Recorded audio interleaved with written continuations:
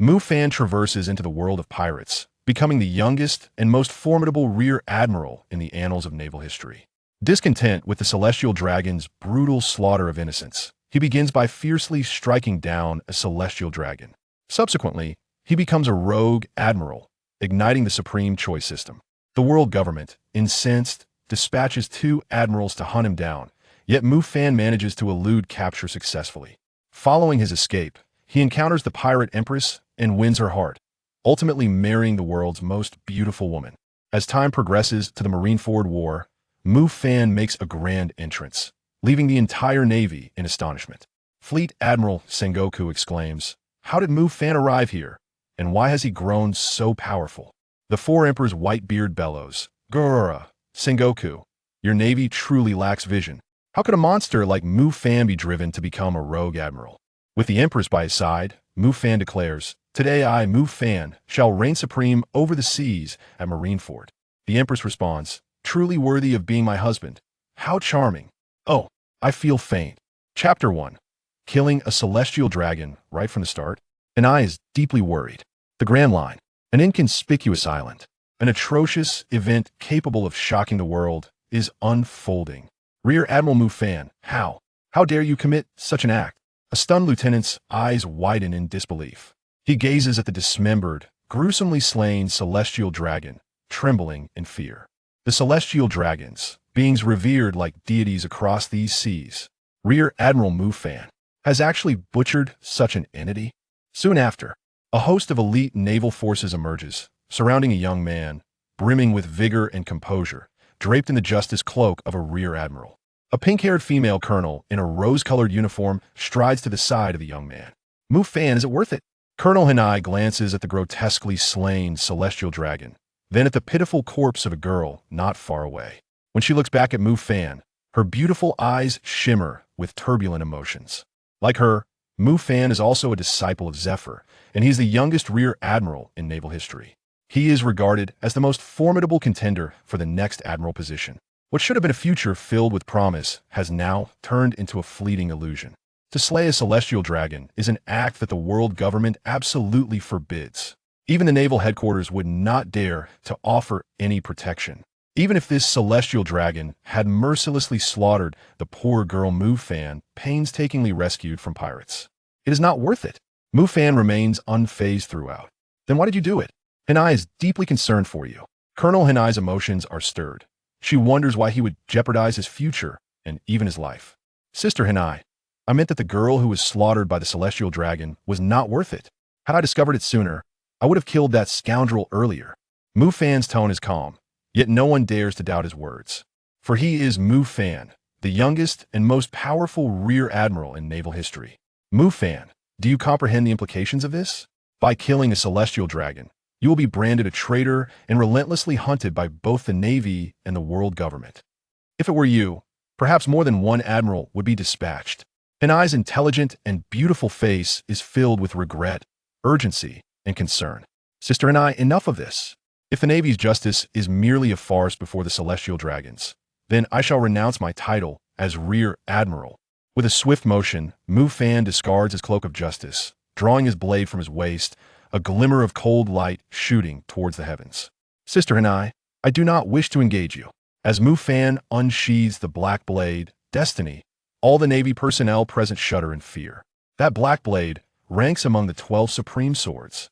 It has severed the heads of numerous pirates with bounties exceeding 100 million, and now it adds a Celestial Dragon's head to its tally.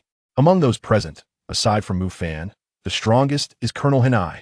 However, although Hanai is Mufan's senior by several years, their strengths are not comparable. After all, Hanai is merely a colonel at her age, while Mufan is the youngest Rear Admiral in naval history, having earned his rank through undeniable military feats. Though Mufan is not a devil fruit user, his strength far surpasses that of Hanai. "Hanai, you are a member of the Navy. Fulfill your duty." Just as he grapples with Colonel Hanai, a burly old sailor with purple hair and a massive mechanical arm rushes over. It is none other than the former Admiral, Black Arm Zephyr. "Zephyr Sensei." Colonel Hanai gasps in surprise upon seeing him. It seems the world government and the naval headquarters are already aware of the events unfolding here. "Mufan, danger approaches." "Mufan, Come with me. Let us retreat to Impel Down for a few years. I will find a way to get you out early. Zephyr gazes at Mufan with a complex expression. This student he holds in high regard. Previously, he had been pursuing pirates in the nearby waters with a guerrilla team when he received orders from the naval headquarters to intercept the rogue admiral, Mufan, responsible for this heinous incident. Teacher Zephyr, I am unlike you. I have been thoroughly disillusioned by the world government and the Marine headquarters, and I firmly believe that one day, you too shall experience this complete disappointment. Therefore, I appreciate your kind intentions, but I shall forego Impel Down. Mufan replied earnestly. As a time traveler, when he first arrived in the world of pirates, he was utterly alone, and Teacher Zephyr had provided him with significant assistance, a kindness he held dear. Yet, at present, Teacher Zephyr had not entirely lost faith in the Marine headquarters and the world government. For an old sailor, abandoning the justice they have upheld for a lifetime is no easy feat. Having resolved to sever ties with the world government, he naturally would not acquiesce to capture. Alas, you remain as stubborn as ever, Mufan. Allow me to impart another lesson. Zephyr sighed, then enveloped himself in the full might of his haki, exuding an overwhelming aura. To slay a celestial dragon is an almost unforgivable sin. Yet if he could imprison Mufan and Impel Down beforehand, there might still be a glimmer of hope. This is precisely why Sengoku was the first to inform him to thwart Mufan. Time was not on his side, for a more formidable Marine Admiral was already en route. I beg your pardon, Teacher Zephyr. Mufan likewise unleashed a formidable wave of haki, subtly capable of standing against the former Marine Admiral, Black-armed Zephyr. Having traversed 18 years, 10 of which were spent in Marines, he had long harbored disdain for the world government's corruption and the Marine headquarters' complacency.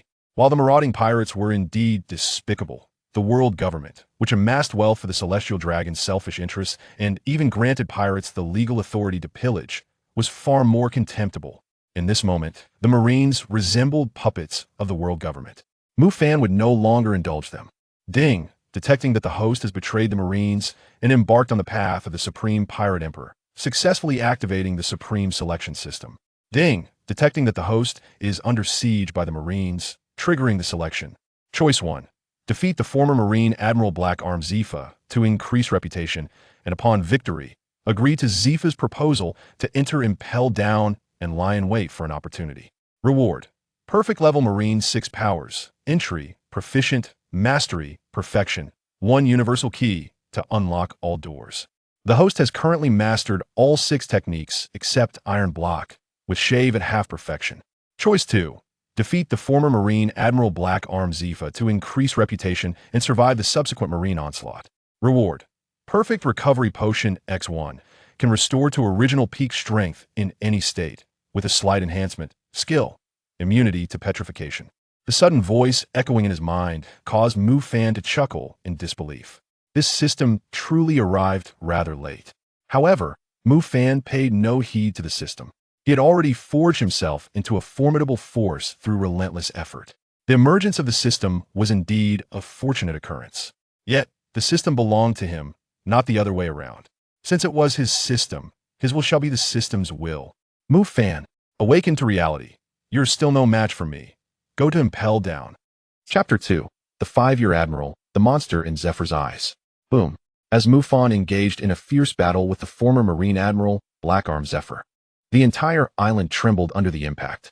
2 formidable forces of haki clashed violently, reducing hills to mere flatlands. The gathered Marines were left in utter astonishment at Mufan's displayed prowess. It is worth noting that Zephyr, not only Mufan's mentor, but also a former Marine Admiral, is a paragon among the elite in the vast ocean.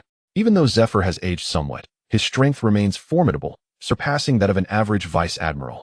While Mufan is celebrated as the youngest and most powerful Rear Admiral in Marine history, his youth suggests he should not be Zephyr's equal. This sentiment is shared by the vast majority of Marines, including Colonel Hinai. With Zephyr present, it was expected that the notorious Rear Admiral Mufan would be subdued. Yet reality astonished all witnesses. In the face of his mentor, Mufan exhibited no signs of faltering. Instead, he navigated the skirmish with remarkable ease. This individual is truly a monster. As the battle intensified, Zephyr increasingly found himself at a disadvantage, unable to suppress a laugh of exasperation. Mufan was simply too extraordinary. Having graduated merely 3 years prior, he ascended to the rank of Rear Admiral, and his strength had reached such astounding heights. 5 years. At most 5 years. Zephyr surmised that if given another 5 years, Mufan would undoubtedly ascend to Admiral, becoming the youngest Admiral in Marine history. Alas, fate is capricious. Mufan, cease your obstinacy and accompany me to Impel down. Zephyr, with his hockey-wrapped fist, struck the ground, creating a profound fissure, a means to vent his frustration. Mufan deftly evaded the crack in the earth, levitating gracefully in midair. Zephyr-sensei, I appreciate your concern, but today, I must take my leave. Mufan's mastery of hockey allowed him to contend with Zephyr, though he could not yet claim victory over the veteran. Nevertheless, as the youngest Rear Admiral and a time traveler, hockey was merely one of the tools at his disposal. His physical prowess, swordsmanship, and mastery of the 6 powers had already surpassed the aging Zephyr. Whoosh! A dazzling arc of light illuminated the sky as a slash, reminiscent of a moon obscured by stars, erupted from the Blackbeard, Destiny. Vast forests and hills on the island were effortlessly cleaved, and the ground itself was carved into a chasm 1,000 meters deep. Witnessing the might of his proud disciple's strike, Zephyr's expression turned frantic. He realized that the speed and range of this attack were beyond his current capabilities to evade. Is this the pinnacle of swordsmanship, akin to a grand swordsman? Mufan had only graduated from the Marine Academy a few years ago, and yet his swordplay was already so terrifying? A monster. Absolutely a monster. I, Zephyr, shall proclaim him the strongest. Come forth. With a mighty roar, Zephyr unleashed a torrent of hockey from his body, meeting the slash head-on with his mechanical arm. The grinder. Ironically, the stronger Mufan became, the more conflicted and distressed Zephyr felt. He knew he must ensure Mufan's capture and expend every effort to negotiate with the world government to absolve him of his crimes. Boom. Mufan unleashed his devastating strike without holding back.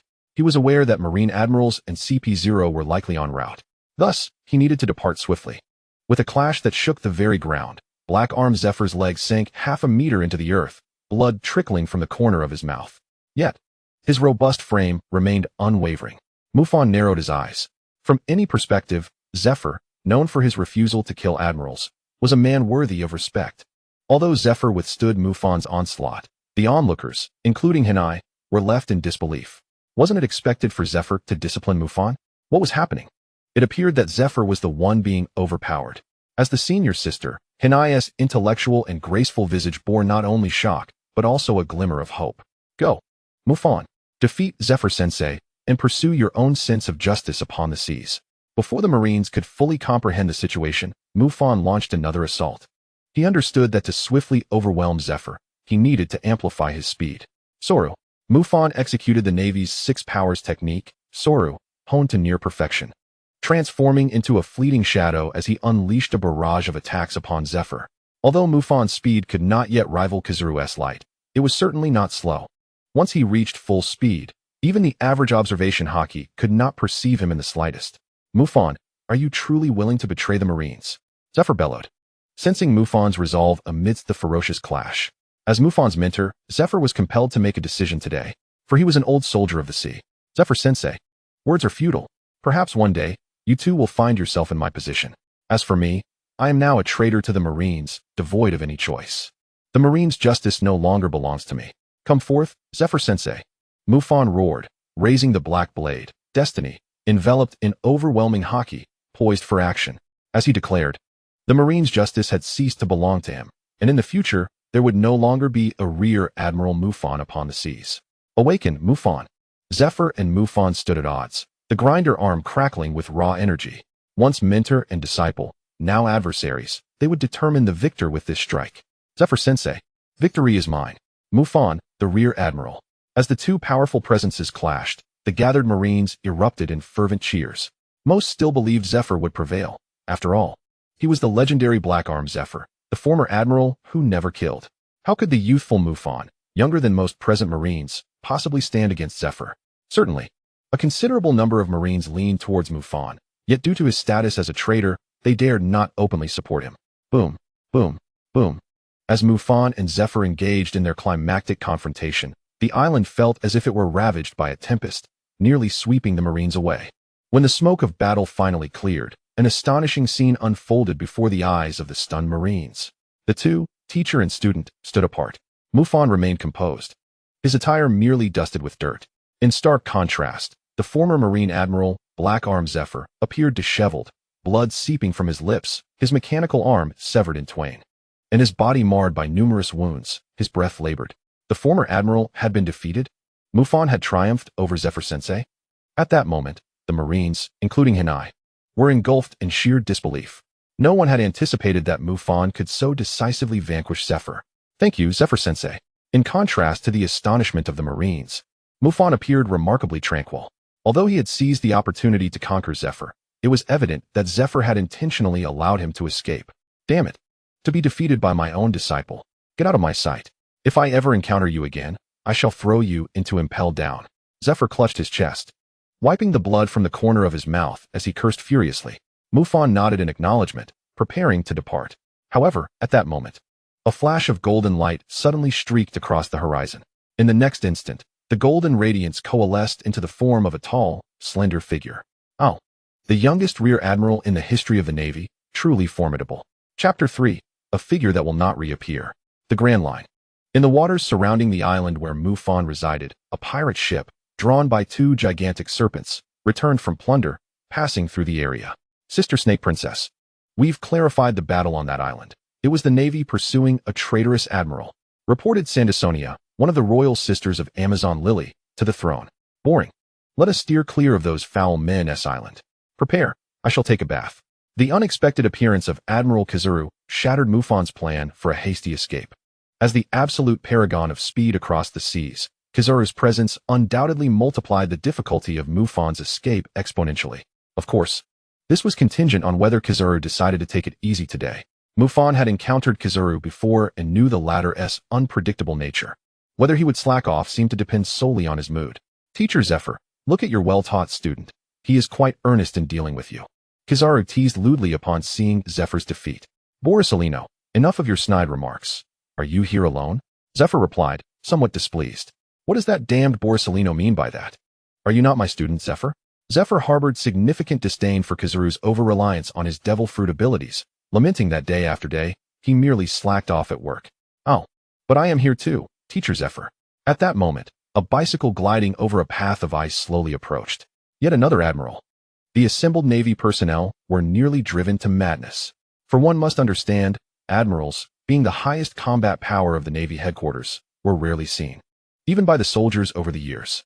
Yet now, two admirals had inexplicably appeared simultaneously, coupled with former Admiral Zephyr. This formidable lineup could easily eliminate a Yonko in the New World. This clearly illustrated the deep animosity the world government and the Celestial Dragons harbored against Rear Admiral Mufan. Long time no see, Mufan. Admiral Akiji did not forget to greet Mufan. He shared a good relationship with Mufan and held him in high regard. It was truly unfortunate. The world government had assigned him and Kizuru the task of taking Mufan's head. Long time no see, Admiral Kazan, Mufan replied, though his body seemed somewhat tense. Faced with two admirals, even without Zephyr stepping in, he had little hope of victory. Fortunately, he had prepared contingencies. And he had indeed gambled correctly. It was Kizuru and Akiji who had come. Had it been Akinu, he would have been in dire straits. Teacher Zephyr, Sister Gina, you should lead the troops aboard the ship. The ensuing battle will involve everyone. Mufan earnestly addressed the gathered Navy personnel. After all, he had served as a Navy officer for 10 years, and among those present were many of his former subordinates. Perhaps this was the last shred of goodwill he harbored towards the Navy. Leave this to us, Teacher Zephyr. Admiral Akiji used ice to encase the body of a celestial dragon and handed it to a sailor, then said, Kazan, Borisolino, remember, Mufan is also my disciple. And I was once an admiral who did not kill. Zephyr's expression flickered with conflict before he left with the other Navy officers to board the ship. Oh, Mufan. It seems you are quite esteemed by the old fellows. After everyone had exited, Mufan stood on the island, confronting the two admirals. Kizuru began to jest. Mufan did not respond to Kizuru's banter. At such a time, combat was sufficient. Idle words were of no use. Buzz. Mufan struck first, unleashing a slash that opened the curtain on the battle. No one anticipated that, facing two admirals, Mufan would dare to take the initiative. Meanwhile, the Navy personnel who had already boarded the ship continued to observe the battle on the island.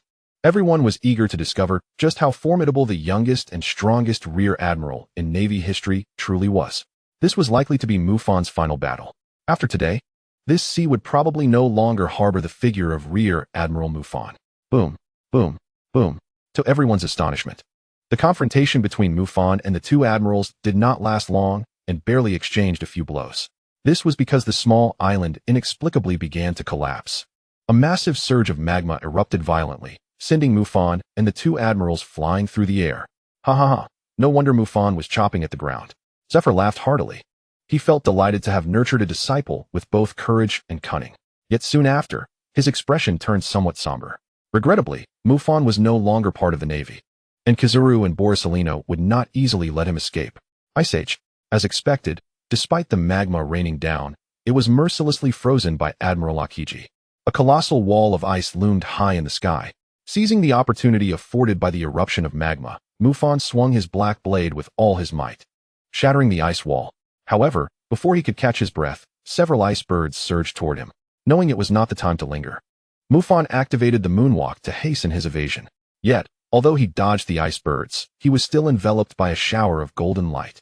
Yada no Kagami. Admiral Kizaru unleashed his ultimate move from midair.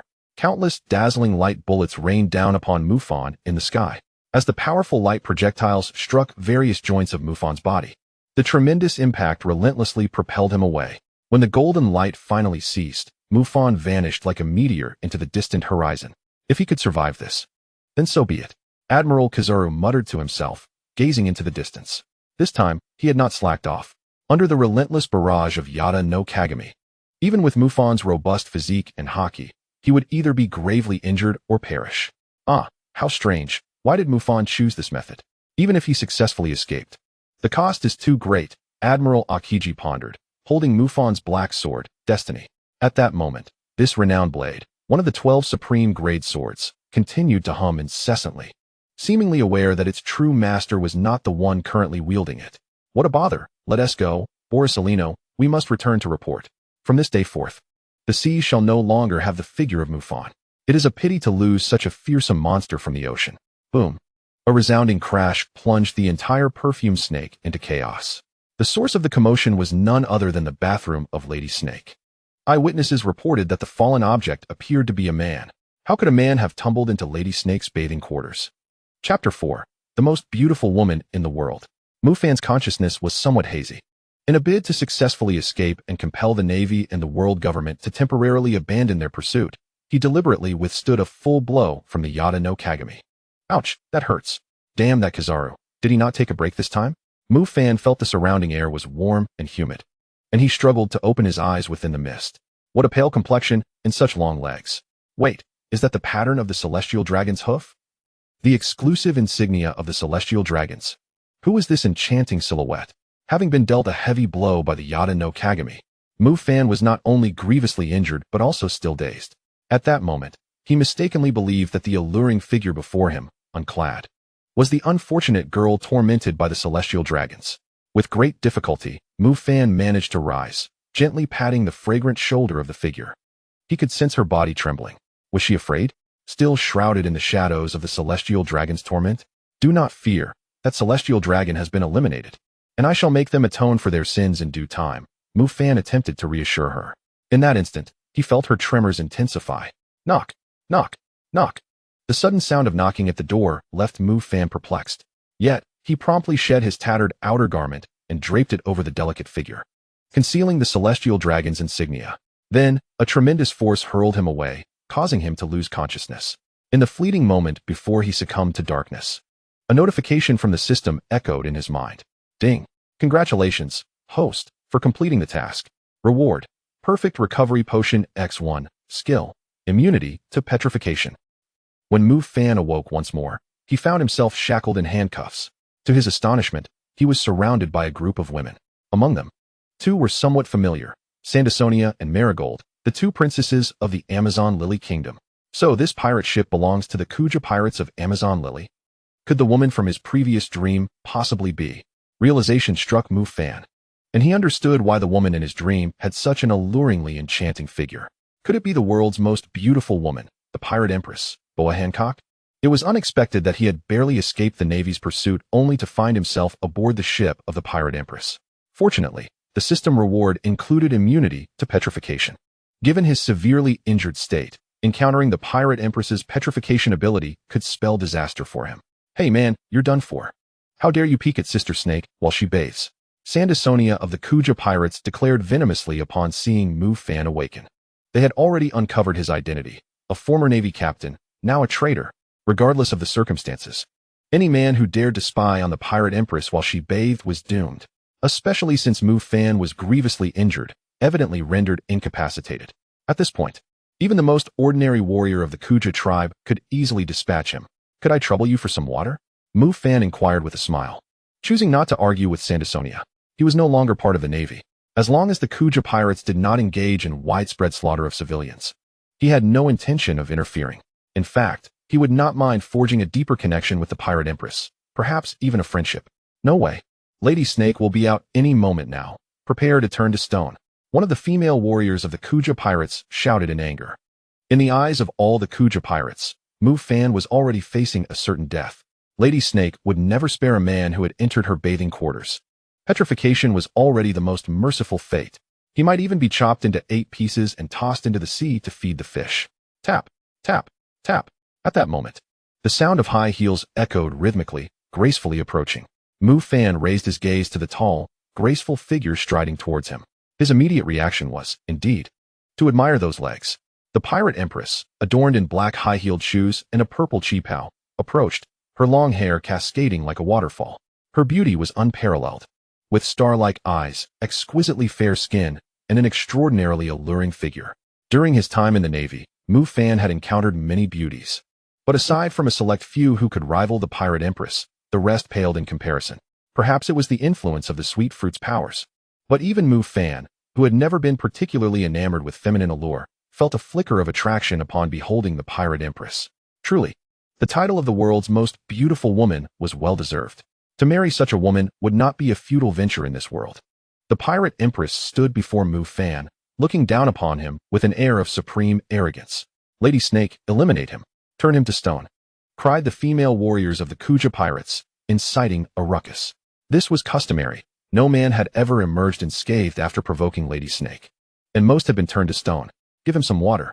Just as everyone assumed the Empress would impose a severe punishment on Mufan. Her words took everyone by surprise. "Lady Snake, will you not turn him to stone? Does my command require reiteration? Everything I do is right." The Pirate Empress's unassailable pride silenced the crowd. A female warrior brought Mufan a cup of water and removed his handcuffs. In his current state, gravely injured, Mufan appeared quite feeble. The Kuja tribe was known for their martial prowess, and they held little regard for the weak. Moreover, Lady Snake was present. The majority believed that Lady Snake was merely in a good mood today, and once the man finished drinking, he would surely be petrified. However, Mufan did not dwell on this for long. His immediate concern was to regain his strength. Otherwise, even with immunity to petrification in his current condition, the Pirate Empress could easily dispose of him. Damn that Kizaru, he really struck hard. After finishing the water, Mufan retrieved the perfect recovery potion from the system rewards and drank it in one gulp. Buzz. As the potion coursed through his body, Mufan felt a warm flow revitalizing him. His lost strength swiftly regenerated, even surpassing his previous capabilities. Though his exterior injuries remained, they no longer impeded his combat prowess. Once his strength was restored, Mufan rose, gazing at the sky and the distant sea, inhaling deeply. From this moment forth, he was no longer a member of the Navy in this vast ocean. The Pirate Empress had yet to notice Mufan's transformation. At this moment, she regarded him with haughty disdain, her tone frigid as she declared, "You've finished your water. Now you shall take everything you've seen with you into the grave." The Pirate Empress had no intention of granting Mufan any opportunity to speak. Although Mufan concealed the shameful mark on her back, it nonetheless signified that he had seen it, since he had witnessed it, and, being a man, he must pay the price with his life. Sweet winds of allure. Beautiful and enchanting. The Pirate Empress, Hancock, sent forth waves of pink, heart-shaped winds towards Mufan. The Snake Princess had made her move. "Humph, turn to stone, you foul man." The members of the Kuja pirates seemed to have already foreseen Mufan's fate, petrification. However, the events that transpired in the next moment left the entire Kuja crew, especially the Pirate Empress, utterly astonished and shocked. Chapter 5. The Empress's series of shocks. Did you kill a celestial dragon? The sea breeze was gentle. Mufan, who should have been petrified, stood calmly in place as if nothing had transpired. The light breeze tousled his dark hair, and a hint of resolute, ironclad determination graced his handsome visage. That was the mark of a decade of justice. The female warriors of the Kuja pirates were momentarily taken aback at this scene, their astonishment momentarily overshadowing their shock. They had not anticipated that among the foul men there existed such a striking presence. He and the Snake Princess would make a handsome pair. Wait, what? Why hasn't he been turned to stone? How could the sweet winds of the Snake Princess possibly be ineffective against a man who was nearly incapacitated? Pirate Empress Boa Hancock.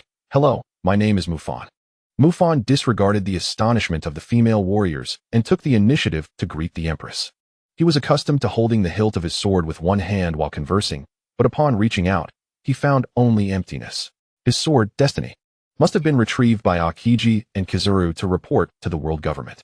Damn it, that sword had been his companion for 6 years, aiding him in vanquishing countless foes. Come with me to the cabin. The Pirate Empress did not share the shock of the others. Yet, this world's most beautiful woman clearly had many questions regarding Mufan. Before her words could fade, she turned haughtily and returned to the ship's cabin. Foul man, prepare to be cleaved into 8 pieces. Such sentiments echoed among the Kuja female warriors. Clearly, in the eyes of the overwhelming majority, even though Mufan had unexpectedly escaped petrification, he could not evade the clutches of death, for the Snake Princess harbored an intense disdain for men. Mufan could not help but chuckle. Subsequently, he feigned a demeanor of enduring pain and slowly made his way toward the cabin. Indeed, he still felt some pain, but it was no longer severe. However, the Kuja warriors must have concluded that he was gravely injured. Otherwise, they would have likely attacked him by now. It was understandable. After all, having been struck by Kizuru's relentless Ama no Murakumo no Tsurugi, he should have been rendered incapacitated. The world government and navy must believe he is either dead or utterly ruined by now. Former Rear Admiral Mufan was said to be the youngest and most formidable Rear Admiral in naval history. Fortunate that he was severely injured and incapacitated.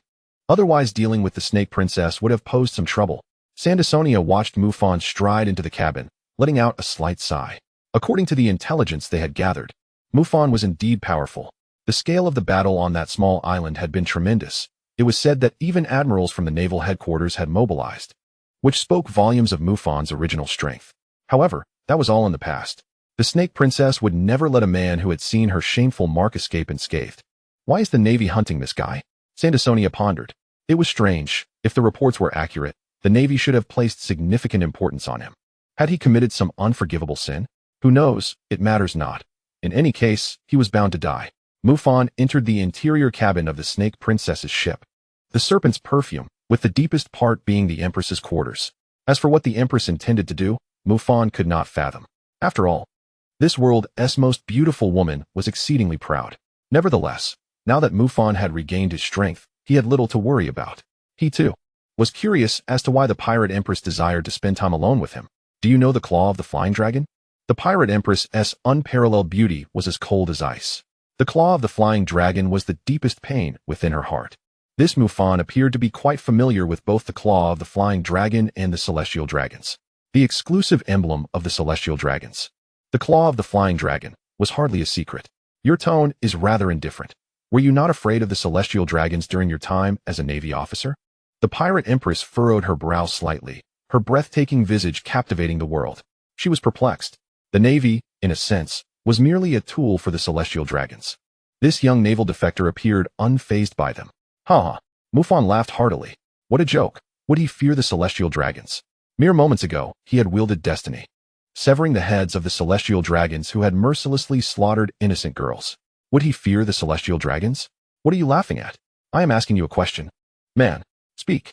Are you afraid of the celestial dragons, or does the mark on my back instill fear and disgust in you? A hint of urgency flickered across the Pirate Empress's stunning countenance. Do you know why I sustained such grave injuries? Mufan did not directly answer the Empress's question, but instead comfortably seated himself on the nearby bed. Ah, how soft. The world government ordered the naval headquarters to dispatch 2 admirals to pursue me, along with over 10,000 elite naval troops and my former instructor from the Navy school, Zephyr the Black Arm. What have you done? Upon hearing this, the Pirate Empress was deeply shaken. She had no doubt about Mufan's words. Previously, they had not been far from the island where the Navy had engaged in infighting, and she had indeed sensed several powerful auras. Furthermore, the commotion on that island had been too great, and it had since been completely obliterated. In summary, This individual named Mufan was likely speaking the truth. 2 admirals, along with a former admiral and over 10,000 elite naval troops. Such a formidable assembly. Even the proud Empress must concede that this array was exceedingly terrifying. So, what on earth had Mufan done to provoke the world government and naval headquarters into such a grand pursuit of a naval defector? Had he indeed offended the celestial dragons? Surely, that was the only explanation. With this thought in mind, the Pirate Empress cast a glance at Mufan, her eyes now imbued with a hint of approval. As a member of the Navy, he had dared to provoke the celestial dragons. This man was indeed quite audacious. I killed a celestial dragon. The Pirate Empress was struck as if by lightning. Her exquisite lips parted slightly, betraying her astonishment in that moment. You say you killed a celestial dragon? The Empress's voice trembled slightly. She could likely discern the truth of the matter. After all, Mufan had no need to lie. It was well known that even offending the celestial dragons verbally could lead to dire consequences once the world government's intelligence network learned of it. Presently, Mufan's identity as a naval defector rendered him devoid of any motive to fabricate such a tale. Moreover, the terrifying assembly pursuing him. Could it be that this man truly had slain a celestial dragon? Even though the Pirate Empress possesses formidable strength and enjoys a revered status, she remains profoundly astonished. At the same time, she finds herself irresistibly intrigued by the strikingly handsome man before her. This is indeed her first encounter of such a nature. Don't you already have the answer? Mufan had anticipated the Empress's reaction, for in this world, slaying a celestial dragon is an event capable of shaking the very foundations of existence, especially for those who have suffered at the hands of the celestial dragons. I can surmise the experiences you and your 2 royal sisters have endured, yet the fault lies not with you, but with those damned celestial dragons. It is they who should be despised and feared. Boa Hancock, you are an empress of a nation, as well as a powerful pirate empress. What right do the mere celestial dragons have to inflict pain upon your heart? They are beneath contempt.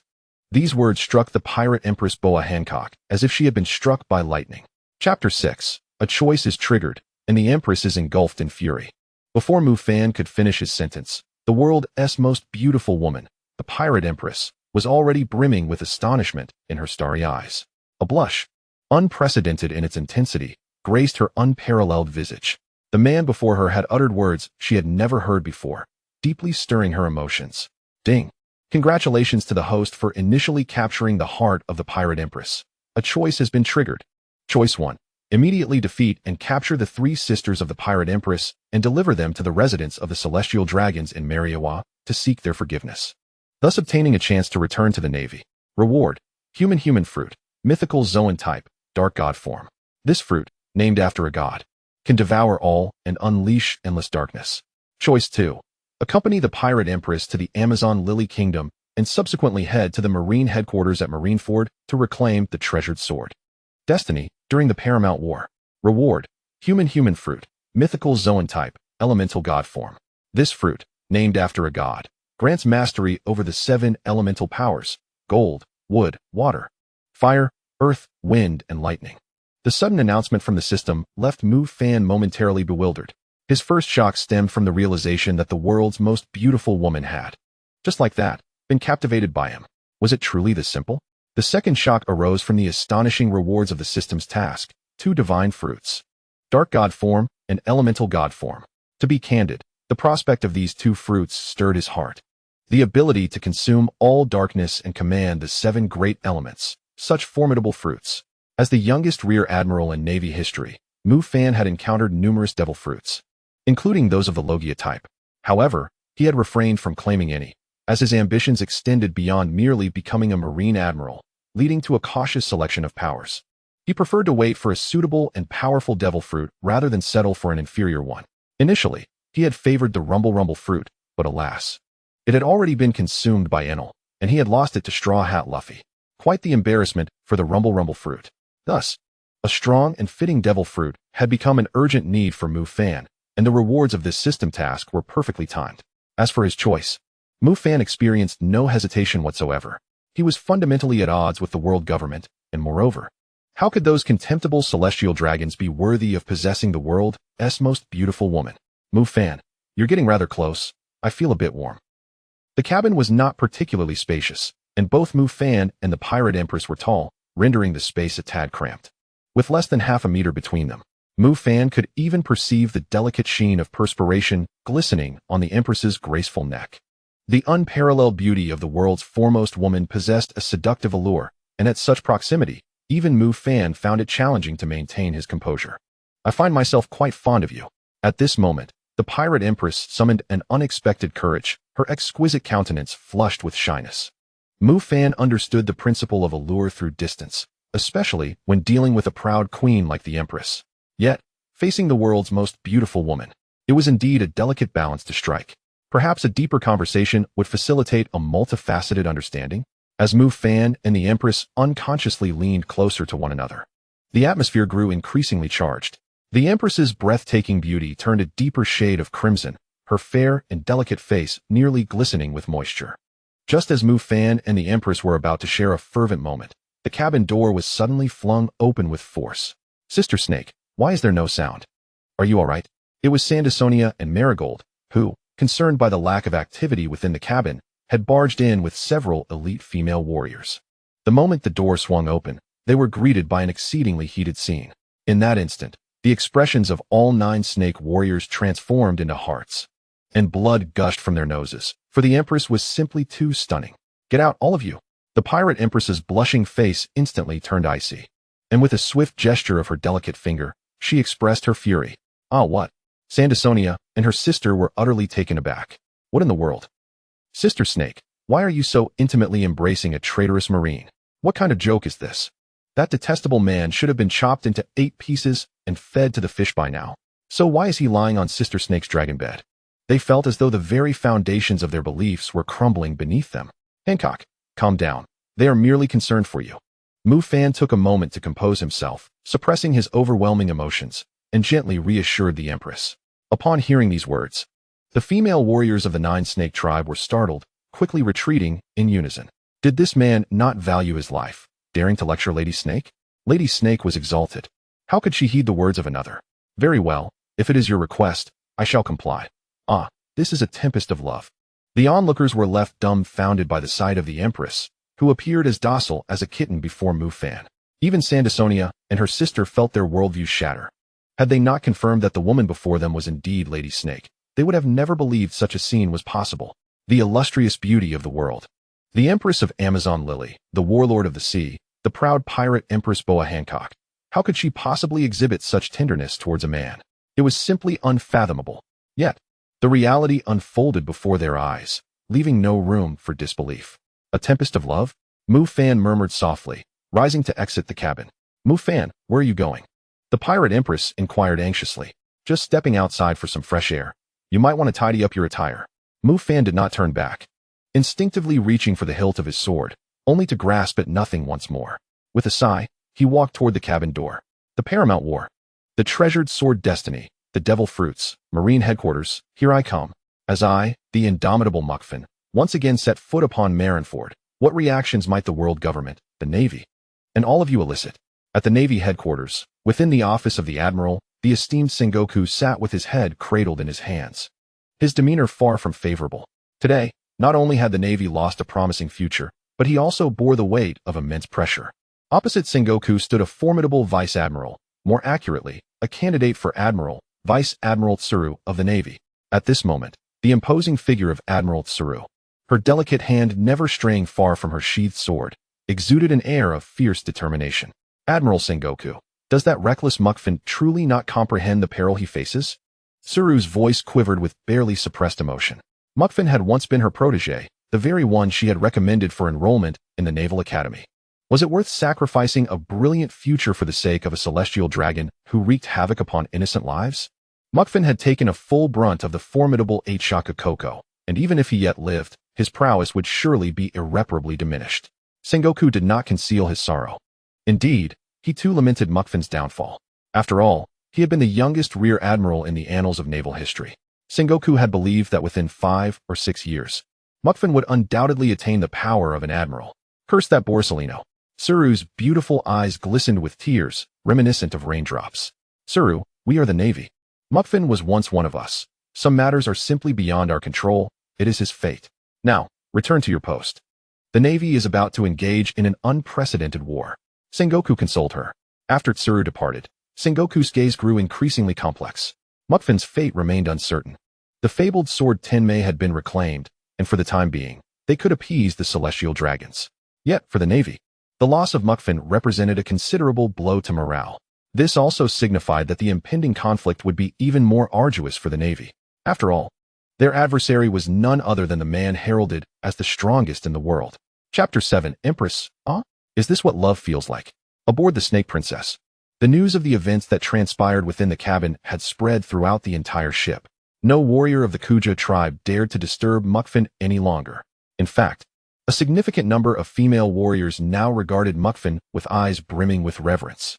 After all, they had never before witnessed an individual capable of softening the demeanor of the esteemed Snake Princess. Moreover, Muffan's striking handsomeness and transcendent aura only added to the allure. Though the Kuja tribe prided itself on being a warrior nation, the curiosity inherent in women was inescapable. Many female warriors had already gathered to discuss potential names for the children of the Empress and Mufan. Following his promise to return with the Empress to Amazon Lily, Mufan ascended to the top of the ship, settling into a meditative posture. Given that his external wounds had yet to heal, the Empress had kindly attended to his bandaging. Mufan did not refuse her care. Rather, he found it quite enjoyable. At this moment, he faced the sea breeze, gazing out at the endless ocean. The last time he had stood at the bow to admire the scenery was aboard a Navy warship, when he had still been a Rear Admiral. With Tenmei still at his side, alas, everything had irrevocably changed. He would reclaim Tenmei, but he would never again serve as a member of the Navy. In truth, Mufan bore no animosity toward the Navy. After all, it had been his home for nearly a decade. Furthermore, many of his elders and comrades still resided within the Navy.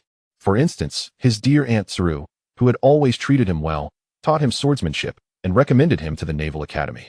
There were also his mentors, such as Zephyr and Vice Admiral Crane, who had shown him kindness. Among the younger Navy members, there were numerous contemporaries and friends, including Jinbei, Smoker, and Tashiji. However, those bonds now belonged to the past. While the affection he held for his elders and friends remained, their allegiances had diverged completely. Perhaps, in the future, they would meet again on the battlefield. Mufan had already devised plans for what lay ahead. First and foremost, he would return to Marineford to reclaim Tenmei and acquire the fabled fruit of the gods. As for his involvement in the forthcoming Marineford War, that would depend on the circumstances. However, since Mufan was no longer a member of the Navy and had made an irreconcilable enemy of the Celestial Dragons, it was imperative to establish his own faction. If the world government was devoid of compassion and the Navy merely a puppet, then he would seize the seas and forge his own order of justice. The lofty Celestial Dragons would inevitably fall from grace, atoning for the egregious sins they had committed over the past 8 centuries. Of course, such matters lay in the future. For now, Mufan simply wished to rest for a couple of days, allowing his wounds to heal. A visit to Amazon Lily seemed a splendid choice. This secluded realm would afford him tranquility, and, crucially, it was home to the Empress. Bang! Just as Mufan pondered the nature of existence, a dark cannonball hurtled toward the Snake Princess. Mufan furrowed his brow. Here, in the first half of the Grand Line, who dared to provoke the warlords of the sea? Boom! The cannonball was detonated by the Kuja pirate crew's sniper, Longdan, mere 10 meters from the Snake Princess. Yet, almost immediately, a barrage of over a dozen cannonballs rained down upon them. The Kuja pirate crew, being a warlord faction, effortlessly dismantled the onslaught of cannonballs. However, before long, a pirate ship, twice the size of the Snake Princess, sped toward them. The pirate ship's skull flag bore the image of a hand clutching a wilting flower. The ruthless pirate, flower crusher Dasami, with a bounty of 150 million berries, dared to provoke the Empress of the Pirates? Seeing the approaching vessel, Mufan scoffed. This pirate had once been on his kill list, but before he could act, he had defected from the Navy, and now fate had brought them together once more. Yet, Mufan was truly astonished. This Dasami, a man known for his depraved enjoyment of abducting women, had the audacity to target the Empress? Had he no sense of reason? As the enemy ship drew near, the pirate Empress Boa Hancock materialized from her quarters, standing resolutely by Muffan's side. My dear, fear not. I shall not allow anyone to harm you. Should anyone dare to lay a finger on you, I will have them cut into pieces and fed to the fish. The world's most beautiful woman bore a fierce countenance, yet her gaze softened to a rosy hue when it fell upon Mufan. She cared not whether Mufan had lost his powers. The man she loved needed only to be loved in return. Ah, the tempest of love, truly an overwhelming force. No worries, just a foolish little character, Mufan remarked, momentarily taken aback by the Empress's affectionate address.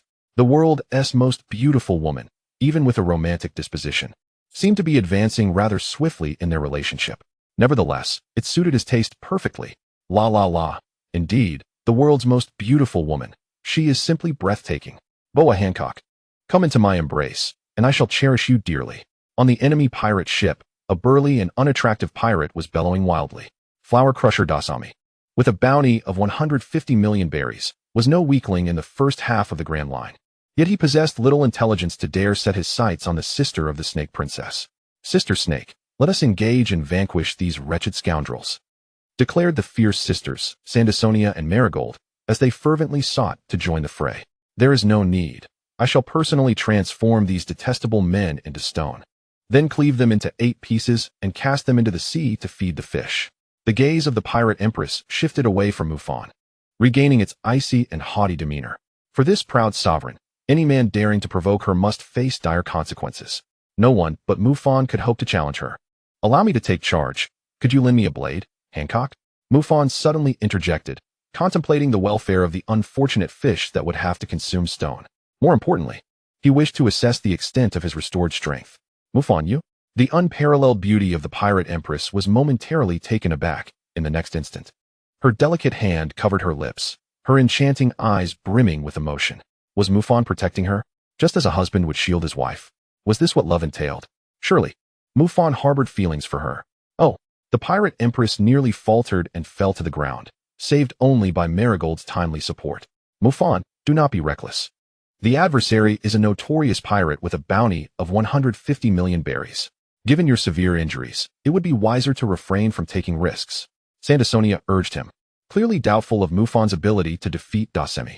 Nevertheless, she reluctantly handed him a sword, contemplating that perhaps Mufan's foolish bravado might restore a semblance of rationality to Sister Snake, who had become exceedingly uncharacteristic today, especially in Mufan's presence.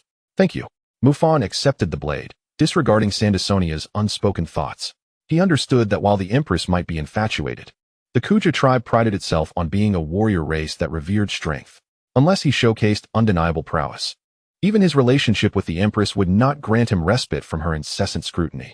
As Mufan grasped the sword and approached the ship's prow to face his adversaries, the female warriors of the Kuja pirate crew clasped their hands in prayer, beseeching for Mufan's triumph. Yet, aside from the Empress, no one held faith in his victory. After all, Mufan appeared grievously injured, with damage evident in vital joints, rendering his combat capabilities severely diminished. His opponent was, after all, a notorious pirate with a bounty of 150 million berries. Hey, who are you? How is there a man aboard the ship of the Pirate Empress? Oh, I remember now. You seem to be a Navy officer. How did you fall so low, associating with the Pirate Empress? Are you perhaps a mere gigolo living off her? Chortled the pirate Dasemi. In truth, he was well aware of Mufan's identity, for the latter was renowned within the Navy.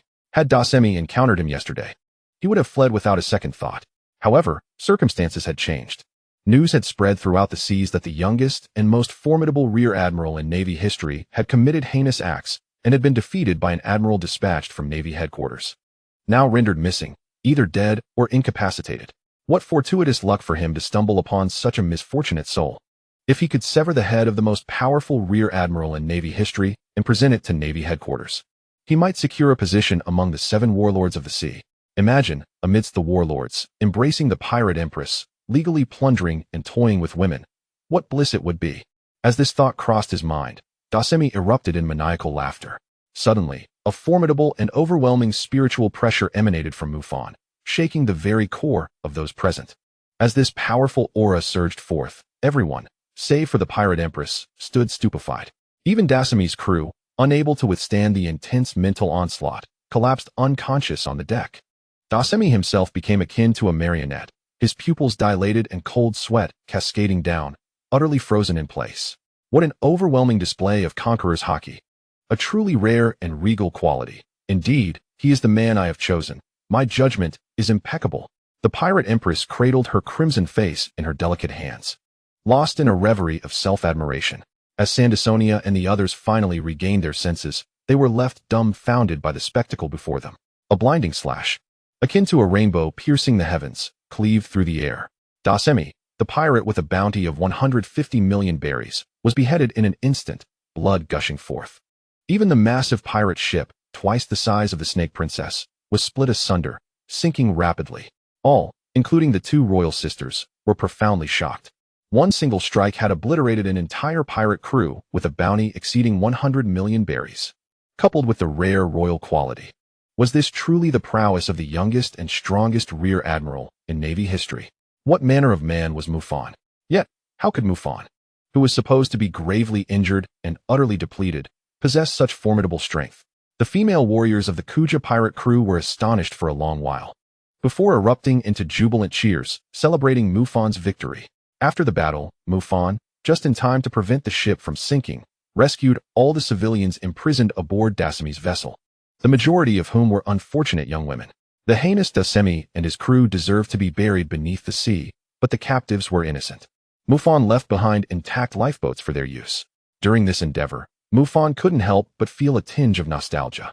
Although no longer a Navy officer, his instincts remained intact. At the very least, a sense of justice still resided within him. Confronted with such vile pirates, he couldn't resist taking action to eradicate them. This display of valor earned Mufan the admiration of nearly all members of the Kuja pirate crew, with even the two royal sisters changing their perceptions of him. Sandasonia even apologized for her earlier misgivings. Mufan, however, paid little heed to their sentiments, preoccupied with the unfolding events. In recent times, the most notorious pirates in the first half of the Grand Line were led by the likes of Monkey D, Luffy, Captain Kidd, and Trafalgar Law. Indeed, the timeline now approached the eve of the Paramount War. Before he could unleash his fury upon the celestial dragons, the Navy had already disseminated news regarding the impending execution of Portgas D. Ace, luring the Whitebeard pirates into a trap.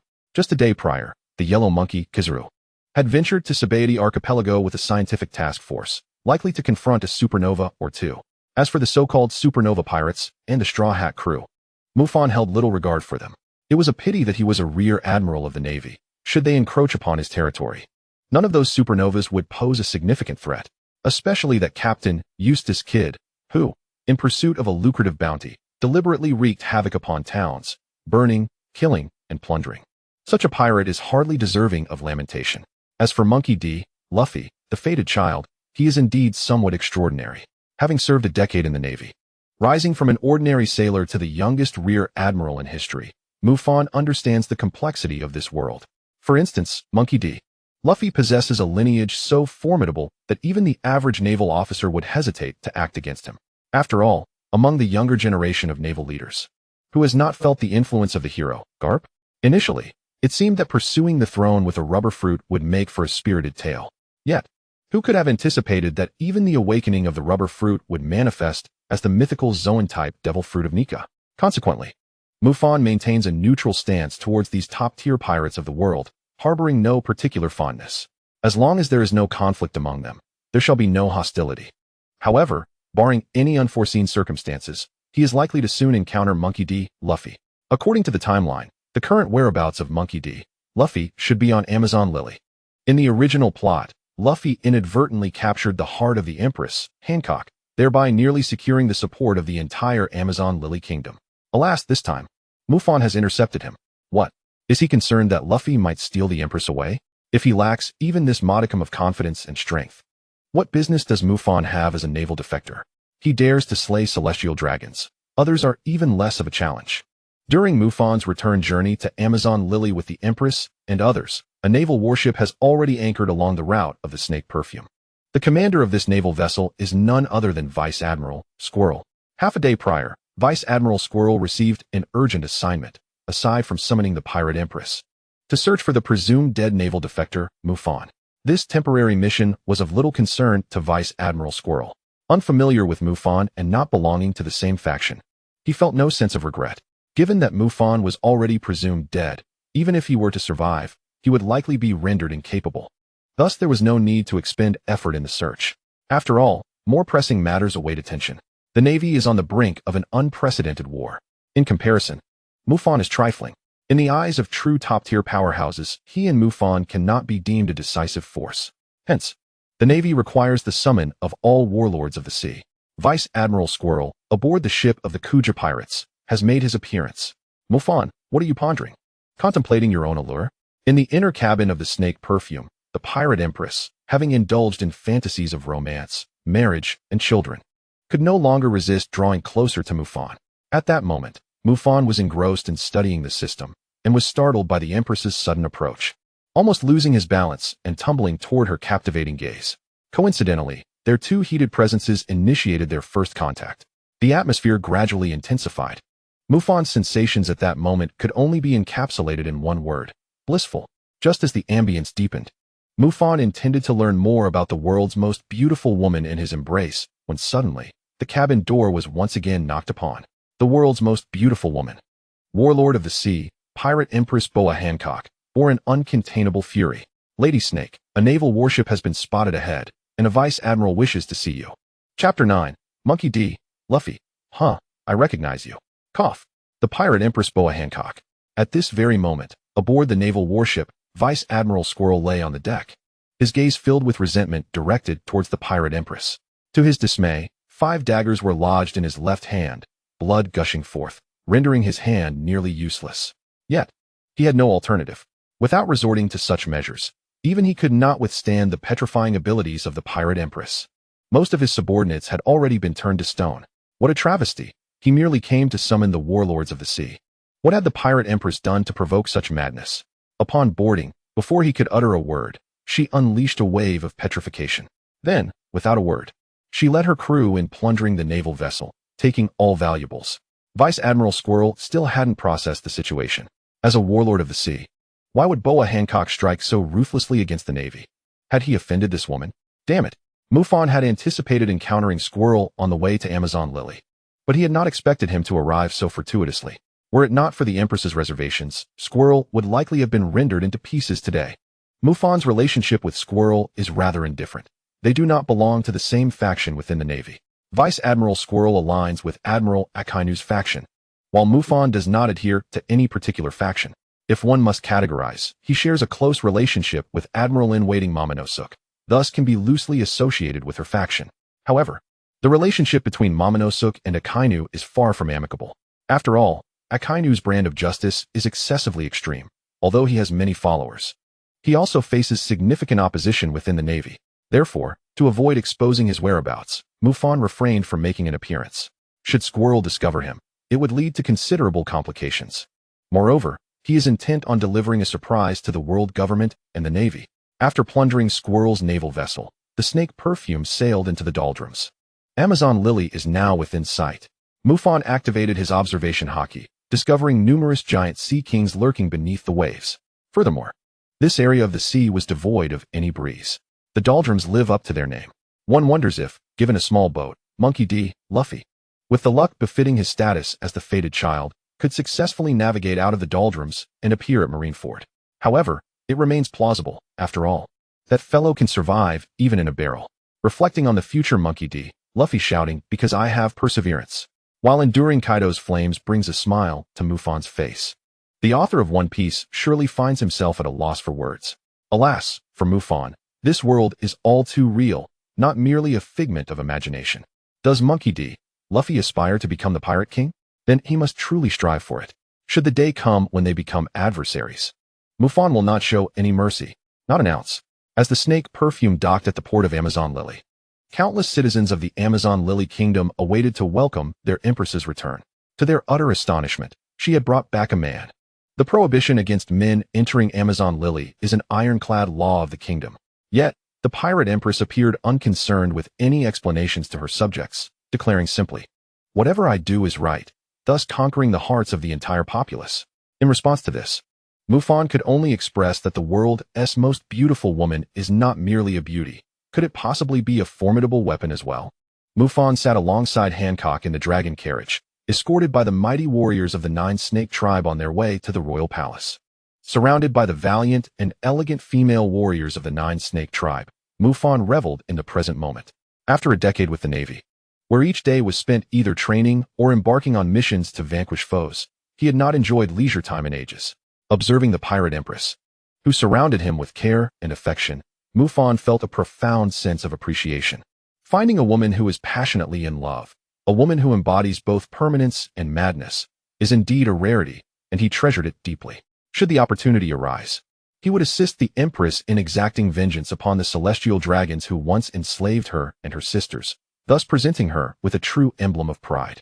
Upon reaching the royal palace of the Amazon Lily Kingdom, prompted by Mufan's deliberate reminder, the members of the Nine Snake Pirates quickly identified the errant Straw Hat Luffy on the island and brought him before Mufan and the Pirate Empress. As for Luffy, Hancock didn't even cast him a glance. If not for Mufan's presence, she might have already cleaved him in half. "Hey, I know you, water fan," Luffy exclaimed with excitement upon seeing Mufan, as if he had encountered a long-lost relative. Mufan was left speechless, thinking, "You're the one who's watery. Your entire family is watery. Wait, did I get it wrong? Golden fan, fire fan, earth fan, surely not iron fan. How peculiar. My grandpa always mentions you when he sees me. What was your name again?" Luffy scratched his head, struggling to recall Mufan's name. Before setting sail, his grandfather would always tempt him with pictures of this person receiving promotions or awards to persuade him to join the Navy. Over time, despite his face blindness, he managed to remember the general appearance of this individual, yet the name remained elusive. "I am Mufan," Mufan replied, his expression darkening as he restrained Hancock's delicate hand, for she was on the verge of slicing Luffy into pieces. "Ah, yes, that's it. My grandpa often speaks of you. Hello, water fan. I'm Luffy Monkey D." Luffy grinned widely. Mufan was genuinely at a loss for words. He hoped that Luffy was genuinely naive. If he were intentionally attempting to build rapport in such a manner, it would be rather unsettling. "Hey, you're with the Navy, right? The one my grandpa thinks highly of? Are you here to capture me?" Suddenly, Luffy's demeanor shifted to one of seriousness, adopting a stance ready for a fight. To Luffy, any Navy officer endorsed by his grandfather must be extraordinary, and given the price he and his companions had paid in Sabaody Archipelago for their arrogance, he understood the gravity of the situation. There are countless experts within the Navy, and this individual before him must surely be among the elite. He still needed to locate his companions and could not afford to be captured.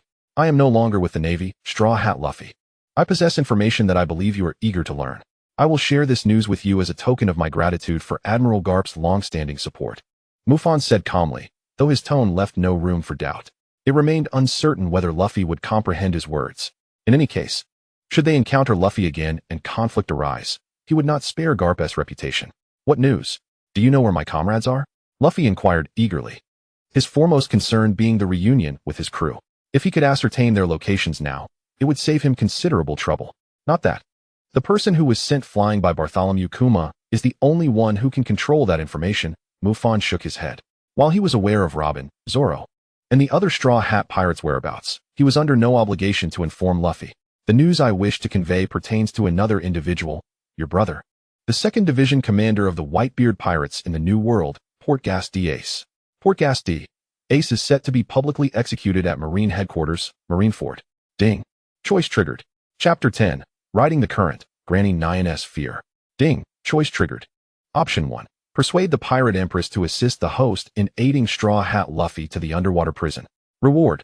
Grade 21 Great Blade, Daida. Option 2. Do not interfere with Straw Hat Luffy's affairs and send him out of Amazon Lily Kingdom. Reward. Grade 21 Great Blade, Shura.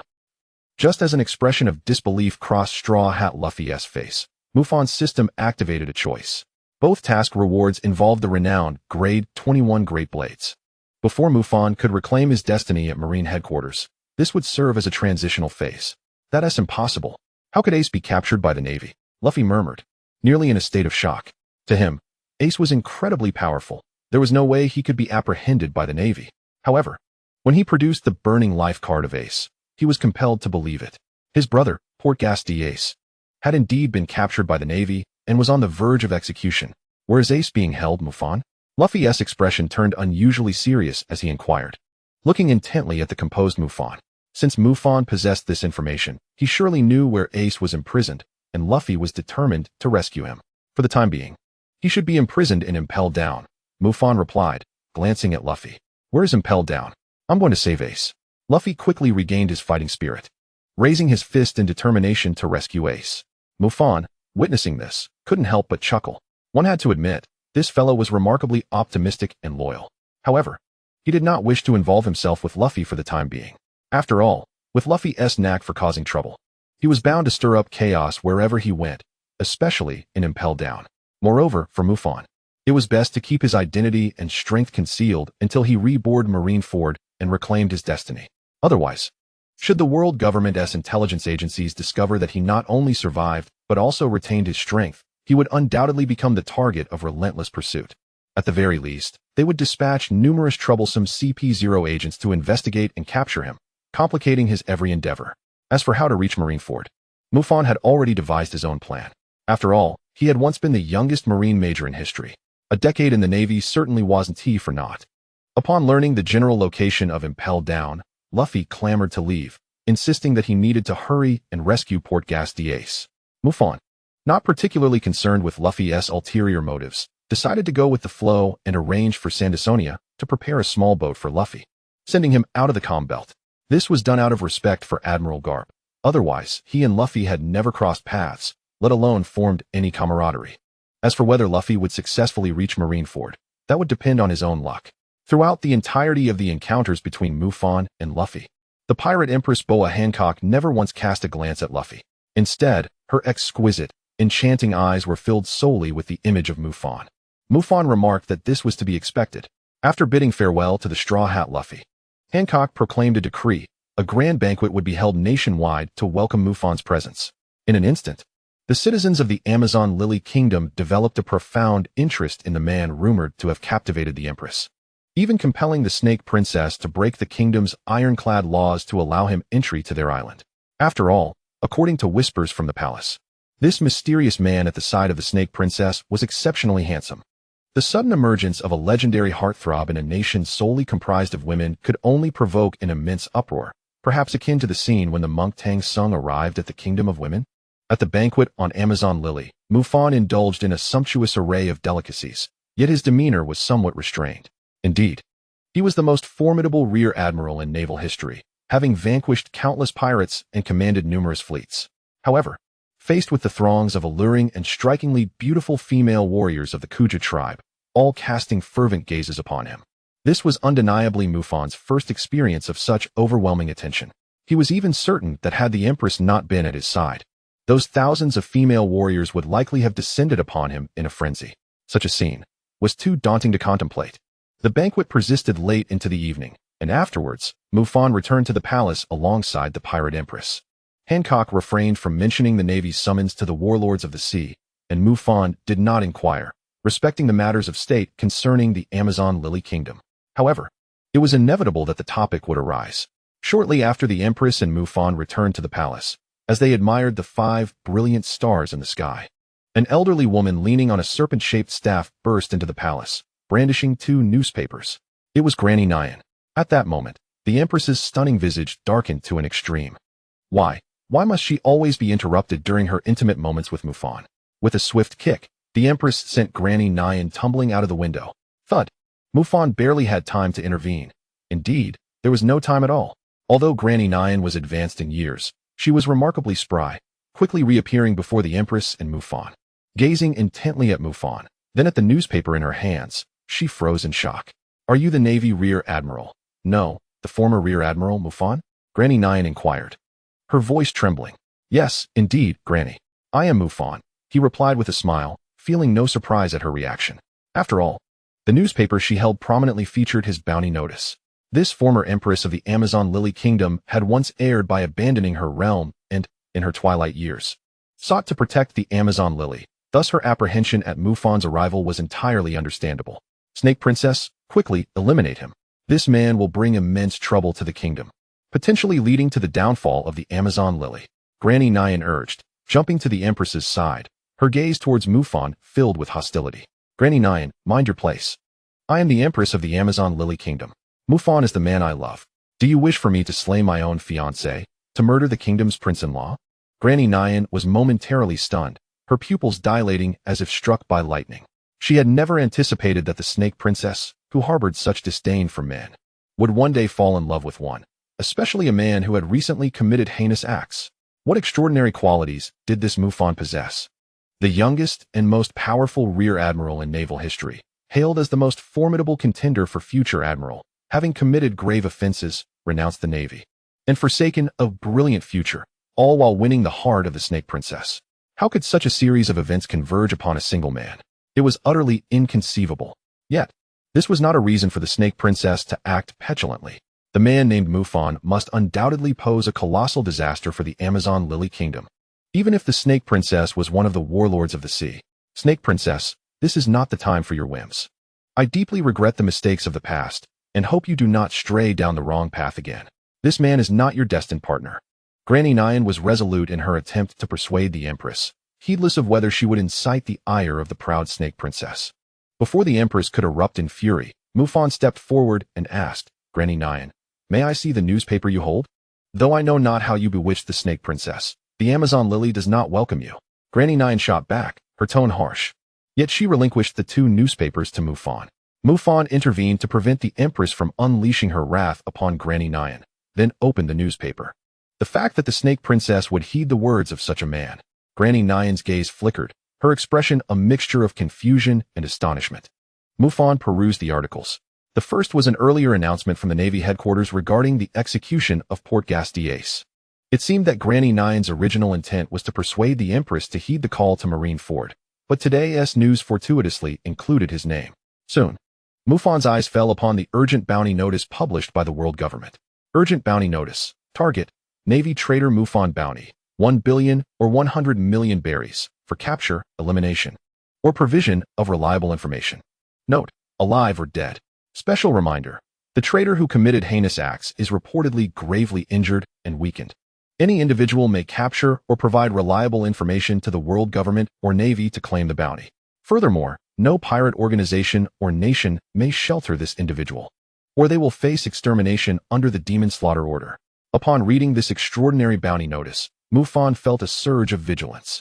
It appeared he had underestimated the world government's animosity towards him. Did the celestial dragon he killed possess some unique status? Otherwise, such a monumental response seemed excessive. Given this, was it possible that numerous CP agents were now in pursuit of him? Although he had yet to detect any anomalies, Mufan's caution had heightened. Fortunately, the reward from his last mission, the famed blade Shura, had already been deposited into his system space. The world government is truly laughable. Daring to speak of reliable information? A mere band of trash. Should anyone dare to lay a finger on my beloved, I would dismantle them piece by piece. As the Pirate Empress beheld the bounty notice featuring the visage of the notorious Mufan, her unparalleled beauty was not marred by confusion. Rather, it bore an air of mockery. Firstly, the very existence of this bounty served as irrefutable proof that Mufan had indeed slain a celestial dragon. Secondly, it was utterly laughable that the world government and the Navy headquarters genuinely believed Mufan to be gravely injured and incapacitated. The formidable prowess he had displayed when vanquishing the pirate Dasami, along with his masterful swordsmanship and overwhelming haki, had rendered even her formidable self quite challenged. The man she had set her sights upon was undeniably powerful. If the world government and the Navy headquarters were to place credence in such so-called intelligence, they would undoubtedly pay a steep price for their folly. Hancock, regarding the fate of the kingdom, you must not act impulsively, and as for that lad Mufan, it appears he has merely sustained some superficial wounds. Granny Nu's expression remained stern. Nevertheless, to her discerning eye, Mufan did seem injured. Yet his mental and physical states did not suggest the severity implied in the bounty. Could it be an act? Or perhaps the intelligence from the world government and Navy headquarters was flawed. Curious. Dear Granny, you need not worry. I assure you I shall not bring trouble to Amazon Lily. Of course, unless your intent is to capture me and deliver me to the world government. Mufan remarked with a smile, though his words carried an undertone of inquiry. Being a newcomer, despite the Empress's affection for him, he remained unfamiliar with the customs and sentiments of the Amazon Lily Kingdom. Given the unusual circumstances, he had to tread cautiously until he possessed the strength that would instill fear in the world government. Humph, Granny Nu scoffed, disregarding Mufan's words. Who could discern whether this young man spoke truth or falsehood? His identity as a traitorous Navy officer warranted meticulous vigilance. It was unfathomable how Hancock had come to fall for such a man. Gloriosa, I implore you once more, mind your language. He, Mufan, is the man I have chosen to love. At that moment, the Pirate Empress was nearing the brink of fury. Had Mufan not continually intervened, she would have cast this old woman far beyond the borders long ago. Granny Nu, you must have other matters to discuss with Hancock. I shall not impose any longer. Wherever you go, I shall accompany you. The Pirate Empress gasped in surprise as Mufan attempted to take his leave. Instinctively clutching the hem of his garment with her delicate hand, her beautiful eyes brimming with reluctance. Witnessing this scene, Granny New's face darkened with disapproval. Just look at her. Where had the regal presence of the Pirate Empress gone? I am injured and require rest. We have ample time ahead. There is no need to rush. I shall return to the room arranged by Sandasonia. Mufan gently pried her hand away, responding. The Empress nodded. Her expression reminiscent of a child denied their toy. However, she soon grasped the crux of the matter. Ample time ahead. Yes, ample time ahead.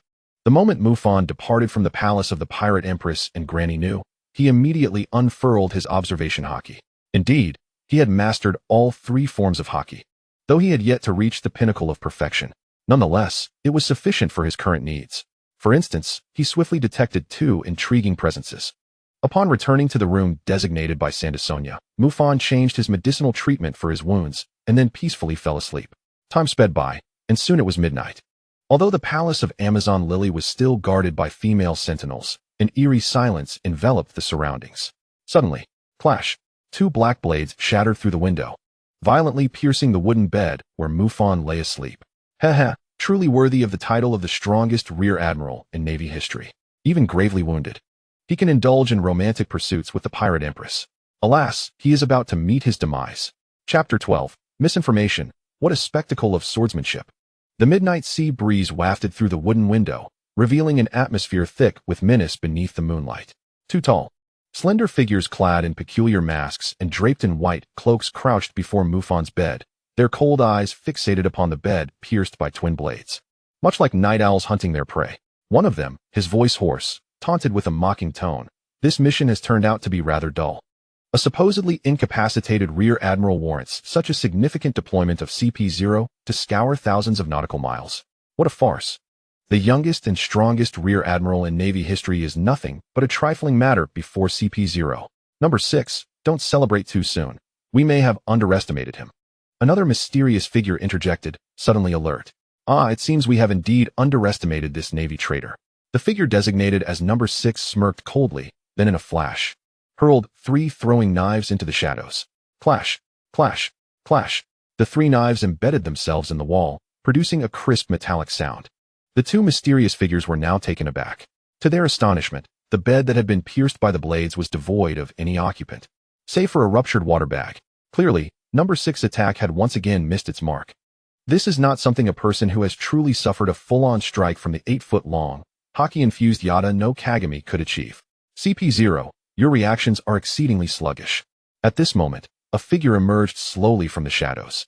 Bathed in moonlight, the silhouette stood tall and robust, with tousled hair framing a resolute and handsome face. Mufan, composed and unruffled, gripped the sword at his waist, Shura, exuding an extraordinary aura. Where was the semblance of a man burdened by grievous injuries? The Navy traitor, Mufan. The CP0 operatives designated as number 6 and number 7 tensed, their bodies rigid, refraining from even the slightest movement. For at that moment, they found themselves ensnared by dozens of potent sword auras, akin to a multitude of sharp blades poised to claim their lives. To be frank, the 2 CP0 members were genuinely astonished. Despite their rigorous training and countless missions executed, they had never encountered swordsmanship of this caliber. It was evident that these sword auras had been meticulously laid out long before their entrance into the room. This could only mean one thing: their target. The Navy traitor Mufan had been acutely aware of their presence all along. Was this something an incapacitated individual could accomplish? Moreover, how did this man not appear to be severely injured? Could it be that the intelligence provided to the world government was fabricated? How is it that you are not gravely wounded after sustaining a hit from Admiral Kizuri's Yada no Kagami, yet still possess such strength? Number 6 inquired, his voice hoarse with confusion. Yet, in the next instant, he disregarded the surrounding sword auras, severing one of his own arms and tossing it out the window. The severed limb clutching a signaling device. Whoosh buzz. To the astonishment of the 2 CP0 operatives, as number 6 hurled his arm, the surrounding sword auras seemed to come alive, swirling furiously. In an instant, they reduced number 6's arm to mere fragments. Damn it! Number 6 and 7 exchanged glances, preparing to unleash their haki to break through the encroaching sword auras. At that moment, Mufan finally made his move. In order to avoid causing a significant disturbance that might alarm the inhabitants of Daughter Island, he deliberately set up a sword chi purgatory in advance, with the intention of eliminating the 2 CP0 agents who had discovered him. As the 2 CP0 agents began to activate their haki, A formidable mental shock descended upon them, rendering them momentarily dazed, a fleeting instant that proved fatal. The dismembered Agent 6 met his demise at the hands of Mufan, who struck him down with a precise hand chop, shattering his skull. In his final moments, SIX's eyes reflected disbelief and an overwhelming sense of resentment. Meanwhile, the other CP0 member, designated Agent 7, suffered a shattered spine at the hands of Mufan, leaving behind a complete corpse. Without lingering, Mufan departed the palace after leaving a letter for the Empress, carrying the two CP0 corpses with him. Due to Mufan's deliberate arrangements and the fact that his residence was somewhat distant from the Empress's quarters, the slumbering Empress remained unaware of the skirmish that had unfolded within the palace. For Mufan, it was imperative not to bring trouble to the Amazon Lily Kingdom. Furthermore, given the current circumstances, he could not rely on the Empress's assistance to reach the Navy headquarters. After all, he was not a diminutive figure like Luffy.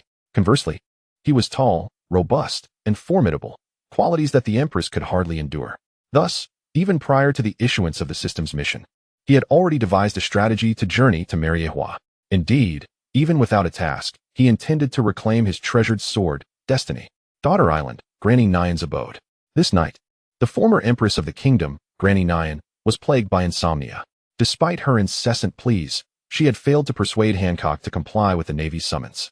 Coupled with the presence of that naval defector, the situation in the Amazon Lily Kingdom was perilous. Should Hancock refuse the Navy's coercive summons, she would undoubtedly lose her title as one of the 7 warlords of the sea.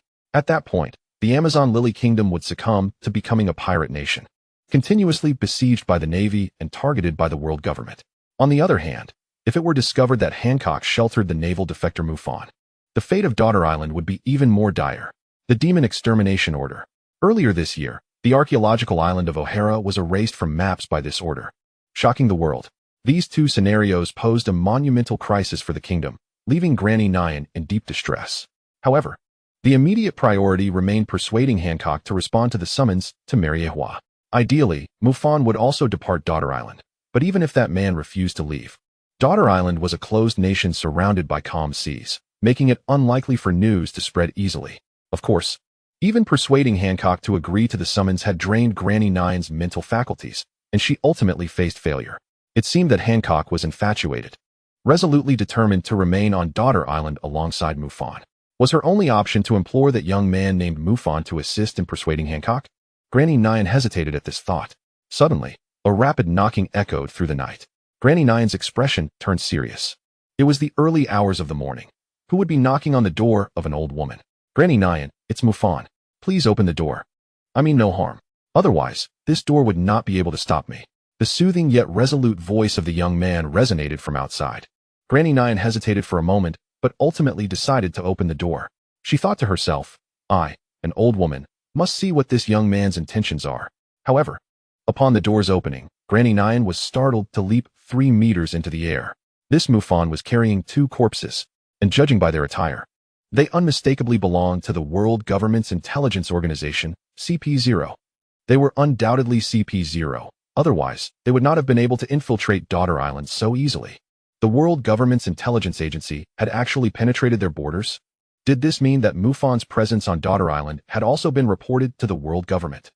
At this realization, Granny Nyan collapsed to the ground in shock. Granny Nyan, rest assured, the information about my presence on Daughter Island was not relayed by these two. Moreover, I need your assistance with something. Chapter 13, The Malady of Longing. You wish to leave Daughter Island immediately? No, that is out of the question, at least not now. Granny Nyan shook her head, her tone resolute. Mufan requested her assistance in thoroughly disposing of 1 CP0 corpse. This task was not beyond her capabilities. Even if the world government dispatched 100 CP0 agents to search, they would find no trace.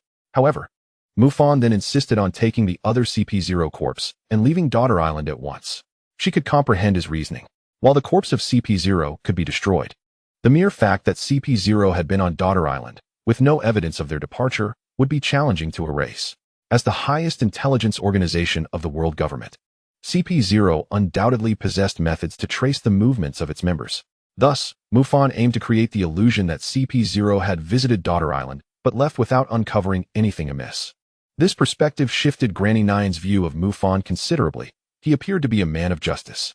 Nevertheless, Mufan could not depart just yet. For the entirety of Daughter Island, Only he might persuade Hancock to heed the summons to the Navy headquarters, a matter that directly affected the kingdom's future. I understand your concerns, Granny Nyan. Rest assured, Hancock will agree to the Navy's summons and head to Mariewa tomorrow. As for this corpse, I leave it to you to handle. Mufan said no more, gesturing towards the cold, stiff corpse of Agent 6 before swiftly departing with Agent 7 in tow. Hey, I'm speaking to you. What an unreasonable man, just like Hancock. Lacking respect for the elderly, Granny Nyan wanted to say more, but Mufan had already vanished without a trace, leaving her to mutter in exasperation. Soon, her gaze shifted to the corpse of the CP-0 member, her expression growing grave. It appeared that the intelligence from the world government and Navy headquarters had indeed suffered a significant oversight. The so-called strongest Rear Admiral in naval history, Mufan, had sustained no serious injuries, nor had his abilities been compromised. Otherwise, he could not have so easily slain two CP-0 agents. Furthermore, it seemed the world government and Navy headquarters were firmly convinced of Mufan's incapacitation. Otherwise, these two CP-0 members would not have boldly appeared to capture him, likely believing that he was gravely wounded and seizing the opportunity for glory. World government and Navy headquarters, it appears you shall pay a steep price for this intelligence blunder. Might it even affect the imminent battle? I eagerly await the outcome. Granny Nyan's gaze was profound. Decades ago, she had traversed the seas and encountered many remarkable men. Viewed through a lens beyond that of the kingdom, this young man named Mufan was, in every aspect, an exceptional presence. Undoubtedly, the youngest and strongest Rear Admiral in naval history, he was truly deserving of the title. One day, the Navy will surely regret losing Mufan. A piercing scream shattered the tranquility of the palace the following morning. The world's most exquisite beauty, Pirate Empress Boa Hancock, lay languidly upon her dragon bed, appearing utterly feeble, as if beset by illness, enveloped in a pall of melancholy. This lamentable state coincided with her realization that Mufan had departed from Amazon Lily. Her royal sister, Sandasonia, and others were beside themselves with worry, fearing that the Empress had contracted some peculiar ailment, yet none of the kingdom's physicians could decipher her condition. In desperation, they summoned the most sagacious elder in the realm, Granny Nyo. Upon witnessing the Empress's despondent demeanor, Granny Nyo swiftly concluded that the Snake Princess was afflicted with lovesickness. Her tone was laced with incredulity. She had not anticipated that the Snake Princess harbored such deep affection for Mufan. The tempest of love could be cruel to the sovereign of the Kuja tribe. For once ensnared by lovesickness, the consequences could even be fatal. Fortunately, Mufan did not appear to be a heartless rogue. Just as the anxious assembly inquired about the treatment for lovesickness, a warrior from the kingdom's guard, Marguerite, burst in, clutching a letter. Empress, I discovered a letter left by Lord Mufan in his chamber. Mufan, is this a missive for me? Upon hearing his name, the Empress sprang to her feet. Her spirit rekindled, her delicate hand snatching the letter with fervor. Her demeanor transformed. The pallor of despair faded, replaced by renewed vigor. The letter from Mufan contained but a single line. Hancock, we shall meet again in Marineford, Mufan. Mufan had not forsaken her. Marineford awaited. And she would inform the stinking navy of Windward that she accepted the Marine headquarters summons. With a decisive flick of her jade fingers, the Empress's breathtaking beauty regained its regal pride. Observing her resurgence, Granny Nyo sighed. Recognizing Mufan's astuteness, the Snake Princess had indeed acquiesced to the Navy's call. Yet, was she now completely under his influence? Mufan, accompanied by the body known as Code 7, departed from Amazon Lily, leaving traces of their passage across 3 islands before pausing on a 4th. During his tenure with the Navy, Mufan had some dealings with CP-0, granting him insight into their operational methods. Fabricating a trail of movement was no formidable task for him. He subsequently left behind Code 7's mask and severed some of its outer tissue to disguise himself, altering his facial contours and adding ghastly scars to ensure he would not be easily recognized by acquaintances. In truth, infiltrating Marineford should not pose a challenge for Mufan. However, the predicament lay in the fact that his prized sword, Destiny, was currently unaccounted for. Even if he successfully infiltrated, the multitude of elite within the Marine headquarters would make reclaiming Destiny a daunting endeavor. Thus, Mufan required an identity, one that would facilitate his entrance into the Marine headquarters and enable him to seize Destiny unexpectedly. The sole identity that could fulfill these dual conditions was that of a Marine. The thought of masquerading as a Marine, despite being the most formidable Rear Admiral in naval history, left Mufan with a sense of resignation. However, this path was the most prudent. for his current strength had yet to reach a level where he could disregard all obstacles. As for how to disguise himself as a Marine and which division to impersonate, he had yet to make a final decision. The nearest option was, of course, the unit led by the Weasel, but that seemed unfeasible, as the Weasel, being a Rear Admiral, lacked the authority to recruit new sailors. Furthermore, infiltrating his ship was nearly impossible, for the Empress had petrified all the sailors aboard, save for the Weasel himself. The vessel was not heavily manned, making it exceedingly difficult to blend in. This was no mere fiction where one could disregard background characters. Thus, Mufan needed to seek a suitable naval unit that had participated in the Onslaught War and into which he could seamlessly integrate. In the seas recently, the atmosphere was electrifying. First, the so-called supernova pirates were individually vanquished by the Navy at Sabaody Archipelago, scattering like birds. Subsequently, two pieces of news stunned the world. The world government announced a public execution of the pirate Fire Fist Ace at Marine headquarters. An unprecedented tempest was brewing upon these waters. Amidst this backdrop, the youngest and most powerful Rear Admiral, Mufan, committed a heinous act and was placed under a hefty bounty, becoming a traitor to the Navy. Ambitious figures across the seas sensed the winds of a new era and began to stir restlessly. Meanwhile, the Marine headquarters commenced a large-scale gathering of elite naval forces from around the globe to convene at Marineford in preparation for the climactic battle set to unfold in 2 days. After the conclusion of the Alabasta incident, Smoker, who had successfully ascended to the rank of Brigadier General, was en route to Marineford for assembly. In these 2 days, Smoker's emotions oscillated. On one hand, the imminent peak battle was the very stage he yearned for. As a justice-driven Marine, he craved such a level of battlefield to earn merit and thus achieve promotion. After all, even his target, the Straw Hat crew, had been placed under a bounty. On the other hand, Mufan's rebellion took him by surprise. That individual, though a disciple of Zephyr like him, and even younger by a few years, had always been the one he strived to catch up to. Moreover, how could Mufan, who harbored a sense of justice, ever betray? Could it be true, as the rumors suggested, that he had slain a celestial dragon? The world government would indeed suppress such news from leaking. Yet it bore a striking resemblance to Mufan's character. Smoker now hoped fervently that Mufan had not perished or been captured by CP0. Should that not be the case, he would have the opportunity to apprehend Mufan himself and inquire directly about what transpired. Of course, this was contingent upon Mufan truly being as powerless as the bounty suggested. After all, even Zephyr had been bested by that individual. Brigadier General Smoker, there is an order from Marine headquarters. At that moment, the office door in the best vantage point of the warship swung open. A tall Marine lieutenant, donning a white mask, entered to report. I understand. I shall attend to it at once. Smoker, with a cigar smoking between his lips, glanced at the Marine lieutenant and replied. 7. Why do you always wear a mask? Scars are a badge of honor for the Navy. Brigadier General Smoker, it is merely my habit. The order from headquarters seems urgent, and the transponder snail has yet to disconnect. The Marine lieutenant, named 7, replied calmly. Smoker nodded, not dwelling on it further, and rose to head towards the communications room, followed closely by the Marine lieutenant. This Lieutenant 7 was none other than Mufan himself. He utilized the dermal tissue of Codename 7 to disguise his face, and even altered the color of Codename 7's mask before donning it. Thus, he named his assumed identity 7. Initially, he had intended to call himself Mu Chi, but he feared that such a name might evoke associations among familiar acquaintances. Hence, he opted for the simpler moniker, 7. This entire ruse was orchestrated with the sole purpose of infiltrating the naval headquarters at Marineford. As for why Mufan chose to join Smoker's crew, it was a decision he reached after considerable contemplation. Firstly, Smoker was not a commanding officer of the headquarters and possessed the authority to recruit a limited number of new soldiers to bolster his ranks. Secondly, Smoker's unit was bound for the naval headquarters, and since Mufan did not share the same timeline as Smoker, their interactions were minimal, at the very least. Compared to individuals like Aunt Tontata and Sister Hinai, Smoker knew little of him, thus reducing the likelihood of him being recognized through minor details. Furthermore, Mufan fortuitously encountered a pirate remnant who had escaped from Smoker's clutches, and he swiftly dispatched the foe, thereby gaining entry into Smoker's unit. The bounty on that pirate was 500,000 berries. While not exceedingly high, it was not something an ordinary sailor could easily achieve. Consequently, Smoker promptly promoted Mufan to the rank of ensign. This rank, while relatively modest, was the pinnacle of what Smoker, as a Rear Admiral, could bestow.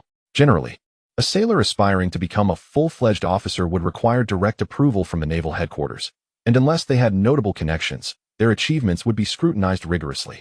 The criteria for promotion were exceedingly stringent, which was precisely why Mufan garnered both envy and admiration among countless individuals within the Navy. Since graduating from Naval Academy, his ascension had been remarkably swift. Rear Admiral, we are not convinced. Just as Smoker and Mufan were making their way to the communications room, 5 seasoned petty officers from Smoker's crew obstructed their path, vociferating their grievances. Smoker, cigar in mouth, cast a glance at the 5 men before shifting his gaze to Mufan, stating, "You handle this. Do not overstep." He then proceeded toward the communications room, leaving Mufan encircled by the 5 petty officers. 7. We bear no ill will, but since you've become an ensign, let us have a spar to vent our frustrations. One of the officers, clearly displeased, asserted. All 5 of them aspired to attain the rank of ensign, with their contributions merely a hair's breadth away from achieving it. Presently, there was only one ensign vacancy in the team, and they had been vying against each other for it. Who would have thought that a newcomer would snatch it away? After all, what did it take to slay a pirate with a bounty of 500,000 berries? They believed that given the opportunity, they could accomplish the same. Thus, they were irked. This grudge must be settled. Mufan gazed at the 5 individuals before him, feeling a tinge of helplessness. True to Smoker's reputation, they possessed a peculiar bravery.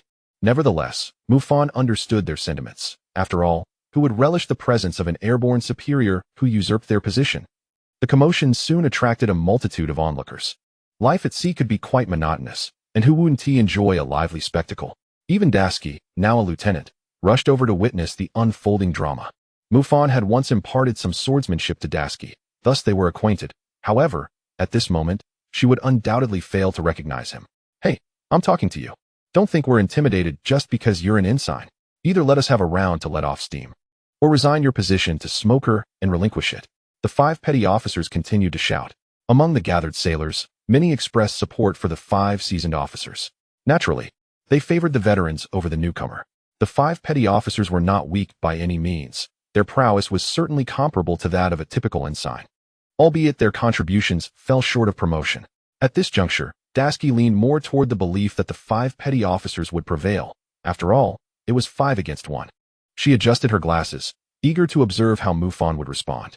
In truth, she felt a flicker of anticipation, for the sword sheath Mufan carried appeared rather impressive. Chapter 15. The Orders from the Naval Headquarters. With the no-sword style cyclone slash, Mufan paid no heed to the taunts of the 5 petty officers. With a swift motion of his hand, he unleashed a slashing whirlwind. For Mufan, the challenge did not lie in dealing with these 5 petty officers. Rather, the difficulty resided in controlling his strength so as not to incapacitate them entirely. After all, they were exceedingly inferior. Boom. Confronted by the onslaught of the slashing whirlwind, the 5 petty officers had no means of defense and were simultaneously sent flying, crashing into the sea below. The surrounding sailors, who had gathered to witness the spectacle, were utterly unprepared for such an outcome. Some of the slightly stronger sailors exhibited expressions of shock. The ability to effortlessly execute a powerful sword technique without a weapon indicated that he had reached the level of a master swordsman. This newcomer ensign was, astonishingly, a swordmaster. At that moment, Dasky's fair face was imbued with both surprise and embarrassment. A swordmaster. The previous no-sword style slash had undoubtedly reached the level of a swordmaster. Moreover, it seemed he had deliberately moderated his force to avoid severely injuring the 5 petty officers. Such control surpassed that of the average swordsman. She had been pondering whether he was worthy of sparring with her. In terms of swordsmanship alone, this masked newcomer likely surpassed her. Mufan paid no mind to the astonishment of those around him. After all, their strengths were not on the same level. His focus was on the latest orders being conveyed from the naval headquarters to Smoker. During this period, the Navy's entire focus should be on preparing for the imminent war at Marineford. Typically, the naval headquarters would not issue any urgent commands while Smoker was en route to Marineford, unless a significant incident occurred that required Smoker's intervention. Has it concluded so swiftly? Those 5 disgraceful fellows. Just as the 5 petty officers were being retrieved from the sea, Rear Admiral Smoker finally emerged from the communications room. He appeared to be in quite a good mood, his expression tinged with excitement. This piqued Mufan's curiosity. What orders had the naval headquarters conveyed to Smoker that could elicit such exhilaration from the man known as the Marine Mad Dog? Dasky, relay the order to change course. Set sail for Impel down, Smoker declared, cigar in hand, brimming with enthusiasm. Upon hearing this, Mufan felt a surge of realization. Indeed, it was Impel Down, which could only imply Luffy without a doubt. He never anticipated that, without Hancock's assistance, Straw Hat Luffy would manage to breach Impel Down. Moreover, the timeline had advanced significantly. Otherwise, the naval headquarters would not have redirected Smoker to Impel Down. The Son of Destiny truly is a formidable force. No, wait. The question of whether Luffy can find his way to Impel Down on his own is indeed a monumental mystery, let alone the prospect of causing a ruckus within its walls. There must be someone aiding him, if only covertly. Who could that be? Perhaps a member of the Revolutionary Army? Or could it be the former vice-captain of the Pirate King, Silvers Rayleigh? As Mufan pondered the myriad possibilities in his mind, he recognized that this world is far more intricate than it appears on the surface. The intense power struggles among various factions are nothing short of fierce. Yet, the identity of the mastermind propelling Luffy toward Impel Down and ultimately to Marineford remains elusive. Additionally, the circumstances surrounding Luffy's unexpected arrival at Amazon Lily, propelled by Kuma, are undoubtedly part of a larger scheme. However, for Mufan, these matters are of little consequence for the time being. In the pirate world, strength reigns supreme. His foremost objective is to establish his own just order, with formidable power as the primary prerequisite. Yet, he had not anticipated that he would indeed have to venture into Impel Down. Nevertheless, this could serve as an opportune moment, as he has a brilliant idea. What if Luffy were to be captured and brought to Marineford? What are you thinking about? Smoker inquired, observing Mufan standing there, motionless, with his white mask. You have incredible luck. You've just become a Navy officer and already encountered such an opportunity. Opportunity? Colonel, has a war broken out at Impel Down? Mufan seized the chance to extract information. No war has erupted. It's merely a few detestable pirates causing a disturbance. Prepare yourself mentally. The enemies you'll face next will be formidable. Understood, Colonel. Mufan nodded, sensing that Smoker was not inclined to elaborate further, and he refrained from asking more questions. Until he retrieves his destiny and receives his mission rewards, his identity must remain concealed. When the time comes, he will undoubtedly surprise the world government and the Navy headquarters, as well as the entire sea. At that moment, in the Navy headquarters, Fleet Admiral Sengoku and Vice Admiral Garp were engaged in conversation. Sengoku, do you truly intend to make that matter public? Garp's expression was unusually grave, having just returned from visiting Ace at Impel Down. Garp, this is a mistake you have made. Do not forget you are an old Navy soldier. In this war, do not act foolishly. Sengoku admonished with exasperation. There's already been one foolish action. I truly wonder what Mufan was thinking. He even dared to kill a celestial dragon. Haha. I actually think that fellow did quite well. He surpasses us old geezers. Garp laughed heartily, much to Sengoku's chagrin. By the way, Sengoku, have you received any news about Mufan? None. The world government has dispatched CP0 to search, but they have uncovered no traces. Perhaps. Sengoku's voice trailed off. He once had high hopes for Mufan, believing he would become a pivotal figure for the next generation of the Navy. Yet he never imagined he would end up in such a precarious state. The term Navy traitor carries immense pain and disgrace for a man who once believed in the justice of the Navy. Has Ziyuan not caused any trouble? Garp continued to inquire. As the person who recommended Mufan for Navy school and held the highest expectations for him, Tontada Ziyuan would undoubtedly be the most affected by Mufan's predicament. She did come. Nearly overturned my office. Borisolino also received a thorough scolding from her. Sengoku replied with a wry smile. What about Mufan's sword destiny? As Mufan arrived at Impel Down with Smoker's unit, he learned through intelligence reports that the so-called world's most notorious underwater prison was currently in utter chaos. The root of the turmoil stemmed from two individuals, Monkey D, Luffy, and Buggy the Clown. As of now, the first two levels of the underwater prison had descended into complete pandemonium, with countless criminals set free. After reviewing the briefing from Smoker, Mufan couldn't help but reflect. Monkey D, Luffy, and Buggy the Clown. These two miscreants together wreaking havoc in Impel Down is hardly surprising. Ding, choice triggered. Chapter 16, Arrival at Impel Down. The choice to construct a just order. Ding, choice triggered. Choice 1, based on the justice you believe in. Attempt to prevent a multitude of vicious criminals from escaping Impel Down, thereby establishing your own just order. Reward, skill immunity to toxins, immunity to all forms of poison.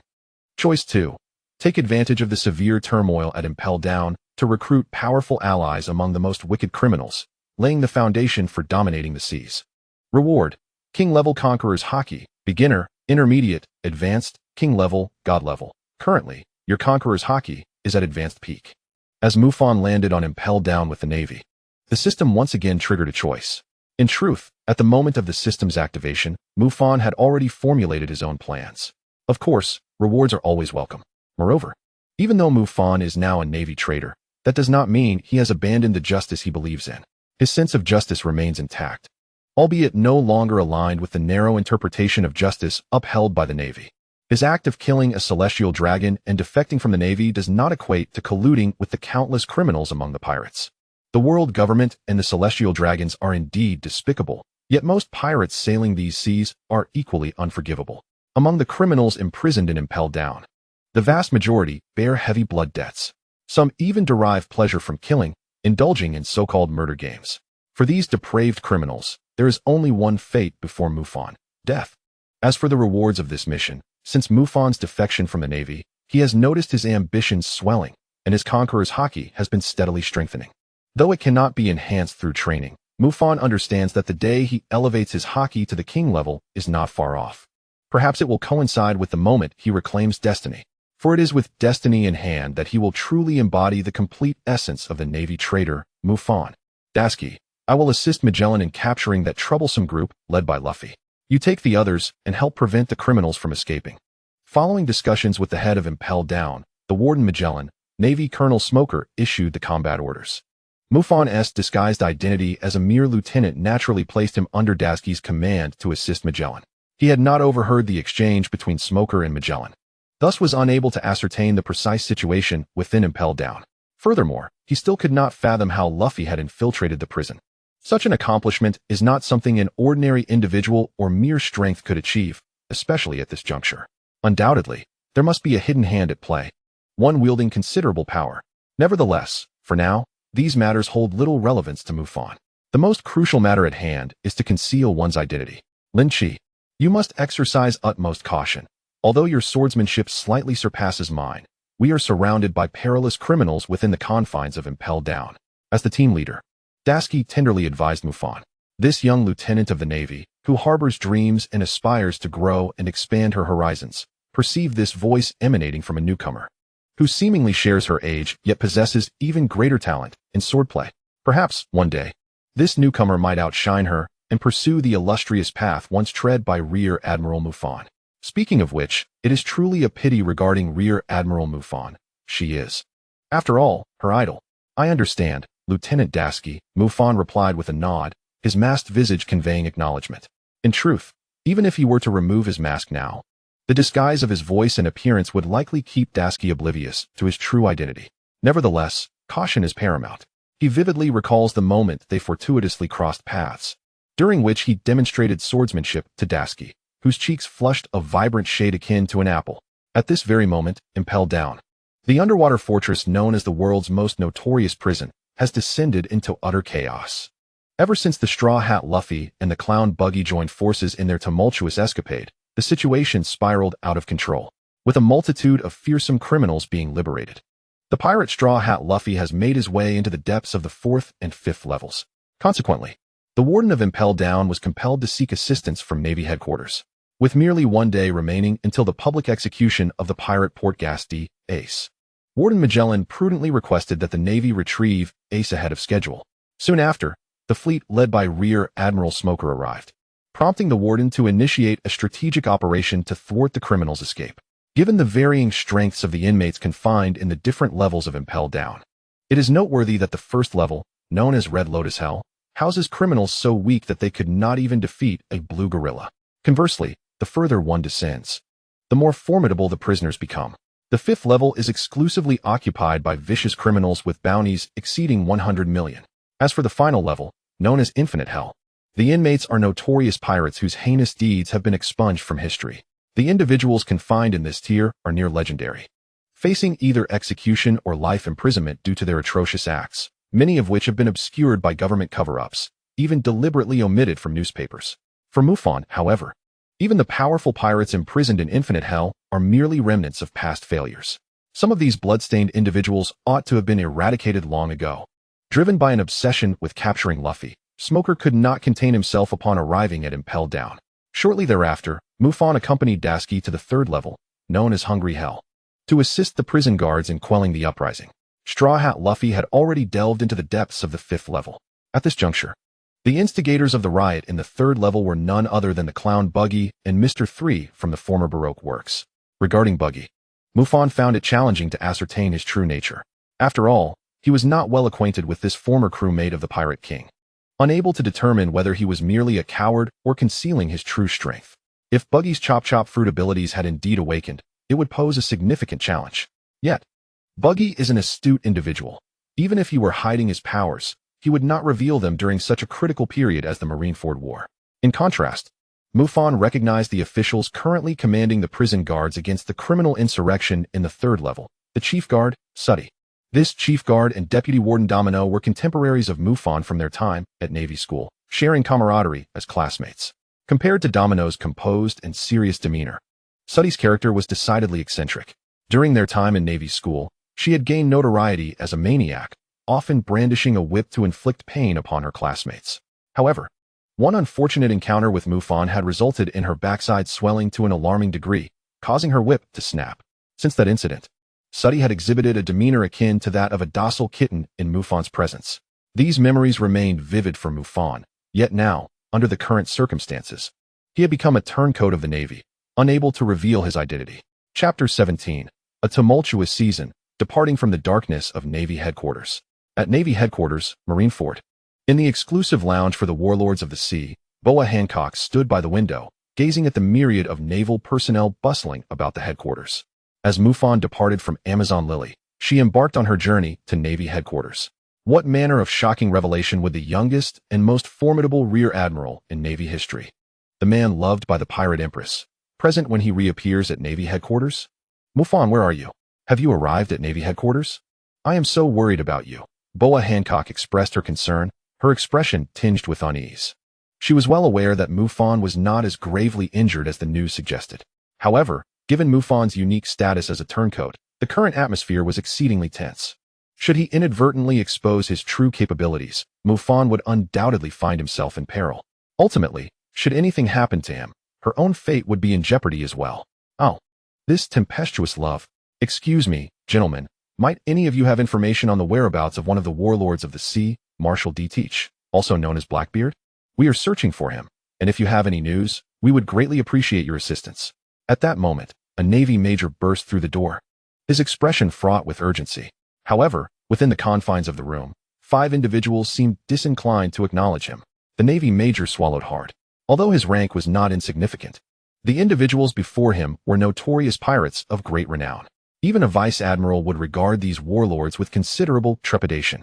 An awkward silence enveloped the room for several seconds. As the Navy major took a deep breath, he had once served under Rear Admiral Mufan, and the gravity of the situation compelled him to stand his ground. Hey, I say, Dracule Mihawk, Pirate Empress Boa Hancock, Don Quixote da Flamingo, Bartholomew Kuma, and Gecko Moria. You are all warlords of the sea, and now you stand united with the Navy. Do you not? Is this attitude truly befitting of your status? The Navy major summoned his courage and, eyes closed, shouted the words he wished to convey. Fufufu. A Navy major? A worthless scoundrel. Do you truly believe you are conversing with whom? At that moment, with golden locks cascading down, clad in a pink feathered coat and adorned with red sunglasses, the notorious Don Quixote da Flamingo, one of the 7 warlords of the sea, let out a chilling, derisive laugh. This so-called heavenly demon of the high seas possessed a voice so dark and foreboding, it sent shivers down one's spine. Upon hearing his words, the Navy lieutenant did not initially cower in fear. Yet, in the next heartbeat, trepidation gripped him, for he realized he had become akin to a marionette, utterly devoid of control over his own movements. A profound dread enveloped the lieutenant's heart. Fufufu, trash is merely trash, before the might of the strong. It is but a lamb awaiting slaughter, Doflamingo sneered coldly. With a mere flick of his fingers in the air, the Navy lieutenant began to flail about like a puppet.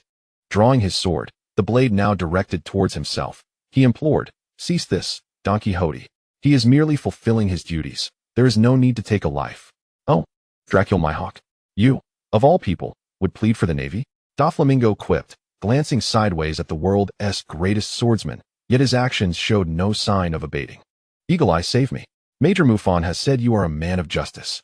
The Navy lieutenant, grasping at the last thread of hope, cried out with the only part of his body he could still command, his voice. His desperate utterance triggered a seismic shift in the atmosphere of the Seven Warlords' lounge. Swish. Boom. Two formidable attacks erupted simultaneously. Clearly unprepared for a dual assault, Doflamingo barely managed to withstand the onslaught. Veins bulging on his forehead, while a sinister grin spread across his face as he fixed his gaze upon his assailants. The world's greatest swordsman, Dracul Mihawk. The world's most beautiful woman, the Pirate Empress, Boa Hancock. These two legendary figures of the Seven Warlords had united their forces to defend a mere Navy lieutenant. Mihawk's motivations were comprehensible, but what drove the Empress to intervene? This was becoming increasingly intriguing. Do you know Mufan? The Pirate Empress inquired, as she severed the strings controlling the Navy lieutenant with a swift kick. The Pirate Empress? I was once a subordinate of Major Mufan. He treated us well. The Navy lieutenant replied, his excitement palpable as he realized two warlords had come to his aid. The Empress nodded, choosing not to elaborate further. He was merely a former subordinate. Even if Mufan had reached Marineford by now, it was unlikely this man could be aware, having narrowly escaped death. The Navy lieutenant hastily retreated. Fufufu, Mihawk, Hancock, what is the meaning of this? Doflamingo's expression twisted with rage, his voice dripping with malice. I did not come here to engage in battle, yet I would not shy away from a confrontation with you, Don Quixote. The Empress showed no inclination to acknowledge Doflamingo. Rather, it was Mihawk who responded, gripping his black sword with one hand, his aura slicing through the surrounding air, even without a strike. Yet, it was evident that Mihawk harbored some confusion. He had been observant. The Pirate Empress's intervention seemed to stem from the lieutenant's mention of Mufan, who was rumored to have been gravely injured, reduced to a mere target for bounty hunters. Did the Empress have some connection to this former Navy officer? Not interested. Faced with the unwavering stance of the world's greatest swordsman, Doflamingo ultimately opted for retreat. Engaging with Mihawk would yield no advantage, and he never partook in futile endeavors. At Marine headquarters, within the office of Fleet Admiral Sengoku, he pressed his temples, overwhelmed by a headache as he absorbed the latest report. We have scoured the entire island, but found no trace of Blackbeard or his crew. Yet, at such a critical juncture, merely hours before the execution of Port Gas d'Ace, an unauthorized warship departed Marineford, heading towards Impel Down. We have reason to suspect that the warlord Blackbeard has betrayed us. At that moment, Fleet Admiral Sengoku felt the weight of numerous crises pressing upon him. The world's strongest man was on the verge of assault. An unprecedented war loomed on the horizon, and an unparalleled riot had erupted in Impel Down. To compound these troubles, issues had arisen among the Seven Warlords. A tumultuous season indeed. Even with the Navy's formidable strength, there was a palpable sense of inadequacy in their numbers. At this juncture, Sengoku found himself longing for Mufan. Had this strongest Navy major still been present, the Blackbeard pirates would have posed no threat whatsoever. With Magellan's prowess, paired with Mufan's, the tumultuous criminals inside Impel Down would stand no chance. Unbeknownst to the Fleet Admiral, Mufan had already infiltrated Impel Down, having met with Dasky and the notorious Warden. Miss Sadie. Chapter 18. The Chief Warden, Miss Sadie. Hey, you meddlesome Navy. We don't require your assistance here. Go help out on another floor. At this moment, Chief Warden Miss Sadie lashed her long whip, striking down the rebellious criminals. Upon noticing the Navy support team led by Dasky, she offered no courtesy, her tone dripping with disdain. Chief Warden Sadie, we were sent by Commodore Smoker to provide assistance. Dasky, caught off guard by Sadie's demeanor, attempted to explain. Smoker? That old man who has been trailing behind Mufan like a shadow? If even Mufan could be driven to become a traitor. It seems your Navy is in dire need of reform. You should experience the taste of suffering and scream in agony. With a dismissive snort, Sadie swung her whip, sending a fleeing criminal sprawling. Ever since she had heard of Mufan's bounty as a Navy traitor a couple of days prior, her mood had soured considerably. As a contemporary from the Navy Academy, although she was no longer within the Navy's ranks, she knew that Mufan would never betray his sense of justice. Unless, of course, the Navy's justice had become a mere joke. Why else would the youngest and strongest major in Navy history turn his back on the organization? Strictly speaking, Miss Sadie harbored a slight grudge against Mufan, having been publicly humiliated by him in the past. Yet, despite this, she could not help but feel indignant on his behalf. Faced with the Chief Warden's aggressive demeanor, Dasky appeared quite put upon. However, as she pondered the situation, she remembered that the Navy headquarters and the world government had issued a bounty without clarifying the specifics of the incident. It was rumored that two admirals had even severely injured Major Mufan. Reflecting on this, Dasky found her sense of grievance dissipating. replaced by a hint of doubt regarding the Navy's justice. Nevertheless, she quickly shook her head, reaffirming her resolve as she brandished her sword and charged towards the rebellious criminals. Whether the Navy's justice required correction was beyond her authority to declare. Yet, she knew that these rioting criminals were far from virtuous. Should they escape, countless innocent civilians would surely suffer in their wake.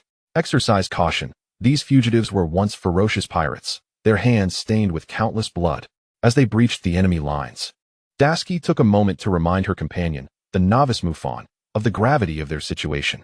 After all, despite Mufan's impressive swordsmanship displayed aboard the warship, where he had even slain a pirate with a bounty of 500,000 berries, Dasky regarded him as merely a newcomer. In her eyes, the clash of swords in practice bore no resemblance to the brutal reality of the battlefield. This menacing band of criminals would show no mercy to a mere marine. Rest assured, Mufan replied, gripping his blade, Shura, with determination. Though Shura was a renowned sword of the 21 craftsmanship level, it still felt somewhat uncomfortable in his grasp compared to his usual weapon. As for Dasky's warning, she was indeed commendable, kind-hearted and imbued with a sense of justice. Yet, Mufan was taken aback by the unexpected disdain from Suddy, who seemed to harbor resentment towards the Navy due to his circumstances. After all, while Impel Down and the undersea prison did not strictly belong to a unified system, they were ultimately both organizations under the world government. Suddy's public ridicule of the Navy indicated her genuine sentiments. Prepare to meet your demise, Navy. Just as Mufan was readying himself for action, a fugitive seized the opportunity, cackling maniacally as he swung his sword towards Mufan's head. For these escapees, this day was indeed worthy of celebration, for freedom was tantalizingly close. If they could only flee this accursed underwater prison, they could once again indulge in plunder and revelry upon the high seas. But before the pirate could land his blow, a whip as swift as lightning lashed out, sending him crashing to the ground. The force of the strike shattered the pirate's thigh, leaving him writhing in agony. Hey, Marine Ensign, can't you focus in battle? The Navy is growing increasingly inept. If you're scared, go scream in the corner. It might add to the festivities. The voluptuous Suddy twisted her waist provocatively, not even sparing Mufan a glance. The current state of the Navy was indeed disheartening, especially when compared to Mufan's previous displays of might during prisoner transports to Impel Down. Mufan felt a pang of helplessness. How had he come to be looked down upon by these two women? Although he was currently disguised, the sensation was undeniably vexing. After all, one of them had once been publicly humiliated by him, while the other had blushed and sought his guidance on swordsmanship. Truly, how the tides had turned. Revealing his true identity was out of the question, yet he needed to take action. Lieutenant Dasky, Chief Warden Suddy. There seems to be a trace of the straw hat behind us. Beneath his mask, a smirk tugged at Mufan's lips. As the mastermind behind the turmoil in Impel Down, the mere mention of the straw hat would undoubtedly capture the attention of most present. As expected, no sooner had he spoken than Suddy, Dasky, and the other Marine guards turned to investigate the commotion while simultaneously fending off the criminals. At that moment, a blade gleamed ominously as Mufan executed a swift slash. Adhering to the principle of speed, he unleashed a powerful strike without holding back. After all, these were criminals with blood on their hands. Sparing them would only invite further disaster. As the wind howled from his attack, sending a multitude of fugitives sprawling, Mufan deftly prepared for his next move, activating the 6 styles to vanish from sight. What on earth just happened? When Suddy and Dasky regained their composure, they were left utterly astounded by the sight before them. The once fearsome criminals, each with bounties exceeding the millions, now lay defeated on the ground, blood pouring freely. The scene was as brutal as the heinous acts these villains had committed. Where's the ensign? Dasky exclaimed, realizing Mufan had seemingly vanished. Connecting the dots, she deduced that the criminals had been felled by a singular strike. Could it have been the new ensign? Impossible. Each of these criminals had boasted bounties in the millions. There were dozens of them. Lieutenant, I believe I just saw a white figure whisking the ensign away at incredible speed, likely utilizing the 6 styles. One ordinary Marine reported. He had indeed witnessed a white figure snatching a Marine and disappearing in an instant. Unbeknownst to him, it was Mufan in disguise. He had donned a CP0 cloak, changed his mask, and hastily draped a Marine uniform over a corpse before making his escape, which explained the Marine's bewildering account. Snatched away? Dasky was astonished, though it seemed the only plausible explanation. Surely, a newly appointed Marine ensign couldn't have dispatched a group of criminals with such formidable bounties. Unless he was a legendary swordsman of the seas, such a feat was inconceivable. Forget about it. We've secured this area. Let's proceed to the next level and assist Vice Warden Hannibal, Suddy commanded decisively. Meanwhile, Mufan had already slipped into the next layer. The Fiery Hell. Chapter 19. The darkness descends, bloodthirsty gazes. Phew, that was close. The Navy truly harbors hidden talents, an ensign with such formidable swordsmanship. However, I am rather clever. Let those troublesome fellows chase after the straw hat. They had best not interfere with my escape plan. Ha! As Suddy and Dasky led their subordinates away from the hunger hell, a red-nosed figure emerged from amidst the sea of corpses. It was none other than the pirate, Buggy the Clown. Upon rising, he was soon joined by Mr. 3, a wiry man with hair shaped like the number 3, who had once served under the former warlord of the sea, Crocodile. However, before Mr. 3 could utter a word of astonishment, Buggy forcefully shoved him back into the pile of bodies. Shoo! As Buggy's expression grew increasingly grave, an ominous darkness loomed. A group of pirates, evidently having intruded from outside, made their presence known. Is that Teach, one of Whitebeard's subordinates? Buggy observed the imposing crew of Blackbeard, beads of cold sweat forming on his forehead, his demeanor betraying his anxiety. Not long ago, he and Shanks had looked down upon this man named Teach, a subordinate of Whitebeard. Buggy cautiously nestled deeper among the corpses.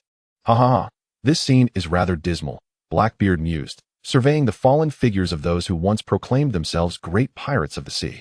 Could they truly be so easily vanquished? Indeed, before true powerhouses, the weaklings are eternally deemed as refuse. How amusing. Captain, it appears that these individuals were dispatched by a single strike. Could it be that the guards of Impel Down harbor such formidable swordsmen? As we proceed to the next level, the crew member of the Blackbeard pirates, the notorious Captain Lafitte, mused. Although those vanquished pirates may not have been particularly strong, they were nonetheless confined within the depths of Impel Down's third level, suggesting they were not without merit. Observing the remnants of the battlefield, it was evident that the swordsman had unleashed but a single blow. A swordsman capable of such prowess must surely be a grand master of the blade. The chief warden of Impel Down, Shiryu of the Rain, is said to be a remarkably powerful swordsman. However, none can thwart our ambitions. How delightful. The audacious Blackbeard, Marshal D. Teach, sneered. In his view, his years of scheming had come to fruition. All factions have entered the fray. No individual force can obstruct this tide. Not even his father, the so-called strongest man in the world, Edward Newgate, could intervene. He, Blackbeard Marshal D. Teach, shall personally unveil the dawn of a new era. At the very moment the Blackbeard pirates infiltrated Impel Down, Director Magellan received the grim tidings. The poisoned man, Magellan, had just handed over Fire Fist Ace to the Admiral who had come for the transfer. His next task was to quell this unprecedented riot within Impel Down. For Magellan and the vast majority of the personnel at Impel Down, today marked an exceedingly dark chapter in their lives. Once the vigilant guardians of justice, they now faced the perilous threat of numerous felons escaping their confines. Although Rear Admiral Smoker and his forces had alleviated some of the pressure on Impel Down, who could have anticipated that, at such a critical juncture, one of the warlords of the sea, the Blackbeard pirates, would suddenly betray and storm the facility? With the public execution of the pirate Fire Fist Ace already on a countdown, the Navy could no longer dispatch additional elite forces to assist Impel Down. Thus, Magellan was compelled to make a harrowing decision, to release Shiryu of the Rain, the chief warden, who had been meditating in confinement. A historic upheaval had erupted in the prison, and the situation was dire. The director required his aid.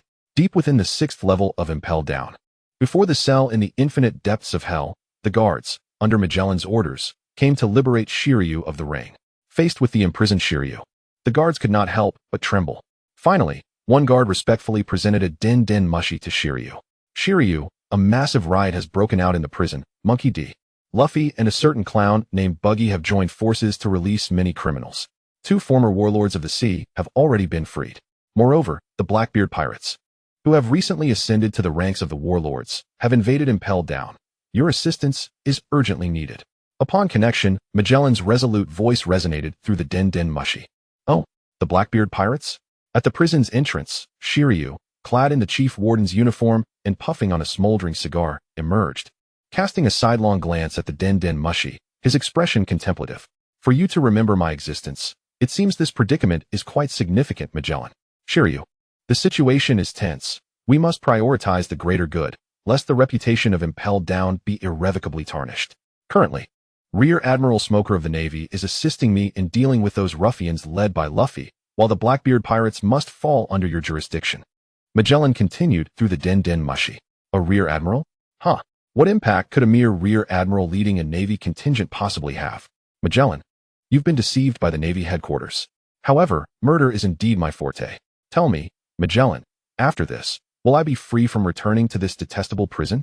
The voice on the other end resonated with righteous indignation, clearly expressing Magellan's disapproval of Shiryu's actions. Understood. Shiryu exhaled a plume of smoke, his expression serene as he replied. Yet, none noticed the flash of cold light in his eyes, an insatiable thirst for blood. After the call ended, the prison guards swiftly presented him with a long blade. A blade? How nostalgic. Shiryu accepted the long-forgotten weapon, gently caressing its blade. The guards around him finally let out a sigh of relief. With Director Magellan and Chief Warden Shiryu present, along with Rear Admiral Smoker's support, surely this crisis could be effortlessly resolved. Impel Down is also a crucial bastion of justice. Unfortunately, these guards would not witness the day when order was restored within Impel Down.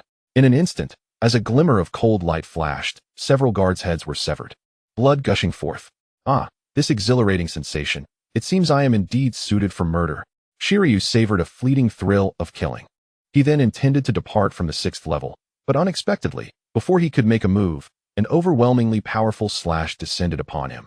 To have a scoundrel like you as a superior, these prison guards are truly unfortunate. Wouldn't you agree, Shiryu? Chapter 20. Confrontation with Shiryu of the Rain. Strengths and Weaknesses. Clang. The Chief Warden of Impel Down, the Grand Swordsman Shiryu of the Rain, valiantly parried the incoming strike, the immense force causing him to stagger back several paces. His already expressionless face appeared even more sullen, his eyes now fully revealing their bloodthirsty nature. He glared at the mysterious figure draped in a white cloak and wearing a mask, coldly inquiring, "Are you an agent of CP0? Your ilk is of no concern to me." Mufan had no intention of engaging in idle chatter with Shiryu.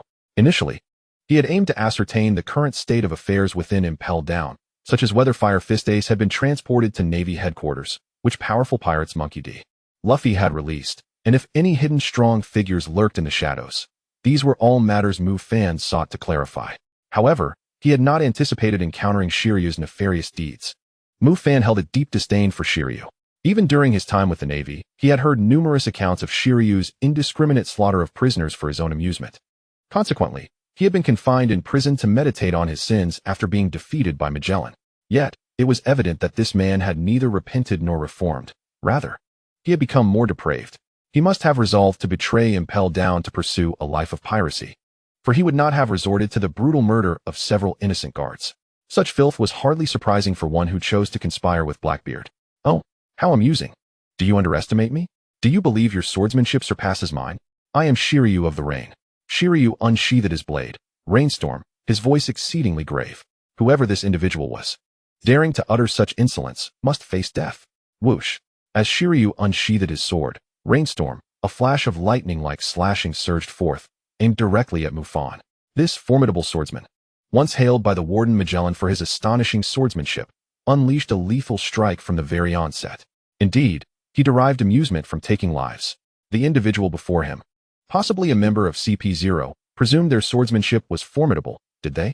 Today, let them perish beneath the weight of true swordsmanship. Faced with Shiryu's powerful onslaught, Mufan eschewed a direct confrontation. Instead, he adeptly executed the 6th form of the 6 styles to evade, following up with several precise finger pistol counterattacks. Regardless of Shiryu's sense of justice, his prowess was undeniable. As the only man within Impel Down who could stand toe-to-toe with the venomous Magellan, Shiryu's swordsmanship was beyond question, placing him among the elite of the great swordsmen of his time. Thus, in terms of swordsmanship, Mufan and Shiryu were indeed equals. To swiftly overcome his opponent, Mufan had to adopt a different strategy. Mufan's strength lay in his comprehensive capabilities. His swordsmanship, haki, and physical skills all enabled him to contend with the mightiest of warriors. His combat experience was also far more extensive.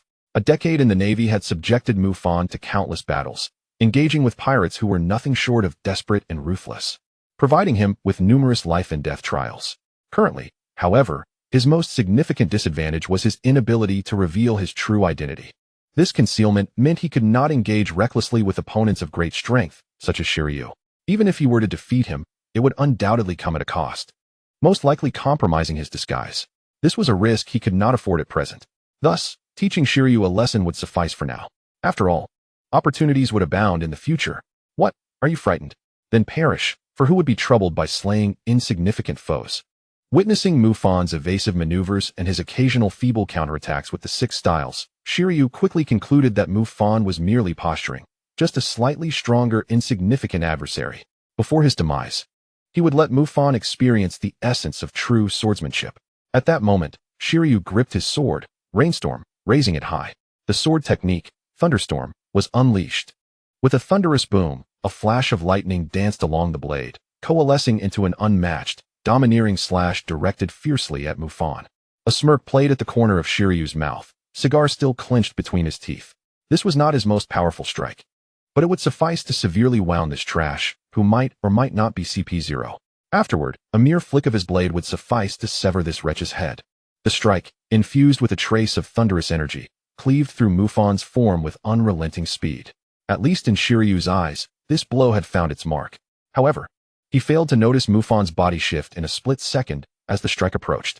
It was a manifestation of the near-perfect 6 styles, executed at full speed, creating an illusory afterimage within a confined space, a technique of Mufan's own invention. Boom. Crash. After the slash, Mufan staggered back several steps, seemingly gravely injured. With no choice, he drew his sword to brace against the ground, yet even then, he half-crouched, unable to rise. That sword of yours is rather impressive. You, a mere wretch, are unworthy of wielding it. Once you are gone, I shall claim it for myself. Shiryu's gaze fell upon Mufan's sword, Shura, as a prestigious sword of the 21-grade caliber. It held considerable allure even for the greatest swordsman. Yet at that moment, as Mufan drew upon his combat experience, a system notification echoed in his mind. Ding. Choice triggered. Choice 1. Slay Shiryu with an Impel down. Reward. Great Swordsman Level 2 Sword Style. Potential negative impact. 50 chance of identity exposure for the host. Shiryu's life and death battle is highly likely to compromise the host's disguise. Choice 2.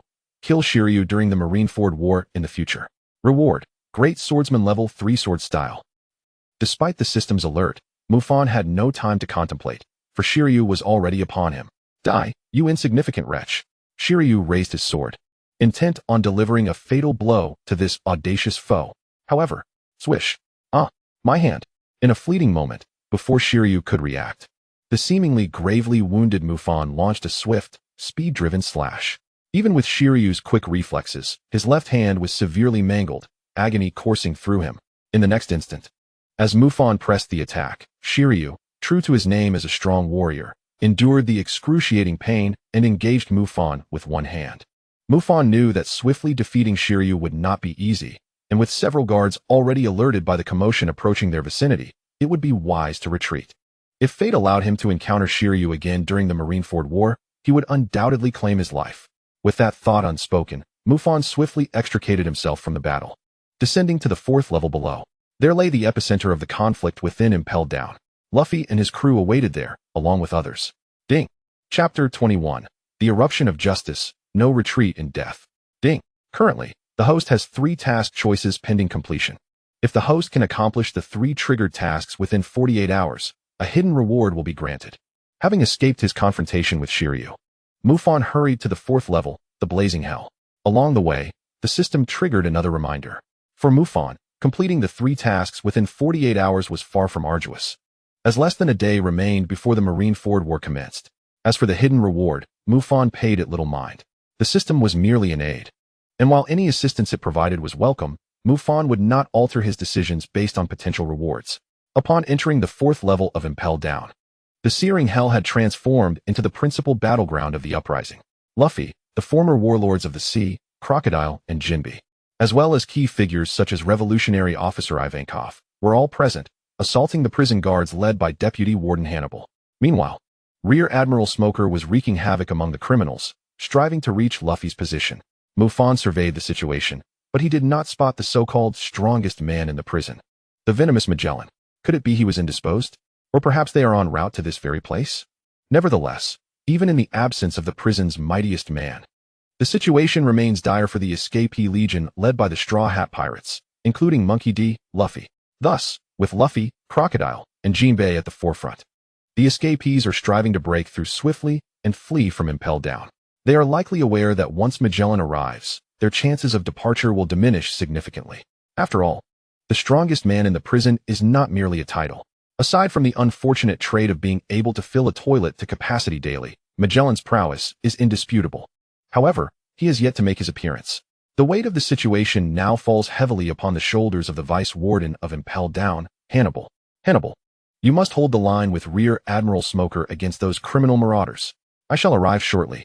At the exit of the 4th level of hell, Hannibal retracts the transponder snail. This Vice Warden, unexpectedly appointed to command the guard unit, grips his weapon tightly, his fearsome visage gradually transforming into one of resolve. If he achieves great merit this time, who knows if he might ascend to the position of Warden. I spoke too soon. My ambitions are laid bare. But I shall give my all. Are the enemies terrifying? Indeed, they are. As one of the most cowardly individuals in the prison, Hannibal possesses a keen self-awareness. Yet now, as the Vice Warden of Impel Down, he cannot retreat. For a withdrawal would not only mark the most disgraceful incident in the prison's history, but would also allow many malevolent criminals to return to the seas unscathed. As a member of the world's foremost prison, Impel Down, the Vice Warden must stand firm. To the rioting criminals, I, Hannibal, Vice Warden of Impel Down, shall not permit your escape. Prepare yourselves, Hannibal shouts, rallying both the guards and himself. After all, he faces a horde of merciless pirate criminals. Observing this scene from the shadows, Magellan feels a sense of reflection. Setting aside other matters, the sense of justice within Hannibal is worthy of respect. With a fierce gust, a sandstorm sweeps away a multitude of prison guards. However, despite achieving a notable outcome, Crocodile, one of the former warlords of the sea and the Desert King, furrows his brow slightly. Just as he breaks through the guards and opens a gap, countless more rush to fill the space. Has the morale of the Impel Down guards risen due to Hannibal's resolve? It's quite strange that someone like Hannibal would suddenly become so earnest. Crocodile ponders. But he quickly re-enters the fray. The appearance of the Straw Hat Boy has finally provided him with an opportunity to escape the wretched prison. And he intends to make the most of it.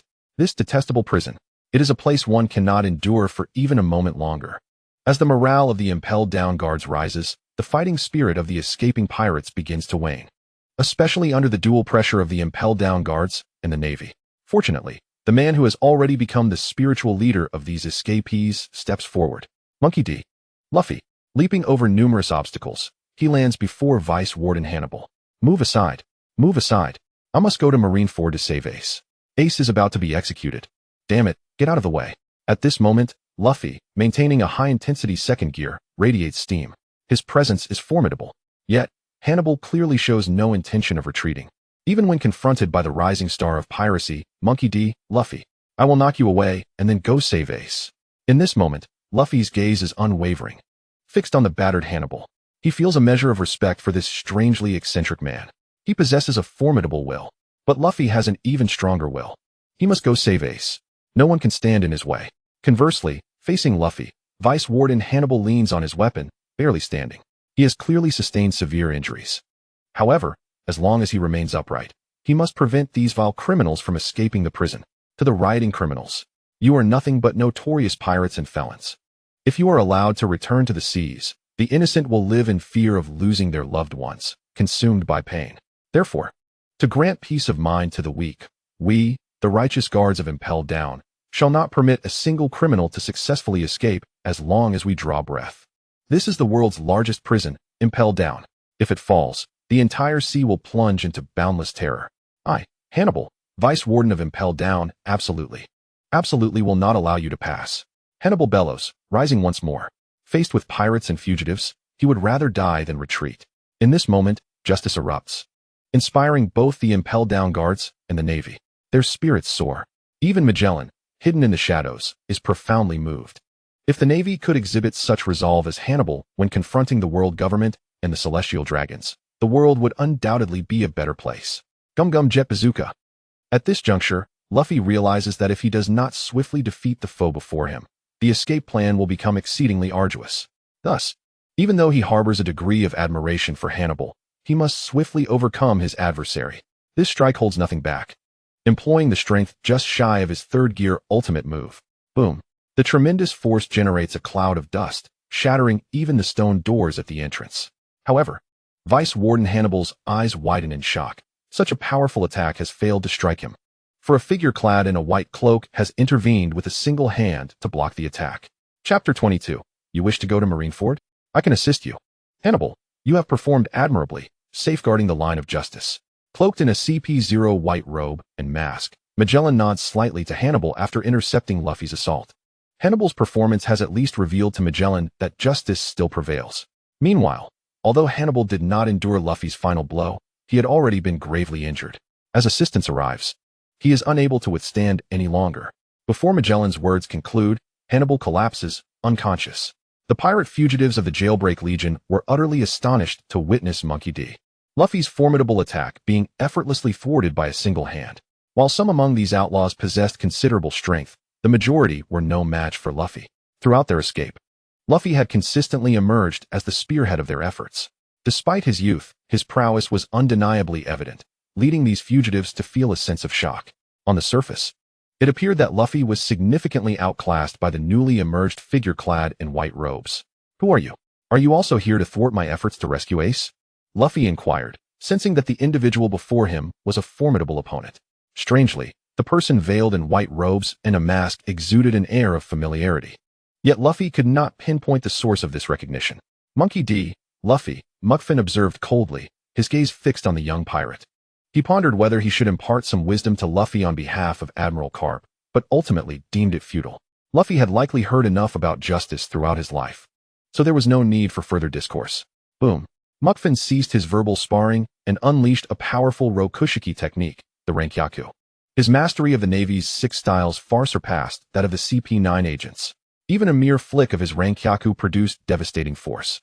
Although Luffy narrowly evaded the brunt of the attack, several fugitives behind him suffered grievous injuries. Who on earth are you? Get out of the way, Luffy exclaimed, urgency gripping him as he realized his brother's execution was imminent. He needed to hasten his journey to Marine headquarters, Marineford. Monkey D. Luffy, do you wish to go to Marineford? I can assist you, Mufan replied, a smirk playing on his lips as he regarded Luffy's indomitable spirit. Despite Luffy's intimidating background, Mufan remained unfazed. If Luffy desired to reach Marineford, he would ensure he got there, albeit as a prisoner. With a swift motion, a glint of cold steel illuminated the searing battlefield, sending tremors through the very air. At the moment Mufan executed his strike, the expressions of several powerful figures in attendance, Crocodile, Jinbei, Ivankov, and Vice Admiral Smoker, transformed with palpable concern. A true powerhouse, a genuine master, wielding an ordinary blade capable of such a strike. Mufan undoubtedly belonged to the echelon of great swordsmen. Even Smoker found himself momentarily perplexed. He had never heard of a master swordsman within CP0. Meanwhile, Rear Admiral Tashigi furrowed her brow, sensing a hint of familiarity in the strike, albeit the weapon felt wrong. Muffan's attack sent Luffy flying over 100 meters away, after which he retracted the trembling navy blade.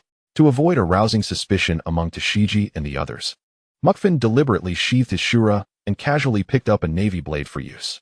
Yet it was evident that a mere ordinary blade could scarcely withstand the force of Muffan's strikes, with even the slightest misstep leading to its shattering. However, against Luffy, Mufan hardly required extensive swordplay. Swish. After propelling Luffy away, Mufan surged toward him again, intent on swiftly apprehending him. Yet, someone intervened, positioning themselves before Luffy. Crocodile, one of the former warlords of the sea, the notorious pirate, adorned with a cigar and a golden hook, recognized Muffan's rapid approach towards Luffy and swiftly maneuvered to provide assistance. He was fortunate to be in close proximity to Luffy. You shall not eliminate the Straw Hat Kid just yet. Crocodile narrowed his eyes, his voice icy. He transformed his entire body into flowing sand, unleashing 2 sand blasts in an attempt to obstruct Muffan's advance. This white-robed individual's display of strength posed a considerable challenge, even for him. Mufan, moving at high speed, chuckled coldly at the unfolding scenario. The former warlord, who had once been defeated by Luffy, was now trying to rescue his former adversary. Was this an act of reconciliation, or did he harbor ulterior motives? Regardless, either outcome was destined to end in futility. Dodging the 2 sand blasts with ease, Mufan employed Soru to swiftly evade, then launched a powerful punch toward Crocodile. Elementalization? Let us see if your elemental form can withstand an attack rivaling the armament haki of Blackleg's EF. Boom. A thunderous explosion reverberated. Crocodile coughed up blood, sent flying like a cannonball, his eyes wide with shock. What a formidable armament haki. How careless of me. After barely stabilizing himself, Crocodile clutched his chest, reflecting on how his prolonged stay in the Grand Line had dulled his instincts as a warrior. Having previously lost to Luffy, he was now caught off guard once more in battle. Mufan, however, did not pursue Crocodile further but turned his attention back to Luffy. For Mufan, he owed nothing to Admiral Carp and had no ties to Luffy. Therefore, there was no need for him to show mercy, unlike Akiji. Confronting Luffy at this point was not particularly challenging. Indeed, it could be considered rather simple. Luffy was simply too weak now. Boom. A single punch, enveloped in armament hockey, sent Luffy into unconsciousness. Perhaps it was due to Luffy's prior injuries, or perhaps he was just that feeble in the face of Muffan's strength. At the very least, Mufan was not holding back, but he was also not exerting his full power. In retrospect, Luffy ought to be grateful to Mufan, regardless of the circumstances. Mufan was indeed taking him to Marineford, albeit as a prisoner. One thing puzzled Mufan, however. Despite Luffy being knocked unconscious, no one had emerged to intervene. Was it truly the case that Luffy had no hidden allies during his incarceration in Impel Down? Was it all mere chance? Or had they already departed? Straw Hat Boy, Mr. Luffy, enraged, Jinbei, Ivankov, and Crocodile were shocked to see Luffy rendered unconscious and rushed forward to provide aid. In truth, it was not just these few strong figures. The spirits of all the criminals involved in the jailbreak had plummeted to an all-time low. The white-robed man's performance had been nothing short of explosive. Even the formidable Luffy, who had led them through thick and thin, had been defeated in an instant. For these minor characters, was their fate not even bleaker? Jinbei and the others attempted to rescue Luffy, but Mufan did not afford them the opportunity. Instead, he seized the unconscious Luffy and swiftly made his way to Vice Admiral Smoker. Vice Admiral Smoker, by order of the world government, you are to escort the pirate Monkey D. Luffy to Marine headquarters for a public execution alongside Fire Fist Ace. Chapter 23. Who are you? In the scorching depths of Level 4 of Impel Down, an eerie atmosphere enveloped the surroundings. Rear Admiral Smoker gazed at the white-clad CP0 agent before him, then cast his eyes down at the unconscious figure of Monkey D. Luffy, who lay at his feet. A look of unmistakable shock and disbelief crossed his face. Indeed, he had long aspired to capture the Straw Hat crew, yet the current circumstances were dire. Since the incident at Eni's lobby, the Navy had disseminated critical information. One of the most infamous pirates at sea, Monkey D. Luffy, was the grandson of the Navy hero, Vice Admiral Garp. Moreover, he was the son of the world's most notorious criminal, the leader of the Revolutionary Army, Monkey D. Dragon. At such a pivotal moment, the world government dared to publicly execute both Luffy and Portgas D. Ace at Navy headquarters? Such audacity was rather overreaching. The order had been conveyed. Rear Admiral Smoker, please proceed. The CP0 agent, Mufan, did not engage in idle chatter with Smoker. This notorious troublemaker within the Navy, while somewhat brave, lacked wisdom. The more he spoke, the greater the risk of revealing his true identity as a CP0 agent. Ding. Congratulations, host, on completing the task, subduing Monkey D. Luffy, preventing most criminals from escaping the prison. Reward. Skill poison immunity has been credited. The system's voice echoed in his mind, and Mufan instantly felt a shift in his physical capabilities. From this moment forth, the Red Crane would be as refreshing to him as a beverage. My esteemed CP0 agent, I have a question for you. Just as Mufan intended to make his exit, a female voice interrupted him. He tensed, slowly turning his gaze to the Navy Lieutenant Tashigi. Had she unearthed something crucial? Mufan remained outwardly composed, though internally he felt a surge of anxiety. If Tashigi were to discern any hint of his true identity, both Smoker and Tashigi would surely remain unconscious until the conclusion of the Marineford War. Excuse me, sir, did you recently abduct a Navy lieutenant? Tashigi mustered her courage, her tone resolute. Mufan exhaled discreetly. A Navy lieutenant? Yes, I did take one, in order to gather information regarding the earlier situation at Impel Down. However, it seems he was completely uninformed. And where is he now? Tashigi pressed further. I released him. He should be on another floor, or perhaps back aboard a Navy warship. Mufan replied, carefully crafting an escape route. I have answered your question. Rear Admiral Smoker, I leave the subsequent matters in your capable hands. He swiftly vanished from their sight. As for the remaining escaped convicts, the likes of Ivankov and Jinbei would undoubtedly risk everything to rescue Luffy. Yet, it was evident that the task would not be simple. Not only was the army of guards at Impel Down a formidable obstacle, but one must also not forget the prison's strongest man, who had yet to make an appearance.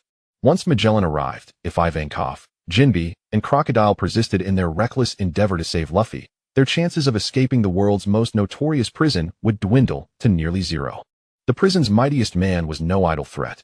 Even Mufan, in his previous life, would have recoiled from Magellan. Yet, times had changed. Furthermore, another matter perplexed Mufan, Blackbeard. This ambitious schemer should, according to the original timeline, be present and impelled down at this very moment. How curious. Mufan did not linger in the scorching depths to witness the unfolding drama. He had done all he could. Now it was up to Impel Down's fate. He intended to seize the remaining time to venture to level 6, the infinite hell, to visit those legendary figures erased from history. Having just encountered Shiryu of the Rain, he could not delve deeper. As Mufan departed from level 4, the sinister darkness enveloping the area gradually dissipated, revealing several menacing silhouettes. The Blackbeard pirates. Captain, why did we hide just now? We could have easily dispatched that CP0 agent. Burgess, a member of the Blackbeard crew, inquired with confusion. Given their current strength, they could easily overpower any opponent. So what was there to fear? Patience, my friend. I sense that fellow is far from ordinary. However, the Straw Hat Brat is undeniably weak, hardly worthy of participating in this grand spectacle. Now, let us pursue our objective. The new era belongs to us, the Blackbeard pirates. Blackbeard, Marshal D. Teach, cackled maniacally. Soon. The time for him to reap the rewards of his years of plotting was drawing near. This sea would tremble before the might of the Blackbeard pirates. Meanwhile, Ivankov and Jinbe were fiercely assaulting the Navy, attempting to rescue Luffy from Rear Admiral Smoker's grasp. Crocodile, cigar clenched between his teeth, wore a grim expression as he continued to battle through the guards of Impel Down. He had indeed assisted Luffy on several occasions, but that was primarily to facilitate his own escape from this underwater prison. Yet now, damn it, why had a CP0 agent suddenly appeared? Was he doomed to remain trapped in this abyssal prison? Wasn't that Straw Hat Kid known for his indomitable will? Why had he fallen so easily this time? And to think he had once bested the Straw Hat, did that not imply he was vastly inferior to that CP0 agent? How infuriating. After Mufan left level 4, he pressed deeper into the prison. Time was of the essence. Smoker would soon escort Luffy to Navy headquarters. The public execution of Port Gas D. Ace was imminent. Mufan needed to return to the Navy warship before Smoker departed. Oddly enough, he had not encountered any trace of Shiryu of the Rain along the way. The swordsman, nearly incapacitated with a severed left hand, must surely harbor intense resentment towards him. Suddenly, as Mufan accelerated forward, he found himself face to face with a robust man, who had clearly noticed him as well. A deluge of purple liquid cascaded over dozens of meters, enveloping all avenues of retreat. Mufan halted, feeling a twinge of inevitability. Truly, the prison's strongest man moved slowly, yet struck with remarkable swiftness. CP0. I received no notification permitting CP0's entry into Impel Down. Who are you? Chapter 24. Doubt, Self-Doubt. Mufan could hardly believe it. He had just acquired the skill, Poison Immunity. As he turned, he unexpectedly encountered the notorious Magellan. It remains unclear whose misfortune it was, but the director of Impel Down, the most formidable man in the prison, immediately harbored suspicions regarding his identity upon their first meeting. However, this was within the realm of expectation for Mufan.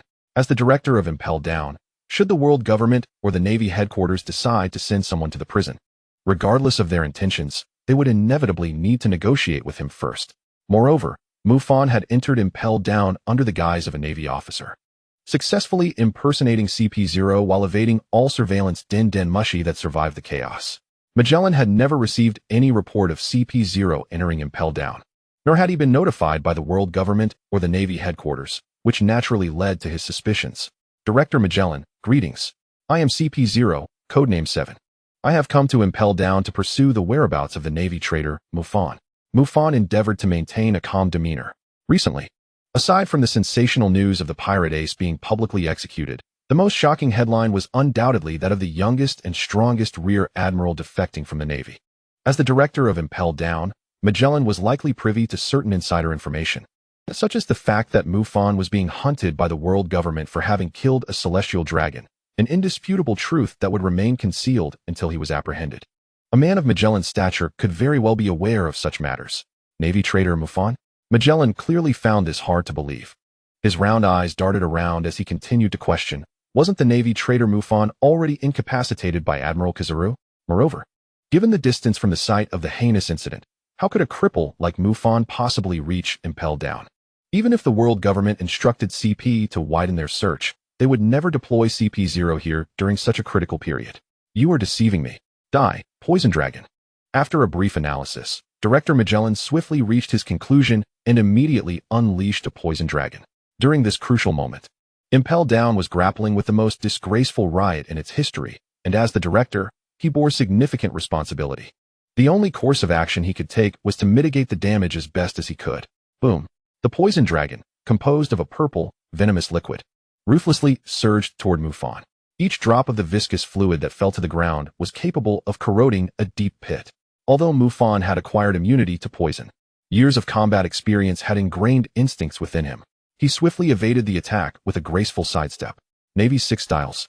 Magellan's expression darkened as he noticed the ease with which Mufan sidestepped the Poison Dragon. Such skillful and elaborate execution of the Navy's 6 styles was a rarity. Could it be that this individual is truly CP0? Magellan, you have mistaken your opponent. I am not your enemy. If I am not mistaken, the Blackbeard pirates should have already infiltrated Impel Down, correct? Shouldn't you be addressing more pressing matters? Drawing his Navy's sword, Mufan retreated while engaging Magellan. He did not wish to confront him head-on, as that would be an unnecessary waste of time. You've revealed your true colors. You are certainly not CP0, perish. At that moment, Magellan scoffed coldly and intensified his assault. Mufan sensed the impending danger. Indeed, too many words had led to his downfall. If he were truly on a mission as CP0, he would have no knowledge of the Blackbeard pirates' intrusion into Impel Down, unless he had witnessed it firsthand. However, by using the phrase should have, he indicated that he had not seen it with his own eyes. Moreover, the world government likely remained unaware of the Blackbeard situation and would not notify a CP0 agent currently on a mission, as that information would be relayed directly from the Navy headquarters to Impel Down. For whatever reason, Mufan, as CP0, should have been oblivious to the matter concerning Blackbeard. It was reasonable to assume that Magellan had now deemed him an ally of Blackbeard. At that moment, 3 poison dragons simultaneously materialized within the narrow corridor, nearly obstructing all of Mufan's escape routes. Director Magellan observed Mufan, cloaked in white, with a cold gaze, as if he were examining a pile of bones corroded by potent poison. No one could withstand his venomous onslaught. After all, even he could hardly endure his own lethal toxins. Each day, his own body was ravaged by poison, and he bore the inhumane suffering that came with it. Regardless of who you are, wrapped in my venom, you shall find only a dead end, Magellan declared coldly. To him, the enemy trapped in the poisonous cage had no chance of survival without a specialized antidote. Following this, he had numerous other criminals to execute. Initially, he had intended to swallow his pride and remain silent. But, Magellan, why do you bother pretending? Your poison truly cannot harm me. Just as Magellan prepared to depart, a sudden voice emanated from the toxic prison. His massive frame stiffened, and he struggled to lift his head. His terrifying visage filled with disbelief. To his astonishment, within the several tons of toxic confinement, bursts of light suddenly erupted. As the radiance intensified, the prison was violently torn apart by a flurry of slicing winds, shattering the toxic enclosure into fragments. The man whom Magellan had deemed irreversibly doomed emerged, wielding the renowned blade Shura, stepping forth from the poison without a trace of toxicity affecting him, exuding a formidable presence. How is this possible? How are you not dead from the poison? Is my toxin ineffective? In that moment, the strongest man in the prison, Director Magellan, found himself engulfed in profound doubt. Chapter 25. You have no right to threaten me. At this moment, the already fearsome visage of the strongest man in the prison, Director Magellan, contorted into an even more bizarre expression. He found it exceedingly difficult to believe. How could anyone possibly remain unscathed beneath the perilous toxins of this vast sea? Could it be that they possess a devil fruit ability that counters poison? Such a notion seems implausible. Magellan, I reiterate, I am merely executing a mission. Shouldn't your primary concern, as the deputy warden of Impel Down, be to prevent the situation from escalating further? As Mufan approached Magellan step by step, he could somewhat understand the shock experienced by this formidable man of the prison. After all, for any powerful individual, having their prideful abilities suddenly rendered ineffective is a heavy blow. This also speaks to Magellan's over-reliance on his devil fruit powers. Who are you exactly? Magellan inquired coldly, his voice deliberate. He was nearly certain that this figure draped in the white robe of CP0 was an impostor. However, the individual appeared to harbor no ill intent toward Impel Down, suggesting they were not a pirate. Could it be the Revolutionary Army? Yet that too seemed unlikely. No comment. Mufan replied icily. No longer a Marine Rear Admiral, he saw no need to show deference to Magellan, who operated under the jurisdiction of the world government. After all, this man was neither Shanks nor a user of the face-face fruit. If Magellan were to consider the bigger picture, he would cease to pursue this matter further. However, if he persisted in his obstinacy, then a confrontation would ensue. With his immunity to toxins, Mufan felt no trepidation. In fact, to Magellan, Mufan would undoubtedly become the most challenging adversary he had ever faced. Ultimately, the choice rested with the strongest man in the prison. If you dare pose any threat to Impel down, I will pursue you with all my might. Magellan pondered for a moment before responding in a cold voice. His expression grave. He recognized that the other was correct. The current situation warranted a focus on the larger picture. Yet allowing an unidentified powerful man to roam freely within Impel down left him somewhat apprehensive. At the very least, a display of intimidation was in order. Ha ha ha. In the face of Magellan's threats, Mufan suddenly burst into laughter, causing the imposing warden to tense up. This strongest man of the prison found himself momentarily taken aback. For within the resonance of Mufan's laughter, Magellan perceived the echoes of an endless battlefield, fierce, grand, passionate, yet ruthless. Before Mufan's words had fully dissipated, he surged through Magellan's toxic defenses, his fist, enveloped in formidable Busashoka haki, struck directly at the latter's abdomen. Boom! A thunderous crash echoed as Magellan, the so-called strongest man of the prison, was violently sent flying. His hulking form crashed into the wall, leaving a deep dent, and blood trickled from the corner of his mouth. You, under the jurisdiction of the world government, have no right to threaten me. Mufan uttered this parting remark before swiftly departing. With little time remaining, he had no intention of lingering with Magellan. He was no longer a Marine but a traitorous general, now under the bounty of both the world government and the Marine headquarters. Thus, he chose to act freely. As for old grievances and new enmities, he would seek retribution against the celestial dragons and the world government when he ascended to power upon the seas. Who on earth is this man? Magellan, clutching his abdomen, slowly rose and gazed pensively in the direction Mufan had departed. From any perspective, this impersonator of CP0 was undoubtedly not a minor character. However, on these seas, countless powerful beings and legendary figures existed. Identifying him would prove difficult. Perhaps one day in the future, he would have the opportunity to learn the truth. For now, he needed to prioritize quelling the chaos within Impel down. At the moment Mufan clashed with Magellan, Blackbeard's crew encountered Shiryu, the chief guard of Impel down. But it was evident that neither party had any intention of engaging in combat. Upon meeting, Marshal D, Teach and Shiryu were immediately drawn to each other, recognizing one another as the partners they had been seeking. Thus, Shiryu promptly joined the Blackbeard pirates. Ha! Shiryu, how could a swordsman of your caliber sustain such grievous injuries? Who did this to you? Blackbeard inquired, observing the half-missing left hand of Shiryu with curiosity. The wound on Shiryu's left hand was exceedingly neat, clearly inflicted by a blade. This piqued Blackbeard's intrigue. Who could possibly wound the great swordsman Shiryu in such a manner within Impel down? Although Shiryu was a right-handed swordsman, it was somewhat embarrassing for a renowned swordsman to lose half of his hand. As expected, upon the mention of this matter, Shiryu's expression darkened instantly. A CP0. I was careless. Next time we meet, I will personally sever his head, Shiryu declared coldly, filled with resentment. He had already placed Mufan on his kill list. Of course, had he known Mufan's true identity, he might not have thought so. Up until now, Shiryu merely believed that his defeat was the result of momentary negligence.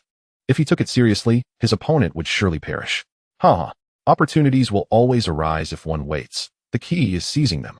I never expected it to be that CP0. That fellow is indeed formidable, Blackbeard remarked with a smirk. He held a vivid impression of the white-robed CP0, especially since it was that very CP0 who had ensnared the Straw Hat Boy. It was worth noting that even he felt a headache at the thought of the chain reactions that would ensue following the capture of Monkey D. Luffy. Surely neither the Marines nor the world government would take such risks lightly? Nevertheless, this did not hinder his plans. Rather, the more chaotic this banquet became, the more fervently the approaching new era would unfold. In the 6th level of Impel Down, the Infinite Hell. Upon entering this layer, which housed many legendary figures, Mufan immediately sensed a multitude of formidable auras, with several gazes fixated upon him. Kik, another CP0 has arrived? Today Impel Down is truly lively. Let the chaos commence. Just don't let me escape. Otherwise, I shall kill 10,000 people to quench my thirst for blood. Various sinister voices echoed through the dark corridor. However, most of them were mere trash talk. Those legendary strongmen, having been imprisoned for so many years, would not waste their breath on idle threats. Mufan activated his Kinbunchika haki, accurately pinpointing the location of the criminal who had boasted about killing 10,000 people to vent his frustration. In an instant, a flash of steel illuminated the space. The next moment, the head of the criminal, who had just been spewing threats with a fierce countenance, rolled onto the ground, coming to rest in a corner. At this point, the dark corridor finally grew quieter. The true strongmen, too, began to direct their attention toward Mufan. Chapter 26. Confrontation of Conqueror's Will, Heir of the Devil. Mufan gripped the handle of the Azura sword with one hand, slowly advancing forward. He had merely come to observe these failures of the previous era, feeling no need to engage with these utterly depraved criminals. The experience of traversing 2 lifetimes and a decade of fierce naval battles had imparted upon Mufan a profound understanding. Reasoning with genuine villains is utterly futile. Unless the adversary harbors some unspeakable secret, attempting to reason with those who revel in murder and crime is simply a pursuit of folly. Take, for instance, that braggart who had boasted about slaughtering 10,000 upon escaping Impel down. Mufan had every confidence that he would make good on his word. Thus, he was dead.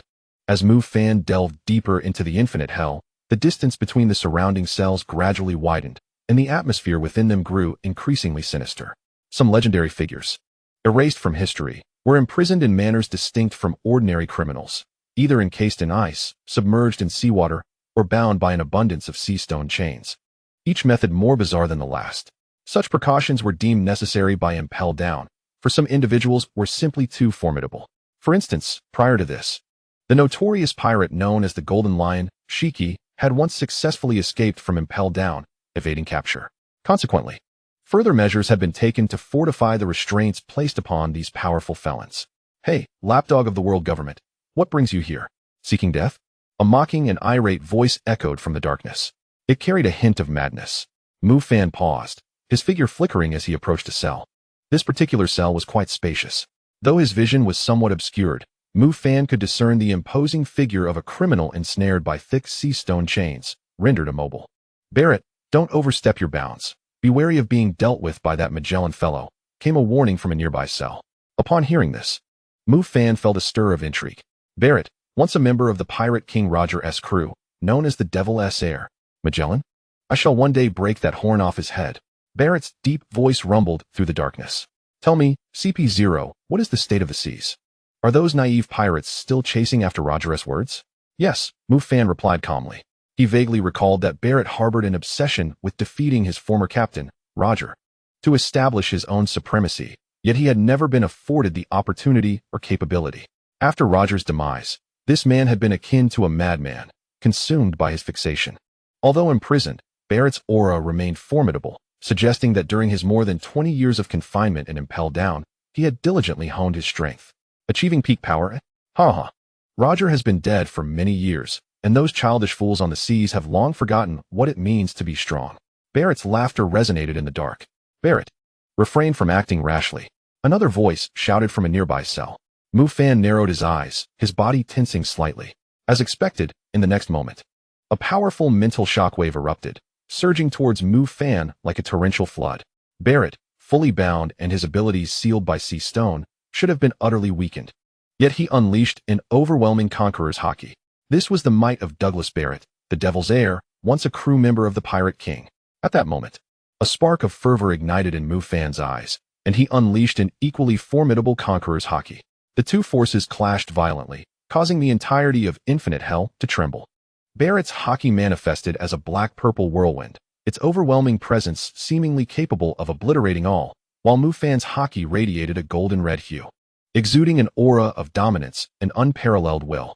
The two powers clashed fiercely, turning the underground of infinite hell into a battleground for their conqueror's haki duel. The imprisoned strongmen in other cells opened their eyes, acutely aware of the titanic confrontation before them. Such a level of haki clash was a rarity, even in their own era upon the seas. Weaker criminals felt their scalps tingle in response. The previously wary criminal, fearing Barrett would injure Mufan and provoke Impel down's wrath, fell silent.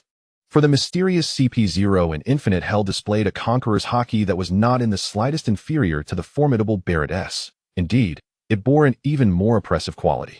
Ha, kid, you're not weak. If I ever escape this place, I will seek you out and defeat you soundly. Barrett fumed, having suffered a minor setback in their hockey clash. The thought of not being able to overpower even a mere CP0 after decades of arduous training was a bitter pill for him to swallow. Additionally, he pondered the oddity of the world government and the celestial dragons allowing an individual with royal potential to become a member of CP0. Quite strange. Mufan and Barrett simultaneously retracted their hockey, ending the clash, both recognizing that prolonging the confrontation would only lead to mutual exhaustion. With neither able to gain the upper hand in the short term, Mufan could have sought to severely injure or even slay Barrett while he was imprisoned. Yet doing so would inevitably risk severing the sea stone chains, and the ensuing battle would likely be a fierce one. Mufan had initially intended to locate and deal with several notorious criminals destined to join Blackbeard's crew, such as the Tyrant King and the Hunter of the Crescent Moon. However, Infinite Hell housed countless inmates, most shrouded in absolute darkness, making the task of identifying a specific individual quite complex. Moreover, considering the time, Rear Admiral Smoker was likely nearing the point of boarding the Straw Hat Crew's ship, preparing to head for Marine headquarters at Marineford. Thus, Mufan could not afford to delay any longer. Strangely, he had yet to encounter Blackbeard and his crew throughout his journey. Yet, perhaps it was for the best. Facing the entire Blackbeard pirates alone would undoubtedly pose a significant challenge. He would reclaim his fate in due time. And he couldn't help but wonder how Hancock was faring. Did she miss him? Mufan recalled the bashful demeanor of the Pirate Empress when she was beside him, and his heart involuntarily quickened. After all, she was the world's most beautiful woman. Chapter 27. Passing through the Gate of Justice. Destination, Marineford. The Grand Line. The waters surrounding Impel down. Before the Gate of Justice, the naval warship, under the command of Rear Admiral Smoker, now lay anchored before the grand gates that epitomize justice. Standing upon the deck, Mufan grasped the hilt of the Azura sword with one hand, allowing the sea breeze to caress his face. He gazed at the immense gates of justice before him, feeling a mix of nostalgia and reflection. The last time he had passed through these gates, he was celebrated as the most formidable Rear Admiral in the history of the Navy. Now, returning to this threshold, he sensed an air of bittersweet transformation. Yet, for Mufan, this only heightened the challenge ahead.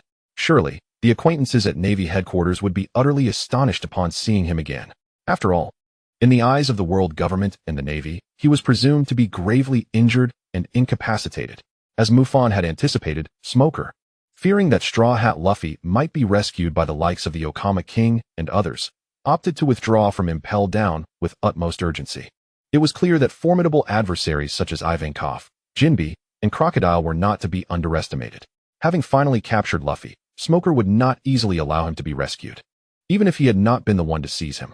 The subsequent arrival of Magellan, the warden of Impel down, further solidified their overwhelming advantage over the prison's forces. Thus, it was only logical for Smoker to retreat, escorting Luffy back to the naval warship, preparing to continue their journey to Navy headquarters. By that time, Mufan had already changed back into his Navy ensign uniform and awaited aboard the warship. Smoker and Tashigi inquired about matters concerning CP0, yet there was no sign of his true identity being compromised. However, Mufan was taken aback when the typically brash Smoker hesitated just before crossing the gates of justice. He then promptly decided to contact Navy headquarters, requesting a direct communication with Fleet Admiral Sengoku.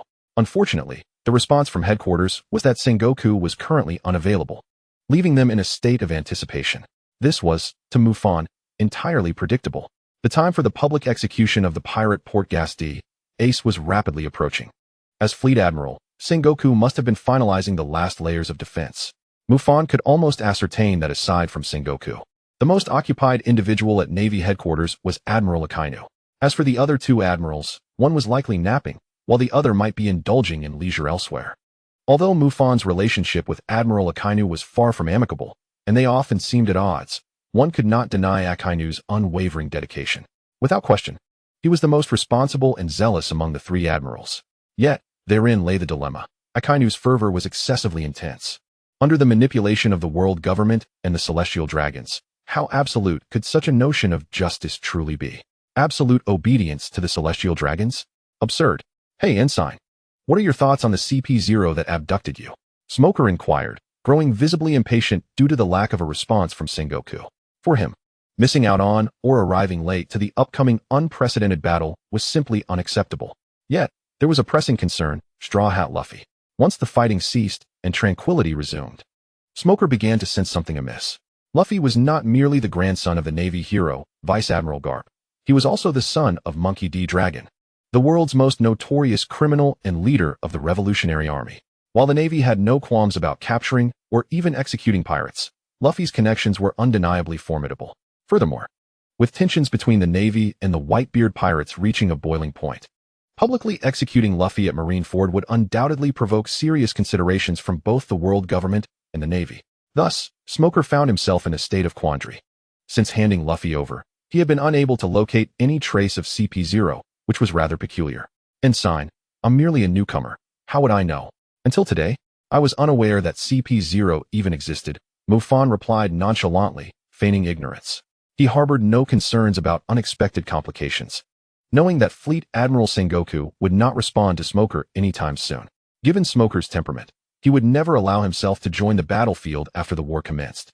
Consequently, it was only a matter of time before he resolutely decided to cross the gates of justice and head to Navy headquarters. I must have lost my mind. Forgetting you're a novice. Well, it's just a straw hat. Even if the Revolutionary Army takes action, it would be too late. Relay the order to the guards. Open the gates of justice and return to headquarters immediately. As anticipated, Smoker did not prolong his indecision. He needed to reach Marineford before the battle began, to coordinate with the main forces for defense. Soon enough, the colossal gates of justice swung open. Mufan, alongside the naval warship, traversed the gates, officially setting forth toward Navy headquarters. The last time Mufan departed from Navy headquarters, he was merely a Rear Admiral. This time, he returned as a traitor to the Navy. After passing through the gates of justice and entering the calm belt, the warship could not turn back. It could only proceed to Navy headquarters, Marineford. As for the developments following Impel down, Mufan had no time to ponder. He was not there for charity. He had done his utmost. What lay ahead was the main event, the Paramount War. Little did he know where his fate might lead him, whether it was hidden away or claimed by some admiral or vice admiral. However, fate was known to choose its own master. After approximately half an hour of sailing through the calm belt, the naval warship finally received news. Fleet Admiral Sengoku was furious upon learning that Smoker had unilaterally brought Straw Hat Luffy to Navy headquarters. He not only berated Smoker, but also threatened to demote him. However, the die had been cast. Ultimately, Fleet Admiral Sengoku could only order Smoker to expedite his journey to headquarters. Once the communication was severed, Smoker warmly cursed the ancestors of CP0.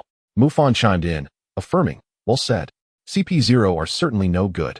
At this point, Mufan had effectively infiltrated Navy headquarters. All that remained was to wait. It wouldn't be long before he would once again set foot in Navy headquarters, Marineford. Soon enough, he would inevitably re-emerge in the world under the guise of Mufan, the naval traitor returning to Navy headquarters, wreaking havoc. Just the thought of it sent a thrill through Mufan.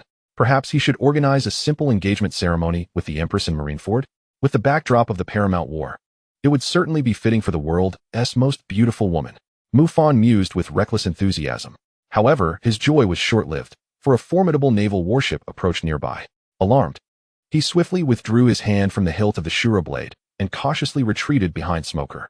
In Chapter 28, Reunion with an Old Friend, Mufan never anticipated that just as they were nearing the final stretch to the naval headquarters, he would unexpectedly encounter her here, the Vice Admiral of the naval headquarters, the candidate for Admiral Peach Rabbit Cheyenne. She was none other than the aunt who had recommended Mufan for entry into the Naval Academy. Indeed, she was the person with whom Mufan shared the strongest ties and deepest emotions in the Navy. There was no one else who could compare. Consequently, Mufan instinctively altered his habitual stance, placing his hands behind him, standing like a sentinel behind Smoker. After all, while others might not pay much heed to his posture, Peach Rabbit was likely to discern even the slightest details. Is that Smoker's crew? On the other side, the strikingly intelligent and beautiful Vice Admiral Peach Rabbit Cheyenne exhibited a flicker of curiosity. It seemed she had just spotted a very familiar figure. Could it be? Bring the ship closer. I wish to speak with Smoker. Peach Rabbit promptly issued her command, and soon two naval warships began to advance in unison. With a single leap, Peach Rabbit transitioned from her vessel to the adjacent one. As one of the candidates for Admiral, despite holding the rank of Vice Admiral, her strength and status within the naval headquarters far surpassed that of a typical Vice Admiral, marking her as a formidable presence in her own right. Thus, during Mufan's tenure as a Rear Admiral, many in the Navy viewed him as part of Peach Rabbit's faction. Given the prominence of such a figure, Smoker dared not treat her lightly and approached her directly, recognizing that his aspirations for advancement would undoubtedly require the backing of seasoned leaders like Peach Rabbit. Vice Admiral Cheyenne, what a surprise to encounter you here. Are you also returning to headquarters for the impending war? Smoker inquired. His question was not frivolous. He was aware that Peach Rabbit was stationed in the New World, and during such a critical period. Both candidates for Admiral ought to remain in the New World to prevent pirate incursions. Mufan shared his curiosity, but it was fortuitous that Smoker had posed the question on his behalf. I am searching for any trace of Mufan. Do you have any information regarding his whereabouts? Smoker? Peach Rabbit, with her mature and alluring demeanor, did not respond to Smoker, but directed her inquiry straight at him. Strangely, upon stepping aboard, her gaze fixated on Mufan, causing him to tense up. Could it be? He had gone to great lengths to disguise his appearance and demeanor. Was it truly possible for Aunt Peach Rabbit to recognize him? Mufan prepared himself to leap into the sea and swim to the naval headquarters, pondering if Peach Rabbit had been actively searching for him all this time. Mufan, I have not received any news of him. After being severely injured by Admiral Kizuru, he must have hidden away to recuperate, Smoker reflected, surprised by the extent to which this candidate for Admiral had gone to search for Mufan. It was evident that leaving her post at such a time would incur the wrath of the world government, underscoring Mufan's significance in Peach Rabbit's eyes. Cadet, you? Come here. Peach Rabbit shifted her focus away from Smoker and towards Mufan. Indeed, that familiar figure was the naval Rear Admiral standing before her, with a distinguished blade at his side and a mask concealing his face. What is wrong, Vice Admiral? Smoker replied as he noticed Peach Rabbit's gaze upon Mufan. This is a newcomer who just arrived a couple of days ago. Don't worry, it has nothing to do with you. Peach Rabbit, disregarding Smoker, took a few steps closer to Mufan. At this moment, the naval personnel surrounding them dared not breathe, for the mature and alluring Vice Admiral was also a candidate for Admiral, faced with someone who would likely ascend to the rank of Admiral in the future. Ordinary sailors and junior officers felt a chill of trepidation. Greetings, Vice Admiral. I am Cadet 7. Mufan realized that hiding was futile and steeled himself to approach. He had cleverly disguised his voice, hoping that his proactive introduction could preemptively alleviate some of Peach Rabbit's suspicions. As anticipated, after Mufan introduced himself, Peach Rabbit's pace noticeably faltered, and she came to a halt. 7. May I remove your mask? Although there was no explicit rule against wearing masks in the Navy, it was quite uncommon. Peach Rabbit inquired, now close enough that she could easily reach out and remove Mufan's mask without concern for any trickery. Knowing there was no escape, Mufan decided to comply.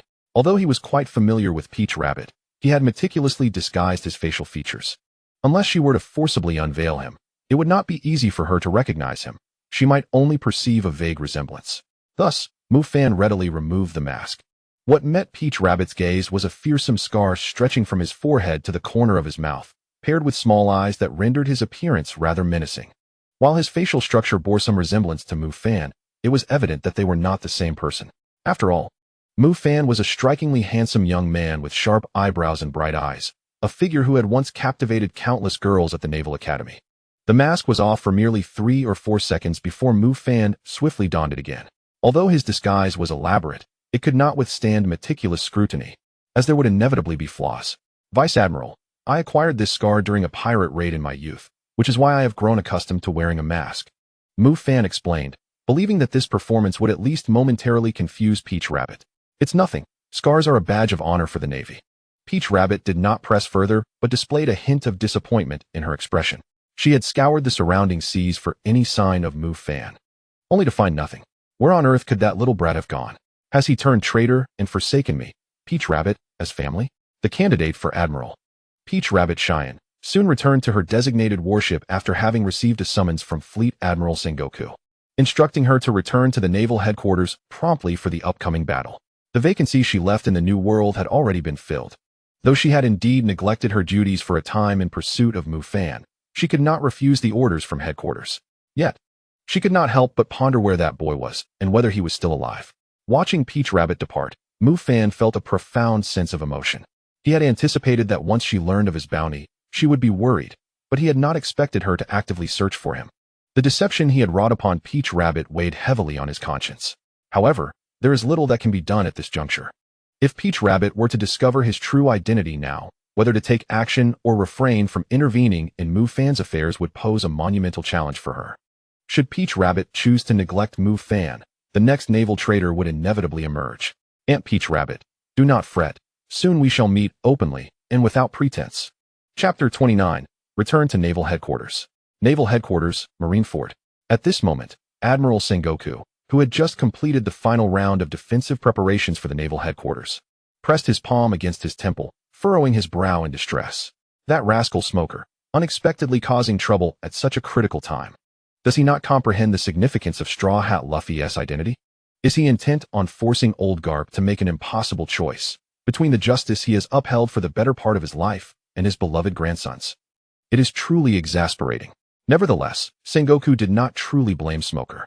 According to Smoker's account, the pirate Straw Hat Luffy had been defeated by a mysterious CP0 agent and was handed over to him, with orders from the world government to execute Luffy at Marineford.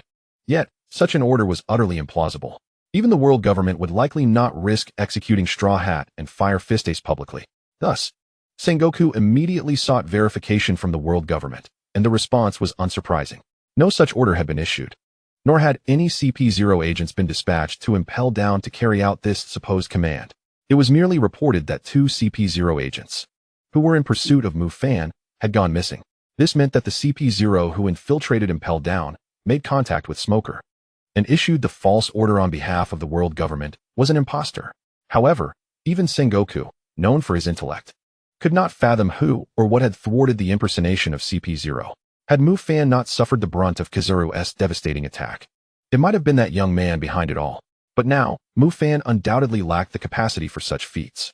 Whether he was even alive remained an enigma. Yet, for Sengoku and the entire Navy, there was no time for lamentation. An unprecedented, monumental battle was on the verge of erupting at Naval Headquarters, where are Admiral Peach Rabbit and Smoker's forces. Just as Sengoku pondered these matters, Admiral Akinu, Sakazuki, entered the room, his weathered visage etched with displeasure. As the frontline deputy commander responsible for coordinating the first-line troops, he found it unacceptable that both Admiral Peach Rabbit and newly appointed Commodore Smoker had yet to return. Smoker's absence could be excused. He had been temporarily reassigned to assist at Impel down. But what of Peach Rabbit? For the sake of a mere traitor, she abandoned her post at the base in the New World. With imminent conflict looming at the headquarters, how could she not return sooner? What does justice mean to this woman? Giovanna and Smoker will arrive shortly. Sakazuki, is everything prepared? The Yonko Whitebeard may strike at any moment. Sengoku's gaze deepened. As a long-standing adversary, he was acutely aware of the terrifying prowess of the world's strongest man. This war posed a formidable challenge for the naval headquarters. Oh, everything is in order. Whitebeard, Edward Newgate, the world's strongest man. Before the absolute justice, any pirate's fate is but execution. Admiral Akinu Sakazuki uttered coldly. Then, with a dramatic flourish of his justice cloak, departed Sengoku's office. Watching Akinu's retreating figure, Sengoku felt a tinge of helplessness. Indeed, Akinu was a diligent naval officer. Compared to Borsellino and Kazan, Sakazuki's operational capabilities shone more brightly. Yet, his unwavering belief in absolute justice was too extreme. Sengoku had once believed that Mufan would be the perfect candidate to succeed him as Fleet Admiral. The new generation of the Navy would become immensely powerful, better equipped to safeguard justice upon the seas. Who could have foreseen that Mufan would slay a celestial dragon? Such youthful impetuosity, lacking an understanding of the perils of overzealousness. And what of Garp? If he were to learn that Straw Hat Luffy had been captured and brought to the naval headquarters, would he not act recklessly? Just as Admiral Sengoku was engulfed in worry, with the entire naval headquarters shrouded in the ominous clouds of impending war, Mufan finally set foot once more on the grounds of Marineford aboard Commodore Smoker's warship. I will report to Admiral Akinu. Dasky, please lead the others to resupply first. Upon disembarking, Smoker issued his orders, and Dasky responded with a salute, watching him depart. She surveyed the current situation at the naval headquarters, feeling a mix of excitement and trepidation. As a sailor, the opportunity to participate in such an unprecedented battle was undoubtedly an honor and a privilege. Yet, it was equally true that this conflict would unavoidably result in substantial casualties. Of course, in any war, losses are inevitable. It was simply unfortunate that Major Mufan would not be able to partake in this extraordinary clash. Dasky had sought Mufan's guidance on swordsmanship multiple times, and he had provided her with profound insights. Thus, despite their similar ages, Dasky had always regarded Mufan as her idol. Therefore, Mufan's inability to join in the upcoming battle was a considerable disappointment for her. Meanwhile, Mufan remained blissfully unaware of Dasky's thoughts. Now that he had set foot on the land of Marineford, there was no need to linger beside Smoker and Dasky. Otherwise, should his identity be revealed, the two would likely face repercussions afterward. Ensign, this is your first visit to the naval headquarters, isn't it? It's quite expansive. But alas, there will be no opportunity for a tour now. It seems a great battle is imminent. Do take care not to be captured again. Dasky intended to remind the newcomer of the looming dangers, but when she turned around, she found him vanished. Hey, where's the ensign? A sense of foreboding washed over Dasky as she hurriedly inquired of the sailors behind her. I don't know. It felt like a gust of wind just swept by. And then the ensign disappeared. Lieutenant Dasky, could it be that the ensign was taken again? Came the taunting voices among the sailors. Clearly, in the eyes of some, the abduction of a naval officer was a source of disgrace. You all go collect supplies, then regroup here. I will search for Commodore Smoker. Dasky paid no heed to the sailors' mockery. She sensed that the situation was far from simple. It was imperative to notify Commodore Smoker at once. Dashing away from the ranks with a revered blade in tow, Dasky made her way towards the location of Brigadier Smoker and his associates. However, unexpectedly, halfway through her journey, a sudden chill gripped her nape, and her vision began to blur. Ultimately, a familiar voice resonated in her ears. Dasky, take a short rest. Awaken when the war commences. Chapter 30. A familiar sensation. Wait, what is wrong with this lieutenant?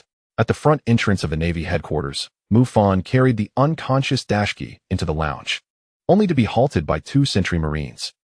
Lieutenant Dasky has overexerted herself and fainted. She requires a moment of rest. The Brigadier has instructed me to escort her inside. Mufan fabricated an excuse while feeling a twinge of nostalgia. In the past, when he visited this place, the guards would salute him without hesitation. How could they dare impede him now?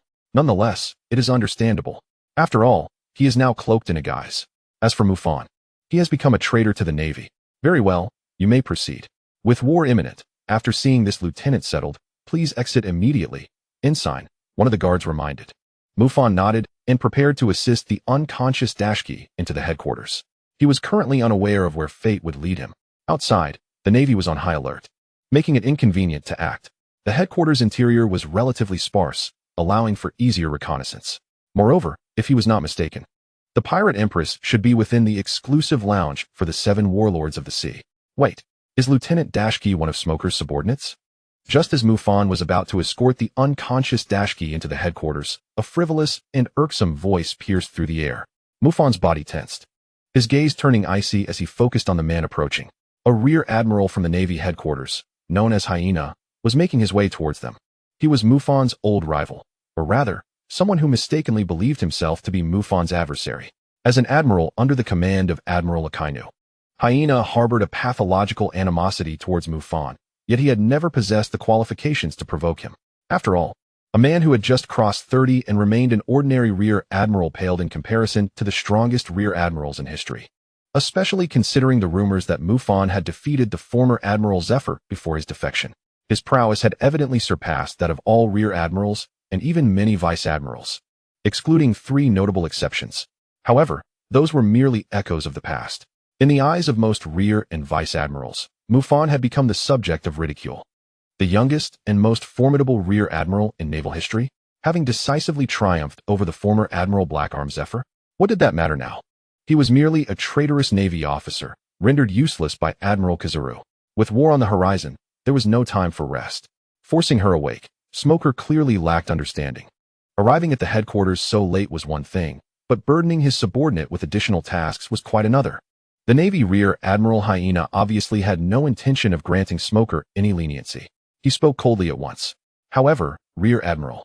The 2 sentry Marines found themselves in a quandary. One side was Rear Admiral Hyena, while the other was a trusted subordinate of Rear Admiral Smoker. They were naturally reluctant to offend either party. Do you have any objections? Hyena glared at the 2 guards, causing them to shake their heads vigorously in response. His gaze then shifted to Mufan. Hey, Ensign, did you not hear what I said? What's the point of wearing a mask? Are Smoker's subordinates all so casual? As Mufan listened to the incessant barking from the other side, a surge of unbridled rage welled within him. He truly wished to slice Hyena down where he stood. Yet, at this moment, maintaining composure was paramount. Should a conflict arise now, leading to the exposure of his identity, all would be for naught. The Navy headquarters had gathered the majority of its elite forces. Each Marine was a select individual drawn from the 4 seas and the New World. Even Mufan, if his identity were revealed now, would face an inevitable downfall. He might even endanger the Pirate Empress and Aunt Toru. However, this insufferable hyena was truly exasperating. Hey, I'm speaking to you. Can you not hear me? Or do you wish to be treated as a spy and executed? Seeing that a mere ensign dared to disregard him, Rear Admiral Hyena was engulfed in fury. He unsheathed his sword, poised to strike. Clang! A sharp metallic resonance rang out. The two Sentinel Marines had collapsed in fear, while even the aggressive Rear Admiral Hyena found himself forced back several steps. A tall, mature figure with a seductive silhouette had stepped protectively in front of Mufan and Dashki. Retrieving her blade, the prospective Admiral, Toru, spoke coldly. With war imminent, you dare to lay hands on your own? Hyena, what do you intend to do? Toru. Hyena, clutching his already cracked palm, felt cold sweat trickle down his forehead. While he could maintain a commanding presence among his subordinates, before a prospective admiral, he wouldn't dare act out of line, especially since Toru's relationship with Admiral Akinu was far from amicable. Leave. Toru had no patience for further conversation with Hyena and coldly commanded him. Yes. The Rear Admiral lowered his head, swiftly departing, casting a venomous glare at Mufan as he left, seemingly blaming him for provoking Toru. Are you all right? What has happened to Dashki? Toru glanced at Mufan, noticing Dashki's condition, and inquired. Esteemed Vice Admiral, Lieutenant Dashki has fainted from exhaustion. I am escorting her to rest, especially with the impending battle. Mufan adjusted his tone and cautiously replied. He had never anticipated encountering Aunt Toru once more before the war commenced. Is that so? Toru scrutinized Mufan with suspicion, feeling an uncanny sense of familiarity towards this masked ensign, though she could not pinpoint its origin. Oh well, I must seek out Admiral Sengoku to inquire about our fate. Allow them entry. Toru instructed the two sentry guards before departing. Listening to the sound of her high heels fading away, Mufan finally exhaled in relief, subsequently supporting Dashki as they entered the headquarters. Stepping once more into the headquarters, Mufan experienced a sense of nostalgia akin to traversing through time. Nevertheless, he had once served as a Rear Admiral for an extended period, making him quite familiar with this place. Given that he had rendered Dashki unconscious, it was only fitting that he took responsibility. Mufan intended to locate a medical room for Dashki to rest. However, unexpectedly, before he could find one, he encountered Hyena again. Mufan felt somewhat exasperated. Was this man truly so petty? With the war on the horizon, rather than holding his post, he chose to squabble with two ensigns. And he dares to prattle on about absolute justice? You little rascal, did you ever imagine we would meet again? You've certainly caused me quite a bit of trouble. The Navy Rear Admiral, Hyena, glared at his freshly bandaged hand, his eyes fixed on Mufan with the intensity of a sworn enemy. What do you want? Mufan chuckled coldly. There are no guards here. If Hyena seeks his own demise, I would be more than willing to assist him on that journey. Chapter 31. The Perfect Kidney Stone, the Hyena's Howl. Faced with the recklessness of Navy Rear Admiral Hyena, Mufan exhibited little patience. The immediate priority was to reclaim his cherished sword, Destiny, and fulfill the system's task to obtain the fruit of the gods, an entity that grants mastery over the 7 elemental forces of nature. Even Mufan could hardly contain his anticipation. Thus, Hyena's incessant provocations irked him greatly. At such a critical juncture, on the brink of the summit war, he found it absurd to be squabbling with a mere ensign. This Hyena was truly shameless. Are you afraid, ensign? Weren't you quite arrogant before? This time, I shall see if anyone can come to your aid. A mere ensign dares to provoke me? The Navy Rear Admiral Hyena continued his arrogant, sinister laughter. Initially, he had no particular conflict with the ensign before him. However, having been reprimanded by Vice Admiral Peach Rabbit due to this ensign, he felt utterly humiliated. Moreover, this peculiar ensign was far too arrogant, acting as if he did not regard the esteemed Rear Admiral with any respect. It even reminded him of the disdain he felt when confronting Mufan previously, which left him exceptionally displeased. Mufan was formidable, a veritable titan in Navy history, but this ensign had no right to pretend to be so. As these thoughts spiraled, Hyena's anger intensified. He activated his armament hockey, enveloping his fist, eager to teach the unyielding ensign a lesson. Meanwhile, Mufan regarded Hyena, who was prattling to himself like a jester. Beneath his mask, his gaze was frigid. Did this Hyena truly consider himself of great importance? He was merely a worthless wretch who could not even withstand Mufan's conqueror-s hockey. Mufan had intended to use his hockey to incapacitate Hyena swiftly without causing much ruckus. However, before he could act, a figure as swift as the wind suddenly surged forth behind Navy Rear Admiral Hyena. Bang! With a thunderous crash accompanied by a piercing scream, the illustrious Navy Rear Admiral Hyena was sent flying like refuse, colliding with the wall and leaving an imprint of his form. Mufan distinctly observed that Hyena's body, which boasted 2 kidneys, had now turned completely to stone. Fragrant foot. A perfect kidney stone. How ruthless.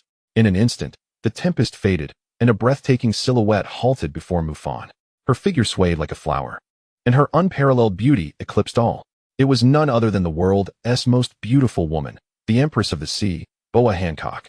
Mufan could hardly believe he was reunited with the Empress so swiftly, and he never anticipated she would come to his aid against Hyena. But wait, could it be that this paragon of beauty recognized him? Unthinkable. Upon her arrival, the Empress did not spare Hyena a glance. In truth, she was oblivious to whom she had kicked. Such matters were of no consequence to her. Her focus lay solely on one individual, Mufan. She had spotted a familiar figure in the Shichibukai's exclusive lounge and dashed out to find him. However, upon seeing Mufan in his current state, she paused, a sense of familiarity washing over her. Yet, at first glance, the Navy ensign before her seemed utterly unrecognizable as Mufan. Mufan! Hancock exclaimed, her eyes brimming with tears of joy, retreating a few steps as if struck by a wave. Her exquisite gaze was filled with excitement, affection, and disbelief. It had been several days since she had last seen him, and she had barely managed to get through those days. Calm down, Hancock, you are a Shichibukai now. Hold on a moment, Mufan urged, sensing her overwhelming emotion as she seemed on the verge of leaping into his arms. After all, they were at Navy headquarters, and should their identities be exposed, neither of them would likely escape unscathed. Hancock nodded earnestly, acknowledging his caution. Yet soon after, her eyes fell upon Mufan, who was supporting a female naval officer. Has Mufan strayed? Has he lost his affection for me? What have I done wrong? In an instant, the once dominant Empress, who had just sent a Navy Rear Admiral flying, found herself enveloped in an unprecedented gloom, casting a resentful glance at Mufan. Mufan felt a jolt within him at her gaze. Glancing at the unconscious Dasky resting on his shoulder, he realized the misunderstanding that had transpired. However, he had no time to clarify the situation. At that moment, Navy Rear Admiral Hyena began to regain consciousness.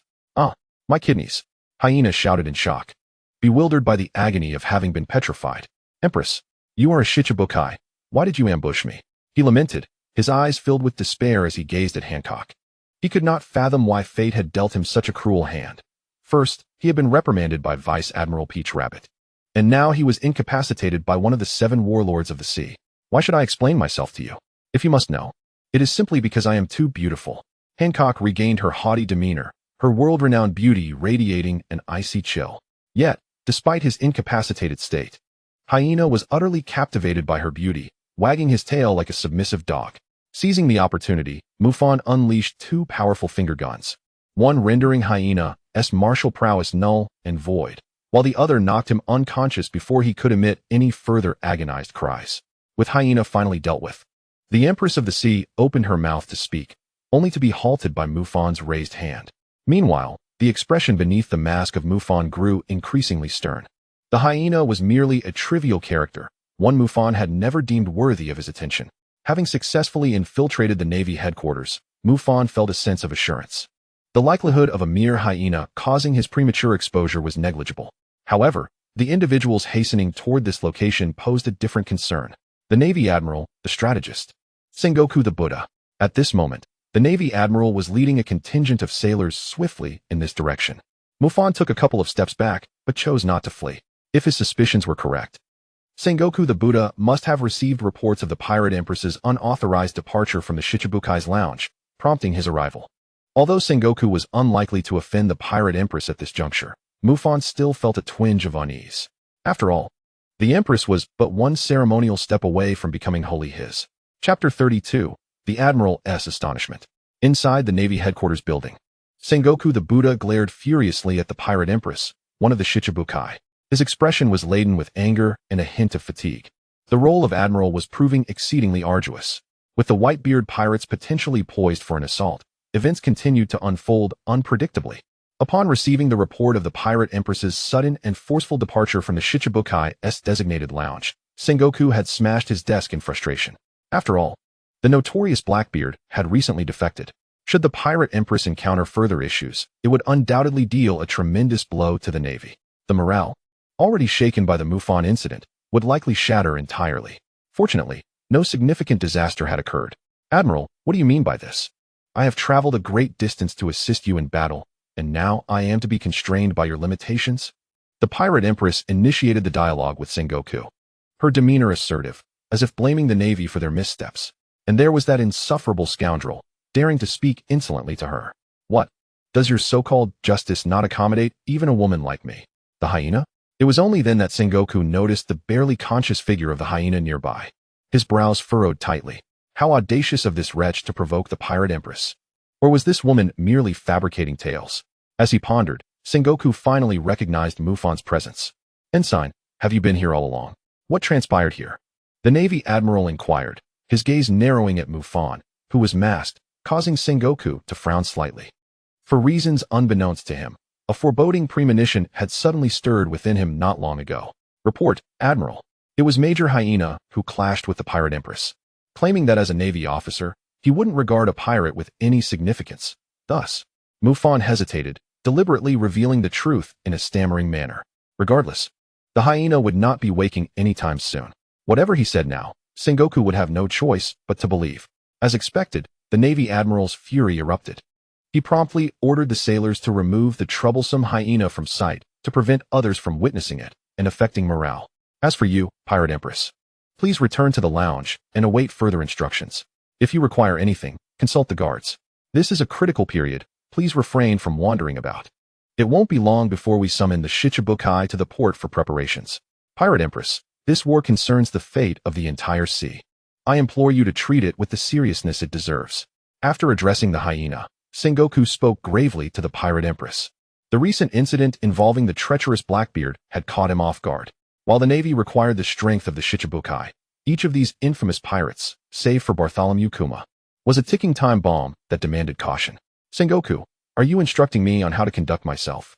The stunningly beautiful Pirate Empress's expression darkened.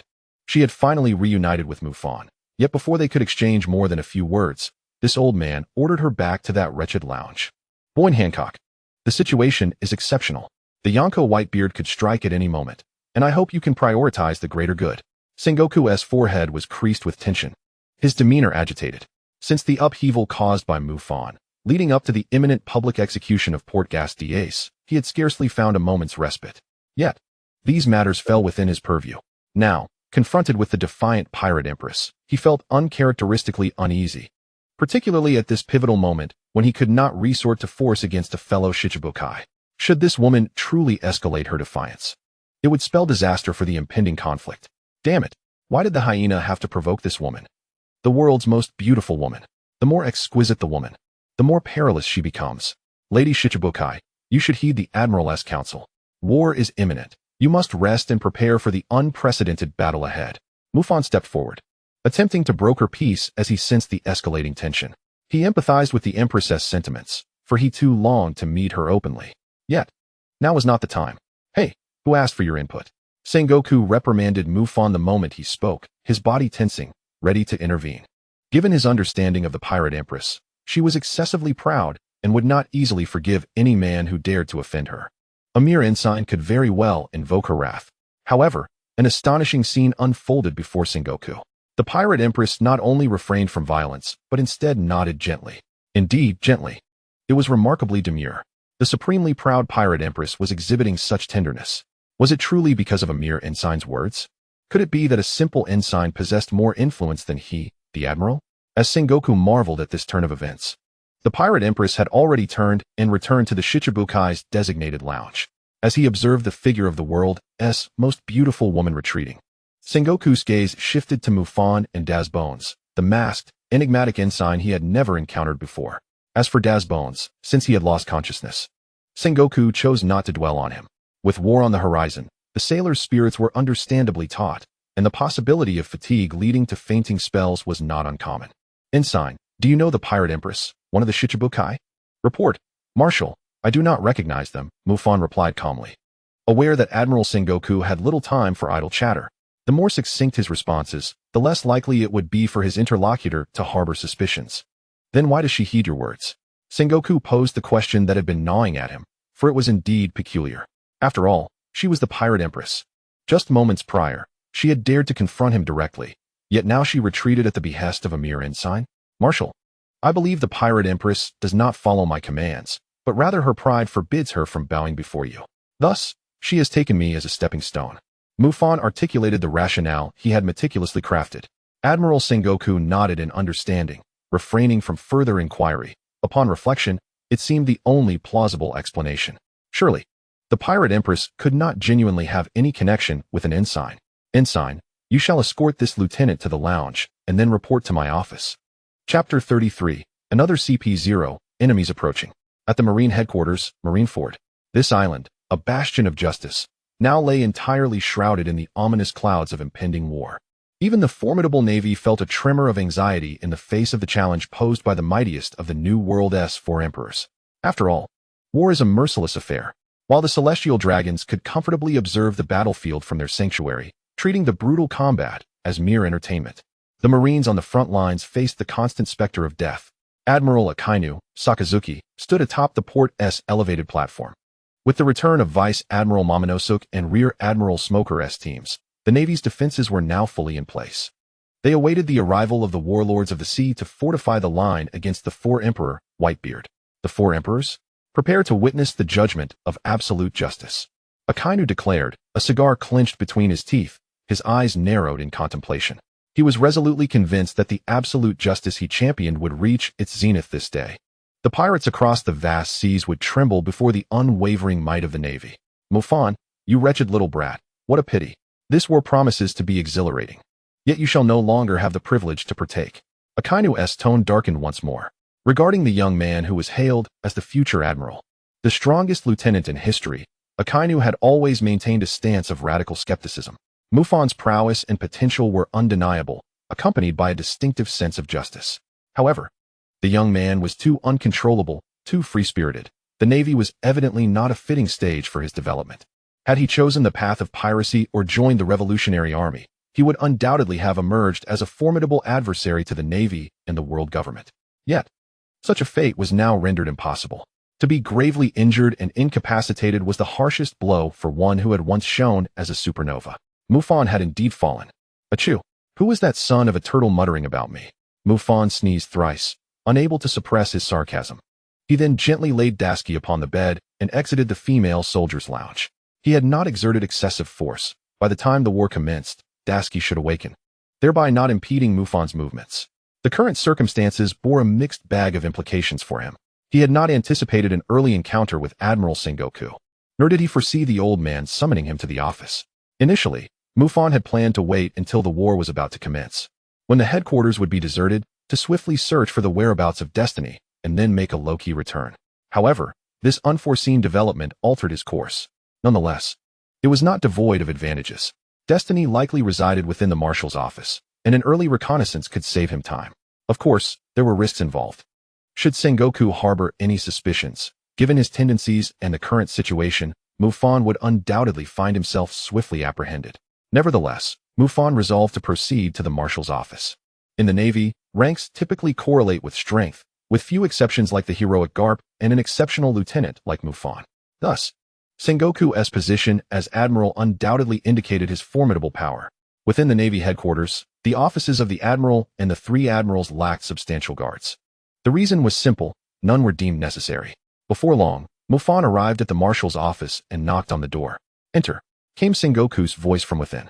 One could sense that the admiral was on high alert, poised to deploy to the front lines, preparing to convene the warlords of the sea and the three admirals for the final assembly.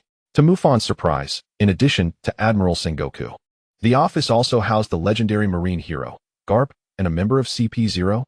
Upon witnessing this scene, Mufan's heart jolted. He quickly scanned the room, but failed to locate Destiny. At that moment, Sengoku, Garp, and the CP0 agent all turned their gazes toward him, with Garp's expression displaying a peculiar intensity. This was the first time Mufan had encountered such a look from Garp, though it appeared that his primary concern was directed at the CP0 agent. Ensign, please come in.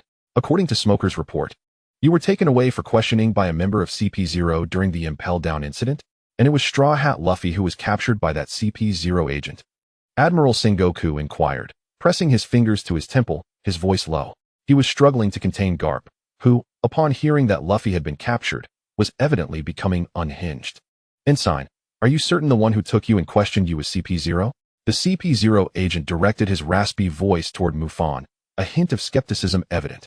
Young man, there is no need to fear. Speak the truth. Garp interjected. Although he appeared outwardly composed, Mufan could sense a significant enmity from Garp toward the CP0 agent. It was understandable, given that both of his grandsons had been captured. Mufan pondered Luffy's current situation. He must have regained consciousness by now. The situation was far from straightforward. While Smoker had failed to notice, Mufan was acutely aware. The ship escorting Luffy to Marine headquarters was not solely transporting the Straw Hat Pirate. However, these matters held little relevance to Mufan at present. His decision to refrain from intervening was motivated by a desire to exacerbate the chaos in Marineford. Yet, the current developments had taken an unexpected turn. The CP0 agent's aggressive demeanor suggested they possessed some critical intelligence. Report, Marshal, Vice Admiral Garp, the time has come. Before Mufan could respond to the CP0 agent's inquiries, a Marine colonel interrupted the conversation. The moment of ultimate assembly for the Navy during the Marineford War has finally arrived. Kapu, let us depart at once. With a commanding gesture, Admiral Sengoku ushered Kapu out, instructing the CP0 to proceed, while the ensign complied with their inquiries. Sengoku, what if CP0 takes action? That ensign will be in grave peril, protested the Navy hero, Iron Fist Kapu, as they made their way toward the battlefield at the harbor. Kapu, you must grasp the gravity of our current situation. The enemy we are about to confront is none other than Whitebeard. We cannot interfere with CP0's affairs. And there is something peculiar about that ensign. Regardless, all our focus must be directed toward the impending war. Do not forget, you are a seasoned sailor, and we bear the mantle of justice. Admiral Sengoku admonished sternly. At that moment, he could no longer afford to contemplate the dealings of CP0. For the Navy's adversary, one of the maritime sovereigns of this era, the Yonko, the Whitebeard pirates, was on the verge of assault. Chapter 34. Congratulations, you guessed correctly. Navy ensign. If I am not mistaken, you are lying. Within the confines of the Admiral's office, after Sengoku and Kapu had departed, only Mufan and the CP0 remained. The CP0 agent, clearly lacking patience, rasped his inquiry with an edge of cruelty. What do you mean? In stark contrast, Mufan appeared utterly relaxed, his tone remarkably calm. He understood that the Navy's final assembly moment had arrived, and all elite forces would concentrate their attention on the battlefield, awaiting the emergence of the Whitebeard pirates. Thus, being situated within the headquarters, Mufan felt secure, as the Admiral, the Navy hero, and the three admirals would be engrossed in the conflict, oblivious to his actions. In such circumstances, what could a mere CP0 do? For several days, we have been searching for 2 missing members, yet have come up empty-handed, and during this time, CP0 has not dispatched anyone to Impel down. Therefore, ensign, you are lying. Who exactly are you? Or whom are you protecting? The CP0 continued to press. In the eyes of this CP0 captain, the ensign posed no significant threat. At least, he had yet to perceive any danger. However, one thing was certain. This Navy ensign was indeed suspicious.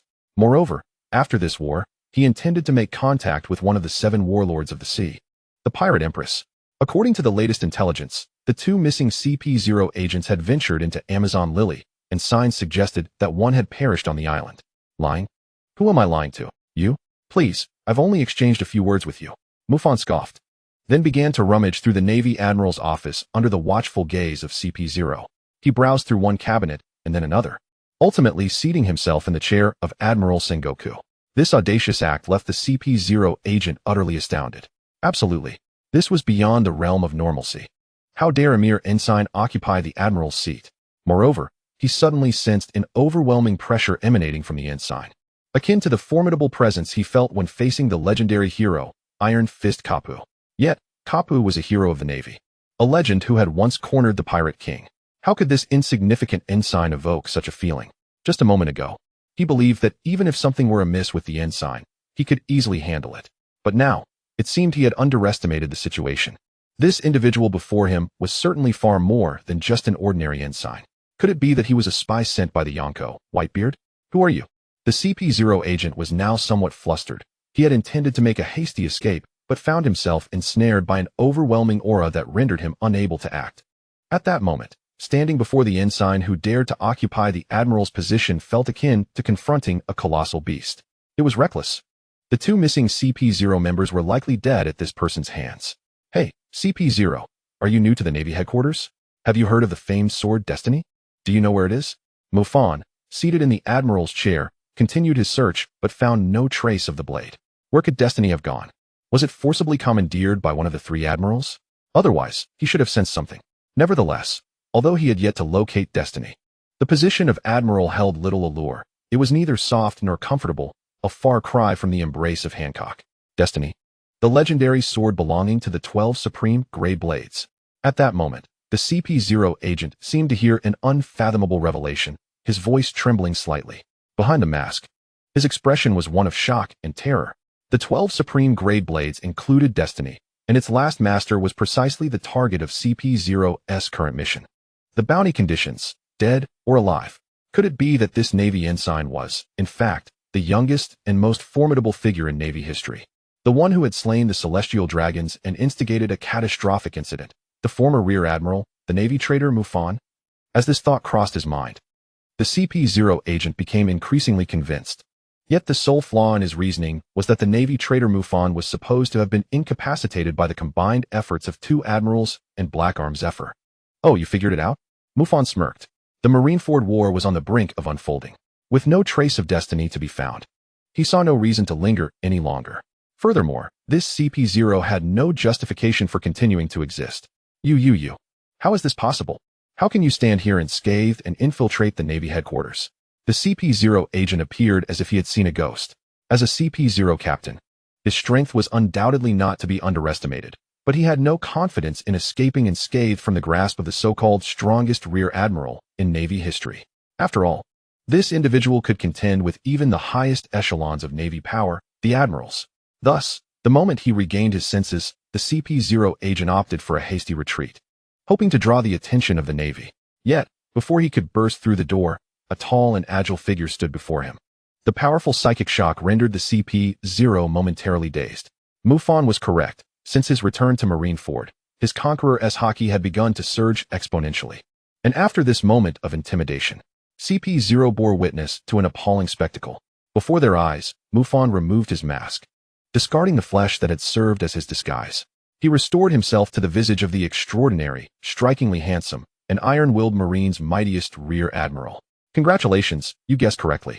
I am the traitor of the Navy, Mufan. This statement, so seemingly mundane, ignited the deepest dread within CP0. Under yet another overwhelming assault of Conqueror's haki, accompanied by paralyzing fear, a Shura blade pierced through CP0's chest, shattering all semblance of life in an instant. After dispatching CP0, Mufan shed his Marine ensign attire and retrieved his own garments from the system's space. It was a battle uniform devoid of insignia, altered in hue from the traditional white of the Navy to a profound black. Subsequently, Mufan gazed out from the marshal's office towards the port. There stood Fleet Admiral Sengoku the Buddha, alongside one of the Navy's most formidable forces, Admiral Akinu, already in position. The next step would be the gathering of the 7 warlords of the sea and the remaining 2 admirals.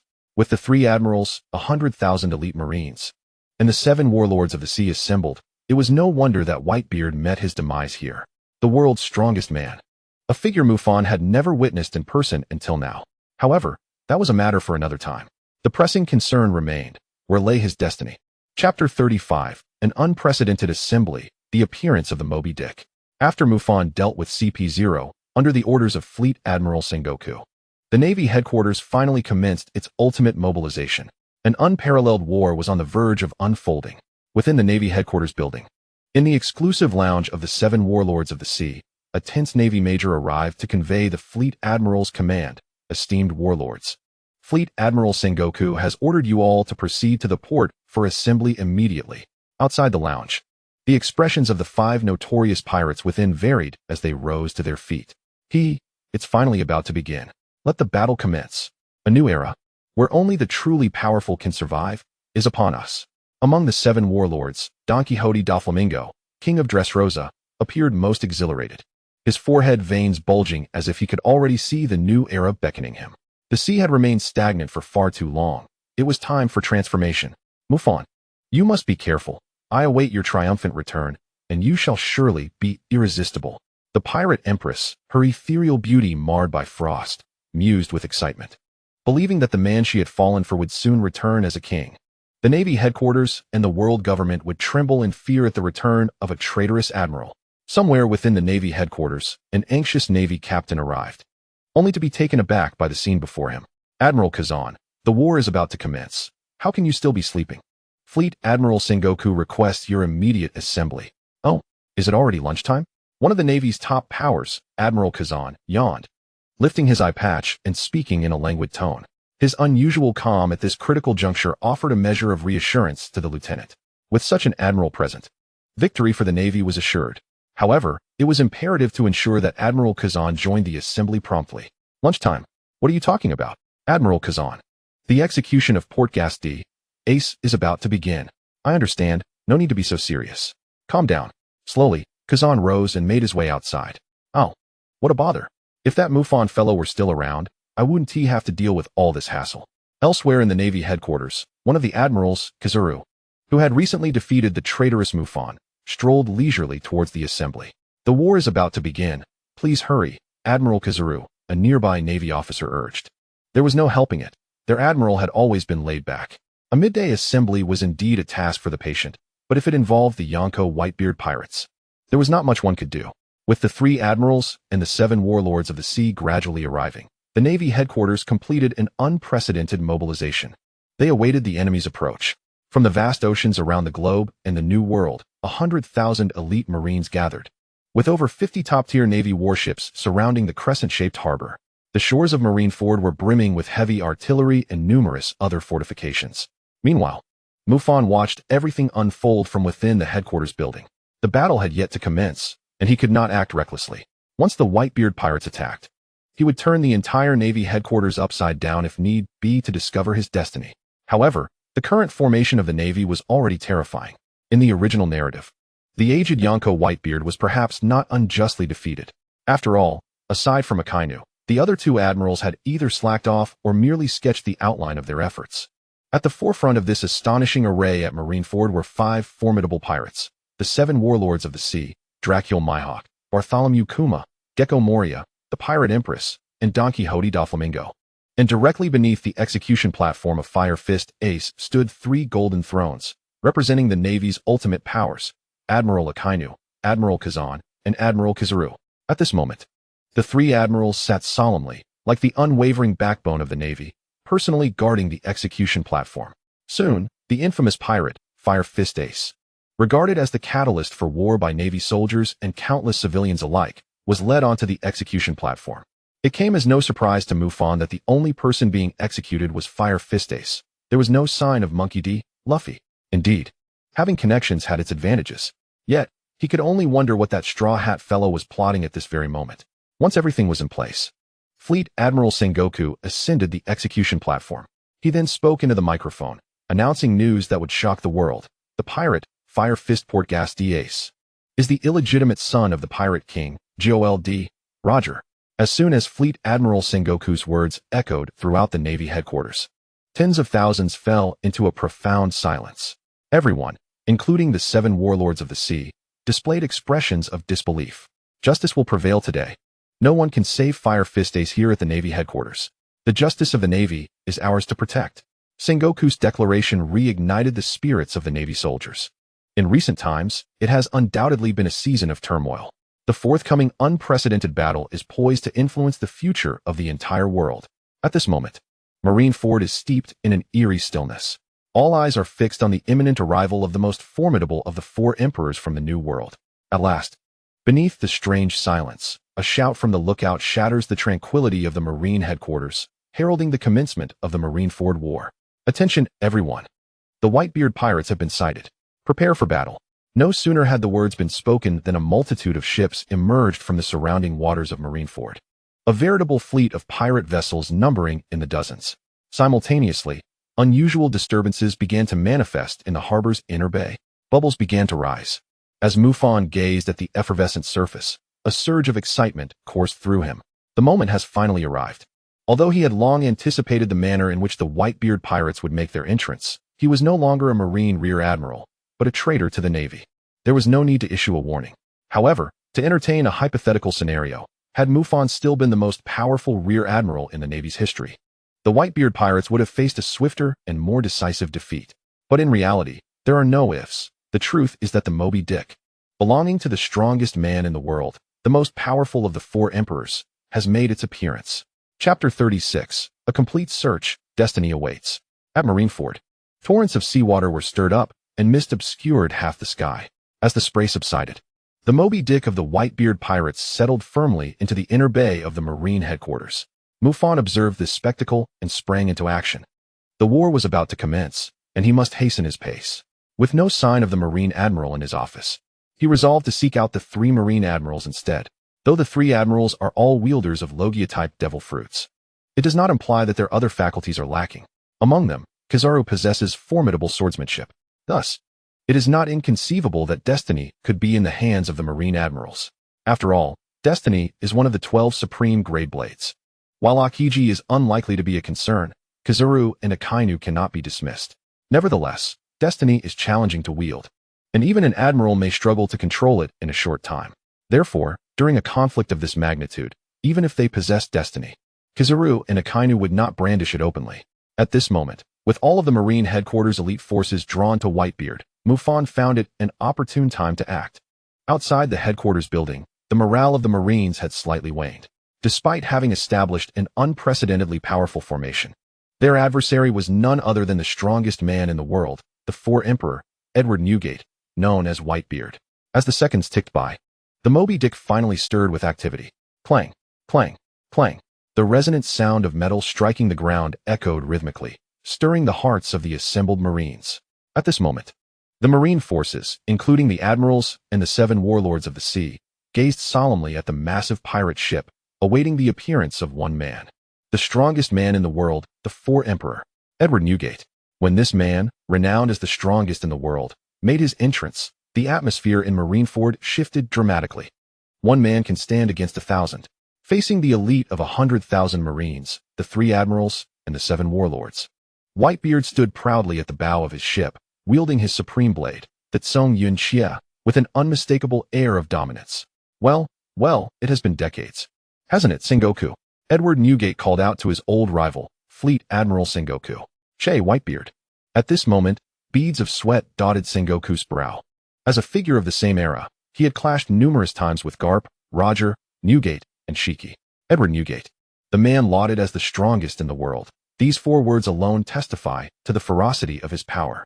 He is a supreme being possessing the capability of destruction. Even the Marines cannot afford to be complacent. Well, Sengoku, I trust my dear son is safe.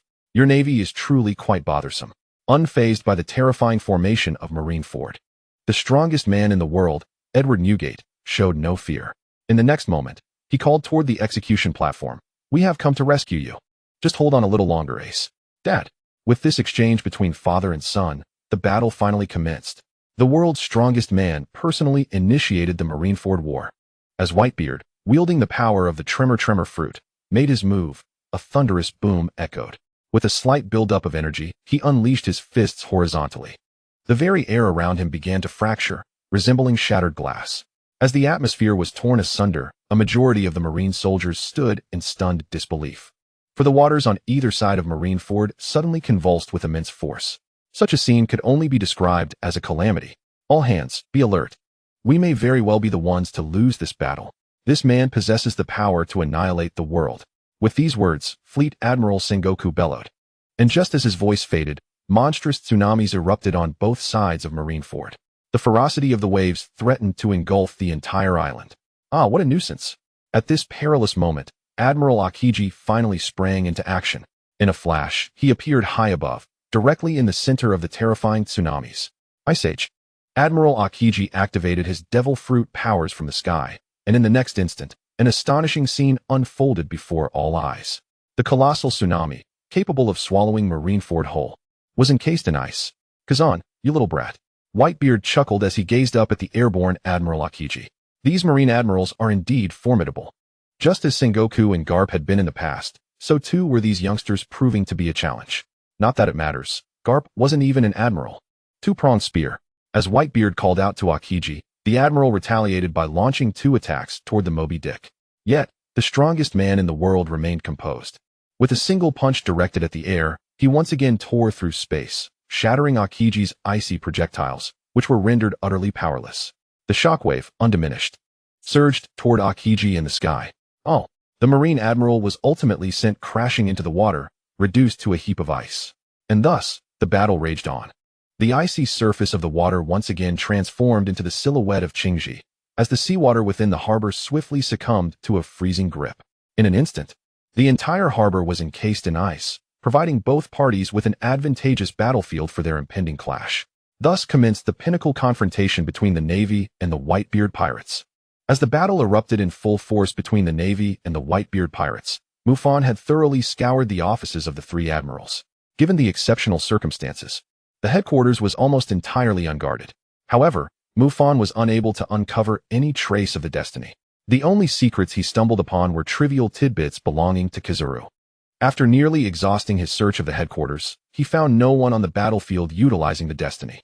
It seemed they had reached an impasse, without successfully retrieving the Destiny. Mufan could not proceed with his next course of action. Was it possible that it lay there? In the end, Mufan hesitantly murmured to himself. Aside from the female marine's bathhouse, there remained one place he had yet to visit, the office he had occupied during his tenure as a Rear Admiral. Yet, surely the Destiny could not be there. After a brief moment of hesitation, he resolved to take a look. Though the odds were slim, it would at least serve as a diversion. With the cacophony of battle raging outside, Mufan yearned to step out and experience the chaos. Upon arriving once more at the entrance of his former office, his heart skipped a beat. It appeared that the Destiny might indeed be within, as at this critical juncture, 2 Navy majors were stationed at the door. Such treatment was reserved even for the Fleet Admiral and the 3 Admirals. Halt, ensign. Who are you? What business do you have here? Entry is prohibited. Chapter 37. The Return of Destiny, Conqueror's Hockey, and a Breakthrough. The relentless sounds of explosions and clashes reverberated throughout the Navy headquarters, a bastion of justice. With the battle between 100,000 elite Navy personnel and the Whitebeard pirates of the New World fully underway, an unprecedented scale of conflict erupted, marked by its ferocity and the sheer number of powerful combatants involved. At every moment, Marines and pirates fell to one another's blades. As the world's strongest man, the Yonko Edward Newgate and the 3 Admirals unleashed their might. The battle had undeniably entered a deadlock. One side vowed to rescue the pirate ace, who bore the bloodline of the former pirate king, while the other, under the directive of the world government, swore to defend the justice they held dear to the death. With fire and water in opposition, one side was destined to suffer catastrophic defeat. Yet, all of this had no bearing on Mufan.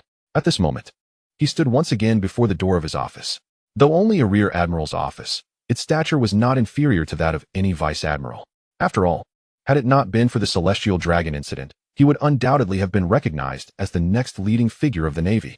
You. Aye. Casey, is that really you? At that moment, one of the Navy majors who had just shouted to stop Mufan was taken aback, his eyes widening in astonishment as he beheld the familiar and imposing figure. Despite donning the cloak of justice, this major wore a green training uniform underneath. His oversized eyes, combined with his watermelon hairstyle and scattered stubble, made for quite a comical appearance. Kai, can you please be a little quieter during this critical period? Meanwhile, the other young Navy major, leaning against the door and wearing a black mask, slowly opened one eye to retort his companion. Yet, in the next instant, his eyes widened in disbelief as he gazed at the tall man before him.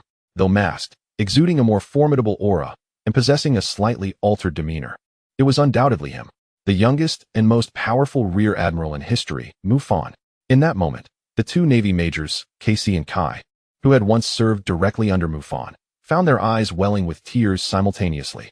Casey, Kai, you 2 have worked hard, Mufan said, looking at the 2 Navy majors, his closest comrades and most trusted subordinates, a wave of guilt and excitement washing over him. Kai and Casey, his 2 most vital companions in the Navy, had fought alongside him through countless battles. However, it was worth noting that these 2 were not characters from the neighboring Naruto universe, despite some similarities in attire and temperament. They were entirely independent beings. It was worth mentioning that Kai excelled in martial arts, mastering armament hockey and various powerful techniques, while Casey specialized in intelligence, assassination, and large-scale warfare. These 2 had previously been Mufan's right and left arms. However, it now appeared that due to Mufan's defection, both Kai and Casey had suffered repercussions. Their strength had actually reached the level of an average Navy Rear Admiral, and certainly, that hyena was no match for either of them. The reason their ranks still remained as majors was that they had joined the Navy relatively late. And not everyone could rise to the rank of Rear Admiral at such a young age as Mufan had. Given their age, achieving the rank of Major was already quite commendable. The fleet Admiral Sengoku and other high-ranking officers were aware of Kai and Casey's capabilities. In a battle of this magnitude, substantial combat power was vital, yet Kai and Casey were relegated to watchmen. It was evident they had been targeted, and it was possible they had acted rebelliously upon hearing of Mufan's bounty. Wah, where have you been, Rear Admiral Mufan? We thought, Wah. Confirming Mufan's identity, Kai burst into tears, clinging tightly to Mufan's arm. Previously, he and Casey had been unable to catch up to Mufan during the incident involving the Celestial Dragons and later attempted to leave the Navy headquarters to search for him, only to be apprehended by Admiral Akinu, who had discovered their intentions. Helpless, they could only remain there to keep watch over the destiny, ensuring it was not tainted by others. Kai, now is not the time for us to reminisce. Although Casey was equally emotional, he remained notably more composed. He quickly stepped forward and addressed Mufan. Rear Admiral, the destiny is sealed within your office. It was due to the fervent efforts of Vice Admiral Peach Rabbit that it was retrieved from Admiral Kizaru. All right, Casey, Kai, you two wait for me outside. However, I am no longer a Rear Admiral, so simply call me Mufan. Mufan nodded earnestly, unable to conceal his excitement. Finally, that moment was finally upon him. The world government and the Celestial Dragons, who fancied themselves as gods, had placed a bounty on him with disregard for life or death. They should prepare to bear the consequences. Once the most powerful Rear Admiral in Navy history, now a defector, he was poised to re-emerge upon the seas. Creak. As Mufan stepped into the long-sealed office, the two Navy majors, Kai and Casey, resumed their posts. The expressions of the two men were filled with solemnity and anticipation. They were acutely aware that this would be their final watch as members of the Navy. Upon entering the office, Mufan was immediately enveloped by an overwhelming chill. No wonder he had felt not a trace of the Divine Blade's aura. It had been encased in ice by Akiji, the supreme blade known as Destiny. While devoid of self-awareness, was fiercely loyal to its master. Unless wielded by the one it recognized, it typically could not be used normally and might even emit powerful tremors. Thus, it was not surprising that Akiji had encased Destiny in ice, likely at the request of Aunt Peach Rabbit. Amidst the soaring cold, Mufan finally located Destiny. In that fleeting moment, Destiny was once again in his grasp. As he lifted the supreme blade, one of the 12 works, Destiny, the frozen weapon suddenly quaked violently. With a crack, the unyielding ice shattered instantaneously. Destiny re-emerged into the world, humming incessantly as if celebrating the return of its master. Destiny, I have returned. Mufan caressed the blade, glistening with a radiant chill, and smiled gently. He then sheathed the famed sword, letting it rest at his waist. How nostalgic this sensation was. Gripping the hilt of Destiny with his left hand, he reveled in the familiar patterns, standing proudly. At that moment, the entire room trembled. The potent pressure could no longer be contained, radiating outward from Mufan. In an instant, he reigned in his aura and a smile graced his lips. Indeed, with Destiny restored, his conqueror's haki had broken through. Ding! Congratulations, host, for completing the task. Chapter 38. The Power of the Fruit of the Gods. The system is triggered once more. Ding! Congratulations, host, for completing the task. Ding! Task reward. Human fruit, mythical zoan, elemental god form, has been stored in the system space. As two mechanical sounds echoed in his mind, the next moment, a peculiar fruit composed of 7 colors, red, orange, yellow, green, blue, indigo, and violet, materialized in Mufan's hand. The human fruit, mythical zoan, elemental god form, a fruit bearing the name of a deity, mastering the powers of the 7 elements, gold, wood, water, fire, earth, wind, and lightning. After a long wait, however, as it came tantalizingly close, Mufan felt a moment of hesitation. It was said that even ordinary devil fruits were notoriously difficult to consume, and typically, a devil fruit bore but a single hue. Thus, the fruit with 7 colors in his possession must be infinitely more challenging to swallow, right? Yet, Mufan hesitated only for a heartbeat. In comparison to the capabilities of the divine fruit, how could mere unpalatability deter him? The world's most beautiful female pirate, the Empress, and Aunt Peach Rabbit, a candidate for Navy Admiral, awaited him. It certainly was somewhat unappetizing. Mufan took a bite of the rainbow-hued devil fruit, closed his eyes, and swallowed. The flesh of the fruit withered rapidly and soon vanished. However, at that moment, Mufan was not concerned with such trifles. As he consumed that bite of the devil fruit, he soon felt a tremendous transformation occurring within him. It was the power of the 7 elemental forces. Ding! Congratulations, host, for becoming an ability user of the human fruit, mythical Zoan, elemental god form. This fruit grants mastery over the 7 elemental powers, with gold, wood, water, fire, earth, wind, and lightning being the highest attributes of their kind. Each elemental ability forms its own system and grows stronger as the host's understanding deepens. Once the host fully develops all 7 abilities and integrates them, they can command all things in the world. As the system's notification resonated, Mufan's eyes suddenly transformed into brilliant golden orbs, followed by azure, fiery, and then lightning hues. Among them, the lightning gaze was the most profound and radiant, signifying Mufan's initial understanding of this ability was the deepest. After all, he had previously studied Enel's rumble fruit thoroughly, granting him considerable insight into lightning abilities. Moreover, according to the system's claims, the 7 elemental powers he had obtained were all of the highest attributes. This meant that in terms of lightning, Enel would either be a mere younger brother or a son in Mufan's presence. Similarly, once Mufan developed his fire elemental ability to a certain extent, even the flame fruit and magma fruit would have to step aside.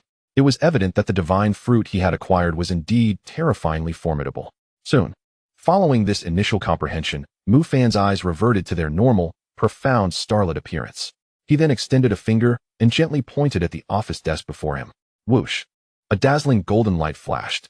The wooden desk, nearly half his height, transformed into gleaming gold. Pure gold, indeed. The power of the gold element could currently only transmute inanimate objects into gold. However, he need not worry about money in the future. Mufan chuckled. With his current understanding of the gold element's power, he could temporarily only perform the basic operation of turning stone into gold, and further functionalities and transformations awaited development. Nevertheless, this was still advantageous. After all, in the world of pirates, money was essential. Otherwise, there would not be so many pirates venturing out to plunder. Additionally, he recalled that the financial situation of Amazon Lily was rather dire. This would provide an astonishing dowry for Daughter Island.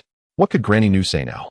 Furthermore, with conditions akin to possessing boundless berries, this would undoubtedly offer robust assistance in Mufan's future journey to conquer the seas and claim the throne. Even presenting the heads of celestial dragons with bounties in the tens or hundreds of billions, or those of opposing Navy admirals, could also prove to be a rather intriguing endeavor. High bounties on celestial dragons, just thinking about it made Mufan feel quite sophisticated. Not to mention, this was merely one of the elemental powers he had mastered. Ding! The system detects that the host is about to reveal their true identity in the Marineford War. Triggering options. Option 1. The glory of the Navy out of loyalty to the Navy. Assist them in achieving a complete victory in the Marineford War, burying Edward Newgate, Ace, Marco, Monkey D, Luffy, and most of the Whitebeard pirates under the Navy headquarters, while thwarting Blackbeard Marshal D. Teach's conspiracy. Reward. Zoan type, bird fruit, mythical phoenix form. And the Devil's Blessing X1, allowing the consumption of an additional devil fruit, along with an infinitely vast system space, for storing any non-biological items at will. Potential consequences. Positive aspect: the world government may grant clemency for the host's crimes against celestial dragons, allowing the host to rejoin the Navy's illustrious ranks. Negative aspect: the world government will still pursue the host, and a victorious Navy will further expand, establishing absolute dominance over the pirates of the New World, solidifying the celestial dragon's control over the world. Option 2. The collapse of the Navy headquarters. Collaborate with the New World's Yonko Whitebeard as a traitor of the Navy, aiding the Whitebeard pirates in achieving victory against the Navy, utterly destroying the Navy headquarters in Marineford. Reward. Animal type, bird fruit, mythical Zoan phoenix form. Perfect level Navy 6 styles, and an infinitely vast system space. Possible consequences. Good. The host's reputation will rise significantly, leaping to the level of a Yonko-level pirate. Bad. The world government may dispatch troops at a critical moment, leading to mission failure, or even the host's capture. Option 3. Enter the battlefield of the Marineford War as a traitorous Navy officer, and through sheer willpower, take any action to achieve a shocking increase in reputation, marking the first step towards dominating the seas and claiming the title of Emperor. Reward. Animal type, devil fruit, mythical Zoan Kuanping form, and an infinitely vast system space. Possible consequences. Good. The host's reputation will soar, attracting numerous followers, and establishing a nascent force that is neither pirate, nor Navy, nor revolutionary, nor affiliated with the world government. Bad? This will provoke simultaneous hostility from both the Marine headquarters and the Whitebeard pirate crew, resulting in a two-pronged assault. Just as Mufan was about to leave the headquarters building and head to the battlefield, the system activated once more. This time, it presented three distinctly different choices. However, Mufan paid little heed to them, for he had already devised a plan. Kai, Cassie, if you choose to follow me.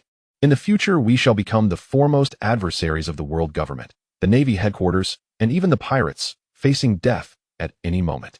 If you decide to remain in the Navy or develop independently, I have left you a parting gift, Mufan declared at the office door to his former subordinates. Without a moment's hesitation, Kai and Cassie exchanged knowing smiles and made their decision. Very well, let us go. Let the world government, the Navy headquarters, and all the pirates across the globe know that we have returned. Chapter 39. Thunder roars over Marineford. At the Navy headquarters, Marineford. At this moment, this island, a symbol of justice, is the stage for an epic confrontation. The battlefield, encased in ice, reverberates with the sounds of slaughter and the spatter of blood. Although the Navy has amassed 100,000 elite soldiers, they find themselves at a disadvantage against the pirates of the New World led by the formidable Whitebeard. In the initial skirmishes, the strong are the ones who maintain their composure. Among them, several members of the Warlords of the Sea have also made their moves. The world's greatest swordsman, Dracul Mihawk, unleashed the world's foremost slash aimed at Whitebeard. Yet, the so-called strongest man in the world did not even lift a finger. That unparalleled strike was effortlessly blocked by Diamond Jozu, the captain of the Whitebeard Pirates' 3rd Division. Meanwhile, Marco, the captain of the 1st Division, shone even brighter, managing to hold his ground against Admiral Kazuru without faltering. In an instant, the might of the Whitebeard pirates surged forth. Subsequently, Fleet Admiral Sengoku raised several iron gates in the harbor's inner bay, aiming to prevent the pirates from advancing further and to ensure that Fire Fist Ace would not be rescued. The giant Ors Jr. of the Whitebeard pirates, although he managed to breach the iron gates, was subsequently attacked by Warlords of the Sea Bartholomew Kuma, Don Quixote da Flamingo, and Gecko Moria, ultimately losing his footing and collapsing within the Navy headquarters, still some distance away from Fire Fist Ace. You lot, charge. Save Ace. With that, Edward Newgate, the Whitebeard, launched an attack that shattered the very fabric of space. The war escalated further, as both sides engaged in even fiercer combat. At this juncture, numerous Navy Vice Admirals, captains from the Whitebeard pirates, and even the Warlords of the Sea were drawn into the fray. Among them were the candidate for Admiral, Momonosuke, and the world's most beautiful woman, the Pirate Empress Boa Hancock. At this moment, Momonosuke was able to fully immerse herself in the battle. Though she remained concerned for Mufan's whereabouts and harbored strong sentiments against the world government and the Navy headquarters, she was, after all, a member of the Navy, a Vice Admiral, and a candidate for Admiral. She was determined to engage in this war in earnest. On the other hand, the Pirate Empress seemed to be less than serious in her combat efforts, if not entirely indifferent. After all, she was aware that Mufan was within the Navy headquarters. Thus, her anticipation grew. As for the war, the outcome between the Whitebeard and the Navy was of little concern to her, the Pirate Empress. Hey, Kai, could you refrain from embarrassing us? At that moment, on the outskirts of the battlefield, on a high ground overlooking the port, Mufan and his two companions surveyed the chaos. Cassie could no longer contain herself and ridiculed Kai. What an embarrassment. You're actually carrying a desk into battle. Though it was undoubtedly a pure gold desk, it was excessively ostentatious. Ahahaha. Cassie, you simply don't understand. This is a motivation from a major. Kai beamed, gleefully lifting the golden desk as if it were a dumbbell. Mufan, already accustomed to their antics, paid them no mind. He was focused on observing the battlefield. The iron gates had been breached. Whitebeard had yet to be ambushed by his own crew, and even Monkey D. Luffy had yet to make an appearance. Regarding Luffy, although Mufan had captured him and handed him over to Smoker for transport, it was highly probable that Luffy had already freed himself from his restraints. After all, several stowaways had come aboard the Navy's warships. Mufan speculated that it was likely the work of Buggy the Clown. Thus, it was quite possible that Luffy had been rescued by Buggy and was now poised to save Fire Fist Ace. However, Mufan did not concern himself with these matters for the moment. He quickly located Hancock and Momonosuke to ensure their safety. Hey, you three. Are you just going to stand there? Get into the fight already. And you, the green shirt major, holding a gold desk. Just as Mufan surveyed the battlefield, a recently disengaged Navy colonel noticed the trio. Upon seeing Kai with the golden desk, the colonel was taken aback. In the midst of a fierce and bloody battlefield, This sight was indeed jarringly out of place. However, before Mufan and his companions could acknowledge the Navy colonel, the latter was suddenly struck down in a pool of blood by a pirate who had emerged from the shadows. To think you would let your guard down while engaging us in battle? You sought death. The pirate, filled with pride after ambushing a Navy major, licked the blood from his blade, then turned his gaze towards Mufan and his companions. Upon seeing them, he was astounded. That Navy major was lifting a massive golden desk. Is that made of pure gold? Damn, that's worth a fortune.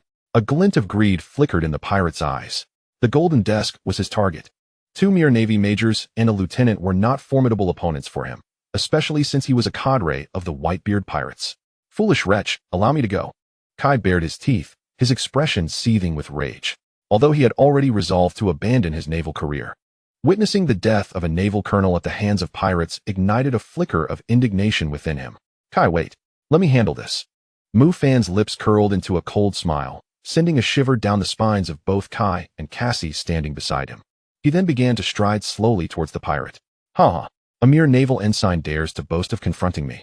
I am a commander of the Whitebeard pirates, with a bounty of 80 million in the New World.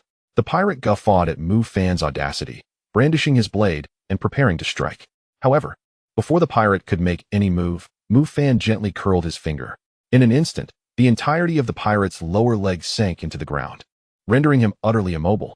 Almost immediately, a small sapling sprouted from beneath the pirate's waist.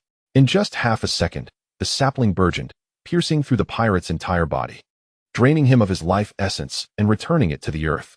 At that moment, the pirate was still reeling in shock, barely clinging to life.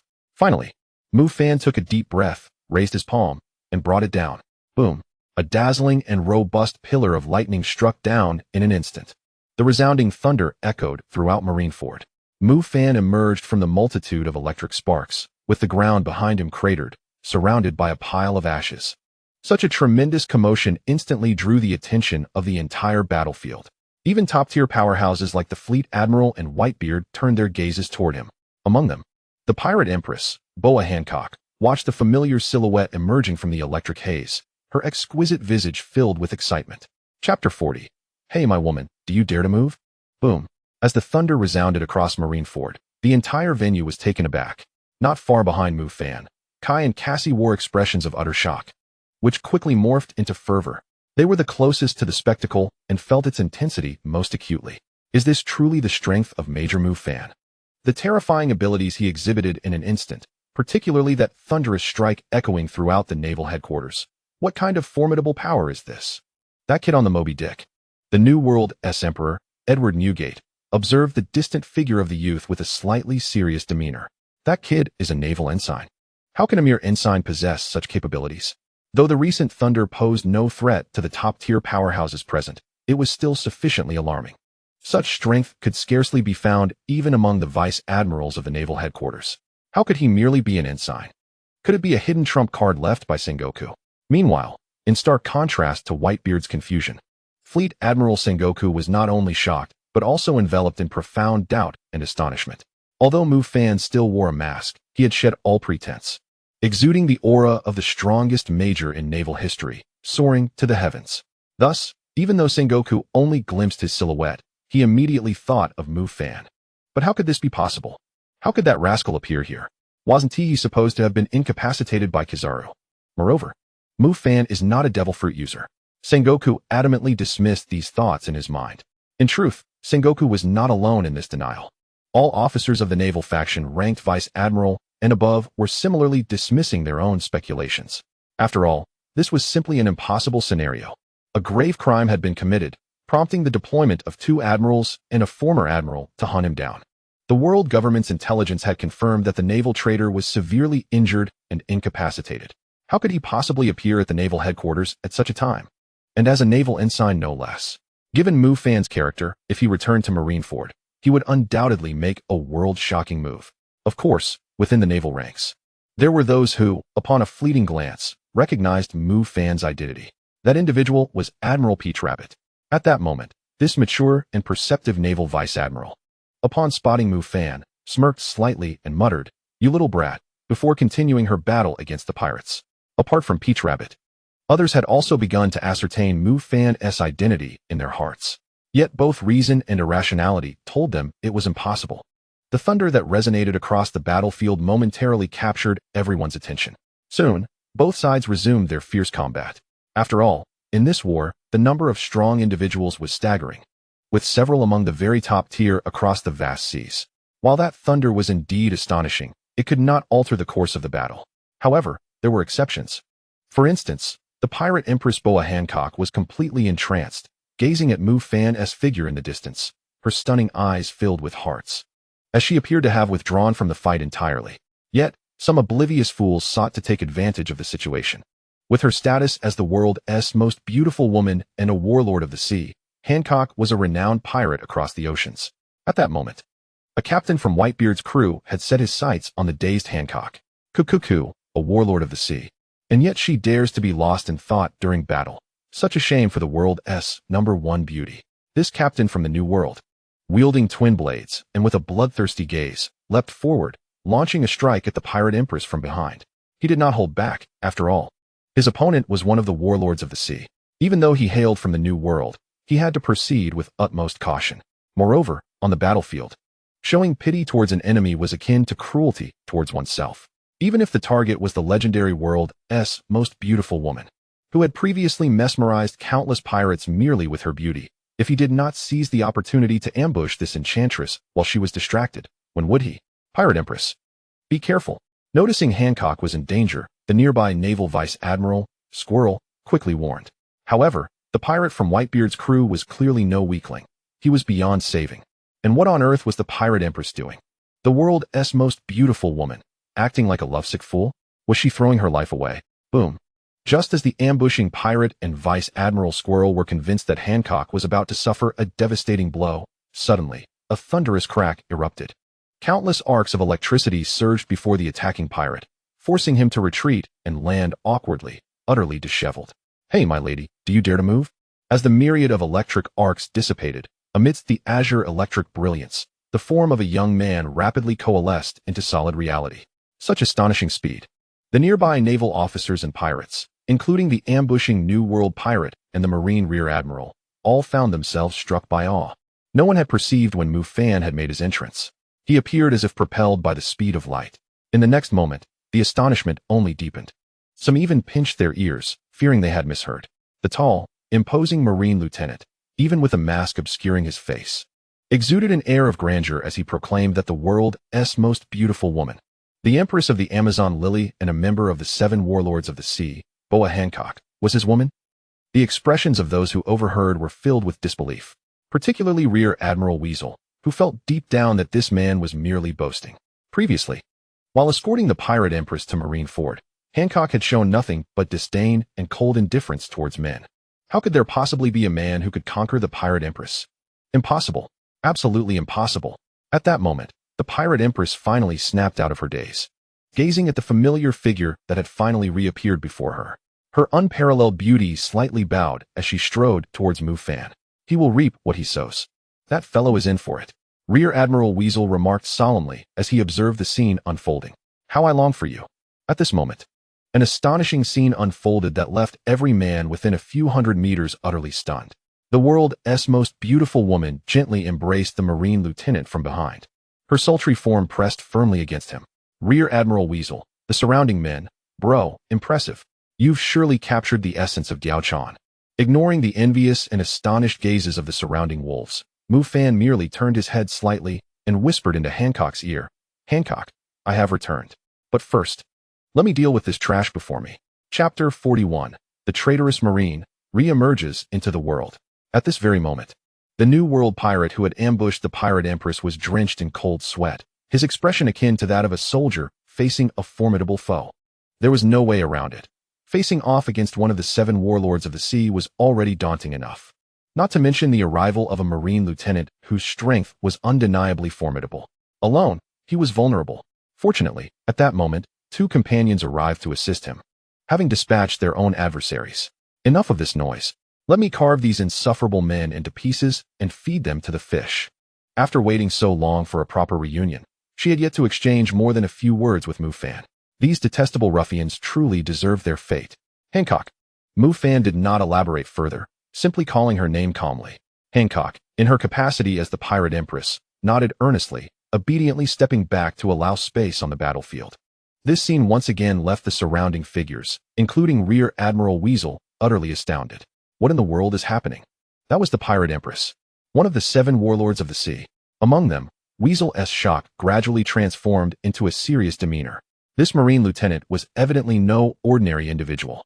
Do not get too cocky, Marine. We are renowned pirates from the New World, captains of the Whitebeard pirates. Even though 3 New World pirates now faced Mufan alone, their confidence was waning. After all, it was clear to even the dullest of minds that the thunderous roar that had resonated through Marineford was summoned by this very Marine lieutenant. Oh, are New World pirates truly formidable? Mufan scoffed coldly. He had once slain numerous notorious pirates from the New World. What could possibly stop him now? In truth, Mufan had only allowed these 3 miscreants to survive a couple of extra minutes because he was still familiarizing himself with his abilities. Beneath his feet lay the icy battlefield created by Akiji. His power to freeze the sea demonstrated the extent of Akiji's devil fruit mastery, truly deserving of the title of Admiral. However, as Mufan attempted to manipulate the water element to control the ice, he found himself unable to establish any connection with it. He was uncertain whether it was due to his insufficient mastery of the water element or if the rules of this pirate world dictated that Akiji's devil fruit abilities bore no relation to the water element. Of course, all these questions would eventually find their answers. The pressing matter at hand remained urgent. Observing Mufan's reluctance to strike first, the 3 pirates could no longer contain themselves. In an instant, they launched a simultaneous assault from 3 directions towards Mufan. At that moment, the surrounding pirates and Marines slowed their combat intensity, their gazes focused on Mufan. After all, Mufan's entrance had been nothing short of explosive. Everyone was eager to discover what manner of being this mysterious Marine lieutenant truly was. Only Hancock gazed at Mufan with starry eyes, harboring not a shred of doubt. Unexpectedly, there was no thunderous roar this time. Faced with the 3 commanders of the Whitebeard pirates advancing from different angles, the Marine lieutenant appeared unfazed. As the pirates' attacks were about to converge, a Marine coat was flung into the air. 2 fine blades suddenly materialized at the Marine lieutenant's waist. In the next instant, a black blade was drawn, its cold gleams soaring towards the heavens. As the slashing strike illuminated the sky like a rainbow piercing the moon, 3 heads fell in unison upon the icy surface. In their final moments, these 3 New World pirates remained oblivious to the true nature of the entity they faced. Even without utilizing his devil fruit powers, this young man could dispatch them as effortlessly as one slices through vegetables. At this juncture, the area surrounding Mufan and the Pirate Empress was once again enveloped in astonishment among the hundreds of Marines and pirates present. While the pirates were awestruck by Mufan's terrifying prowess, the Marines experienced an even more intense and complex shock. Because that blade, that silhouette, had once belonged to the Marine Corps. Mufan is back. Major Mufan has returned.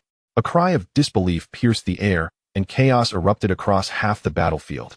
Merely a name, yet it struck a chord of astonishment in the hearts of the majority of the Marines present. For this young man had once been the youngest and most powerful major in Marine history. Had it not been for certain clandestine events, he could have even become the youngest admiral in Marine history. At this moment, Mufan slowly removed his mask, re-emerging in the Marine headquarters in all his glory. He was back in the world, and in that instant, the naval faction was profoundly shaken by the appearance of Mufan. How could it be possible? It was truly him. What kind of terrifying power was this? Fleet Admiral Sengoku's eyes widened in disbelief as he gazed at the young figure on the battlefield. According to the speculations of the Navy and the world government, even if Mufan were still alive, he would be but a shadow of his former self, incapable of posing a threat to the world government and the celestial dragons. The reason for issuing a bounty was merely to exact vengeance upon him, a means of venting the frustrations of the celestial dragons. So, how could Mufan possibly appear at Marineford at such a moment? Moreover, he seemed even stronger than before. He had even managed to subdue the Pirate Empress. It wasn't just Sengoku. The other naval officers were equally astonished. Only Garp, casually digging his nose, was aware that Mufan would not fall so easily. That kid was exceptionally formidable. Had Luffy and Ace aimed to become as accomplished as Mufan back then, they would undoubtedly be exceptional naval officers now. Humph, that damn Borsalino. The Marine Admiral Akinu, who was strategizing his next move, snorted coldly. In his view, there was only one reason for Mufu's survival and his reemergence here. Kizaru was slacking off again. Oh, what a terrifying fellow indeed. At that moment, Kizaru was even more astonished than Akinu and Sengoku. After all, he had witnessed Mufan endure a complete barrage of his Yada no Kagami. He had held nothing back that time, nor had he been slacking off. Yet the current situation was absurd. Even he found it difficult to comprehend. Ah, indeed. It makes sense. No wonder he chose such an escape route. But I wonder, Mufan, does justice still reside in your heart? The shock of the entire naval force was evident to Mufan, and he had anticipated this reaction. However, he was eager to see how the Navy would respond next. Capture the traitorous naval officer Mufan. At this moment, the closest high-ranking naval officer, Mongoose, issued an attack order against Mufan. This was his duty. As one of the most reviled criminals by the world government, the traitorous naval officer Mufan, who had committed heinous acts, held an importance second only to Fire Fist Ace and the Yonko Whitebeard. The Navy could not turn a blind eye. Most of the surrounding sailors were Mongoose's direct subordinates, and they dared not defy his orders, rushing to attack Mufan. Meanwhile, Rear Admiral Mongoose swiftly dispatched the enemies before him, preparing to confront Mufan personally. However, in the next instant, a flash of lightning erupted. Chapter 42, a powerful return, crushing Mongoose. As Rear Admiral Mongoose made his move, before him, a surge of lightning manifested. With countless azure arcs converging, a young, tall, and striking figure emerged amidst the lightning, facing Mongoose head-on. Cough. Mufan, what do you intend to do? In that moment, Rear Admiral Mongoose felt as though he were being locked onto by a monstrous beast, his expression turning extremely tense, cold sweat instantly drenching him. Even though not long ago, Mufan had been the youngest Rear Admiral in naval history. While he was a Rear Admiral at the Navy headquarters, Mongoose was engulfed in an inexplicable panic and fear. For some reason, it felt as if he were not facing Mufan, but rather an admiral or a Yonko. Humph, Mongoose, you say you want to capture me? Mufan scoffed. In reality, a Rear Admiral at the Navy headquarters was not weak on the seas. Yet before Mufan, he was insignificant. Even within the entirety of the Marineford War, there were only a few whom Mufan considered formidable adversaries. One of the Yonko, the 3 admirals, and 2 veteran marines. Mongoose, clearly, was not among them. What irked Mufan was Mongoose's audacity to declare he would capture him. The fleet admiral had not even issued such an order. Who gave you, Mongoose, the audacity? Mufan found Mongoose's command particularly jarring. Mufan, the traitorous naval officer who has caused heinous incidents, you are now merely a criminal. Buzz.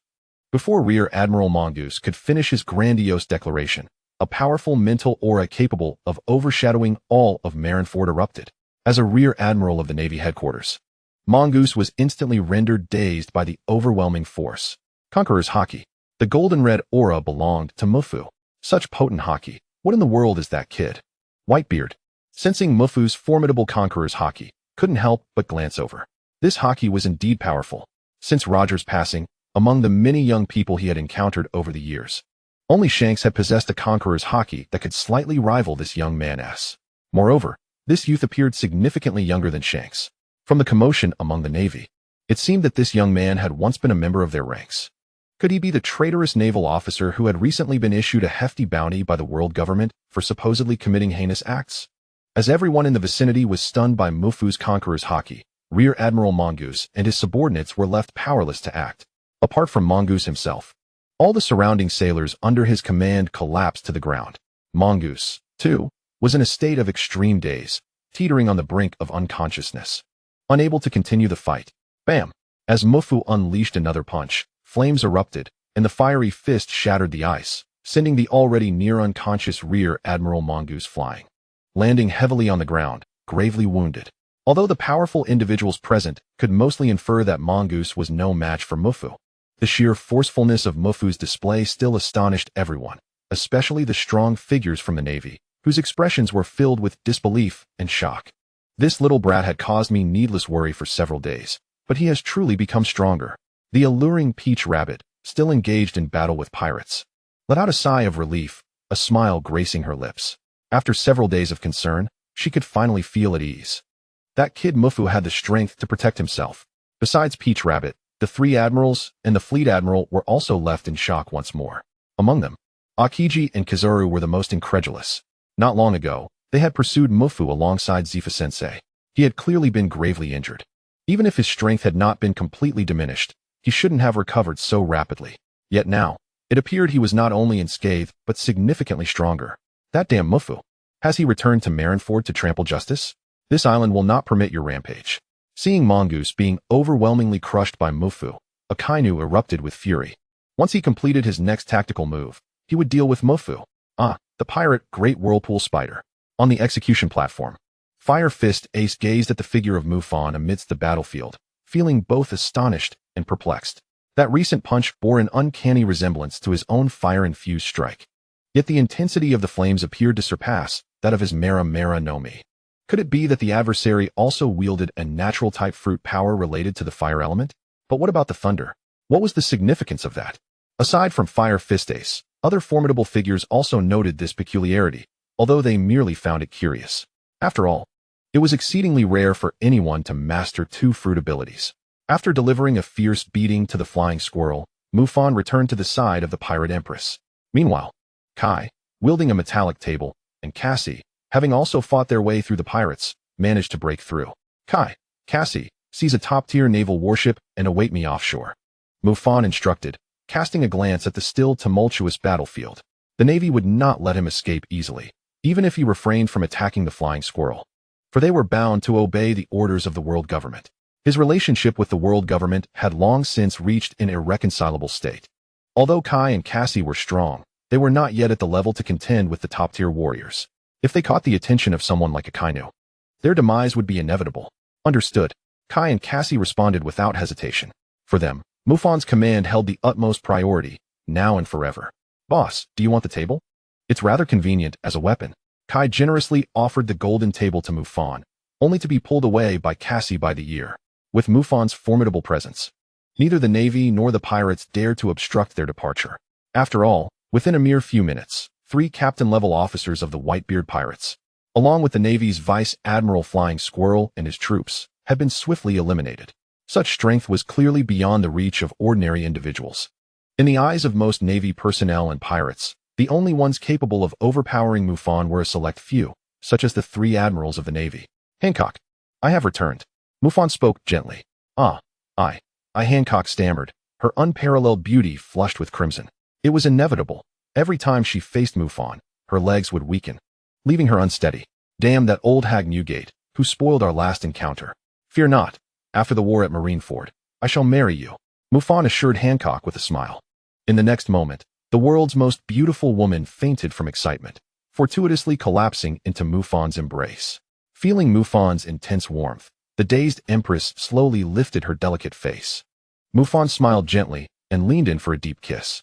At that moment, amidst the chaos of the Marineford War, a breathtaking scene unfolded, leaving the surrounding Marines and pirates within 100 meters utterly petrified.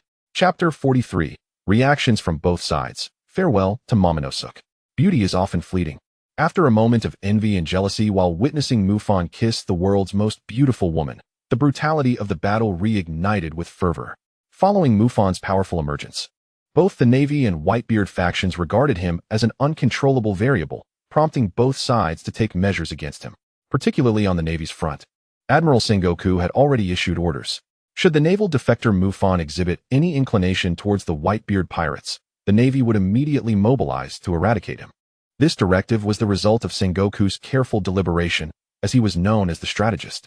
From the world government's perspective, Sengoku, as the Navy's admiral, should have issued these commands.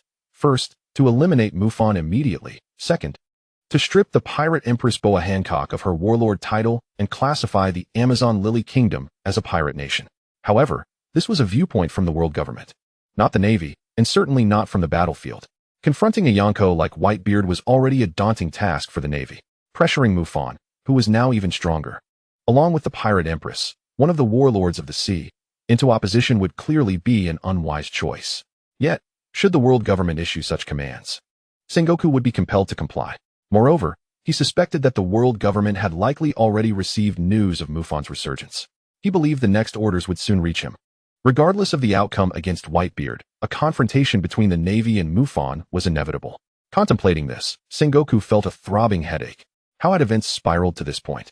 Why had Mufan become a naval defector? Had Mufan remained with the Navy, still the strongest Rear Admiral in history, then the Navy's chances against the Yonko Whitebeard would have significantly increased. The Navy would not have to sacrifice so many soldiers. Of course, in this world, there are no what-ifs. Since the moment Mufan made his appearance, Sengoku had lost complete control over the progression of the war. At this juncture, after showcasing a moment of affection, Mufan refocused his gaze on the battlefield. The Empress stood by his side like a devoted wife, watching him with eyes full of tenderness. For Mufan, he had just accomplished one of his objectives in the Marineford War, reclaiming his destiny and consuming the fruit of the gods. His next step required more caution.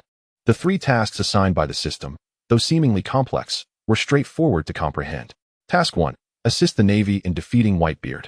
The downside being, even if victorious, he could still be relentlessly pursued by the world government and the Navy. Task 2. Aid Whitebeard against the Navy. The downside here was the possibility of failure.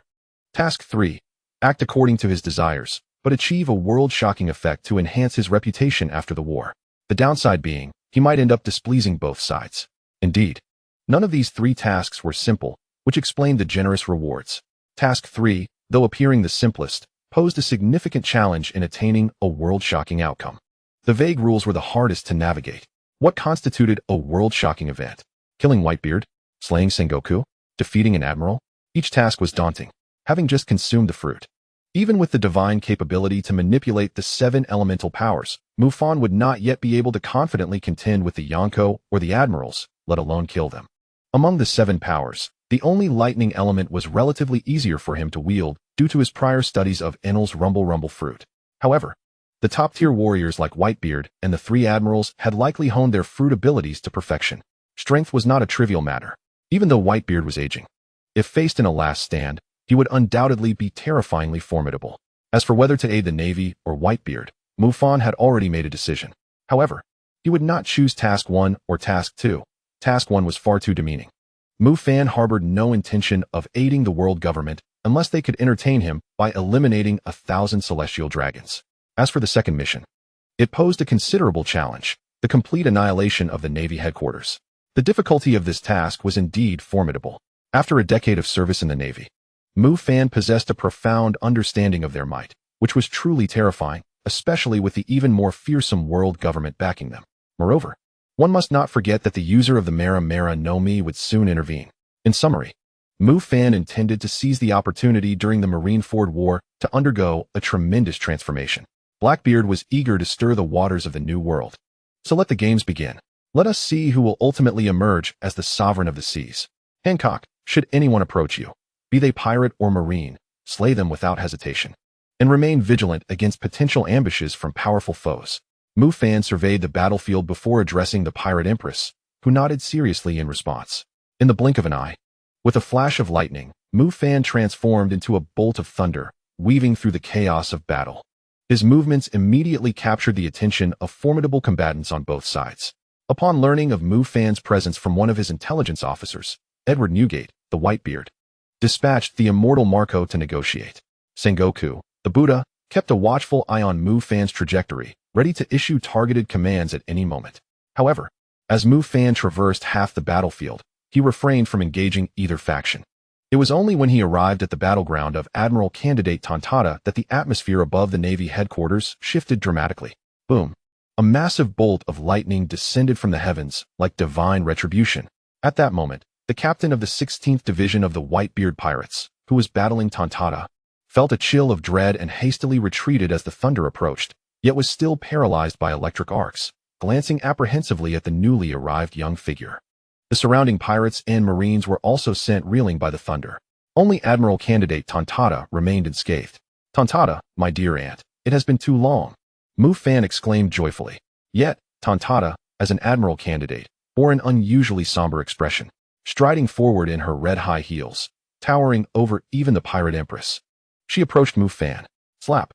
With a sharp sound, the Admiral candidate audaciously struck Mufan on the head before the astonished gazes of those around them. "You little rascal, daring to keep secrets even from me." The mature and wise Tontata could no longer contain herself and embraced Mufan tightly. "You little scoundrel. We met on Smoker's ship not long ago, and you didn't even acknowledge me." "Aunt Tontata, there were reasons for my silence. I am now a traitor to the Navy, so you must be careful not to give anyone leverage against you," Mufan thought as he extricated himself from Tontata's embrace, relieved that Hancock had not witnessed this scene. Otherwise, a brawl would likely have ensued. Nevertheless, Tontata was merely his aunt, a kind and supportive elder. "You rascal, what are your plans moving forward?" Chapter 44, The World's Greatest Basic Attack. Mufan did not linger long in nostalgic conversation with Tontata. After all, he was now a traitor to the Navy. a heinous criminal with a hefty bounty from the world government. If he displayed too close a bond with Tontada in public, she would likely face repercussions from the world government once the Marineford War concluded. This was something Mufan wished to avoid. As for whether Tontada would become disillusioned with the Navy's justice and instead support his ambitions in the future, that remained to be seen. Being an admiral candidate, Tontada was acutely aware of Mufan's predicament. As of now, she was still a Marine, and she could not bring herself to defect in the midst of battle. Any plans she had would have to wait until this unprecedented war had completely concluded. Soon, Tontada rejoined the fray, continuing her battle against the commanders of the Whitebeard pirates. Meanwhile, Mufan awaited the arrival of a messenger from the Whitebeard pirates, the immortal Marco. Breaking through several formidable marine obstacles, Marco landed gracefully in front of Mufan, his blue wings of flame unfurling. "I am Marco, captain of the 1st Division of the Whitebeard pirates." Mufan regarded the pirate before him with a calm demeanor. Compared to most pirates on the seas, he held a slightly better opinion of the Whitebeard pirates. After all, Whitebeard, as a legendary pirate and one of the sea's sovereigns of the previous era, adhered to his own principles. Since the formation of the Whitebeard pirates, they had rarely committed acts of pillage against civilian towns. In fact, in territories protected by the Whitebeard pirates in the New World, people enjoyed a normal and stable life, a stark contrast to the turmoil often experienced under the reign of other notorious pirates or the Navy. In such a time, amidst the backdrop of the world aristocrats hoarding wealth, the Navy, under the governance of the world government, could scarcely uphold the so-called justice. Of course, the Whitebeard pirates were not without their own blemishes, but they were comparatively better than many other crews. Alas, after the Marineford War, regardless of Whitebeard's fate, the Whitebeard pirates could no longer maintain their position as the most formidable force in the New World. The remnants of the previous era and the aging Whitebeard could not halt the rise of the so-called worst generation. Therefore, rather than allow the Whitebeard pirates' vast territories in the New World to fall into the hands of Blackbeard and his ilk, it would be wiser to seize them for himself as a foundation for conquering the entire New World. Indeed, if Mufan aimed to become the sovereign of the seas and impose his own order, the New World was an unavoidable battleground. Traitor Mufan, Dad wants to speak with you about a deal." Marco wasted no time, yet he felt an inexplicable wariness upon facing Mufan. Realizing this, he quickly continued. "The situation is dire. Dad's health is uncertain, and the war is shifting unfavorably for the Whitebeard pirates. Your appearance is clearly a top-tier force we can recruit. To save Ace, Dad is willing to go all out. In the past, how could the strongest man in the world, the Emperor Whitebeard, ever invite others to discuss a deal? Oh, he wants me to come over? The Emperor Whitebeard sure has a grand presence. Apologies, but I shall not go." Mufan retorted with a cold laugh. How ironic that, on the brink of death, he sought help from others while still maintaining an air of superiority. Is being an emperor so impressive? Upon hearing Mufan's response, Marco was momentarily taken aback, cold sweat breaking out on his forehead, and his expression began to darken with anger. To all members of the Whitebeard pirates, Dad was a godlike figure in their hearts. Yet at this moment, Marco restrained his urge to hurl the traitorous Marine into the air. Given the formidable prowess exhibited by Mufan, coupled with his previous standing within the Navy and the assistance of the Pirate Empress, one of the 7 warlords of the sea, extricating himself from the Navy headquarters and preserving his own safety is not a daunting task. In fact, the Marshal of the Navy, Sengoku the Buddha, harbors the utmost desire to see Mufan depart post-haste. As the captain of the 1st Division of the Whitebeard pirates and the true embodiment of the Whitebeard's legacy, Marco must possess a keen sense of the broader picture at such a critical juncture. Apologies, but before Marco could finish his thought, a radiant azure slash descended from the heavens. Despite Marco's abilities as a mythical Zoan user of the Phoenix Fruit, granting him extraordinary defense and regenerative capabilities, he was still compelled to retreat under the onslaught of the strike. The one who had unleashed this attack was none other than Dracul Mihawk, the world's strongest swordsman. Clutching his chest, Marco endeavored to steady his breath while casting a wary glance towards the recently engaged Mihawk, his thoughts racing. What choices would this man named Mufan ultimately make? Return to protect your father, immortal Phoenix Marco. Do not let him perish too swiftly. I shall converse with him shortly, Mufan remarked, shifting his gaze towards another direction on the battlefield. At that moment, Mihawk, renowned as the world's greatest swordsman, approached with his black blade, Yoru, in hand, having evidently dispatched the previously engaged Bista. You possess a remarkable spirit in your swordsmanship, one I have rarely encountered in my lifetime. Your blade, Destiny, seems to constantly rejoice at the prospect of finding its rightful master, Mihawk articulated as he drew nearer, his words imbued with a sense of mystery. Although Mufan could not fully comprehend the nuances of the compliment, he understood that Mihawk was not merely there for flattery. As anticipated, the taciturn Mihawk promptly unleashed a basic attack. This was no ordinary strike. It was the blow of the world's foremost swordsman, possessing a force that surpassed even the mightiest of swordsmen's full-powered slashes. The sheer power of this attack eclipsed even the previous strike Mihawk had directed at Whitebeard. Such a display did not go unnoticed, drawing the attention of numerous powerful figures on the battlefield. The Navy's Sengoku and other formidable warriors were fervently hoping for Mihawk to vanquish Mufan. This would alleviate the Navy from confronting Mufan directly. After all, Mufan was once the most potent Rear Admiral in Navy history, with many contemporaries and subordinates from the Marineford War. Of course, the crux of the matter lay in whether Mihawk could genuinely defeat Mufan. Although Mufan had re-emerged at Marineford, showcasing enhanced strength and swiftly dispatching Vice Admiral Raccoon, Mihawk remained the world's strongest swordsman, the most formidable force among the 7 warlords of the sea. Thus, both Sengoku and the 3 admirals welcomed Mihawk's proactive approach towards Mufan, even if it meant both might suffer injuries. However, it was evident that they significantly underestimated Mufan's current capabilities. With a swift motion, Mufan unsheathed Destiny, a blade of unparalleled might. As he held it aloft, an overwhelming aura of haki surged forth, enveloping Destiny as he prepared to meet the world's foremost attack head-on. With an explosive clash, Mufan stood firm, wielding Destiny with a reversed grip and scathed and resolutely planted in place, the only indication of the impact being the fluttering of his garments. This spectacle once again astonished many formidable warriors on the battlefield. They recognized that, given Mufan's strength, Mihawk's strike could not inflict substantial damage. Yet, the critical point was that Mufan did not evade. He faced the world's strongest strike head-on and obliterated it. The ease with which he did so starkly contrasted with the considerable effort exerted by Diamond Jozu, the captain of the 3rd Division of the Whitebeard Pirates, to withstand Mihawk's earlier strike. "Dracula Mihawk, do you wish to engage me in battle now?" After countering Mihawk's attack, Mufan pointed the tip of Destiny towards the world's greatest swordsman. He too was a swordsman, and in facing Mihawk's strike, he had relied solely on haki and swordsmanship. After all, without such resolve, how could he claim to have grown to, or even surpassed, Mihawk's level in the art of the sword? Of course, the rewards from the system were another matter entirely. Nevertheless, if Mihawk insisted on a duel at this juncture, Mufan would not hold back. His words carried a hint of provocation, causing the esteemed swordsman before him to furrow his brow. Some within the Navy found amusement in this exchange, recognizing that a clash between Mufan and Mihawk would alleviate their burdens. Yet, before their smiles could fully bloom, Mihawk's response delivered a resounding rebuttal. "Now is not the opportune moment. When your swordsmanship reaches a higher plane, you and I shall face off. The night and Destiny shall collide." "Very well," Mufan replied succinctly, having anticipated that Mihawk would not engage in earnest at that moment. The world's greatest swordsman had always been a free spirit, preferring to avoid unnecessary disruptions.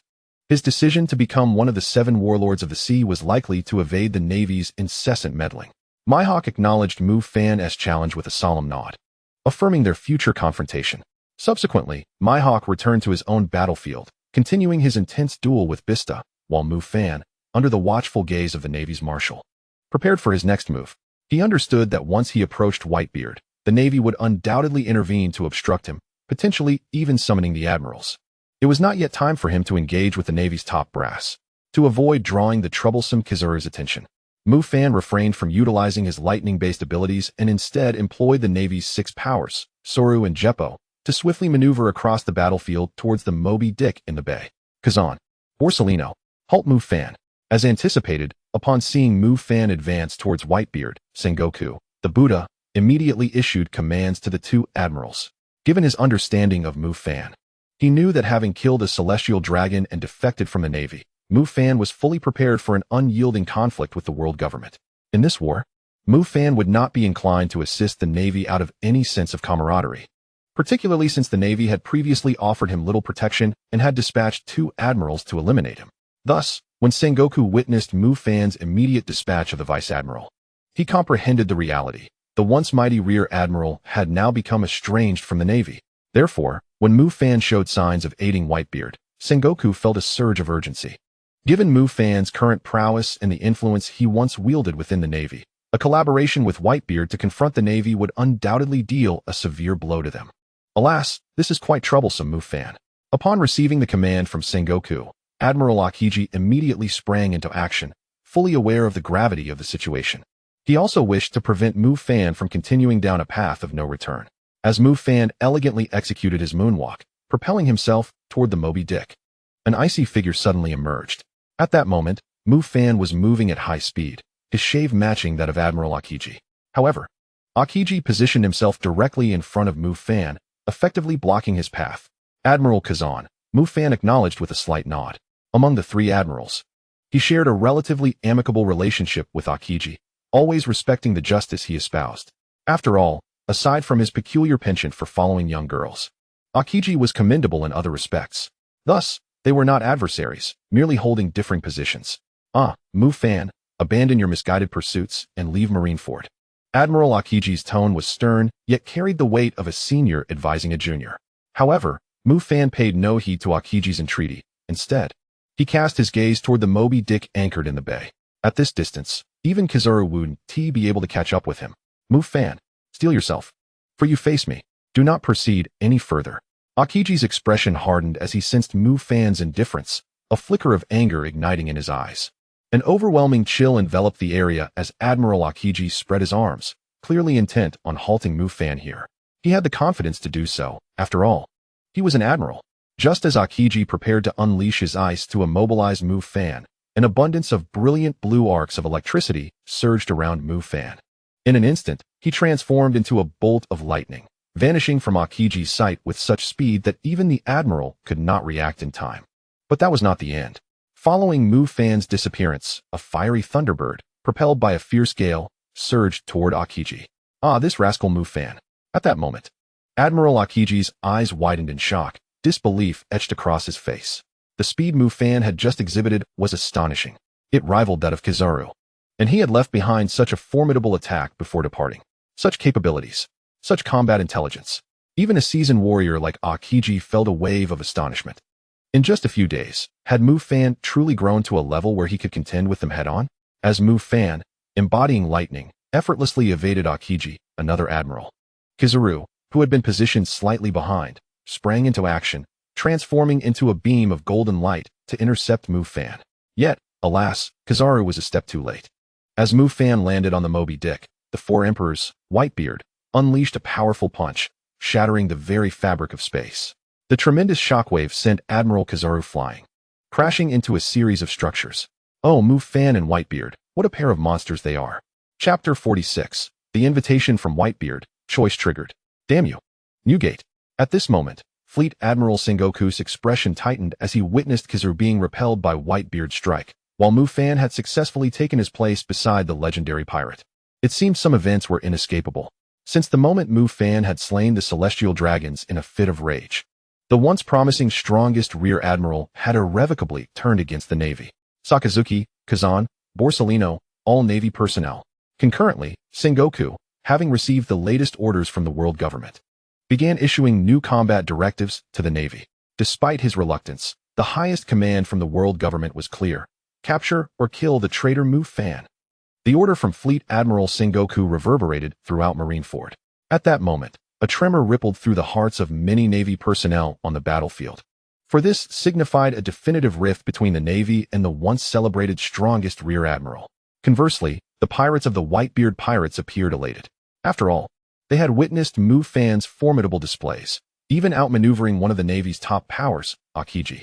Such a master, when in conflict with the Navy, would be an immense boon to them. Is Sengoku truly going to do this? Upon his return, Mufan's strength has drastically improved. This command will leave him unrestrained. The Navy hero, Vice Admiral Garp, approached Sengoku with a grim expression, offering a cautionary reminder. Garp's emotions were complex. As a veteran Navy soldier who had devoted his life to justice, he naturally wished to avoid a significant defeat for the Navy in this crucial battle. A loss would inflict a severe blow to the Navy's reputation. However, on the other hand, Ace was his beloved grandson. Much like Luffy, witnessing his grandson facing public execution was a burden too great to bear. Thus, he found himself in a state of turmoil. Yet, Mufan's emergence inexplicably ignited a flicker of hope within him. He sensed that Mufan had grown powerful enough to potentially alter the trajectory and outcome of this war. Garp, focus on your duties. This is the world government's command, and I cannot alter it. Mufan is no longer a member of the Navy. If he chooses to consort with pirates, we, as the Navy, must cleanse our ranks. Hearing the command echo throughout Marineford, Mufan smiled coldly. This did not come as a surprise to him. In such a significant conflict, the world government would undoubtedly be vigilant. His appearance would certainly have been noted by them. With Fleet Admiral Sengoku receiving the highest command from the world government and subsequently issuing combat orders against him, it was evident that Sengoku harbored some hesitation. Yet, he would not defy the world government's orders, even though they were indifferent to the fates of ordinary sailors. Gulalala, what have you done, little Mufan, to incite such hatred from the world government? The strongest man in the world, the Emperor Whitebeard, Edward Newgate, leaned on his bicento. Casting a sidelong glance at Mufan, a smile playing on his lips as he inquired. From the laughter of Whitebeard, Mufan sensed an overwhelming frailty. It seemed that the body of the world's strongest man had been ravaged by old wounds, leaving him in a state of disrepair. Coupled with Whitebeard's advancing age, it would not be surprising if he were to be ambushed and struck down, meeting his demise in Marineford. It was nothing significant, merely the slaying of a nefarious celestial dragon. Mufan uttered these words with a dispassionate tone, leaving even Whitebeard profoundly astonished. The assassination of a celestial dragon was an unbearable humiliation for the world government, especially with the perpetrator still at large. Naturally, the world government would maintain strict confidentiality, prohibiting any information from leaking. It could be estimated that only a handful within the Navy were privy to this knowledge. The outside world was merely aware that Mufan had instigated a heinous incident. Thus, even Whitebeard was greatly shocked upon uncovering the truth. Initially, he had assumed this young lad had merely provoked or injured a celestial dragon, never imagining he had slain one. Such an event was indeed an unforgivable atrocity in the eyes of the world government. After all, such actions were not typically undertaken by ordinary individuals. Youngster, you possess remarkable courage. Would you be interested in joining me, Whitebeard, in obliterating the Marine headquarters and rescuing Ace? At this moment, the Emperor's Whitebeard gazed earnestly at Mufan, an undercurrent of admiration lacing his inquiry. It was evident that this man, standing atop the pirate hierarchy, held great confidence in his reputation. However, Mufan couldn't shake an unsettling feeling. Why did Whitebeard's gaze resemble that of a father looking at his son? This was troubling. Whitebeard, what do you mean? Mufan asked, his brow furrowed, yet still probing cautiously. Whitebeard did not respond directly. Instead, he swung his sword, the supreme-grade great blade, Songyunxia, unleashing a devastating slash across the battlefield. Boom. The strike, infused with hockey and the power of his devil fruit, instantly sent a wave of ice flying, wreaking havoc among countless Marines. Subsequently, Whitebeard spread his arms wide, exuding an awe-inspiring presence. Gururera, young Mufan, I admire you greatly. Be my son. Ding.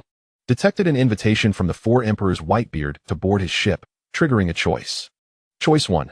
Gladly accept the invitation from the Emperor's Whitebeard and wholeheartedly assist the Whitebeard pirates in rescuing Fire Fist Ace. Reward. Perfect Recovery Potion X1. Restores to peak condition when gravely injured or exhausted. Choice 2. Reject the invitation from the Emperor's Whitebeard. Decline to become his son. And ambush Whitebeard in an attempt to sever the head of the world's strongest man. Reward. King-level armament hockey. Choice 3. Decline the invitation from the Emperor's Whitebeard.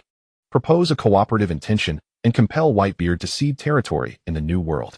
Reward. Intermediate observation kill. Available in beginner, intermediate, advanced, king, and god levels. Can suppress the opponent's observation hockey, rendering them unable to detect or predict subsequent movements. Mufan truly did not anticipate that Whitebeard would seek to adopt him in the midst of battle. He was further astonished that the system would trigger such choices at this moment. Nonetheless, it was advantageous. The unique ability of observation kill was something that typically eluded even top-tier powerhouses. Moreover, in a one-on-one confrontation among elites, this ability would undoubtedly prove invaluable. Especially when combined with Mufan's lightning-like speed, observation kill would become an exceedingly formidable power. I'm sorry, Whitebeard, but I have no interest in joining any pirate crew. Mufan faced the Emperor's Whitebeard, his aura undiminished. After Whitebeard's smile visibly stiffened, Mufan continued, let us discuss something more practical, Whitebeard. If this war continues as it is, Ace will not be rescued, and you, as a remnant of the old era, will surely perish here. Whitebeard, You must have already come to this realization, haven't you? Now, I am willing to cooperate with you, but under certain conditions. Chapter 47, Alliance Demands? Non-existent. At this moment, the four emperors' Whitebeard's countenance darkened, as storm clouds gathered ominously above Marine headquarters in Marineford, surrounding Whitebeard aboard the Moby Dick. Several of his division commanders wore grim expressions as they regarded the so-called naval traitor, Mufan. A mere naval traitor, despite his considerable strength, did not warrant such arrogance. Did he not realize that he stood before a man who reigned at the pinnacle of piracy? A naval traitor dared to declare he would not join any pirate crew. Did he intend to forge his own faction capable of contending against the Marine headquarters and the world government as pursuit of him? What a farce. In an instant, the commanders of the Whitebeard pirates regarded Mufan as a figure of audacious ignorance. After all, Whitebeard was an unequivocally revered presence among his crew. Even the Wild Ace would not dare show such disrespect to their father. Did this fool consider himself equal to the world's strongest man? The turmoil aboard the Moby Dick also caught the attention of Marine Fleet Admiral Sengoku and Marine Admiral Akinu. Both narrowed their eyes, eager to witness a clash between Whitebeard and Mufan, believing it would significantly increase the Navy's chances of victory. Should Whitebeard sustain injuries from Mufan, his recently devised strategy would undoubtedly yield even greater results. Little brat, do you think you're speaking to? I am the pirate Whitebeard. Whitebeard scoffed, his weathered gaze fixed intently on Mufan, as if questioning the impertinent youth. Whitebeard, you know the current situation better than I do. The Marine headquarters and the world government are not adversaries you can contend with at your age. The only outcome of this war will be your demise here, allowing those lurking in the shadows to reap the rewards. If you wish to protect your crew to the fullest, you should consider listening to my terms. At this moment, Mufan coldly retorted, facing the four emperors' Whitebeard. He held no special bond with the Whitebeard pirates. If cooperation was to be established, then Whitebeard must demonstrate his resolve. There would be no free ride. Arrogant little brat, let me see if you possess the qualifications to negotiate with me. At this juncture, the four emperors' Whitebeard's fury ignited, and he swung Song Yun-chia toward Mufan. In the eyes of numerous powerful beings, whether in shock, concern, or schadenfreude, Mufan did not evade. Instead, he drew his sword, Tianming, and clashed fiercely against Song Yun-chia. Bang! Buzz! As the two supreme-grade great blades struck against each other, two palpable waves of Conqueror's haki clashed violently. Whitebeard's purple-black Conqueror's haki was incredibly formidable, yet Mufan's golden-red Conqueror's haki was equally impressive. The collision of these immense forces even cleaved a rift in the clouds above. The winds surged, and the atmosphere became terrifying. Observing this spectacle, Fleet Admiral Sengoku and other top-tier marine powerhouses were deeply astonished. No one had anticipated that Mufan could engage with the four emperors' Whitebeard without falling short. Although the venerable Whitebeard is advanced in age, he refrains from excessively exhausting his stamina in a fervent display of haki for the impending fierce battle. Yet, Mufan exhibits a remarkable proficiency, holding his own against Whitebeard in both Conqueror's haki and swordsmanship, without significantly faltering. Ah, is this truly the man I have fallen for? I am filled with such exhilaration. On the other side of the battlefield, the Pirate Empress Boa Hancock gazes at the riven sky, her delicate hands cradling her exquisite visage, a blush adorning her cheeks. Meanwhile, the Marine Admiral candidate, Mamatani, stands with slightly parted lips, her eyes wide with astonishment. She acknowledges that, given Mufan's innate talent and tireless effort, his ascent in strength is expected. However, the extent of his prowess is quite astonishing. He dispatched a Marine headquarters Rear Admiral in an instant, effortlessly countered the attacks of the world's foremost swordsman, and toyed with Marine Admiral Akiji.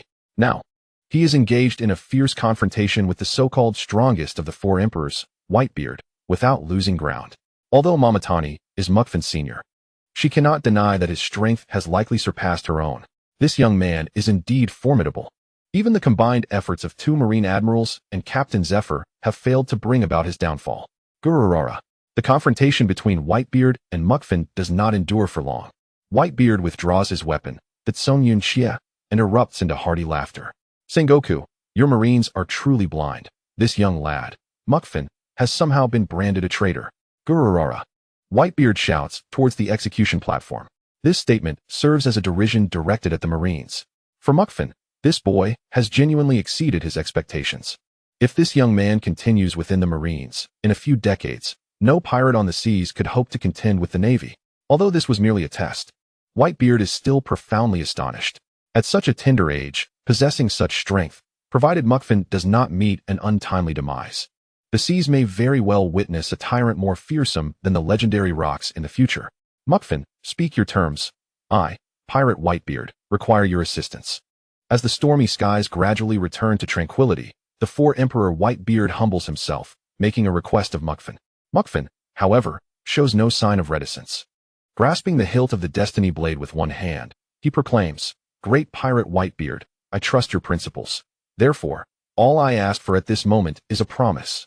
Gururara, speak freely, Pirate Whitebeard. Whatever I promise will never be retracted. Even in death, my sons shall continue to uphold it. Whitebeard replies with a smile. Clearly, this legendary pirate's trust in Mufan is well placed. Very well, I demand half of the territory occupied by the Whitebeard pirates in the New World. And I shall choose which portion it is to be. This must include the islands linking the first half of the Grand Line to the New World, specifically Fishman Island. Mufan states boldly, immediately rendering Whitebeard speechless with shock. The members of the Whitebeard crew surrounding the Moby Dick stare in disbelief, their mouths agape. How does it feel, Whitebeard? Is it hard to accept? If you lose this war, the Whitebeard pirates will cease to exist. What value is territory then? Mufan continues coolly. This is the result of his careful contemplation. Moreover, he is confident that Whitebeard will likely acquiesce. After all, this legendary pirate must have long since prepared himself for such a reckoning. Upon testing Mufan's strength, Whitebeard would undoubtedly be eager to gain an ally. Though this proud pirate is steadfast, he would sacrifice anything for his family. Thus, Mufan's demands are not exorbitant. However, obtaining Fishman Island is imperative, given its allure of the Sea Kings. Gururara, you little brat. Chapter 48, Observation and Kill, Incoming. The powerful laughter of the Emperor Whitebeard reverberates across the battlefield. The commanders of the Whitebeard crew surrounding the Moby Dick suddenly feel a pang of anxiety. Historically, when Father laughs this way, it signals an impending brawl. Yet, the strength displayed by the recently turned marine traitor Mufan is formidable. If Father were to engage him in a fierce battle, and the marine admirals were to launch a sneak attack, it would result in a tremendously troublesome situation. However, Mufan's demands are exceedingly audacious. Audaciously requesting half of the territory belonging to the Whitebeard pirates, territory that Father fought hard to secure. To openly challenge one of the 4 emperors of the New World is indeed a bold move. Moreover, given Father's character, such excessive conditions would surely not be accepted. As the surrounding commanders of the Whitebeard crew ponder this, the world's strongest man, Whitebeard, evidently arrives at a decision. He brandishes the Tsongyun Xia, his gaze piercing as he addresses Mufan. Mufan, I understand your future intentions. To stand against the world government and the marine headquarters is indeed a bold endeavor. Perhaps, in the seas to come, a ruler capable of overturning the world government will emerge. However, the Whitebeard pirates also adhere to our own principles. Half of the territory in the New World may be granted to you, but you must commit fully to assisting me in this conflict. And also, I implore you to help rescue Ace. The islands connecting the New World to the first half of the Grand Line shall also be yours, if your abilities prove sufficient. That legendary weapon will also belong to you. Whitebeard Edward Newgate's response astounds the surrounding members of the Whitebeard crew, some of whom feel a twinge of displeasure. However, the decision made by Father is one they cannot contest. Those commanders privy to the inner workings were expressions tinged with melancholy. For this version of Pirate Whitebeard is no longer the invincible man he once was, gallivanting across the seas. Age and old wounds constantly torment this legendary pirate, who stands atop the world of piracy. Father, it's a deal. Rest assured, having agreed to cooperate, I will not dawdle. As for Fire Fist Ace, I will do my utmost. Mufan nods, having anticipated Whitebeard's ultimate reaction. After all, the legendary pirate's love for his sons is a sincere and touching aspect of the pirate world. Hence, having promised to help, Mufan will indeed exert himself. Furthermore, allowing the Whitebeard pirates to retain a semblance of strength is advantageous for Mufan, particularly with Whitebeard Edward Newgate at the helm, even if they lose half their territory. As long as Whitebeard remains, the crew will continue to be a formidable force in the New World. In the future, they may also share the burden of firepower from the Marine headquarters and the world government. Of course, whether they might become adversaries remains uncertain. However, that is not something he needs to contemplate at this moment. His immediate priority is to forge a powerful faction. After the War of the Best, the world government and the Marine headquarters will undoubtedly seek his destruction. Although his strength is formidable now, even with the addition of the Empress and the entirety of the Daughter Island, he remains far from being a match for the world government and the Navy. Gulalala. Then let us proceed, little Mufan.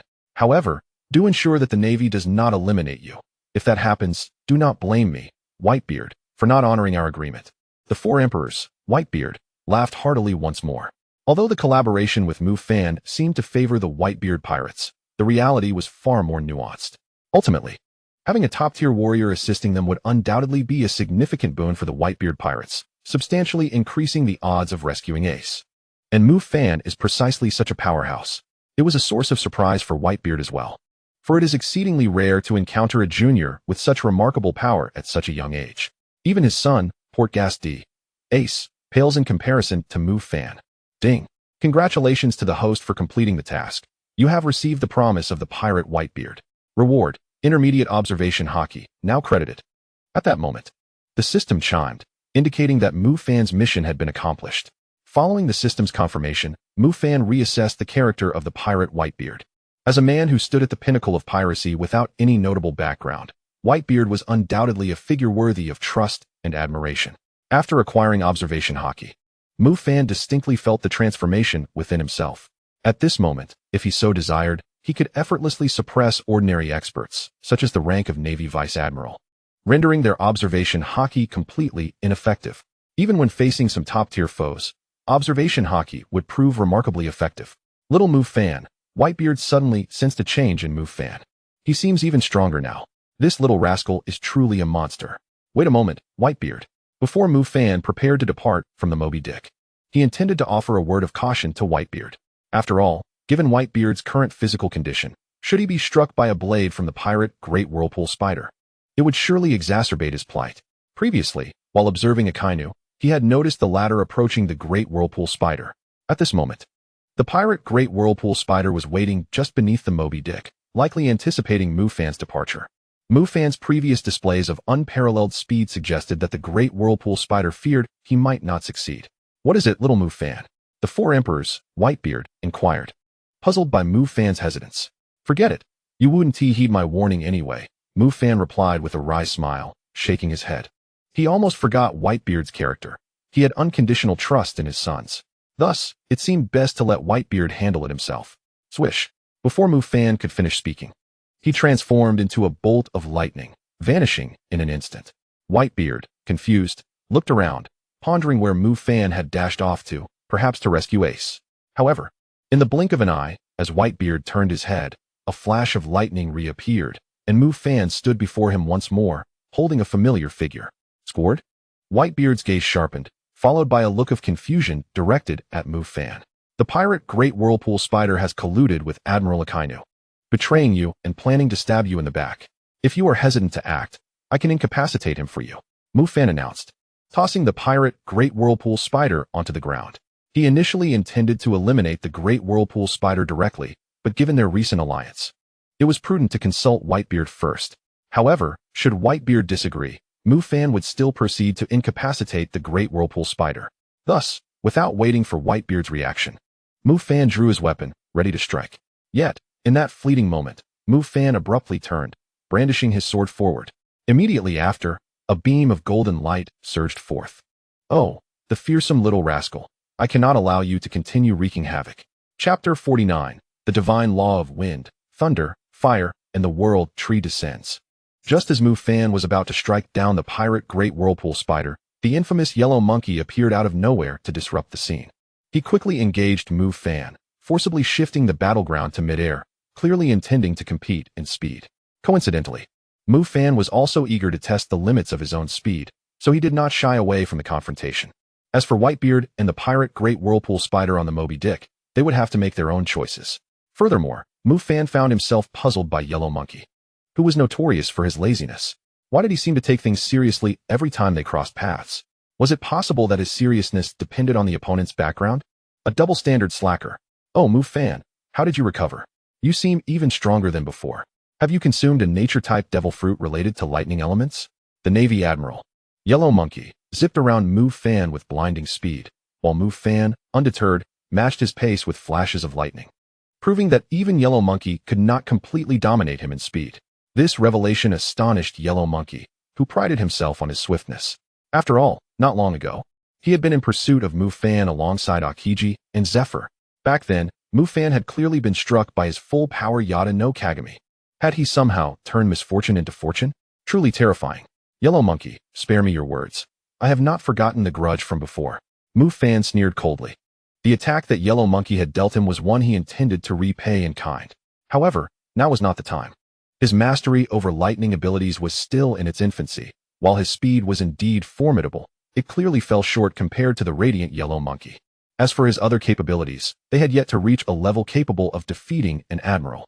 Moreover, Yellow Monkey was evidently slacking off. So Mufan refrained from launching a full-scale assault, instead keeping an eye on the unfolding situation on the Moby Dick. At this moment, the battlefield was rife with explosions. As the war escalated, the blood of countless pirates and Navy soldiers had already stained the icy battleground, vividly illustrating the true brutality of the conflict. With the war reaching such a critical juncture, both the Navy and the Whitebeard pirates were experiencing a dip in morale. Meanwhile, on the Moby Dick, Whitebeard Edward Newgate and the pirate Great Whirlpool Spider finally commenced their dialogue. Father, the pirate Great Whirlpool Spider had only just regained full awareness. As Mufan's earlier strike had left him dazed, this clarity only deepened his resentment. What is that, Mufan, to warrant you giving him half of our territory? Do we not have a stake in the Whitebeard pirates' domain? It appears the words of Admiral Akinu hold a grain of truth. Squard, are you unharmed? Whitebeard turned to one of his sons, his weathered eyes reflecting a complex emotion. Squard conspired with Akinu, betraying him. He even intended to launch a surprise attack. This is inconceivable. He could not believe it. How could anyone from the Whitebeard pirates, aside from that scoundrel Teach, betray the mighty Whitebeard? Well, at least he hadn't perished. I didn't see you earlier. How is the situation at the bay? Although he found it hard to accept, Whitebeard felt some trepidation after Mufan's warning. Meanwhile, Squard's tone was evidently off. After a fierce battle, his crew had suffered tremendous losses. We have lost many brothers. The Great Wave Spider Squard continued to speak darkly. His demeanor was distinctly unnatural. Sengoku would show no mercy. He would deploy every available force against us. However, with the help of that little rascal Mufan, we would alleviate some of the pressure. Does the old man have a good understanding of the Navy's tactics? Whitebeard turned his gaze toward the execution platform, observing Fire Fist Ace, his eyes glimmering. Sengoku, Garp, Roger, we are all old acquaintances. The Navy's encirclement suits me just fine. I shall strike as well, and with Mufan's assistance, let us charge forward and rescue Ace. Yes, let us rescue Fire Fist Ace in one breath. The Whitebeard pirate fleet comprises 43 crews from the New World. Each of us has received immense grace from the old man. For the sake of the Whitebeard pirates, it would be justifiable to die in battle. At this moment, the tone of the pirate Great Wave Spider grew even stranger as he drew his sword from his waist. Whitebeard cast a glance at Squard. How could he not discern the insinuation in Squard's words? How could he now not realize that Mufan's warning was indeed correct? However, many must be thinking the same way right now. To save Ace, yet at the cost of so many lives. Some might even believe he is colluding with Sengoku to deal with them. At this moment, a tinge of sorrow flickered in the eyes of Pirate Whitebeard. Squard, I am sorry, but I understand. This is a battle for family. The pirate Whitebeard would never abandon his family. It is precisely for this reason that everyone followed you to this hellish battlefield. Am I right, old man? It is good that you understand. You all are my family. At this moment, the world's strongest man smiled and then stepped forward, deliberately stepping aside from Great Wave Spider. If his sons had any doubts, let him prove it once more through action. He is Pirate Whitebeard. At this moment, Mufan, upon witnessing the situation aboard the Moby Dick, could only smile helplessly. As expected, that old man Whitebeard is indeed stubborn. Yet, he is worthy of respect. Oh, there is no stopping it now. He is about to be ambushed by his own trusted son, the fearsome Whitebeard. The Yellow Monkey, locked in a fierce battle with Mufan, began to jest. Ha ha. How do you know I cannot prevent it, Kizaru? Mufan replied coldly with a smile. The lecherous grin of the Navy Admiral Kizaru instantly froze. Meanwhile, aboard the Moby Dick, the pirate Great Wave Spider had surged forward, sword drawn, towards Whitebeard. Although a few strong members of the Whitebeard crew, such as Marco, noticed it immediately, they were too far away to intervene in time and could only shout in alarm. Yet Whitebeard remained unfazed. Old man, I'm sorry. The Great Wave Spider's face was grim. At this moment, he had been blinded by Akinu's words, filled with injustice and resentment. And at this moment, no one could stop him. Even if that traitorous Marine named Mufan knew of his betrayal, so what? He could not be stopped. Whoosh! Buzz! Just as the great wave spider lunged with his blade aimed at Whitebeard's back, a long-awaited green seed suddenly erupted beneath his feet. In an instant, it grew into a towering tree rivaling the Marine headquarters. The divine tree of wind, thunder, fire, and wood descended. The world tree, shocking the entire scene. Under Mufan's prior arrangement, the great wave spider's ambush was thwarted on the spot. Meanwhile, Pirate Whitebeard was propelled into the high battlefield by the massive branches of the world tree. He was now perilously close to the execution platform. Uncle Whitebeard, charge. I, Mufan, shall pave the way for you. Chapter 50. Alas, this world has no what-ifs. Marine Headquarters, Marineford. When the immense world tree descended, the entire venue was taken aback. Fleet Admiral Sengoku's eyes were bulging with disbelief. He could hardly believe the scene unfolding before him. Yet everything was undeniably happening. That scoundrel Akinu's scheme had failed. The world's strongest man, Whitebeard, had not been struck down by the surprise attack. Instead, he rode the world tree, breaking through the Navy's defenses and reaching the very air above the execution platform. Such a turn of events left even Sengoku, as Fleet Admiral, utterly shocked. It was almost beyond belief. The enormous world tree had suddenly appeared, instantly sending the great wave spider flying and elevating Whitebeard into the air. Such power could not possibly belong to Whitebeard. Therefore, it must have been Mufan. Was everything orchestrated by that rascal Mufan? But had Mufan not previously exhibited powers of the thunder element? Why then could he summon such a colossal world tree to descend upon Marineford? How much time had passed since the occurrence of the infamous incident? In this brief span, what events had transpired in that young man's life to cause his strength to grow so formidable?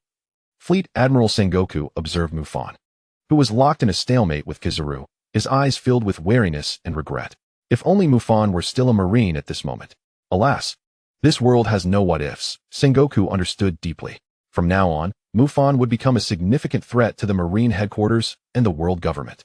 Aside from Sengoku, the first to recover from the shock among the Navy was Admiral Akinu. His original strategy could have exacerbated the already frail old Whitebeard, ultimately forcing him to submit. But who would have expected it to be thwarted at the last moment? Damn that Mufan. How dare he stand against justice? Truly a death wish. There was a clear murderous intent in Admiral Akinu's gaze. Anyone who dared to oppose justice would pay with their life. Especially Mufan, the disgraceful traitor of the Navy. Boom. Driven by intense rage, Admiral Akinu finally made his move, clenching his fists toward the sky as countless magma fists rained down. Meteor volcano. A terrifying assault akin to a volcanic eruption commenced. Countless massive magma fists ruthlessly struck down from above the colossal world tree. Under the might of the meteor volcano, the giant tree was swiftly destroyed. Yet Akinu did not achieve his strategic objective. Pirate Whitebeard had already leaped down, charging toward the execution platform. The world's strongest man was on the attack. Everyone, prevent Whitebeard from approaching the execution platform. At this moment, Fleet Admiral Sengoku was in shock. As Whitebeard, with his mighty weapon Song Yunxia, surged towards the execution platform, the three admirals of the Navy found themselves at a distance, with the swiftest among them, Kizaru, unexpectedly ensnared by Mufan. Indeed, ensnared. The admiral, capable of moving at the speed of light, was rendered unable to assist. Oh, Mufan, what kind of devil fruit have you consumed? Truly terrifying, Kizaru remarked, his expression twisted with a blend of mockery and astonishment. For Mufan's exhibited powers were nothing short of formidable, even shocking to him. It was a pivotal moment that heralded the arrival of Whitebeard's world tree, and he had sensed a shift in the winds around him, undoubtedly linked to Mufan. Gururara, Ace, I'm here to rescue you. With the admirals unable to intervene, Whitebeard descended from above unimpeded. His formidable haki enveloped the Song Yunxia as the aura of the world's strongest man surged forth. At this moment, the rescue of Fire Fist Ace was within reach. Whitebeard felt no need to withhold his strength. For him, saving Ace and ensuring the safety of most of his crew was tantamount to victory. As for his own life, he had long since cast it aside. Mufan's presence had undoubtedly alleviated much of his burden. Had he followed the usual course, his approach to the execution platform would have faced relentless opposition from the Navy, and even he would likely have found himself ensnared. Thus, Whitebeard was acutely aware of the wisdom in allying with Mufan. That young lad was indeed a formidable yet reliable ally. Old man. At that moment, Fire Fist Ace, witnessing Whitebeard's imminent arrival at the execution platform, could not help but shout. However, his emotions were tinged with complexity. On one hand, he yearned for rescue, yet on the other, he was deeply concerned for Whitebeard's safety. After all, The old man was aged and borne numerous injuries. Whitebeard, I will not allow you to save Fire Fist Ace. The Navy's Fleet Admiral, Sengoku the Buddha, cast aside his cloak of justice, golden lights swirling around him. Faced with the advancing Yonko, Whitebeard, he knew he had to personally engage in the battle. Just as Fleet Admiral Sengoku prepared to take action, a similarly aged yet still imposing figure leapt forward to confront Whitebeard. It was Garp. Old man. Sengoku gazed in astonishment at the unfolding scene, feeling a wave of relief. If Garp chose to intervene, it would save him considerable effort. Fire Fist Ace was even more astonished. One of his greatest fears was Garp grappling with the dilemma of his execution. He dreaded the possibility of a clash between Garp and Whitebeard over him. Ultimately, he could no longer stand idly by. Whitebeard, if you wish to save Ace, you must defeat me. The legendary hero of the Navy, Iron Fist Garp, wore a grim visage, his iron fist enveloped in an intensely powerful haki, aimed directly at Whitebeard's Song Yunxia. Humph, Garp. Whitebeard scoffed. In the face of Garp, he could not help but exert even greater strength.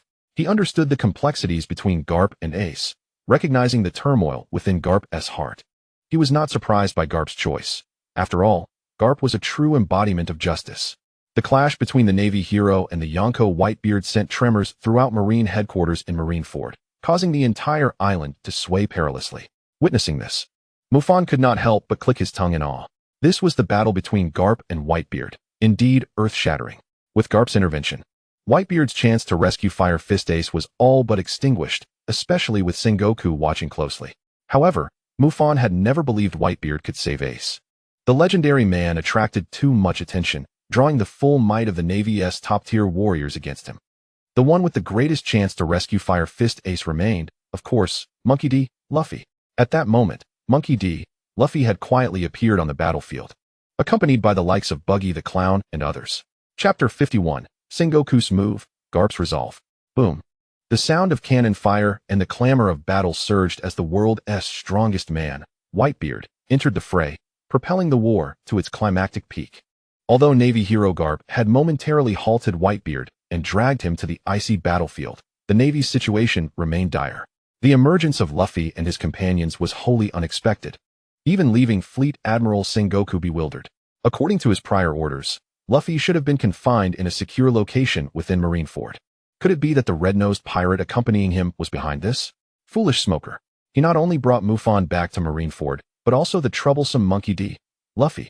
Indeed, Sengoku had now realized that Mufan was the ensign who had previously followed Smoker to Marine headquarters.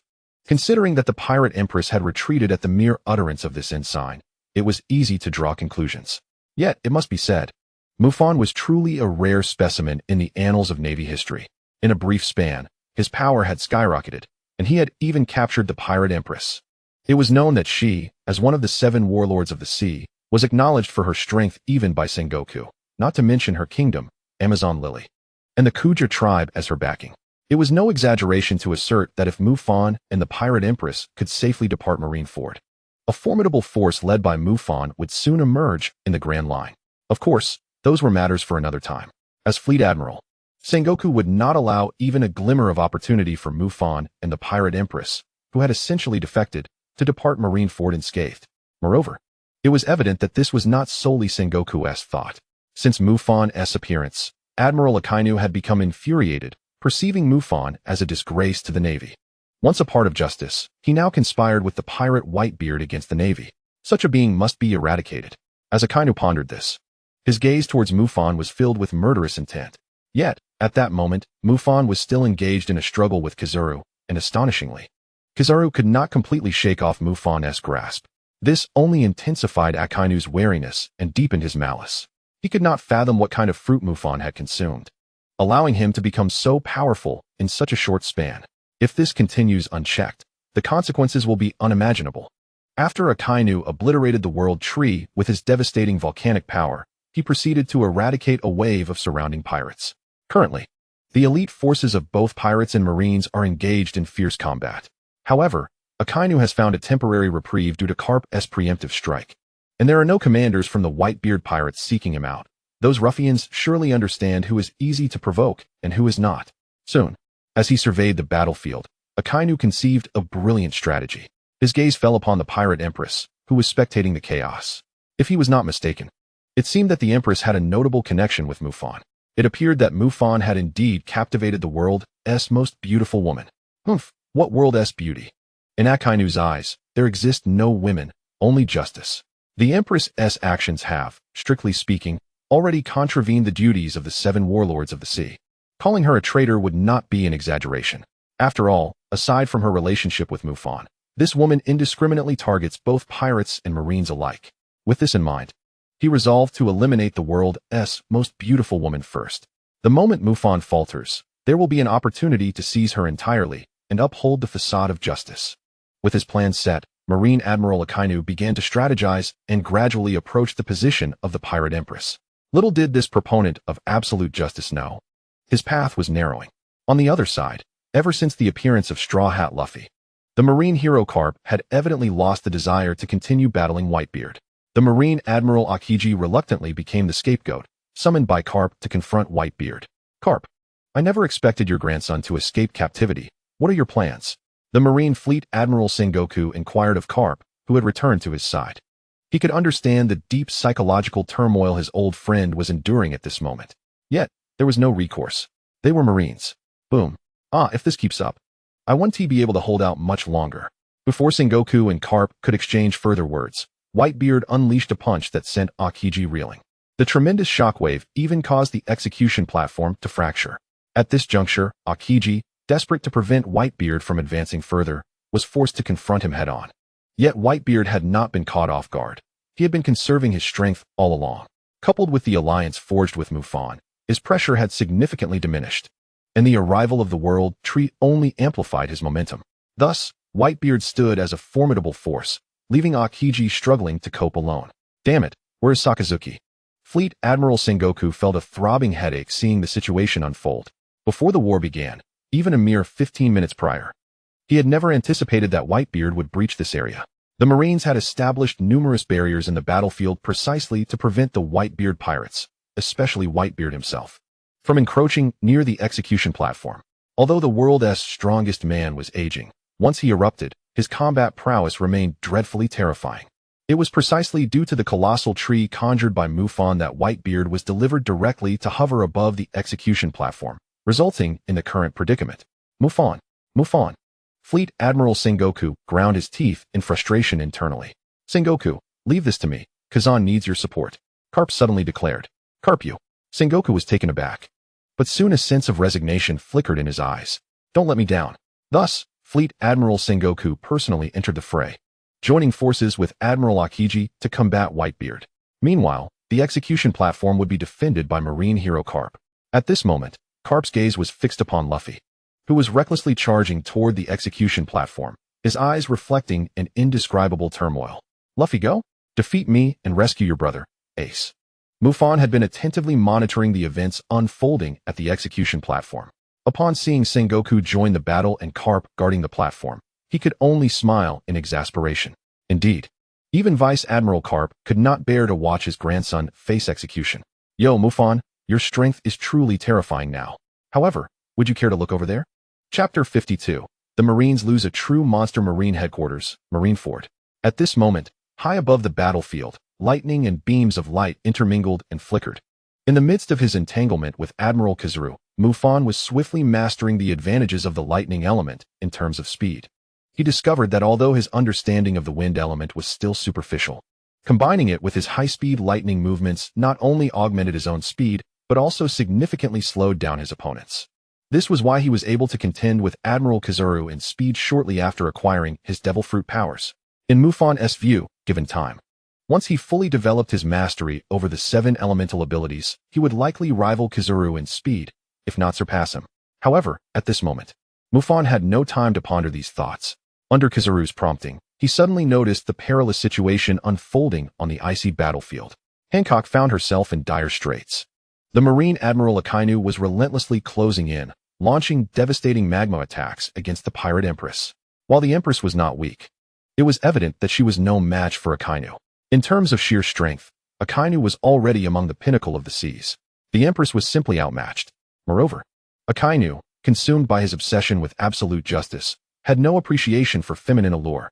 To him, the Empress's charm was akin to a withered rose. Furthermore, Akinu clearly intended to eliminate her with lethal intent, as each of his strikes was a killing blow. Thus, the Empress found herself in an extremely precarious situation. Upon realizing this dire circumstance, Mufan was instantly enraged. This red dog truly lived up to his infamous title. Mufan was well aware of Akinu's intentions. He sought to use the Pirate Empress to draw him in and then annihilate them both. Alternatively, he might aim to dispose of the Empress first, causing Mufan to lose his composure. However, Akinu was indeed blinded by his own overconfidence. With Whitebeard, Marco, and Luffy poised to rescue Fire Fist Ace at any moment. Should Ace be successfully liberated, the Marines would face defeat. In such a pivotal moment, Akinu was fixated on Mufan, as if he deemed him a greater threat than even Fire Fist Ace. Oh, you wish to save someone? Alas, I have no intention of letting you go, Mufan. As Mufan contemplated breaking away from the battle to rescue the Empress, a flash of golden light abruptly manifested, and the lecherous Yellow Ape appeared directly before him. At that moment, only Yellow Ape's head was visible, with the majority of his body still in a photon state, clearly intending to use his absolute speed to suppress Mufan, preventing him from aiding the Empress.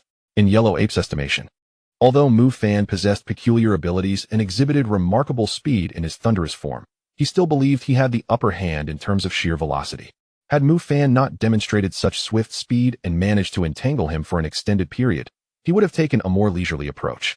However, the current situation necessitated a serious demeanor. Otherwise, how could he maintain the dignity of the Shining Man?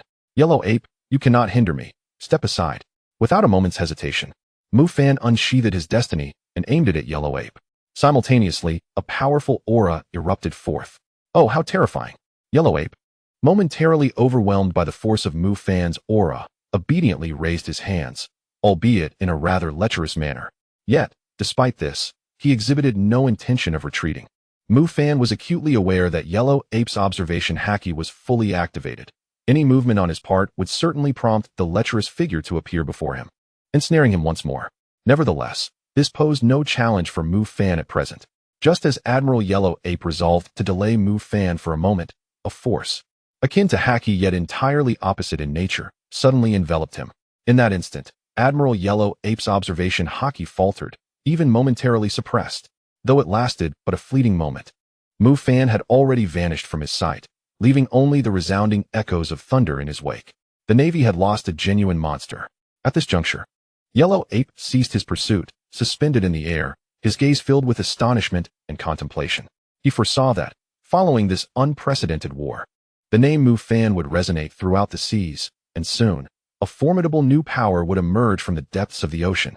Pirate Empress, you have violated the treaty of the 7 warlords of the sea, openly colluding with the traitor Mufan of the Navy. Prepare yourself to face your demise. At that moment, Admiral Akinu relentlessly advanced, his magma-infused fists unyieldingly bombarding the Pirate Empress, clearly at a disadvantage. The Empress could do little but evade the scorching and devastating magma. After all, she had already found her beloved man and could not afford to let the magma mar her beauty. What would happen if Mufan were to lose interest in her? This precarious situation persisted for a while, until Akinu finally seized an opportunity, preparing to deliver a devastating blow to the Pirate Empress. If he could claim her head, Mufan, with his temperament, would undoubtedly be thrown into despair. Subsequently, they could execute him together and focus their efforts on dealing with the Whitebeard pirates. Boom. Just as Akinu contemplated his next move, he glanced upward. A powerful slash, accompanied by the roar of thunder, descended upon him with ferocity. Faced with such an attack, Akinu found himself incapable of withstanding it. The slash was imbued with tremendous haki, and to endure it would surely result in injury. Clearly, sustaining an injury was not a wise course of action, so Akinu immediately retreated to evade the strike. As the attack approached, flashes of lightning illuminated the scene, and a youthful figure materialized before the Empress. Are you all right, Hancock? Mufan inquired anxiously. I am unscathed. At that moment, the Pirate Empress, with her unparalleled beauty, was flushed with shyness as she gazed upon Mufan's striking visage, her heart racing. She yearned to escape this hellish place and find a secluded spot to bear children with Mufan. I'm relieved to hear that. Step back. I will handle the red dog. Mufan exhaled deeply and declared, I shall fight alongside you. Retreat, Hancock. Very well, I understand. After the Empress withdrew from the fray, Mufan finally faced Admiral Akinu directly. This scene was one he had envisioned before, albeit in a different context. As he had once still been a member of the Navy, challenging Akinu's unwavering sense of justice. Mufan, the traitor of the Navy. Are you prepared to face the consequences? Being directly called Red Dog clearly incensed Akinu, who clenched his fists, ready to strike at any moment. What aspect are you referring to, Red Dog? Chapter 53. The Voice of God at the Navy Headquarters, Marineford. Mufan's confrontation with Admiral Akinu immediately drew the attention of many powerful figures on the battlefield. Although the focal point of the Marineford War remained the clash between the Yonko Whitebeard and Fleet Admiral Sengoku, Mufan's displayed prowess and current identity, along with his actions in Marineford, made him of paramount importance to the Navy, arguably rivaling that of Fire Fist Ace. Should Mufan manage to depart unscathed after this war, the Navy's reputation and standing in these waters would suffer a significant blow. In the eyes of Akinu, who adhered to absolute justice, such a situation would be a profound disgrace for the Navy.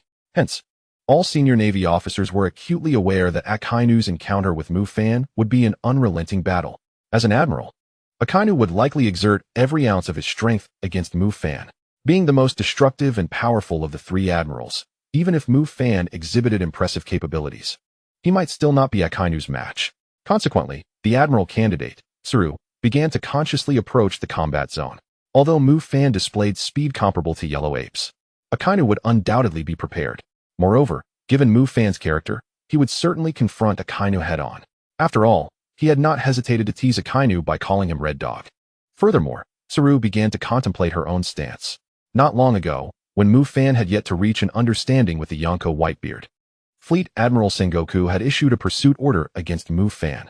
Undoubtedly, Sengoku had explicitly stated that this was the highest directive from the world government. This clearly illustrated that the Navy was merely a tool in the hands of the world government, even serving as a facade. In light of the current situation, from the Navy's perspective, they should endeavor to placate Mufan, at the very least preventing him from collaborating with Whitebeard. This would undoubtedly save countless Navy personnel from perishing. Yet, it was evident that, in the eyes of the world government and the Celestial Dragons, ordinary Navy personnel were no different from commoners, merely tools for enslavement and exploitation. Such a world government and such a complacent Navy indeed left a bitter taste in Tsuru's heart, prompting her to experience a flicker of doubt. Mufan, I shall no longer waste words with you. Once you meet your demise, I will personally carry your severed head and present it to naval bases across the globe. At this moment, Admiral Akinu was consumed by a seething fury directed at Mufan. He had always regarded Mufan as a traitor to the Navy, a disgrace to justice. Now, having been repeatedly insulted by Mufan, being referred to as Red Dog, his rage was palpable. With a single strike, he unleashed a force akin to a volcanic eruption. A formidable barrier of molten rock formed within a kilometer, casting terror in its wake. Some unfortunate pirates, and even naval soldiers, who happened to be caught in the path of the lava barrier were instantly reduced to ashes. Red Dog, you dare to slay your own? Mufan's expression turned icy. He understood that Akinu was ruthless and would stop at nothing to fulfill his mission, but such conduct was utterly intolerable. Should they eliminate you, they would die for a cause, and once the war concludes, I shall certainly honor the fallen soldiers. Mufan, await the arrival of death. Admiral Akinu's expression hardened. The magma prison was on the verge of completion. Soon, it would imprison Mufan's speed advantage, forcing him into a direct confrontation. And in such a face-off, Mufan was undoubtedly doomed. You absolute disgrace. Red Dog, I shall rectify your skewed sense of justice today. At this moment, Mufan was equally enraged. Although he was no longer a member of the Navy and could never return, witnessing Akinu's disregard for friend and foe alike, sacrificing his subordinates and innocent soldiers for his own ends, he felt nothing but disdain. To put it mildly, it was absolute justice. To put it bluntly, he was merely a dog. How could he be so fervently righteous while the Celestial Dragons perpetrated atrocities against civilians? Where was Akinu then? Just a dog. Ding. Detected the host's intense combat intent, triggering selection. Option 1. Act with caution and escape before Admiral Akinu's magma barrier is completed, avoiding direct confrontation with the most destructive admiral. Reward: Divine Recovery Potion X 24 hours. Regardless of age, physical condition, stamina, etc. Restore to peak combat power within 24 hours, maintaining that peak for the same duration, with a slight enhancement after the effect ends. Option 2. Fight with fervor. Engage in a life-and-death duel with Admiral Akinu, and gain the upper hand during the battle, astonishing the entire Navy. Reward: 1. After 10 rounds of combat with Akinu, the magma barrier will automatically dissipate. 2. Skill: Voice of the Divine transmits sound through observation haki, directly reaching the heart, with shock and motivational power doubled. Just as Mufan and Admiral Akinu stood poised for an imminent clash, the system selection was triggered. Mufan swiftly grasped the two options and made his decision. Evading battle was simply out of the question. This confrontation with Akinu was a matter of pride. Retreating would mean disgrace. Besides, Akinu was unworthy of such an option. Moreover, regarding rewards, while the divine recovery potion was commendable, it was unnecessary for Mufan at present, as he was in prime condition.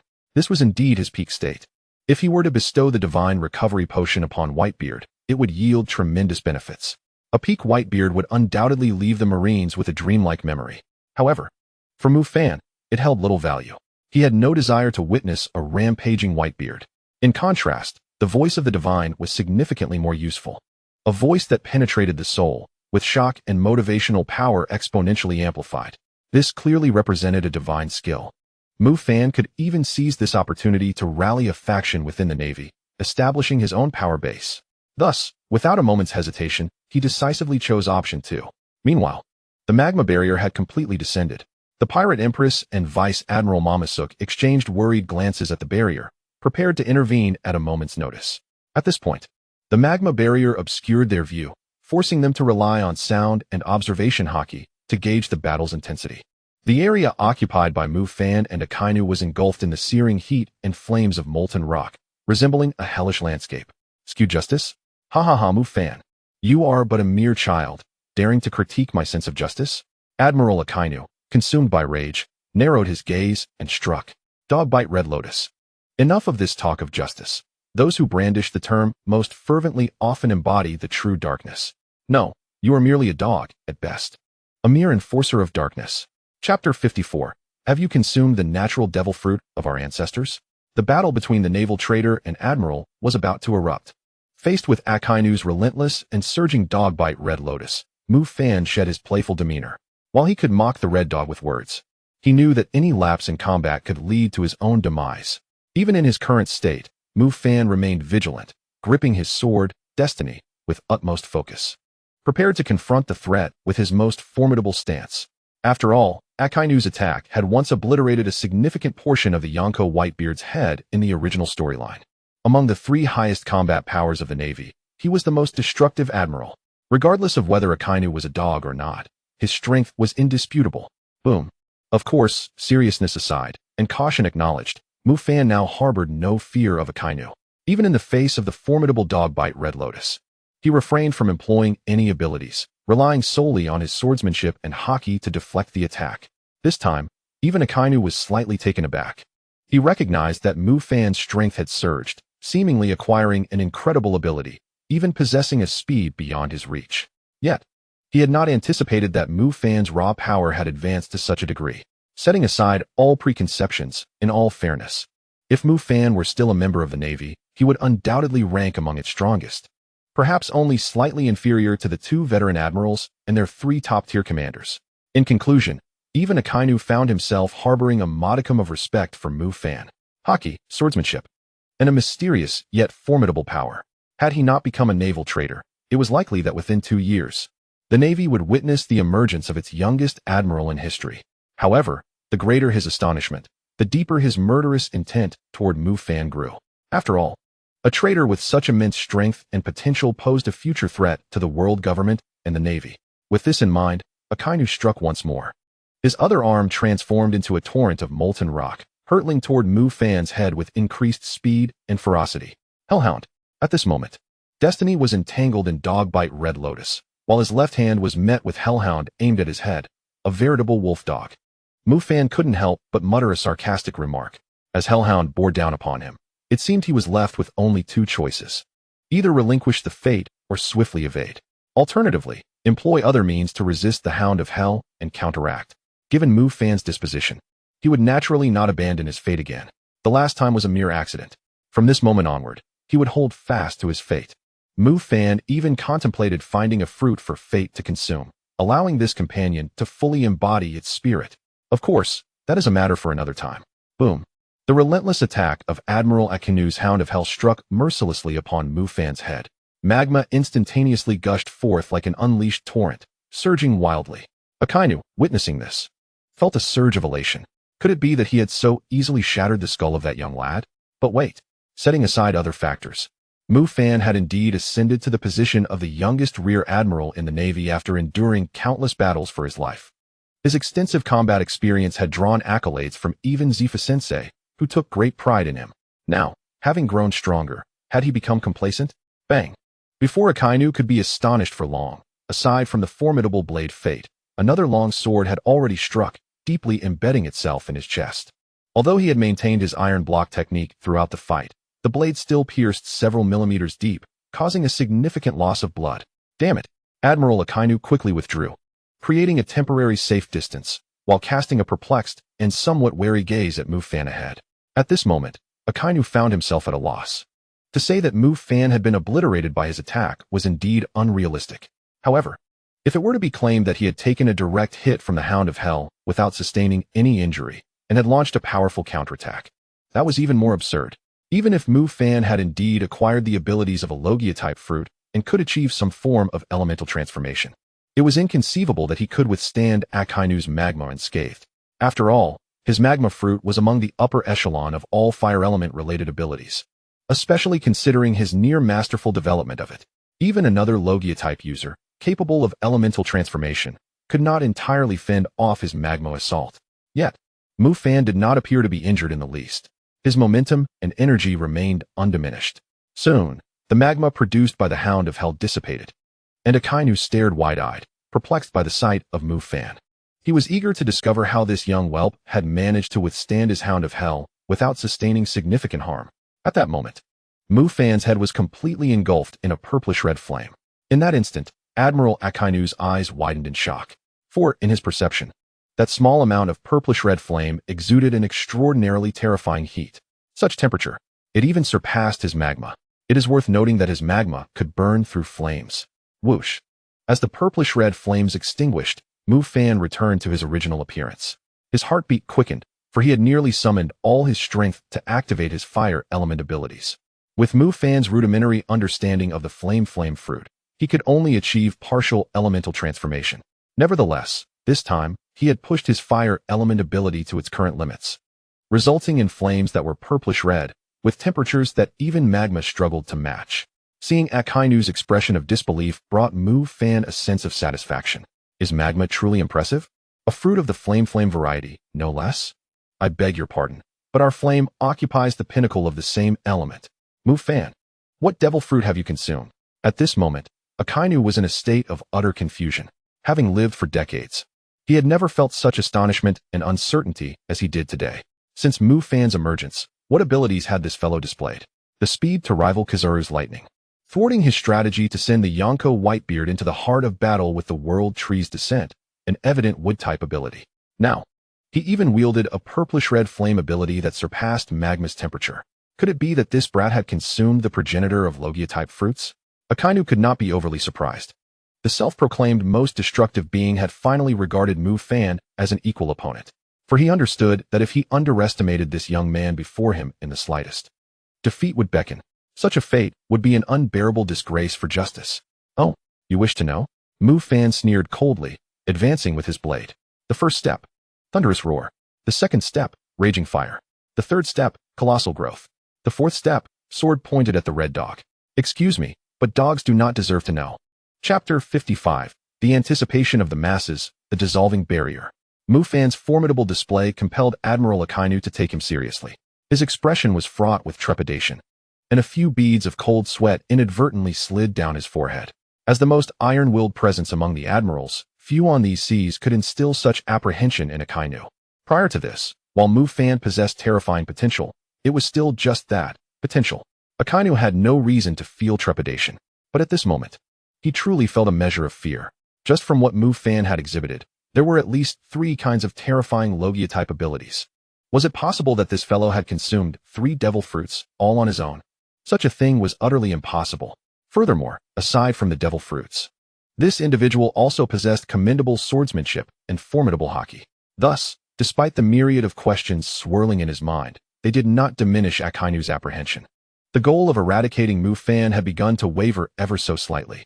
After all, The Mufan before him had subtly surpassed the realm he could easily manipulate. Damn it, Kazan and Borsellino. Had these two not neglected their duties and eliminated Mufan during the Celestial Dragon incident, would there be this multitude of troublesome matters now? They even boldly proclaimed that the former Navy Rear Admiral Mufan would either be dead or gravely injured. Now, it was evident that the world government and the Navy headquarters had been soundly slapped in the face. Their reputation had sunk to the depths of the sea. If this war turned in favor of the Whitebeard pirates due to Mufan's emergence, it would be a tremendous disgrace in the name of justice. Mufan, regardless of the fortuitous encounters you may have had, I shall not allow you to escape today. Justice shall not be sullied. Admiral Akinu did not hesitate further. His arms transformed once more into surging magma, racing towards Mufan. And just as the lightning flashed, Mufan's figure vanished in an instant. A voice echoed from behind Akinu. Enough with the grandstanding, Red Dog. If you truly possess such strength, why waste words? Just eliminate me directly. Oh, it appears you are incapable of doing so. Mufan sneered, a spear of lightning coalescing in his hand, accompanied by the violet-red flames. The Thunderfire spear thrust violently towards Akinu's back. The tremendous force erupted upon Akinu's back. Although he could resist it with his elemental transformation, he still felt the paralyzing shock of the thunder and the searing heat of the violet-red flames. It must be said, the speed of Mufan's growth is truly astonishing. Before the occurrence of the heinous event, Mufan's strength was insufficient to confront an admiral of the Navy head-on. Yet now, at least in these few exchanges, Mufan holds a certain advantage. Rather, it is Akinu who seems somewhat caught off guard, suffering quite a bit. What a pity. Watching as his attack failed to yield significant results, Mufan felt a twinge of regret in his heart. If he could further master the abilities of the 7 elements now, he would undoubtedly gain the upper hand in his confrontation with Akinu. He even harbored a notion. Could the water element, once developed to a certain extent, be manipulated or even directly transformed into seawater? If this were possible, it would provide him with an undeniable advantage in battles against other elemental users. However, Mufan speculated that such an overpowered ability was unlikely to manifest. Otherwise, he would become a nemesis to the majority of fruit users. Mufan, do not become too complacent too soon. The admirals of the Navy are not as simple as you imagine. My strength surpasses your understanding. At this moment, Admiral Akinu turned to face Mufan once more. He had come to realize that if he did not further compress Mufan's maneuvering space, the latter would gain a substantial advantage in this battle. After all, he did not possess the abnormal speed of Kizuru. Approaching Mufan in terms of speed would undoubtedly prove to be a daunting task. Thus, he could only adopt a targeted strategy. As soon as Akinu's words fell, his entire lower body transformed into flowing magma, rapidly expanding and spreading. Soon, within the magma barrier, molten rock surged forth, instantly consuming the ground beneath Mufan's feet. With no other choice, Mufan resorted to utilizing his thunder abilities and the 6 forms moonwalk to temporarily suspend himself in midair. At this moment, Akinu, rising through the magma, was approaching with an overwhelming tide of molten rock. This time, Akinu not only further employed his devil fruit abilities, but also unleashed formidable Busashoku and Kenbunchika haki. Clearly, he regarded Mufan as a formidable adversary. On the other hand, Mufan dared not let his guard down. Although Akinu is a dogged adversary, there is truth in his assertion. The strength of the admirals is indeed no trifling matter. Especially Akinu, the victor in the subsequent contest for the position of Fleet Admiral, who defeated his comrade Akiji, possesses unfathomable power. To relax one's vigilance merely due to a slight advantage would undoubtedly be a reckless act. However, Akinu would not expend all his strength right from the outset, especially with the presence of the world's strongest man, Whitebeard, and other formidable figures. Thus, this was Mufan's golden opportunity to seize the initiative. Eliminating Akinu now was not a realistic prospect. Instead, it was imperative to teach him a lesson and conveniently acquire the rewards of the mission. Now, only 3 rounds remained until the 10th round. Mufan aimed to strike at the moment the magma barrier dissipated, creating a fleeting moment of absolute advantage over Akinu. With this thought in mind, Mufan unleashed his fire and thunder abilities to confront Akinu directly, while secretly mobilizing his wind, wood, and earth abilities to prepare for action. The battlefield chosen by Akinu was precisely the ground. Otherwise, his magma would swiftly melt through any ice. Just as Akinu gained a slight upper hand in one of their exchanges and prepared to strike again, Mufan's counterattack began. At this moment, the ground suddenly rose, and numerous vines enveloped in violet-red flames surged forth, launching a frenzied assault on Akinu. Startled, Akinu attempted to retreat, but the winds around him underwent a peculiar shift, forming a swirling vortex that clearly hindered his movements. Outside the magma barrier on the Marineford battlefield, the two stunning women, Boa Hancock and the lovely Momonosuke, anxiously awaited the outcome. Their beautiful eyes constantly radiated powerful fluctuations of energy as they utilized Kin Bunchika Haki to sense the situation within the barrier. However, the turmoil inside was so explosive that they could not discern anything clearly. Hancock found herself repeatedly on the verge of recklessly charging into the magma to support Mufan. But each time she recalled Mufan's steadfast admonition, she could only continue to wait. It was impossible. Just hearing Mufan's voice made her feel unsteady. Aside from the Admiral candidate Momonosuke and the Pirate Empress Hancock, numerous pirates and marines were also keeping a close watch on the situation within the magma barrier. In fact, few noticed that Monkey D. Luffy had already charged close to the execution platform. It was inevitable. The duel between the strongest former marine, now traitor Mufan, and Admiral Akinu was simply too captivating. Naturally, at this moment, nearly everyone was sweating bullets for Mufan. After all, he was facing Akinu, the most ruthless and cold-blooded of the three admirals. Finally, amidst the anticipation of the masses, the magma barrier began to dissolve rapidly. Chapter 56, The Declaration of the Marine Traitor. Amidst the collective anticipation, the magma barrier finally commenced its swift dissolution. Though the reasons remained unclear, there was no time to ponder. The urgent matter at hand was to ascertain the state of the battle. Who would emerge victorious in the confrontation between Admiral Akinu and the marine traitor Mufan? At this moment, the Whitebeard pirates naturally hoped that Mufan would gain the upper hand. After all, this rogue had demanded half of their territory in the New World, including Fishman Island, which connects the first half of the Grand Line to the New World. If Mufan could secure an advantage in his battle against Admiral Akinu, it would undoubtedly further bolster the morale of the Whitebeard pirates. However, this was merely a hopeful notion harbored by the Whitebeard pirates. Mufan had indeed demonstrated remarkable strength, swiftly dispatching a Marine Rear Admiral upon his arrival at Marine headquarters. Subsequently, he had clashed with the world's strongest swordsman, Dracul Mihawk, and even faced their patriarch, the Yonko Whitebeard, without losing ground. Yet, both Mihawk and Whitebeard were more interested in assessing Mufan's qualifications for collaboration with the Whitebeard pirates, rather than engaging in a genuine confrontation. At this moment, Mufan was pitted against Akinu, the most destructive and powerful of the three admirals, who was also the most merciless. Previously trapped within the magma barrier, Mufan's speed advantage could not be fully realized. Therefore, the probability of Mufan achieving victory or gaining the upper hand in a direct battle with Admiral Akinu was rather slim. The Navy's thoughts mirrored those of the Whitebeard pirates, albeit with a few former subordinates of Mufan or some marines who shared a good rapport with him, harboring expectations for his performance. Yet, these were only fleeting hopes. After all, Admiral Akinu is an exceedingly terrifying entity. The towering lava barrier, soaring hundreds of meters high, gradually melted away. As the rising steam dissipated, the battlefield revealed a scene that left everyone in utter astonishment. Both Marines and pirates alike, including the fiercely engaged Whitebeard and Sengoku, found their gazes drawn to the spectacle, their eyes reflecting palpable shock. Before them, vast amounts of solidified lava had transformed into a mountain of stone. At that moment, the Marine Admiral Akinu found himself ensnared by countless tendrils ablaze with a violet flame, suspended like a mummy in the heart of the rocky mass. In stark contrast, Mufan hovered in the air, unwavering and resolute, his renowned blade sheathed, gripping the hilt of the Destiny blade with a singular hand, standing proudly. The disparity between the two sides was glaringly evident. At this very moment, even the eyes of Admiral Akiji and Kizaru were filled with disbelief, particularly Kizaru, who muttered incessantly about the sheer terror of the scene. Ding! Congratulations to the host for completing the task. Reward, voice of God. Mufan, charge forth and eliminate the Marine Admiral. In the wake of the collective astonishment, roars of encouragement urging Mufan to continue his assault erupted from the Whitebeard pirates. However, Mufan remained unmoved, and the pirate who had incited the call was swiftly slain by the Admiral candidate, Peach Rabbit. Mufan nodded in acknowledgement to Peach Rabbit. Despite having shocked the entire arena and accomplished his task, the situation was far from straightforward.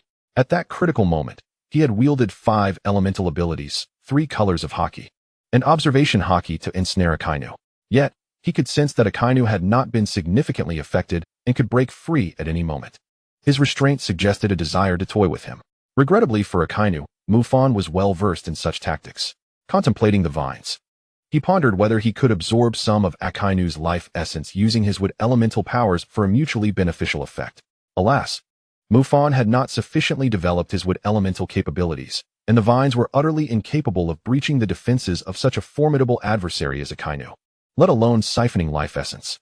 Nevertheless, a better idea struck him. If Akinu could endure, then the question was how long he could maintain his composure. Fellow Marines, I am Mufan. What does this battle signify for you? Is it to solidify the dominion of the world government? Or is it in defense of the justice that the Marines are continually thwarted in pursuing? A fortnight ago, my defection from the Marines must be known to you. But the underlying reasons remain a mystery. As Mufan focused intently, his observation haki unfurled, and suddenly, the voices of countless Marines echoed within their very souls, leaving them astonished as they turned their gazes toward him. The sight of Mufan remaining silent only deepened their shock. This was a miracle. At that moment, Sengoku and other high-ranking officers, intentionally excluded by Mufan, sensed an oddity but could not ascertain the specifics of what was unfolding. Yet, the astute Sengoku, observing the peculiar expressions on the faces of the majority of the Marines, realized he could not effectively counter the situation while being restrained by Whitebeard. One thing was certain. It was undoubtedly Mufan's doing.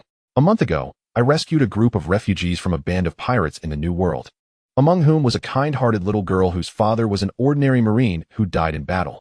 That day, while I was undergoing special training at headquarters, I was struck by the devastating news.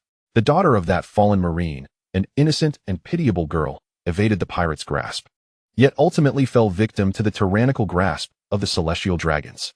The report I received stated that the girl was brutally murdered, her head severed from her body by the celestial dragons. Thus, I took up my destiny and arrived to slay the celestial dragon, decapitating him.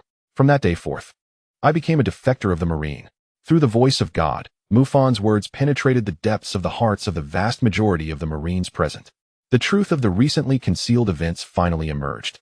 The expressions of the Marines shifted dramatically, displaying intense fury, exhilaration, and sorrow. Particularly the mention of the slain Marine's daughter struck a chord with countless Marines. All present were elite soldiers, accustomed to the brutality of warfare and death. And hearing of the girl's tragic fate resonated with them, as if they were witnessing their own daughters being victimized.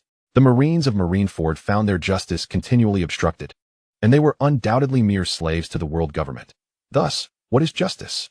I, Mufan, hereby declare at the summit, an enemy of the world government and the Marine headquarters, to dominate the seas and establish a new order. To all of you who wishes to join me, welcome. Each word Mufan uttered resonated deeply within the hearts of the gathered Marines. In an instant, tremendous chaos erupted among them. Meanwhile, Marine Fleet Admiral Sengoku finally recognized the gravity of the situation. In the next moment, Akinu swiftly broke free from his bindings and charged toward Mufan. Chapter 57, The Foundation of the Marine. Marine Headquarters, Marineford. When Admiral Akinu realized something was amiss and broke free from the vines, it was painfully evident that he was already too late. At that moment, Mufan stood suspended in midair, enveloped in crackling lightning, resembling a deity. The elite Marines on the battlefield underwent a profound transformation. Shock, astonishment, regret, an array of emotions painted the faces of a significant portion of the Marines. Most terrifyingly, some openly shouted Mufan's name. Among them were even a few high-ranking officers, including brigadier generals and colonels. Such a scene left Akinu utterly astounded. He never anticipated that his attempt to undermine Mufan would lead to such unforeseen consequences. However, this was not a moment for hesitation. The immediate priority was to suppress the instigator, Mufan. He could not be allowed to act with impunity, or the morale of the Marine would plummet. Therefore, as soon as Akinu emerged, he unleashed an attack akin to a volcanic eruption aimed at Mufan. Mufan had long been prepared for this. The Admiral Akinu's devastating and fearsome attack was momentarily halted by a wall of violet flames before missing its target entirely. Boom! Akinu's strike, having failed, struck the ground, creating a massive crater. He looked up to see Mufan reappearing amidst the flickering lightning in the air. At that moment, Mufan drew forth the unparalleled blade, Destiny, seemingly reciting incantations. What the hell is that guy up to? Borisolino, why aren't you making your move? A sense of foreboding surged within Admiral Akinu. He realized that the Marines surrounding him were undergoing an inexplicable transformation, which filled him with trepidation. Yet, with Mufan hovering in midair, Akinu knew he could not effectively strike him in the short term. The only one capable of suppressing the speed of the formidable Mufan, the Yellow Monkey, was surprisingly watching the spectacle unfold. What an absurd moment. In truth, Akinu had misjudged the Yellow Monkey. At that instant, he was not idle, but rather attentively listening to Mufan's proclamation. Indeed, Mufan had deliberately ensured that his voice reached both the Yellow Monkey and the Akiji. The Yellow Monkey was uncertain, but Akiji was commendable, though persuading him to abandon the Navy during the Marineford War seemed improbable.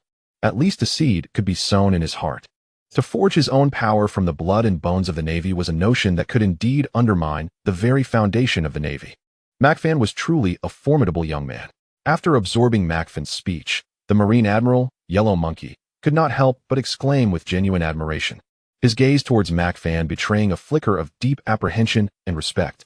He had certainly heard Akinu's outcry, yet at that moment, he simply wished to indulge in leisure. Besides the Yellow Monkey, another Marine Admiral, Akiji, was equally astounded.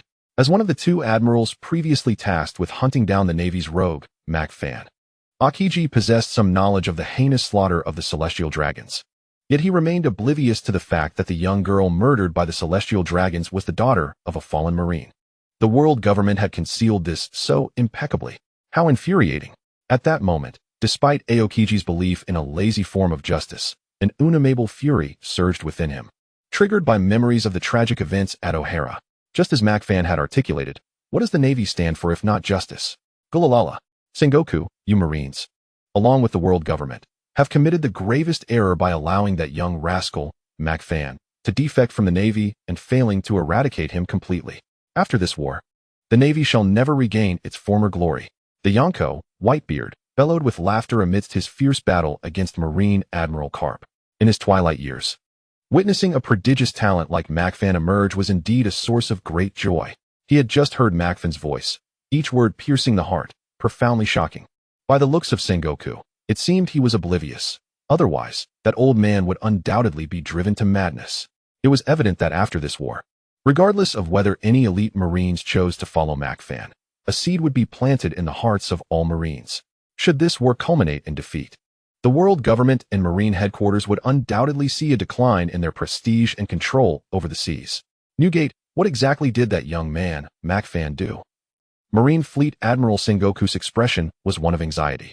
To this day, he remained unaware of the events that had transpired, yet the transformation in the Marines was unmistakably ominous. Gulalala, the answers you seek must be pursued by yourself. Now, step aside and let me rescue Ace. Whitebeard continued to laugh heartily, showing no regard for Sengoku. At that moment, facing Sengoku, who had transformed into the Golden Buddha, he intensified his assault. The power of the world's strongest man, the tremor fruit, shook the very earth. Even Sengoku could only defend himself passively, unable to extricate himself for a moment. And yet another source of concern arose. At that moment, with the help of a throng of pirates, Straw Hat Luffy was now less than 30 meters from the execution platform, poised to confront the heroic Marine Karp. Witnessing this scene, Sengoku could only sigh in resignation. Although he had prepared himself for the ultimate responsibility, if the Navy were to falter in this war, he would still feel a sense of guilt. However, what decision Karp would make was beyond his speculation. Sengoku, that young man, Mufan, has shaken the very foundations of the Navy.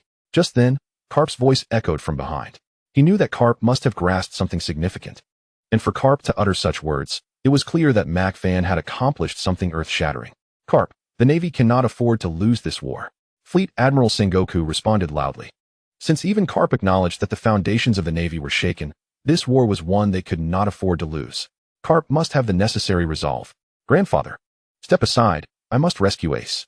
At this moment, Straw Hat Luffy finally reached the final sprint phase. Only a single step remained between him and the rescue of Fire Fist Ace, and standing in his way was none other than his grandfather. However, for Straw Hat Luffy, rescuing Ace was the utmost priority. Damn it! Marine Admiral Akinu had also noticed the execution situation, and his expression darkened further.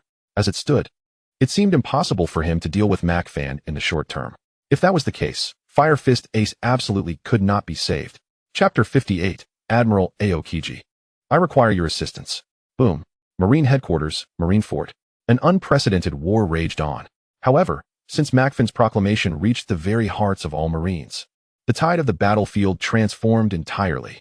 The elite Marines, who had previously maintained a balance of power and even held a slight advantage, now crumbled like a mountain collapsing, their morale plummeting, and it would not be an exaggeration to describe their retreat as a rout.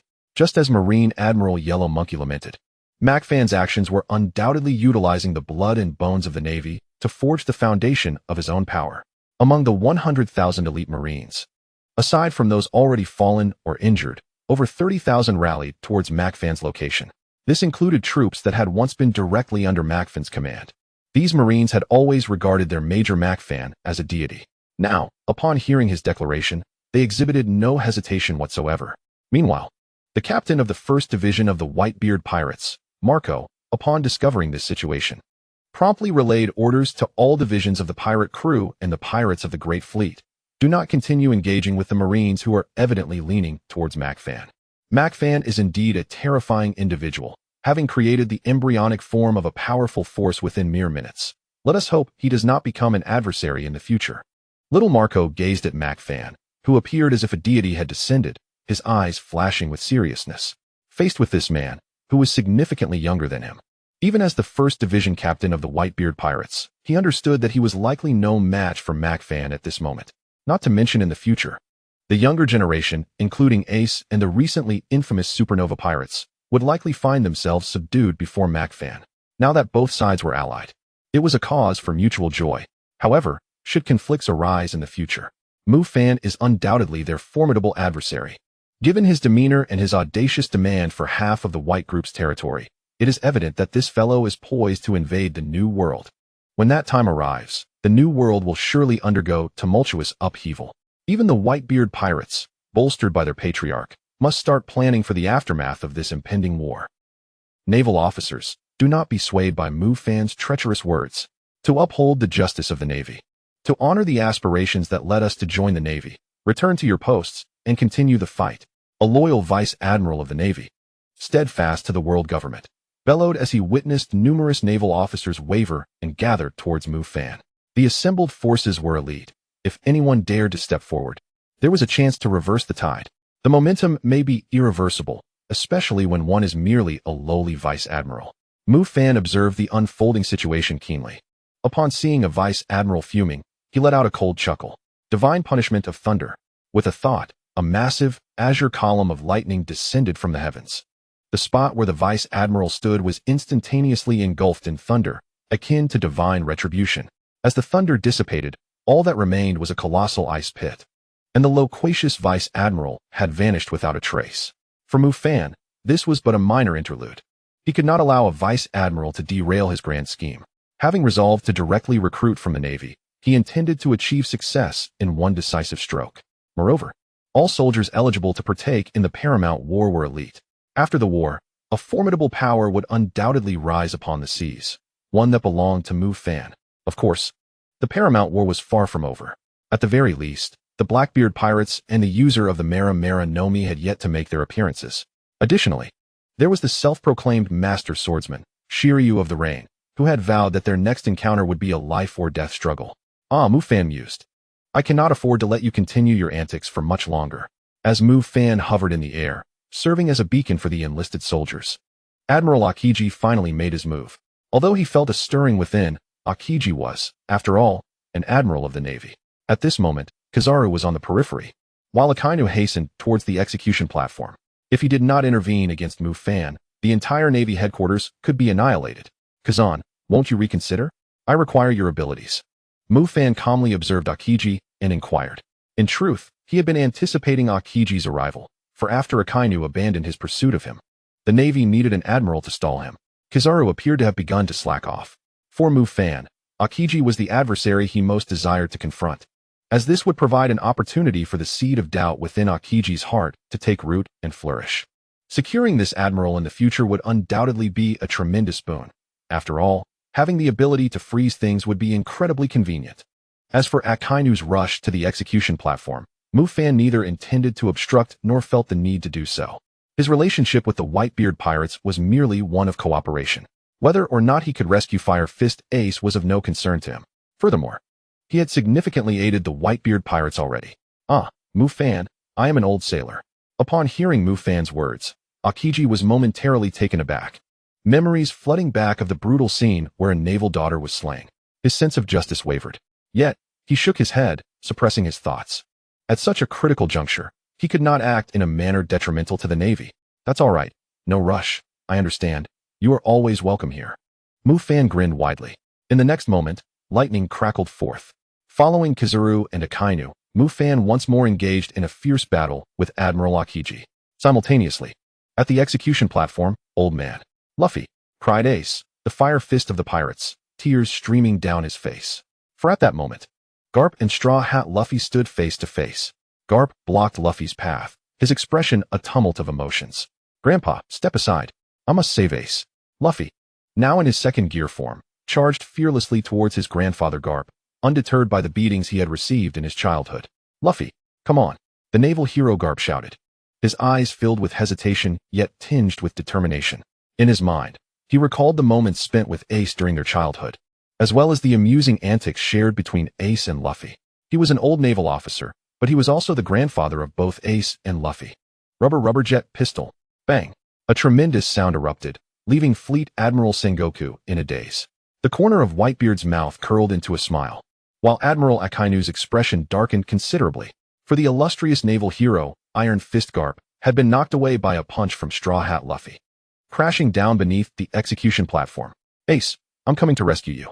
As the Paramount War reached its most critical juncture, a naval battleship approached the harbor from the direction of Impel down. Haha, we should arrive just in time. I hope Dad is still holding on. At this moment, at the edge of Marineford, Blackbeard Marshal D. Teach led his crew onto the battlefield. After dispatching several pirates from the Whitebeard Grand Fleet, Blackbeard, with wide eyes, laughed maniacally. After planning for so long and lurking for decades, it is finally time to reap the fruits of our labor. A new era is about to dawn, my era of piracy. Waha. Captain, let us hurry. I can't wait to start the battle, exclaimed Shiryu of the Rain, raising his arms in exuberance, exuding an air of impending carnage. If Mufan were to witness this display, he would undoubtedly quip that this was precisely the definition of being both inept and overly eager. Meanwhile, the crew of the Blackbeard pirates wore expressions of smug satisfaction, their confidence soaring. Among them were several vicious pirates recently rescued from Impel down. However, Shiryu, with a cigar in his mouth and his left hand bandaged, appeared rather sullen. After joining the Blackbeard pirates and causing chaos in Impel down, he had sought to track down Mufan, but had found nothing. The thought of being a swordsman, yet losing half of his left hand to a worthless foe left Shiryu quite discontented. Ha ha ha, Shiryu, don't be so upset.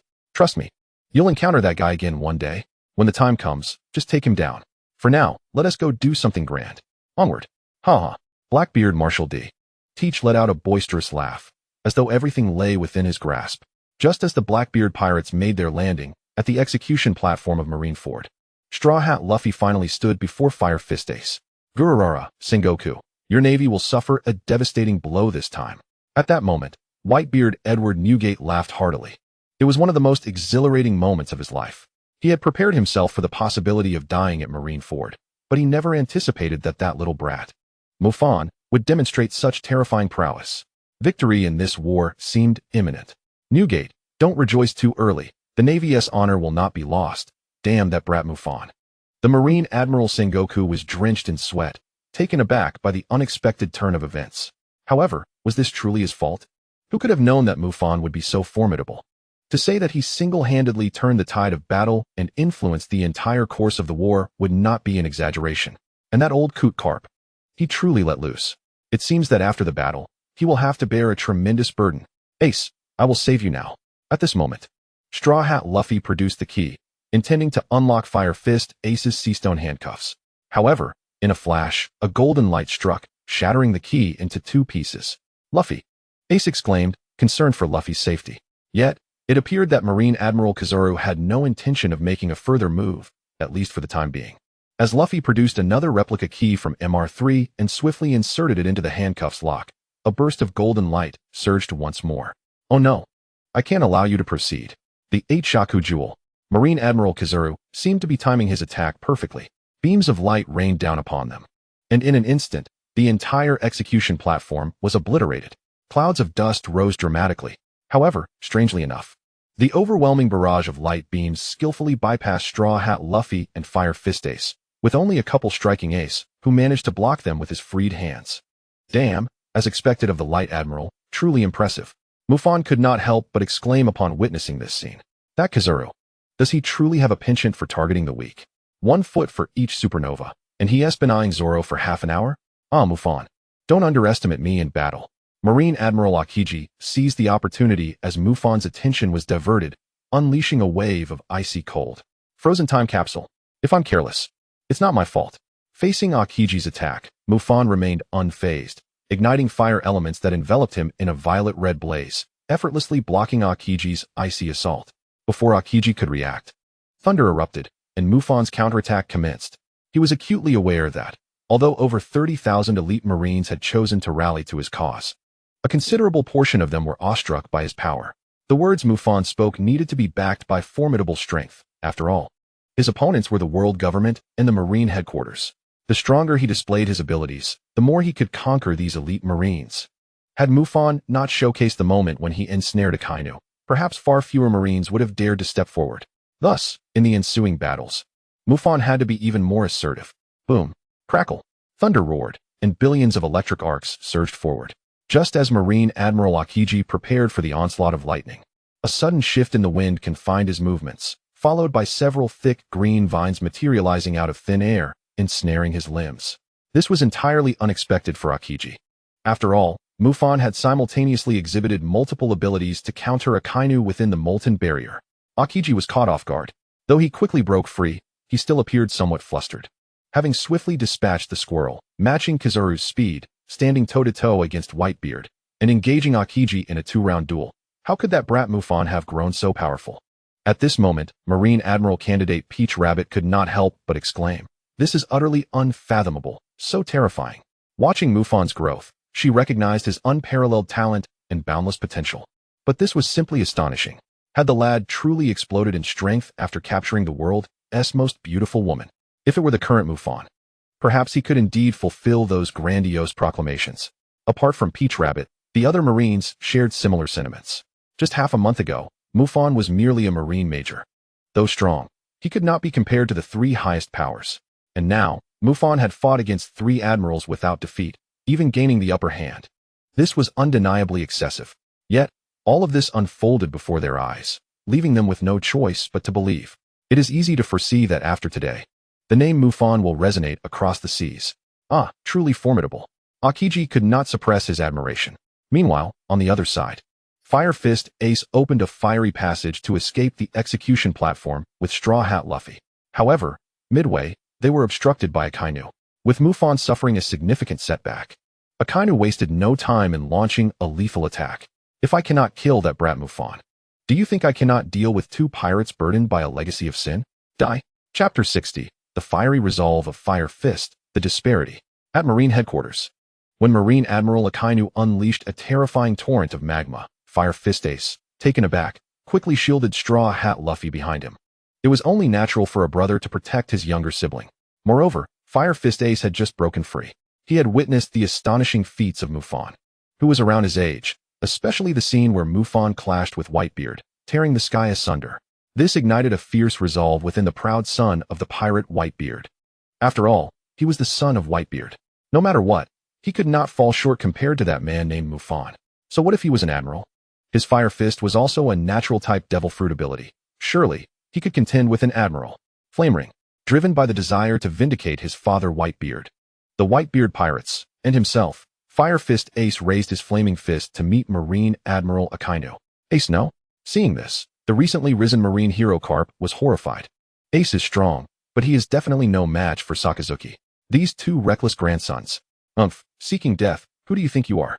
And at this moment, Admiral Akinu's face was etched with disdain. Did this Fire Fist truly consider himself to be a formidable monster like that maverick? Merely a young pirate, daring to confront a Marine Admiral head-on? Not to mention, against him, Akinu? When faced with Ace, Akinu showed no mercy, unleashing a torrent of magma from his arm, hurtling it towards his opponent. Boom. Flames clashed with molten rock, sending smoke billowing and sparks flying. Meanwhile, in another part of the battlefield, Maverick observed the unfolding chaos with a calm demeanor. The 2nd Division commander of the Whitebeard Pirates, Fire Fist Ace, possessed undeniable talent. Yet, his shortcomings were equally apparent. If such a man could not learn to adapt or was left without guidance, he would inevitably meet a dire fate. Perhaps if he survived the Marineford War, he might undergo some transformation. However, that hinged on his own fortune. After all, with Ace's current strength and mastery of the Mara no Mi, he was hardly a match for the magma user, Admiral Akinu. My arm. As expected, the next moment, the battlefield echoed with Ace's agonized scream. There he lay on the ground, his left forearm nearly incinerated, the intense pain forcing him to howl in distress. Just as Maverick had anticipated, the violent clash between fire and magma concluded with magma's overwhelming victory.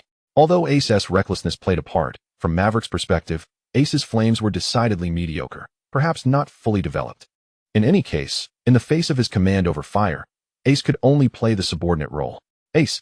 Whitebeard's heart sank at the sight of Ace wounded by Akinu. Up to this point, both Ace and that straw hat Luffy were still far from being qualified to engage a top-tier powerhouse like Akinu. After all, not every young individual could possess the monstrous prowess of Maverick.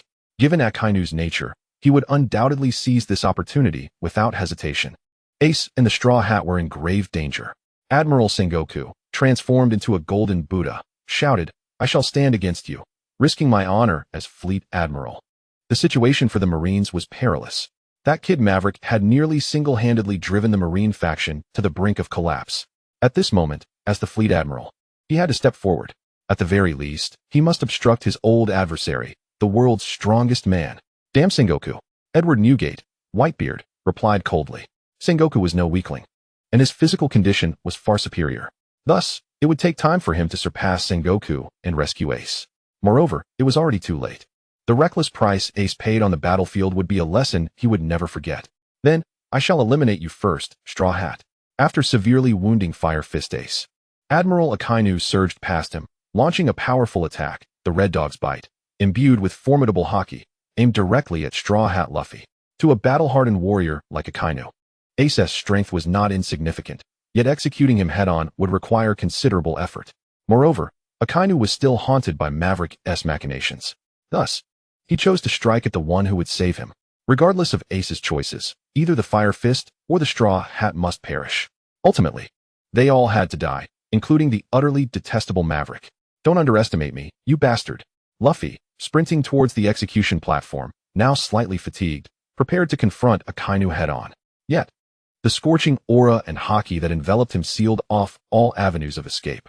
Luffy, Ace gasped in horror, his form flickering as he disregarded the agony of his severed arm and lunged towards Luffy's position. He now truly understood how weak he was before an admiral.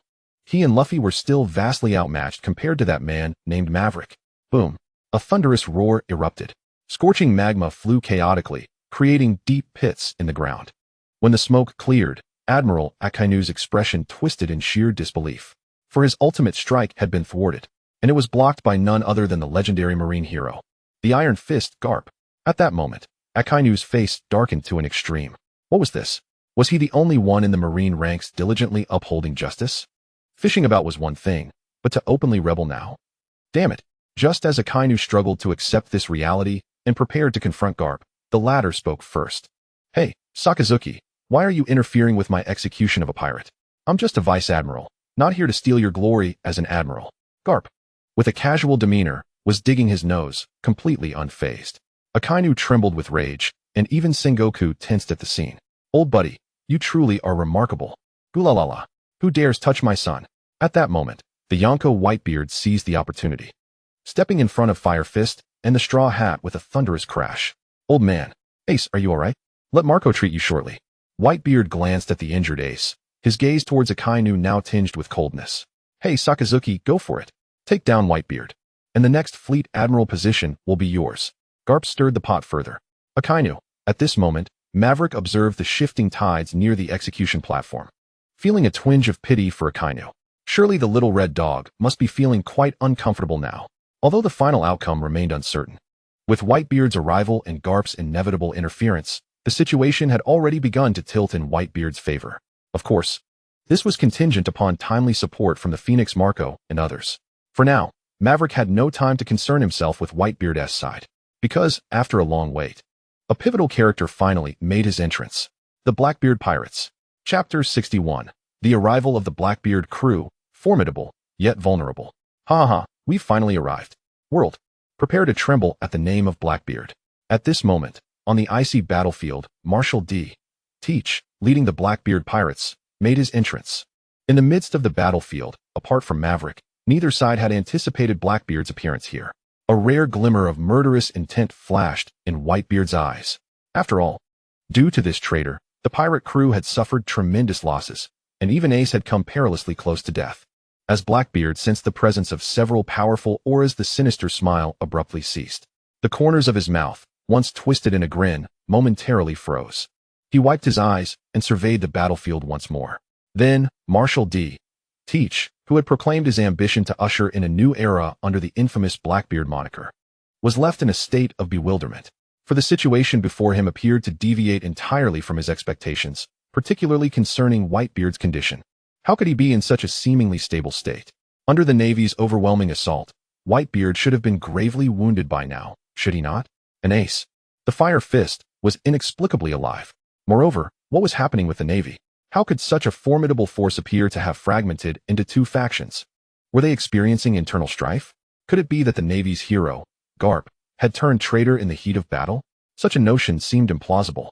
Garp had devoted his entire life to the Navy. Surely, he would not choose to betray them at such a critical juncture. What on earth had transpired?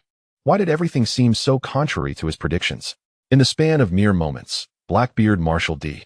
Teach's mind raced, yet no clarity came to him, and ultimately, he had to abandon further contemplation. Since events were not unfolding as he had envisioned, he would resort to brute force to alter the course. If he lacked even this modicum of ambition, he would never have defected from the Whitebeard pirates. Captain, someone is approaching. Just as Blackbeard contemplated an alliance with the Navy, the former warden of the underwater prison, Shiryu of the Rain, suddenly interjected. Almost immediately, a young, striking figure with an extraordinary aura materialized before the crew of the Blackbeard pirates. The surrounding Navy and pirates, upon witnessing the arrival of Mufan, retreated hundreds of meters, terrified of the formidable presence he exuded. Ho ho ho, this war is becoming increasingly fascinating. That man named Mufan is truly remarkable. In the impending new era, he is bound to make his mark. At that moment, Don Quixote da Flamingo, one of the 7 warlords of the sea, licked his lips and marveled. The battlefield descended into further chaos, but for the strong, such disorder was a boon. The more tumultuous the conflict, the more frenzied the next era would be, especially with the naval turncoat known as Mufan. If possible, Doflamingo would even consider forging an alliance with Mufan. After all, as the Emperor of Dressrosa and an intermediary of the underworld, Doflamingo possessed vast resources and immense wealth.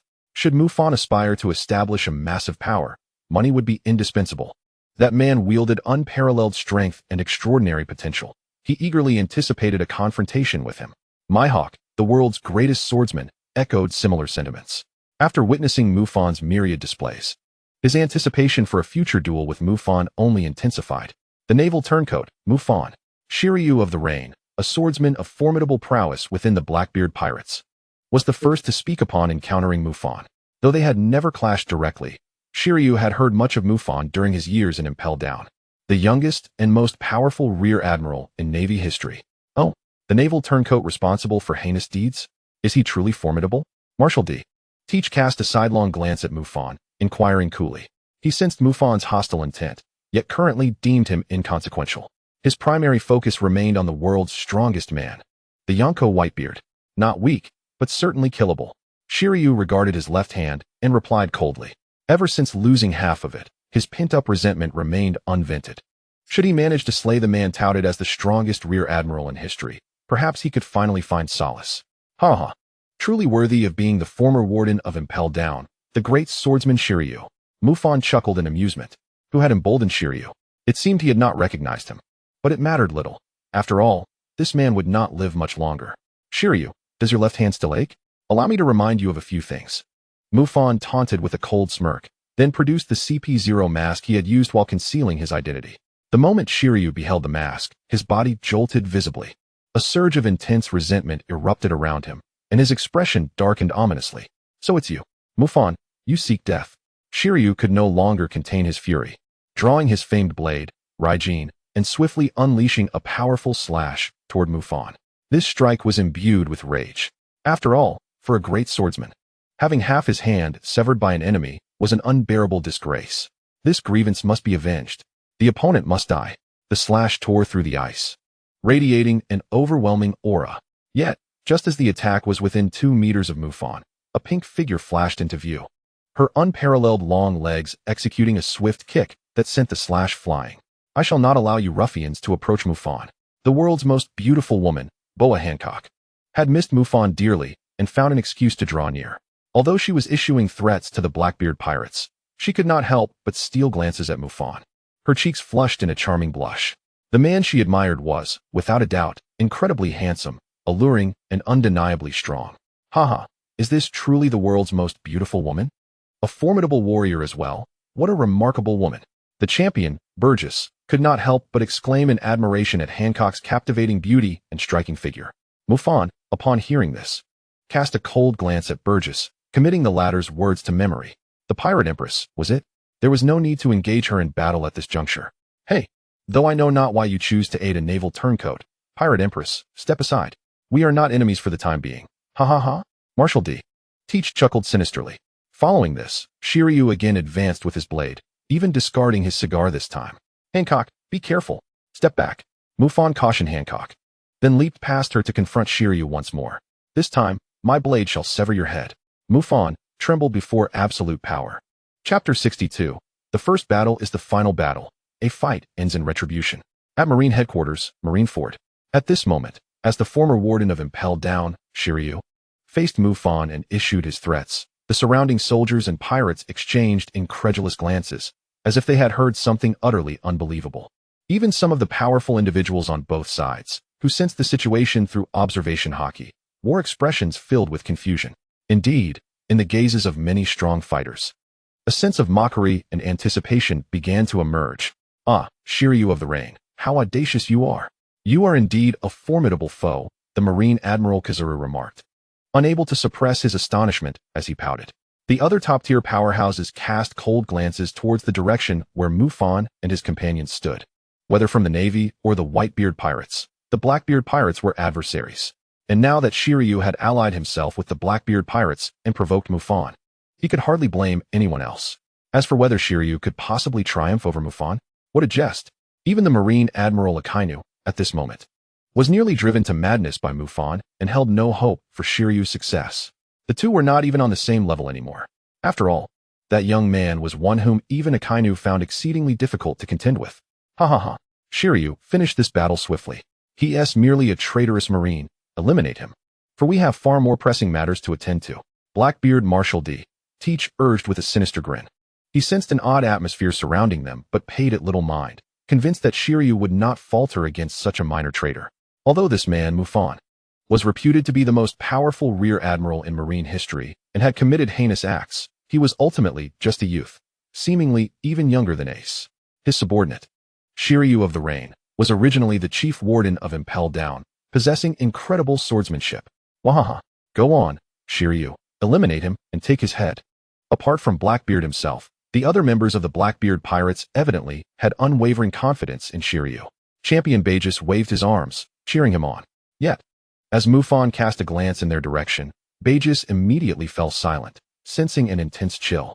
Could it be that this young man, who clearly had ties with the world's most beautiful woman, possessed some modicum of strength?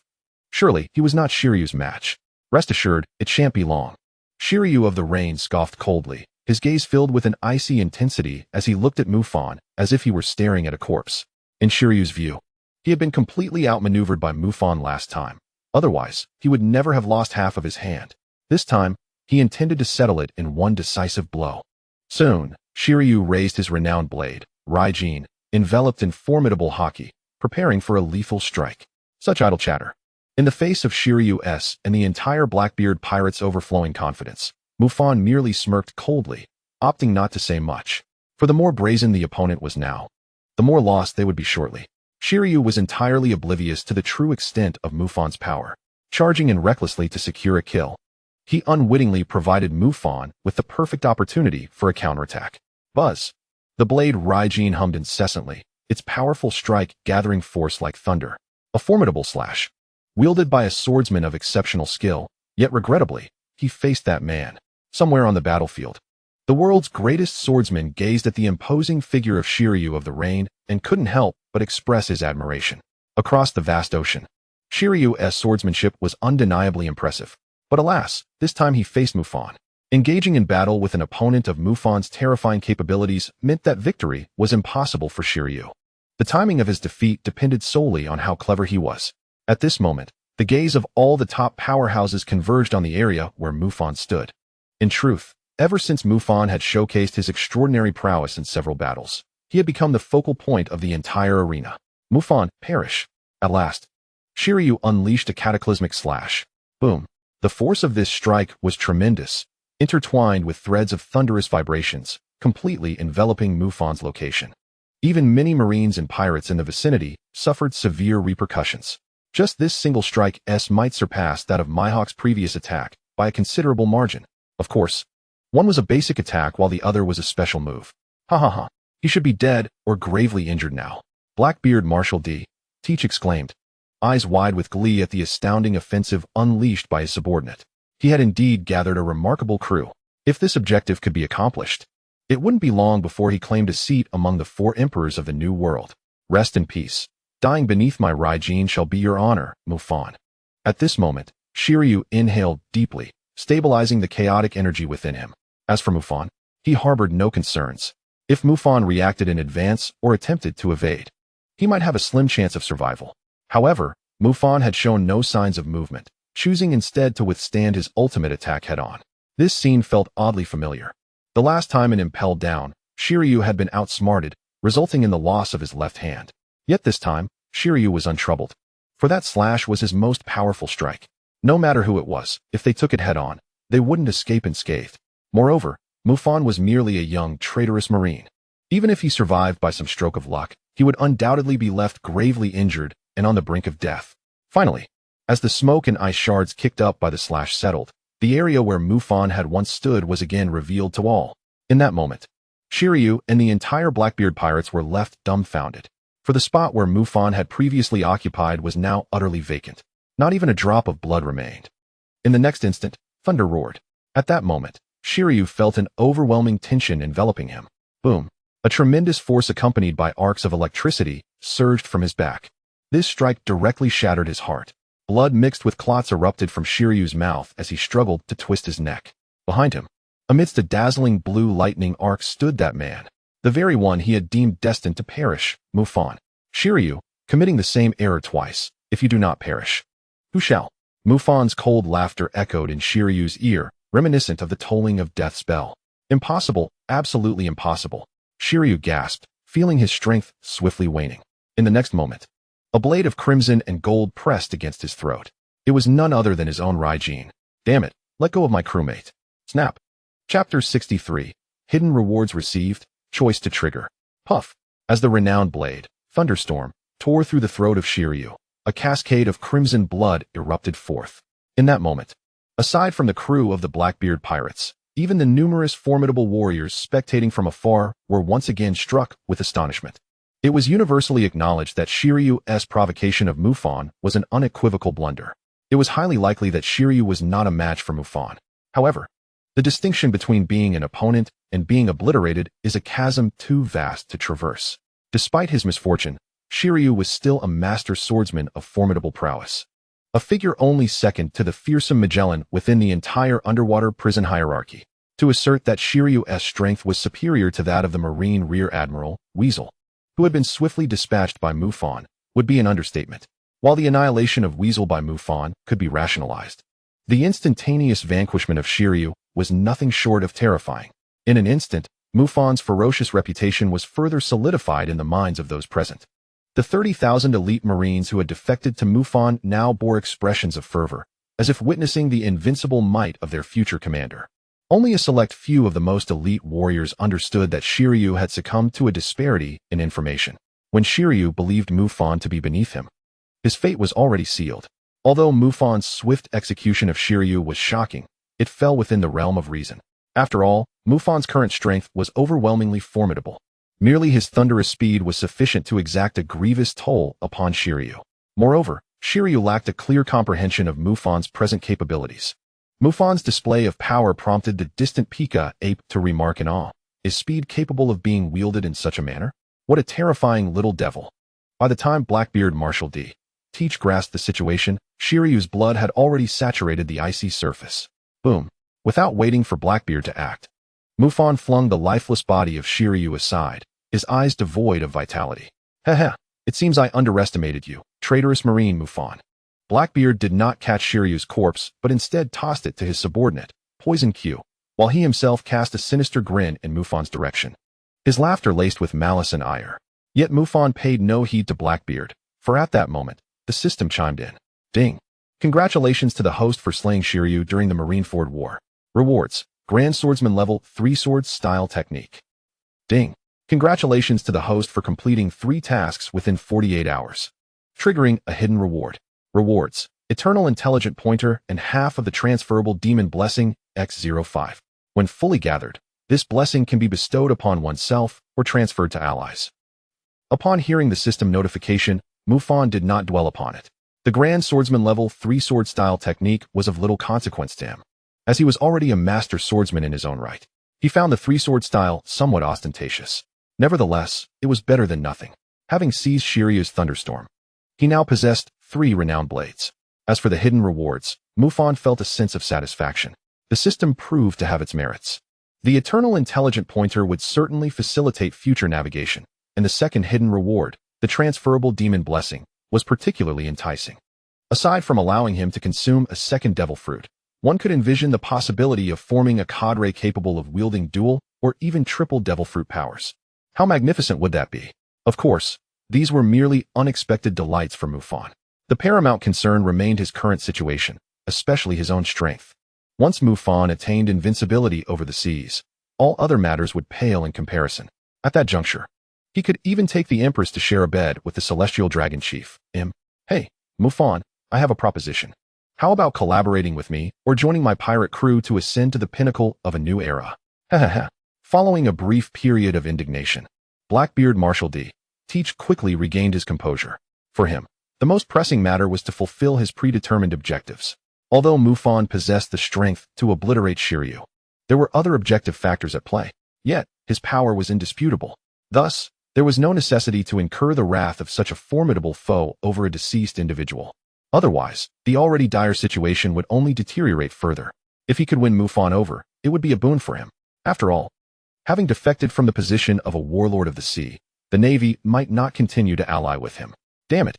Why hasn't Whitebeard been brought to the brink of death? Why hasn't the Whitebeard pirates been entirely suppressed by the Marines? This is utterly illogical. Blackbeard Marshal D.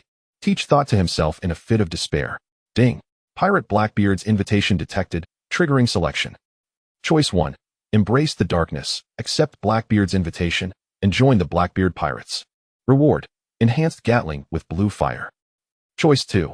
Ignore Blackbeard's invitation and eliminate another member of the Blackbeard pirates at will. Reward. Perfect Recovery Potion X 24 hours. Restores peak combat strength in any state for a duration of 24 hours.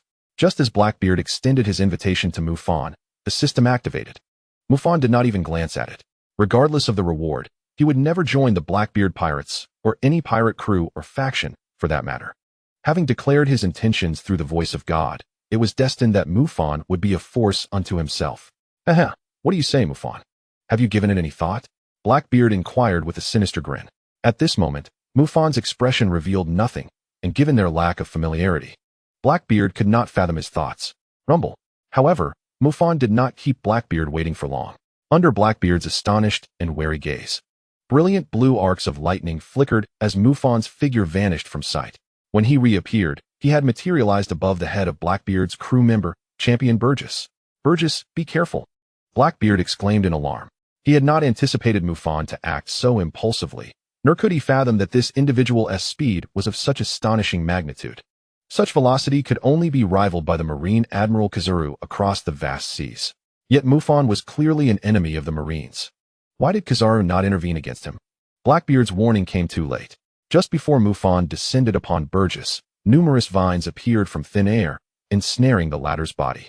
Before the other members of the Blackbeard pirates could offer assistance, the fateful blade was unsheathed, and the black blade's radiance flashed, severing the icy surface with a powerful slash. Gazaspagus, do you dare to covet the Pirate Empress? Chapter 64, Thunder vs. Darkness. A thunderous roar erupted from the icy battlefield. At this moment, including Blackbeard Marshal D. Teach. The entire Blackbeard pirates stood in stunned silence, their faces etched with shock and boundless fury. In a mere few minutes, they had suffered the loss of 2 crew members.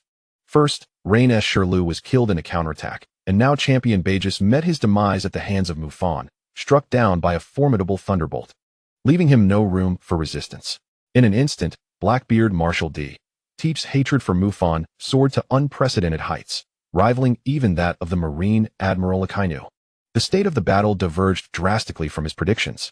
Without taking any action, he had already lost 2 crew members.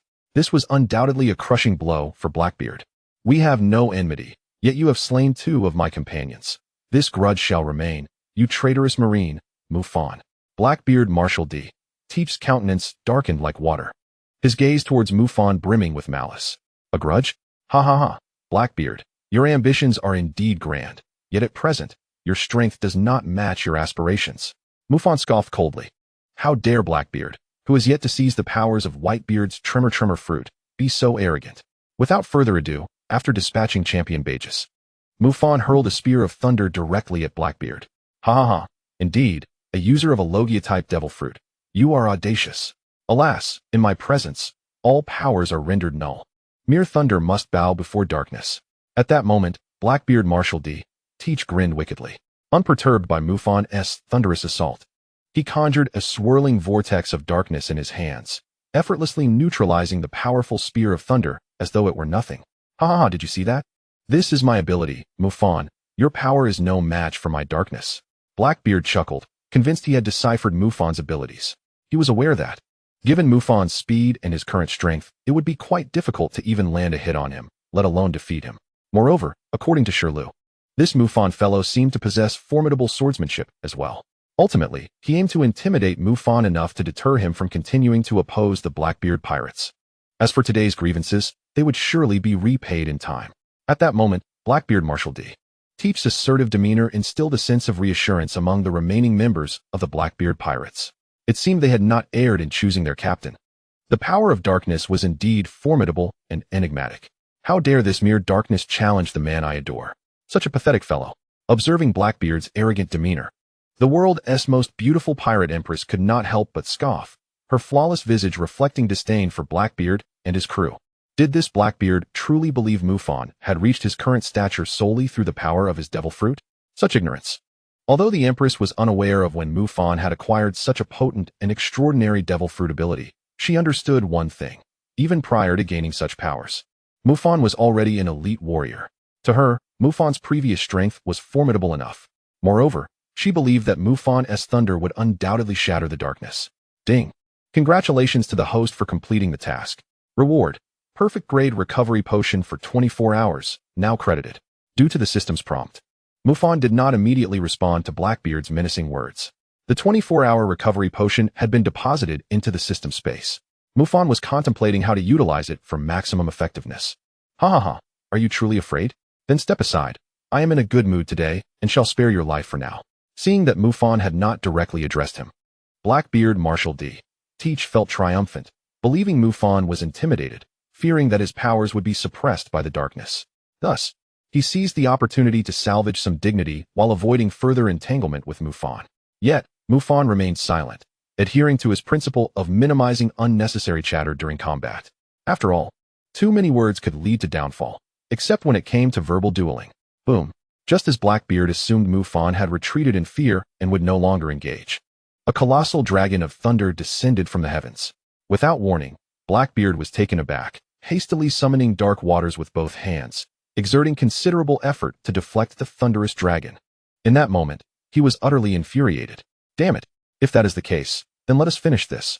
With a murderous intent, Blackbeard grew serious, shedding his previously jovial demeanor. After all, the enemy before him was undoubtedly a formidable opponent. That brilliant blue lightning ability was terrifying. He needed to concentrate fully to leverage the advantage of darkness to conquer Mufan. Once victorious, he would ensure that his foe faced a gruesome end to vent his pin-up rage. With this mindset, an eerie dark mist enveloped Blackbeard Marshal D. Teach, akin to a dark current, shrouding and shielding his body. Ha ha ha, come forth, Mufan, and witness the might of darkness. In the next moment, Blackbeard Marshal D. Teach darted forward toward Mufan's position. He needed to make contact with Mufan to effectively seal his thunder abilities. Otherwise, if Mufan were to utilize his speed to stall for time, the Whitebeard pirates would surely come to their aid, resulting in dire consequences for them. Thus, he had to seize the initiative. However, what puzzled Blackbeard was how smoothly his target's approach was progressing. Mufan did not even flinch, and aside from a few insignificant finger guns, he exhibited no resistance whatsoever. Pirate Blackbeard Marshal D. Teach easily advanced to Mufan's side and seized his left arm. Though doubts lingered, Blackbeard had no time to ponder further. With a fist raised high, infused with formidable armament hockey, he struck fiercely at Mufan's face. At that moment, Blackbeard envisioned Mufan being sent flying by his blow. After all, in his estimation, without the ability to wield the Logia-type devil fruit and at such close quarters, against a foe younger than Fire Fist Ace, victory was assured. Boom. Yet, an unexpected turn of events unfolded before Blackbeard Marshal D. Teach's incredulous gaze. His fist, enveloped in the formidable hockey of armament, was effortlessly blocked by Mufan with a single hand. Subsequently, Blackbeard intended to utilize his observation hockey to anticipate Mufan's next move. However, to his astonishment, he discovered that his observation hockey had, inexplicably, become ineffective. Boom, boom, boom. In Chapter 64, Strength in Numbers, Commander, please issue orders. On the battlefield, a cacophony of explosive impacts erupted. Within mere seconds, Blackbeard Marshal D. Teach endured a brutal and merciless beating. The powerful iron fist, imbued with formidable armament hockey, combined with the devastating 6 powers, including the finger pistol and gale foot, alongside various other martial arts assaults, nearly brought Blackbeard to the brink of unconsciousness. As Mufan prepared to draw the Sword of Destiny, Blackbeard, in a state of sheer terror, having already expelled 3 liters of blood, fought desperately to regain his senses. At last, just before Mufan could unsheath his blade, with a desperate cry, Blackbeard forcibly severed his own left arm in a bid for survival. Help! Toxic Q, Lafitte. What are you waiting for? Come and rescue me. It hurts so much. It really hurts. After sacrificing his left arm for survival, Blackbeard retreated explosively, simultaneously shouting to his crew nearby. Fortunately, his quick wits allowed him to leave behind a more potent form of dark water on Mufan, sufficient to render Mufan incapable of utilizing his lightning abilities for several seconds. Those few seconds were enough for him to escape, but damn, it hurt like hell. What kind of monster is this Mufan? How does he possess not only that terrifying fruit ability, but also such potent hockey and martial prowess? Especially that ability capable of suppressing his observation hockey. How did such a formidable young man come to exist upon these seas? Could it be that the evolution of the current war at Marineford is significantly tied to Mufan? At this moment, Blackbeard's thoughts were in utter disarray. Fortunately, the timely rescue by the Devil Sheriff Lafitte and others prevented the enemy from pursuing their advantage, allowing him a moment to catch his breath. Yet, his severed left arm could not be restored. Damn it! Blackbeard, are you in pain? Mufan smirked coldly at Blackbeard's disheveled state. Although he had not managed to eliminate Blackbeard in one fell swoop, it was somewhat commendable that Blackbeard had the tenacity to sacrifice his arm for survival. Setting aside other factors, Blackbeard was indeed a formidable foe. Captain, this guy is too strong. Shall we all go together? Lafitte, the Devil Sheriff of Blackbeard's crew, suggested. Mufan's exhibited strength was truly astonishing, though both Shiryu and Captain Blackbeard's defeats seemed to stem from a degree of carelessness. It was undeniable that this naval defector named Mufan possessed exceptional power. At this point, we have no choice, Captain Blackbeard, suggested Pizarro, the king of evil. However, this vicious individual, recently rescued from Impel down by Blackbeard, appeared visibly displeased. The current situation was vastly different from what Blackbeard had described. Had he not still recognized Blackbeard's capabilities, he would have surely turned to leave at this moment.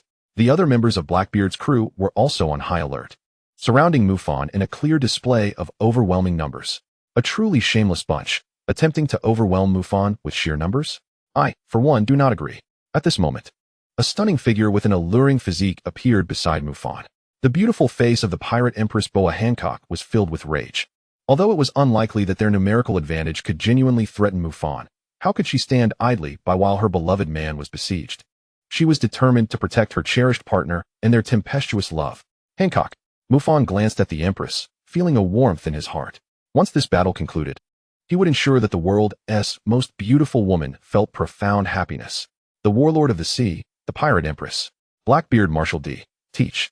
Gritting his teeth against the intense pain, cast a cold gaze at the Empress. He was utterly astounded. In truth, it was not just him. The other members of Blackbeard's crew were equally taken aback. After all, they were unaware of Mufan's previous extraordinary feats against the 4 emperors and the 3 admirals. The strength he had displayed thus far, combined with his conquest of the world's most beautiful woman, was enough to leave them in awe. Of course, had Blackbeard and his crew been privy to Mufan's past accomplishments, their astonishment would have only deepened.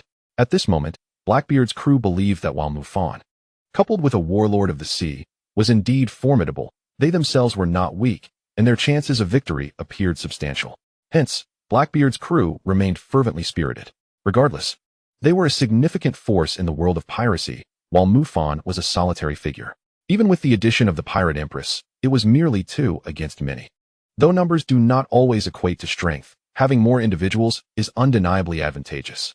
The world's strongest swordsman, Mihawk, is indeed powerful, but he is merely a lone wolf. Compelled to cooperate with the Marines and become a warlord of the sea to avoid conflict and live a carefree life. However, the mindset of Blackbeard's crew did not persist for long.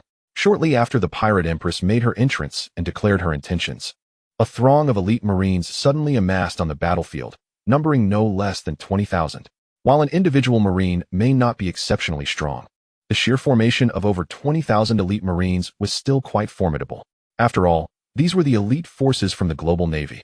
Unbeknownst to Blackbeard's crew, these Marines had shed their naval garb, transforming into a brand new faction. At this moment, 2 of Mufan's most capable subordinates, Cassie and Kai, stood at the forefront of the ranks. After fulfilling Mufan's orders, they had returned to the battlefield, ready to consolidate the defecting Marines under Mufan's banner. To their astonishment, nearly 30,000 had chosen to rally behind Mufan.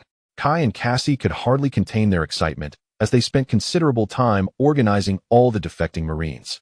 Fortunately, the attention of the senior officers of the Navy was focused on the core battleground, allowing this group of defectors to avoid targeted attacks. All troops assembled, awaiting the commander's orders. On the battlefield, Cassie took a deep breath and shouted at the top of his lungs. At this moment, Blackbeard Marshal D. Teach was momentarily stunned. Wasn't Fleet Admiral Sengoku engaged in battle with Whitebeard on the other side? Who were these Marines calling for a commander? Commander Mufan, please issue the combat orders. Cassie's voice rang out again. Immediately, thousands of Marines echoed in unison, calling out for Commander Mufan. Blackbeard, in that instant, including the infamous Blackbeard Marshal D. Teach, the entire crew of the Blackbeard pirates stood in utter shock. They had aimed to outnumber their foes. But could they truly still harbor such intentions? Who exactly was this Mufan that had emerged so unexpectedly? Had he managed to incite a rebellion within the very ranks of the Navy headquarters? At that moment, Blackbeard Marshal D. Teach momentarily disregarded the pain coursing through his body. His mouth opened and closed in disbelief as his mind raced to devise a subsequent strategy. This Mufan had committed heinous acts, earning a bounty from both the world government and the Navy headquarters. This implied that Mufan would undoubtedly refuse to collaborate with the Navy against Whitebeard.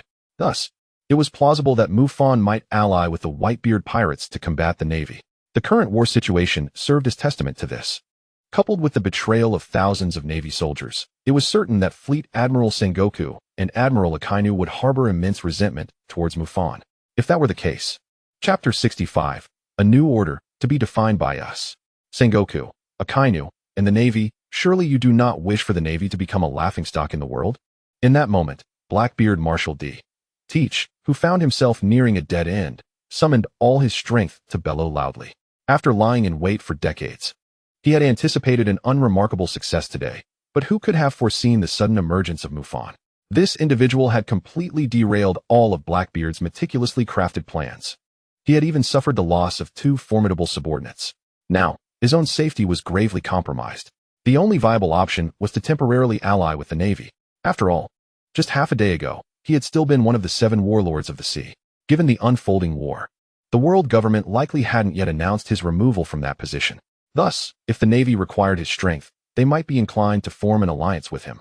And as it turned out, Blackbeard seemed to have made the right gamble. Before his words had fully dissipated, a colossal golden Buddha descended with a thunderous crash, sending icy shards flying. It was none other than Fleet Admiral Sengoku. Sengoku, the Navy requires my strength, does it not? I can ally with the Navy to confront Whitebeard and this Mufan fellow. Does that not seem advantageous? Ha! Blackbeard Marshal D. Teach, believing his words had struck a chord, shouted towards the newly arrived and solemn-faced Sengoku. However, to his dismay, Fleet Admiral Sengoku responded with an immensely powerful shockwave.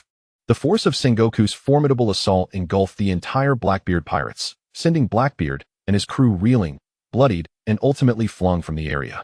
The Navy has no need to ally with someone like you, Fleet Admiral Sengoku stated sternly. As a former warlord of the sea, the pirate Blackbeard had fled in the face of battle and even dared to invade the undersea prison. Should the Navy choose to collaborate with such a scoundrel, it would be a disgrace to justice. Mufan. Now, I grant you another opportunity to choose. After temporarily repelling the Blackbeard pirates, Fleet Admiral Sengoku finally turned his attention towards Mufan. The reason he had allowed Akinu to take his place against Whitebeard and had come here was to confront Mufan. The commotion caused by Mufan had been far too significant, directly inciting rebellion among over 30,000 elite sailors. This was a tremendous humiliation for both the world government and the Navy headquarters. For the Navy, it was a crushing blow. He had learned from a Navy Rear Admiral about Mufan's previous declarations. This young man was essentially forging his own power from the blood and bones of the Navy. It must be said, upon their reunion, Mufan's performance was astonishing. Sengoku could not help but imagine that had Mufan not killed the celestial dragons and had not been branded as a traitor to the Navy, the Navy's current situation would undoubtedly be vastly improved. Whitebeard would not be as brazen as he was now. Yet, all of this remained speculation. The reality was that Mufan, the traitor to the Navy who had committed atrocious acts, was an enemy of the world government and the Navy. Just moments ago, the world government had issued a new command: at all costs, execute Port Gas D, Ace, and Mufan. Moreover, strip the Pirate Empress Boa Hancock of her title as a warlord of the sea, and prioritize the annihilation of the Amazon Lily Kingdom as a pirate nation. As the Fleet Admiral, Sengoku would not defy the orders of the world government. However, he sought to give Mufan one last chance. If Mufan were sensible, he would surrender. Abandoning his delusions and refraining from associating with pirates, this was not a path he should choose. If he were to awaken and persuade those sailors he had influenced to return to the Navy's ranks, perhaps he and Zephyr might still be able to assist him. Surrounded by the golden radiance of his Buddha form, Sengoku gazed at Mufan with righteous intent, urging him to reconsider. Ding! Detecting the admonition from Fleet Admiral Sengoku. Triggering choice. Choice 1. The Navy's prodigal son returns. Agree to Fleet Admiral Sengoku's counsel, allowing the sailors who have defected to return to the Navy's ranks, as per Sengoku's request. Reward: Zoan type Inu no Mi, mythical beast form, Fenrir. Potential outcomes: good. The host aids the Navy in defeating the Whitebeard pirates, gaining the Navy headquarters forgiveness, with a chance to rejoin the Navy after a few years of revival in Impel down. Bad. The host assists the Navy in battle, loses public support. Reputation comes under scrutiny and could be abandoned by the world government. Choice 2. The ambition to dominate the seas. Firmly reject Fleet Admiral Sengoku's proposal. Completely sever ties with the Navy and declare your determination to build a new force that will defeat the Navy and overthrow the world government to establish a new order. Reward: the ultimate move of the wood element, top of the Buddha, one of the most powerful moves of the wood element. Capable of summoning a colossal Buddha with 1,000 hands, immensely powerful but draining on stamina and energy, the host must use it cautiously at this stage. Sengoku's arrival and the triggering of this system were not anticipated by Mufan. He believed Sengoku had already comprehended his resolve. Having betrayed the Navy and forged his own power, how could he possibly return to serve the celestial dragons? There was no need for a choice. For no reward could alter Mufan's original intentions. Of course, the reward of the ultimate wood element ability, top of the Buddha, was indeed enticing. Should he truly acquire such a formidable technique, it would become his most powerful move. Fleet Admiral Sengoku, I reject your proposal. There is no need for a choice. You already possess the answer in your heart. The moment the Navy obeyed the world government's orders and labeled me a traitor to the Navy, my connection with the Navy was severed forever. The justice of the Navy is perpetually constrained by the world government and the celestial dragons, despite their formidable strength. For both the Admiral and the Fleet Admiral remain subservient to the world government. The nefarious deeds of the celestial dragons make the Navy an accomplice. Today, I, Mufan, hereby declare at Marineford that from this day forth, my companions and I shall vehemently oppose the world government. Should the Navy choose to become our adversary, then we shall engage in battle. A new era demands a new order, and that new order shall be determined by us. Mufan's voice echoed throughout Marineford, leaving the crowd in a state of shock once more. Following his proclamation, many Marines, inspired, defected to Mufan's side. In that moment, Fleet Admiral Sengoku's resolve shattered. He raised his hand high, prepared to cleanse the ranks. Mufan, prepare for your execution. Sengoku roared, a shockwave capable of distorting the air gathering in his palm. Simultaneously, the Admirals Akiji and Kizuru, having received Sengoku's secret orders, surged towards Mufan. Faced with the onslaught of the Fleet Admiral and 2 Admirals, Mufan sneered, his expression fervently intense. Then come forth. The Buddha of the Summit. Chapter 67, Thunderous Flames, the Great Buddha. On the battlefield, as Fleet Admiral Sengoku and Admirals Akiji and Kizuru united to attack Mufan, Marineford erupted once more. The vast majority of the Navy personnel were filled with excitement. If the Fleet Admiral and the Admirals could eliminate Mufan, the morale of the Navy would soar. Although the scene appeared somewhat embarrassing, there was no time for such considerations. Given Mufan's previously demonstrated terrifying strength, it was indeed a desperate situation for them. After all, none of the 3 admirals had succeeded in defeating Mufan individually. In contrast, those warriors who had already pledged allegiance to Mufan were palpably tense. While their commander possessed extraordinary strength, they were still up against Fleet Admiral Sengoku and the 2 admirals. Should Mufan falter or be executed on the spot, the dreams of dominating the seas and establishing a new order would dissipate like mist. At that moment, their situation would become exceedingly precarious. They admired Mufan's ideals and revered his power, but all of this hinged upon Mufan's very existence. Thus, the soldiers were wrought with anxiety. They even wished to rush to Mufan's aid, but their own strength rendered them incapable of such support. Even the Pirate Empress and the prospective Admiral, Tosaka, were equally anxious. Yet they realized they were far too late to assist Mufan. Boom. Although Fleet Admiral Sengoku was closest to Mufan, it was Admiral Kizuru who struck first, delivering a blinding kick that created a deep crater in the ice. Sengoku's shockwave followed in quick succession. Boom, boom, boom. The overwhelming force sent shards of ice flying. Just when everyone believed Mufan would surely be injured under the assault of the Fleet Admiral and 2 admirals, amidst the swirling ice dust, azure lightning flickered, interspersed with brilliant emerald energy. Akiji and Kizuru, unleash your strength to eliminate Mufan. This is a matter of justice for the future of the world and the honor of the Navy. At that moment, the golden Buddha form of Fleet Admiral Sengoku proclaimed with fervor. Following Mufan's defection of over 30,000 elite Marines, the Navy's morale teetered on the brink of collapse. Furthermore, Fire Fist Ace had been rescued. If the situation continued to unfold in this manner, the Navy would undoubtedly face defeat. Therefore, at this critical juncture, as Fleet Admiral, he had to take a stand. However, just as Sengoku brimmed with confidence, believing that their combined efforts would surely incapacitate Mufan, an unforeseen turn of events unfolded. As Admiral Kizuru transformed into light, preparing to execute Sengoku's command and continue the assault on Mufan, the very island of Marineford suddenly convulsed with a violent tremor. The intensity of this upheaval surpassed even that caused by Whitebeard. It felt as if some monstrous horror was awakening. What a terrifying aura, Admiral Kizuru muttered, his expression twisted. The next moment, he transformed into light and surged towards Mufan's position, with Sengoku and Akiji following closely. Mufan's strength was formidable, his speed rivaling that of Kizuru. They needed to strike simultaneously to ensure Mufan would be grievously wounded. Boom, boom, boom. Just as Admiral Kizuru soared through the air, poised to unleash his devastating attack, the tremors intensified even further. In an instant, the ice shattered, revealing a terrifying entity that blotted out the sun above Marineford. The immense shadow it cast dwarfed even that of the diminutive oars. It was as if a small island had emerged, composed entirely of verdant wood, adorned in thunderous armor, and engulfed in terrifying purple flames. As the icy dust dispersed from the cloud, its true form became manifest.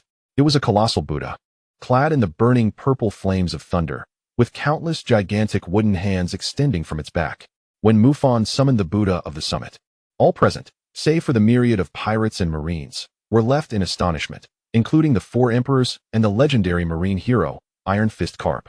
For that colossal Buddha, wreathed in thunder and flames, emanated an aura of annihilation, its might immeasurable. In comparison, Sengoku's golden Buddha appeared utterly insignificant, like a mere younger sibling. Damn it! Stop this fiend. At this moment, Fleet Admiral Sengoku was utterly flabbergasted. What had Mufan experienced to become so powerful? Faced with this towering Buddha, he felt a twinge of fear. What had transpired to grant Mufan such strength? culminating in the summoning of this colossal entity. Did Sengoku wish to save face? Alas, there's no choice but to engage. Oh, we must be cautious, for Mufan is truly terrifying. The expressions of Admirals Akiji and Kizaru turned grave. Confronted with such a fearsome Buddha, even they, as admirals, dared not underestimate the threat.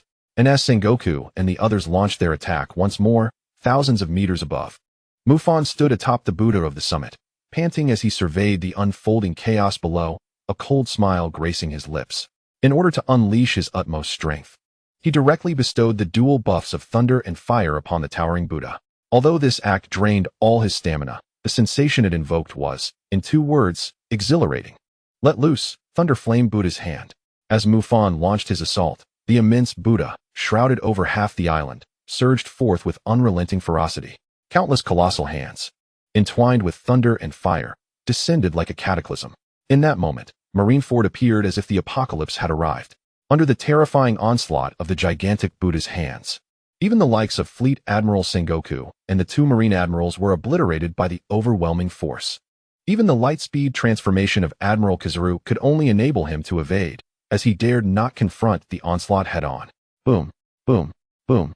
Under the relentless barrage of innumerable giant hands, the once majestic marine headquarters of Marineford was instantaneously reduced to ruins. Every structure of the marine was utterly annihilated.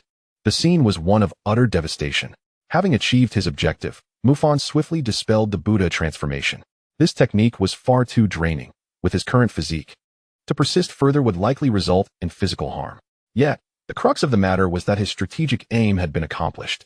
This time, the world would be left in awe of him. As the colossal Buddha vanished, Mufan returned to the ground, where all present cast varied glances, some filled with shock, others with fear, admiration, or infatuation. At this very moment, the world's most beautiful woman, the Pirate Empress Boa Hancock, gazed upon Mufan's imposing figure with rapturous eyes. In that instant, she felt as if she were enveloped in a tempest of love, for the man she had fallen for was none other than Mufan. Chapter 68, The Admiral Candidate, Momonosuke's Resolve. At this moment, Boa Hancock could scarcely contain her excitement, exclaiming, "I truly wish to marry you right now." She swiftly appeared by Mufan's side. "Not so fast. The battle is not yet over," Mufan replied, appearing rather fatigued. Hancock nodded obediently, her stunning visage turning serious as she positioned herself protectively around Mufan. Clearly, he was in a poor state, likely due to the immense energy expended in his previous strike. Now, it was her turn to shield him. "Mufan, Mufan, Mufan." As the Buddha transformation dissipated and Mufan re-emerged, over 30,000 elite Marines who had rallied under his banner shouted his name in unison. In that moment, Mufan standing among them was irrevocably solidified.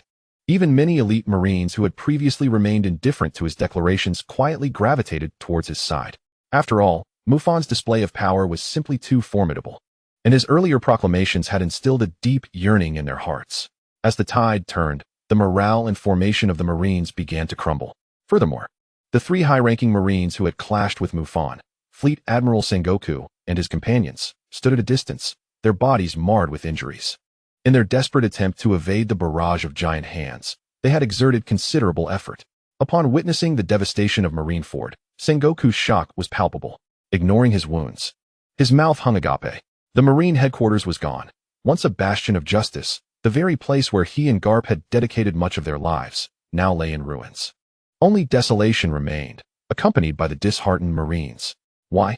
How could this war have spiraled into such chaos? Sengoku pondered.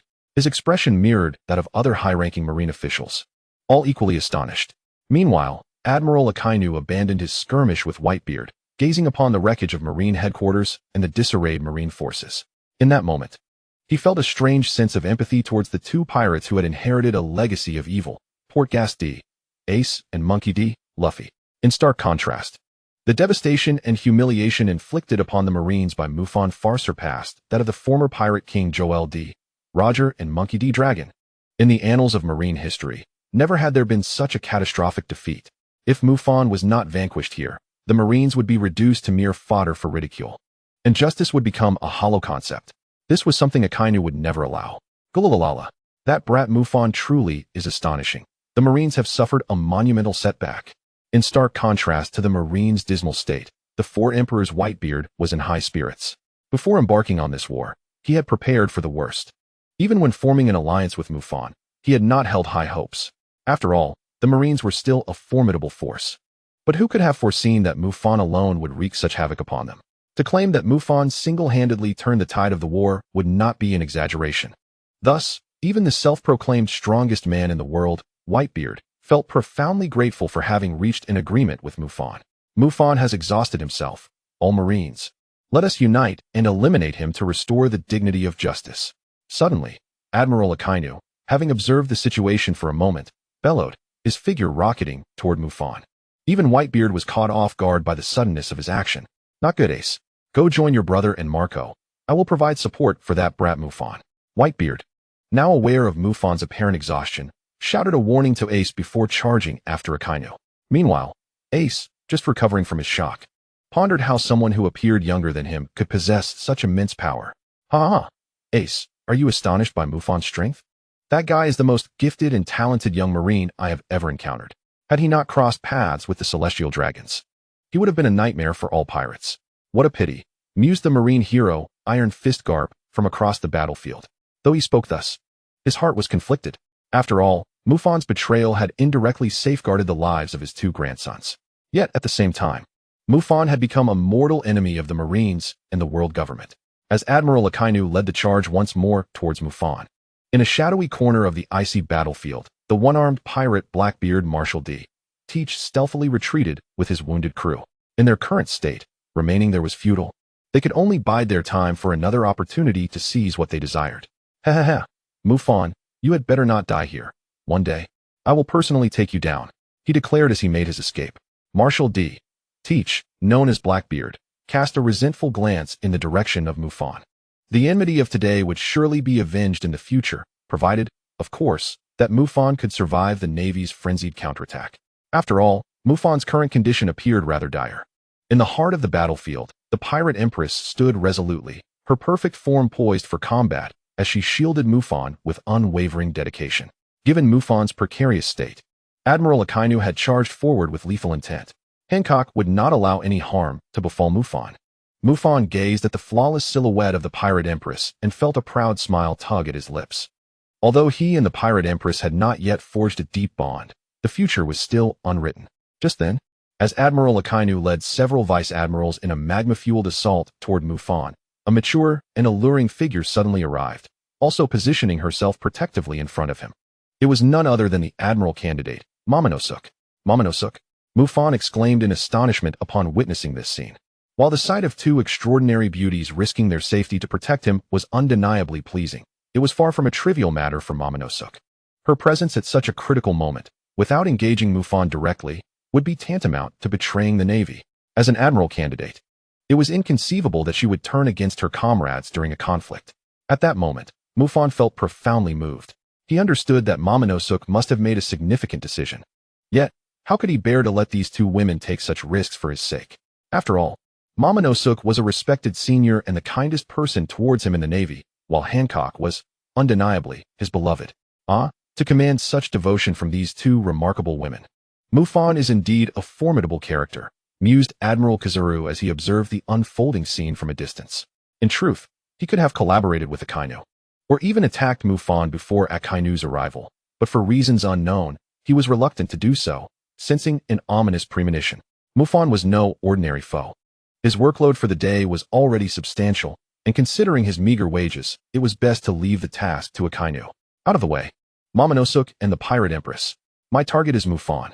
Chapter 69. A Turn of Fate, the Eagle Becomes a Chick. At Marine Headquarters. Marine Admiral Akinu was consumed by extreme rage as he unleashed a terrifying magma assault aimed at Mufan.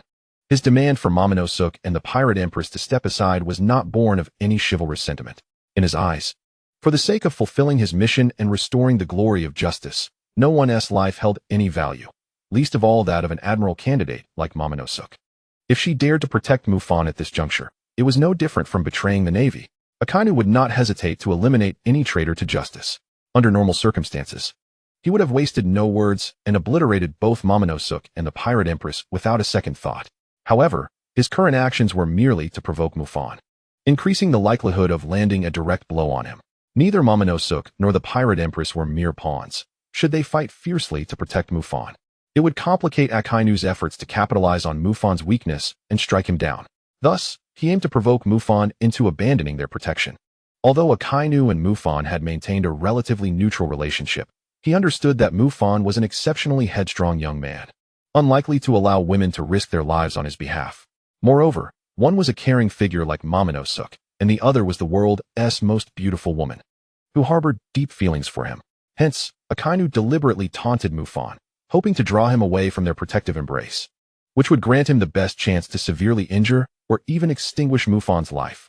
Once Mufan was dealt with, the morale of the Navy would surely be revitalized, and the tide of war would shift. Mufan. As Admiral Akinu's voice echoed, the events unfolded precisely as he had hoped. In a moment of surprise and overwhelming concern for Mufan, both the Pirate Empress and Momonosuke watched in horror as Mufan suddenly surged past them, fatigued yet determined to confront Admiral Akinu head-on. This left the Pirate Empress and Momonosuke utterly flustered, although they understood Mufan's fears for their safety, given his current state.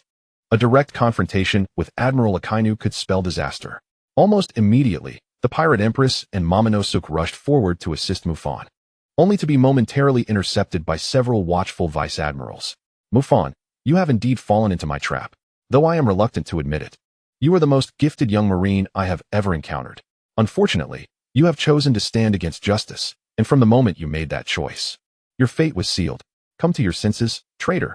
At that moment, Admiral Akinu's expression was fervent.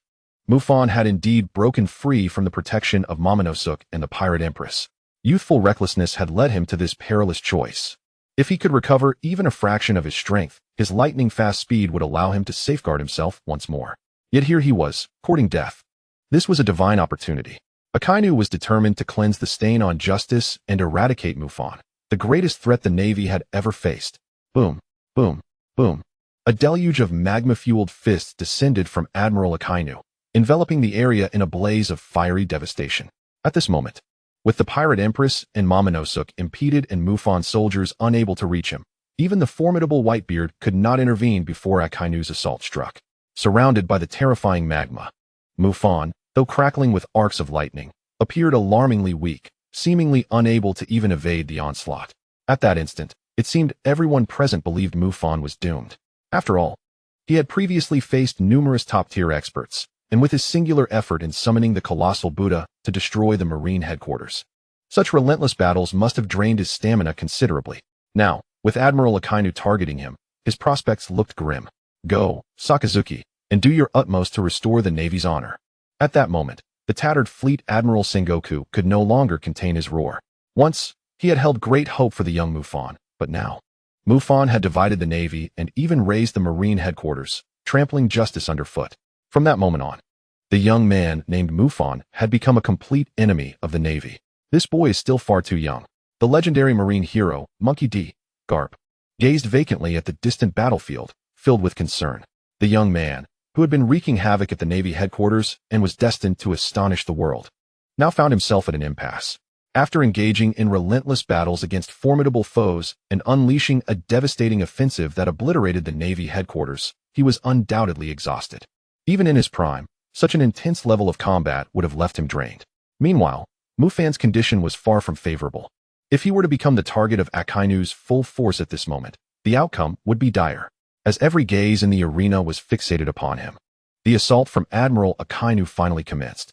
With magma surging from his hands and a terrifying meteor-like volcanic eruption looming above, Akinu was undoubtedly intent on delivering a lethal blow. Yet, he found himself perplexed by Mufan's demeanor.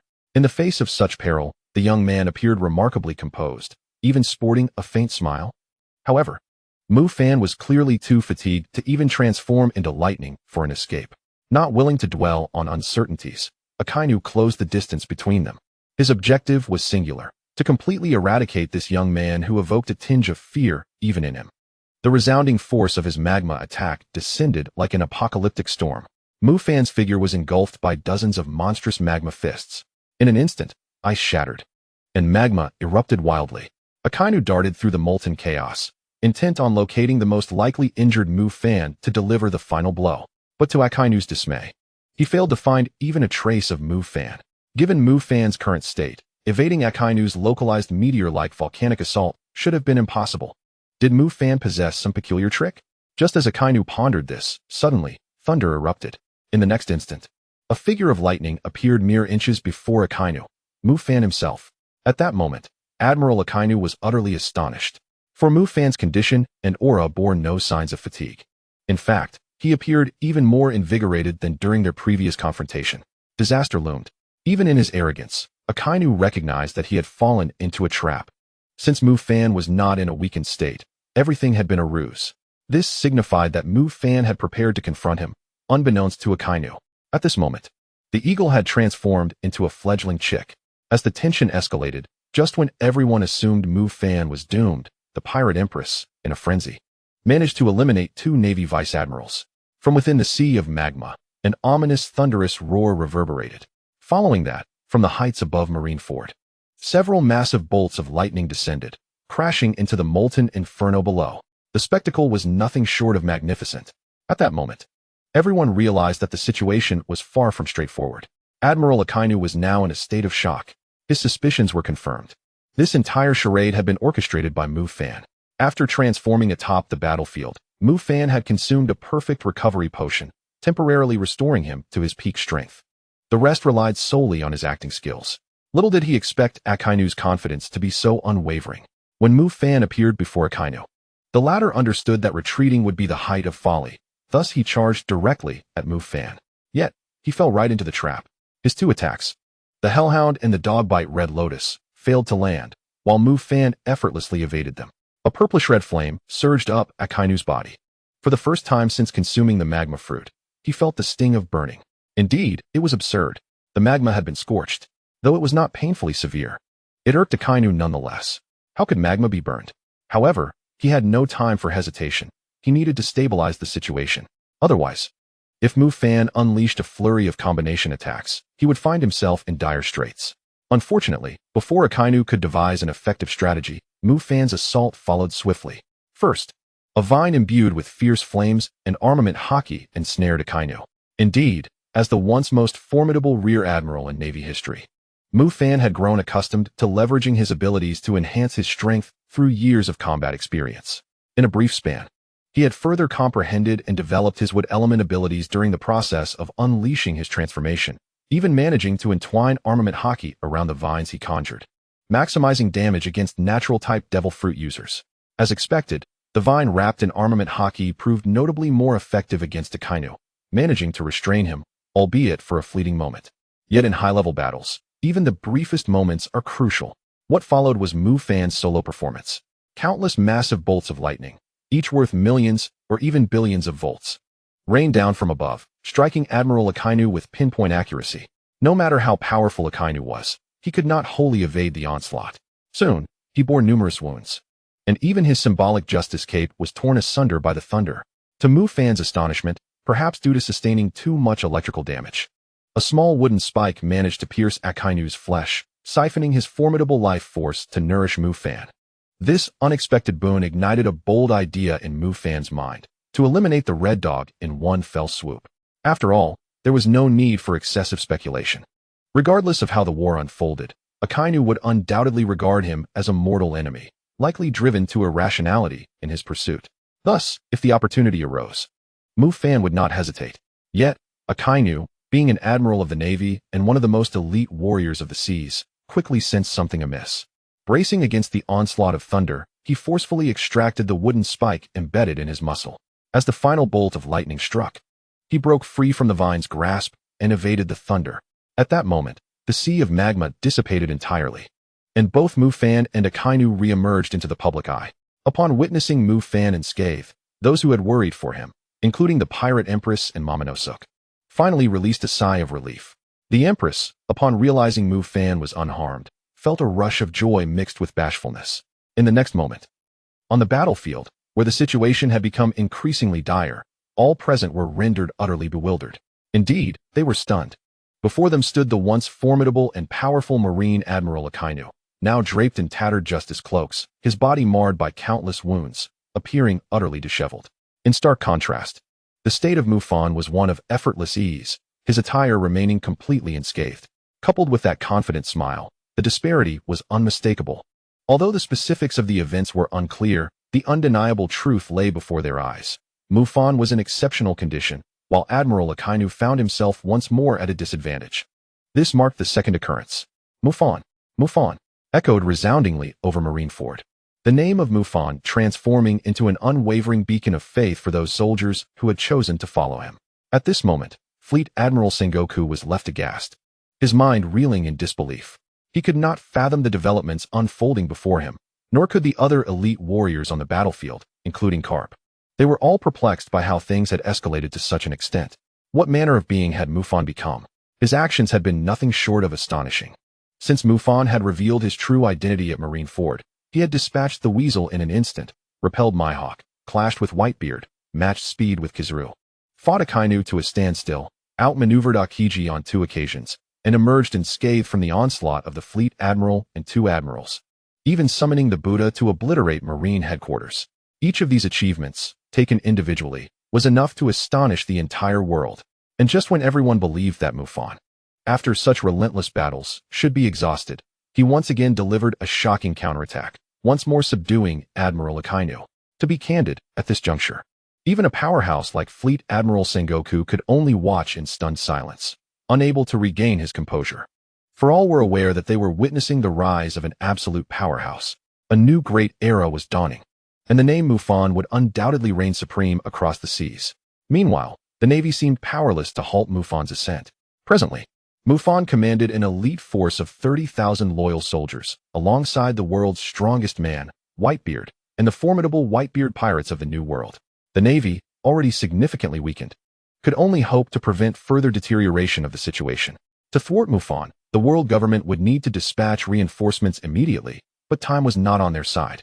However, not everyone shared this perspective.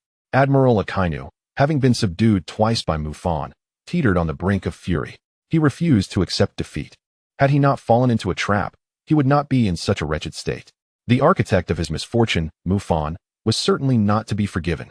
Yet, just as Akinu prepared to strike once more at Mufan, a formidable presence suddenly manifested behind him. Cold sweat trickled down his cheek. And as Mufan observed the scene before him, he could not help but revel in the misfortune of Akinu. Gururara, Mufan, my boy, I'm late. But you certainly are quite the surprise. Came the voice of Edward Newgate, the strongest man in the world, resonating from behind Akinu.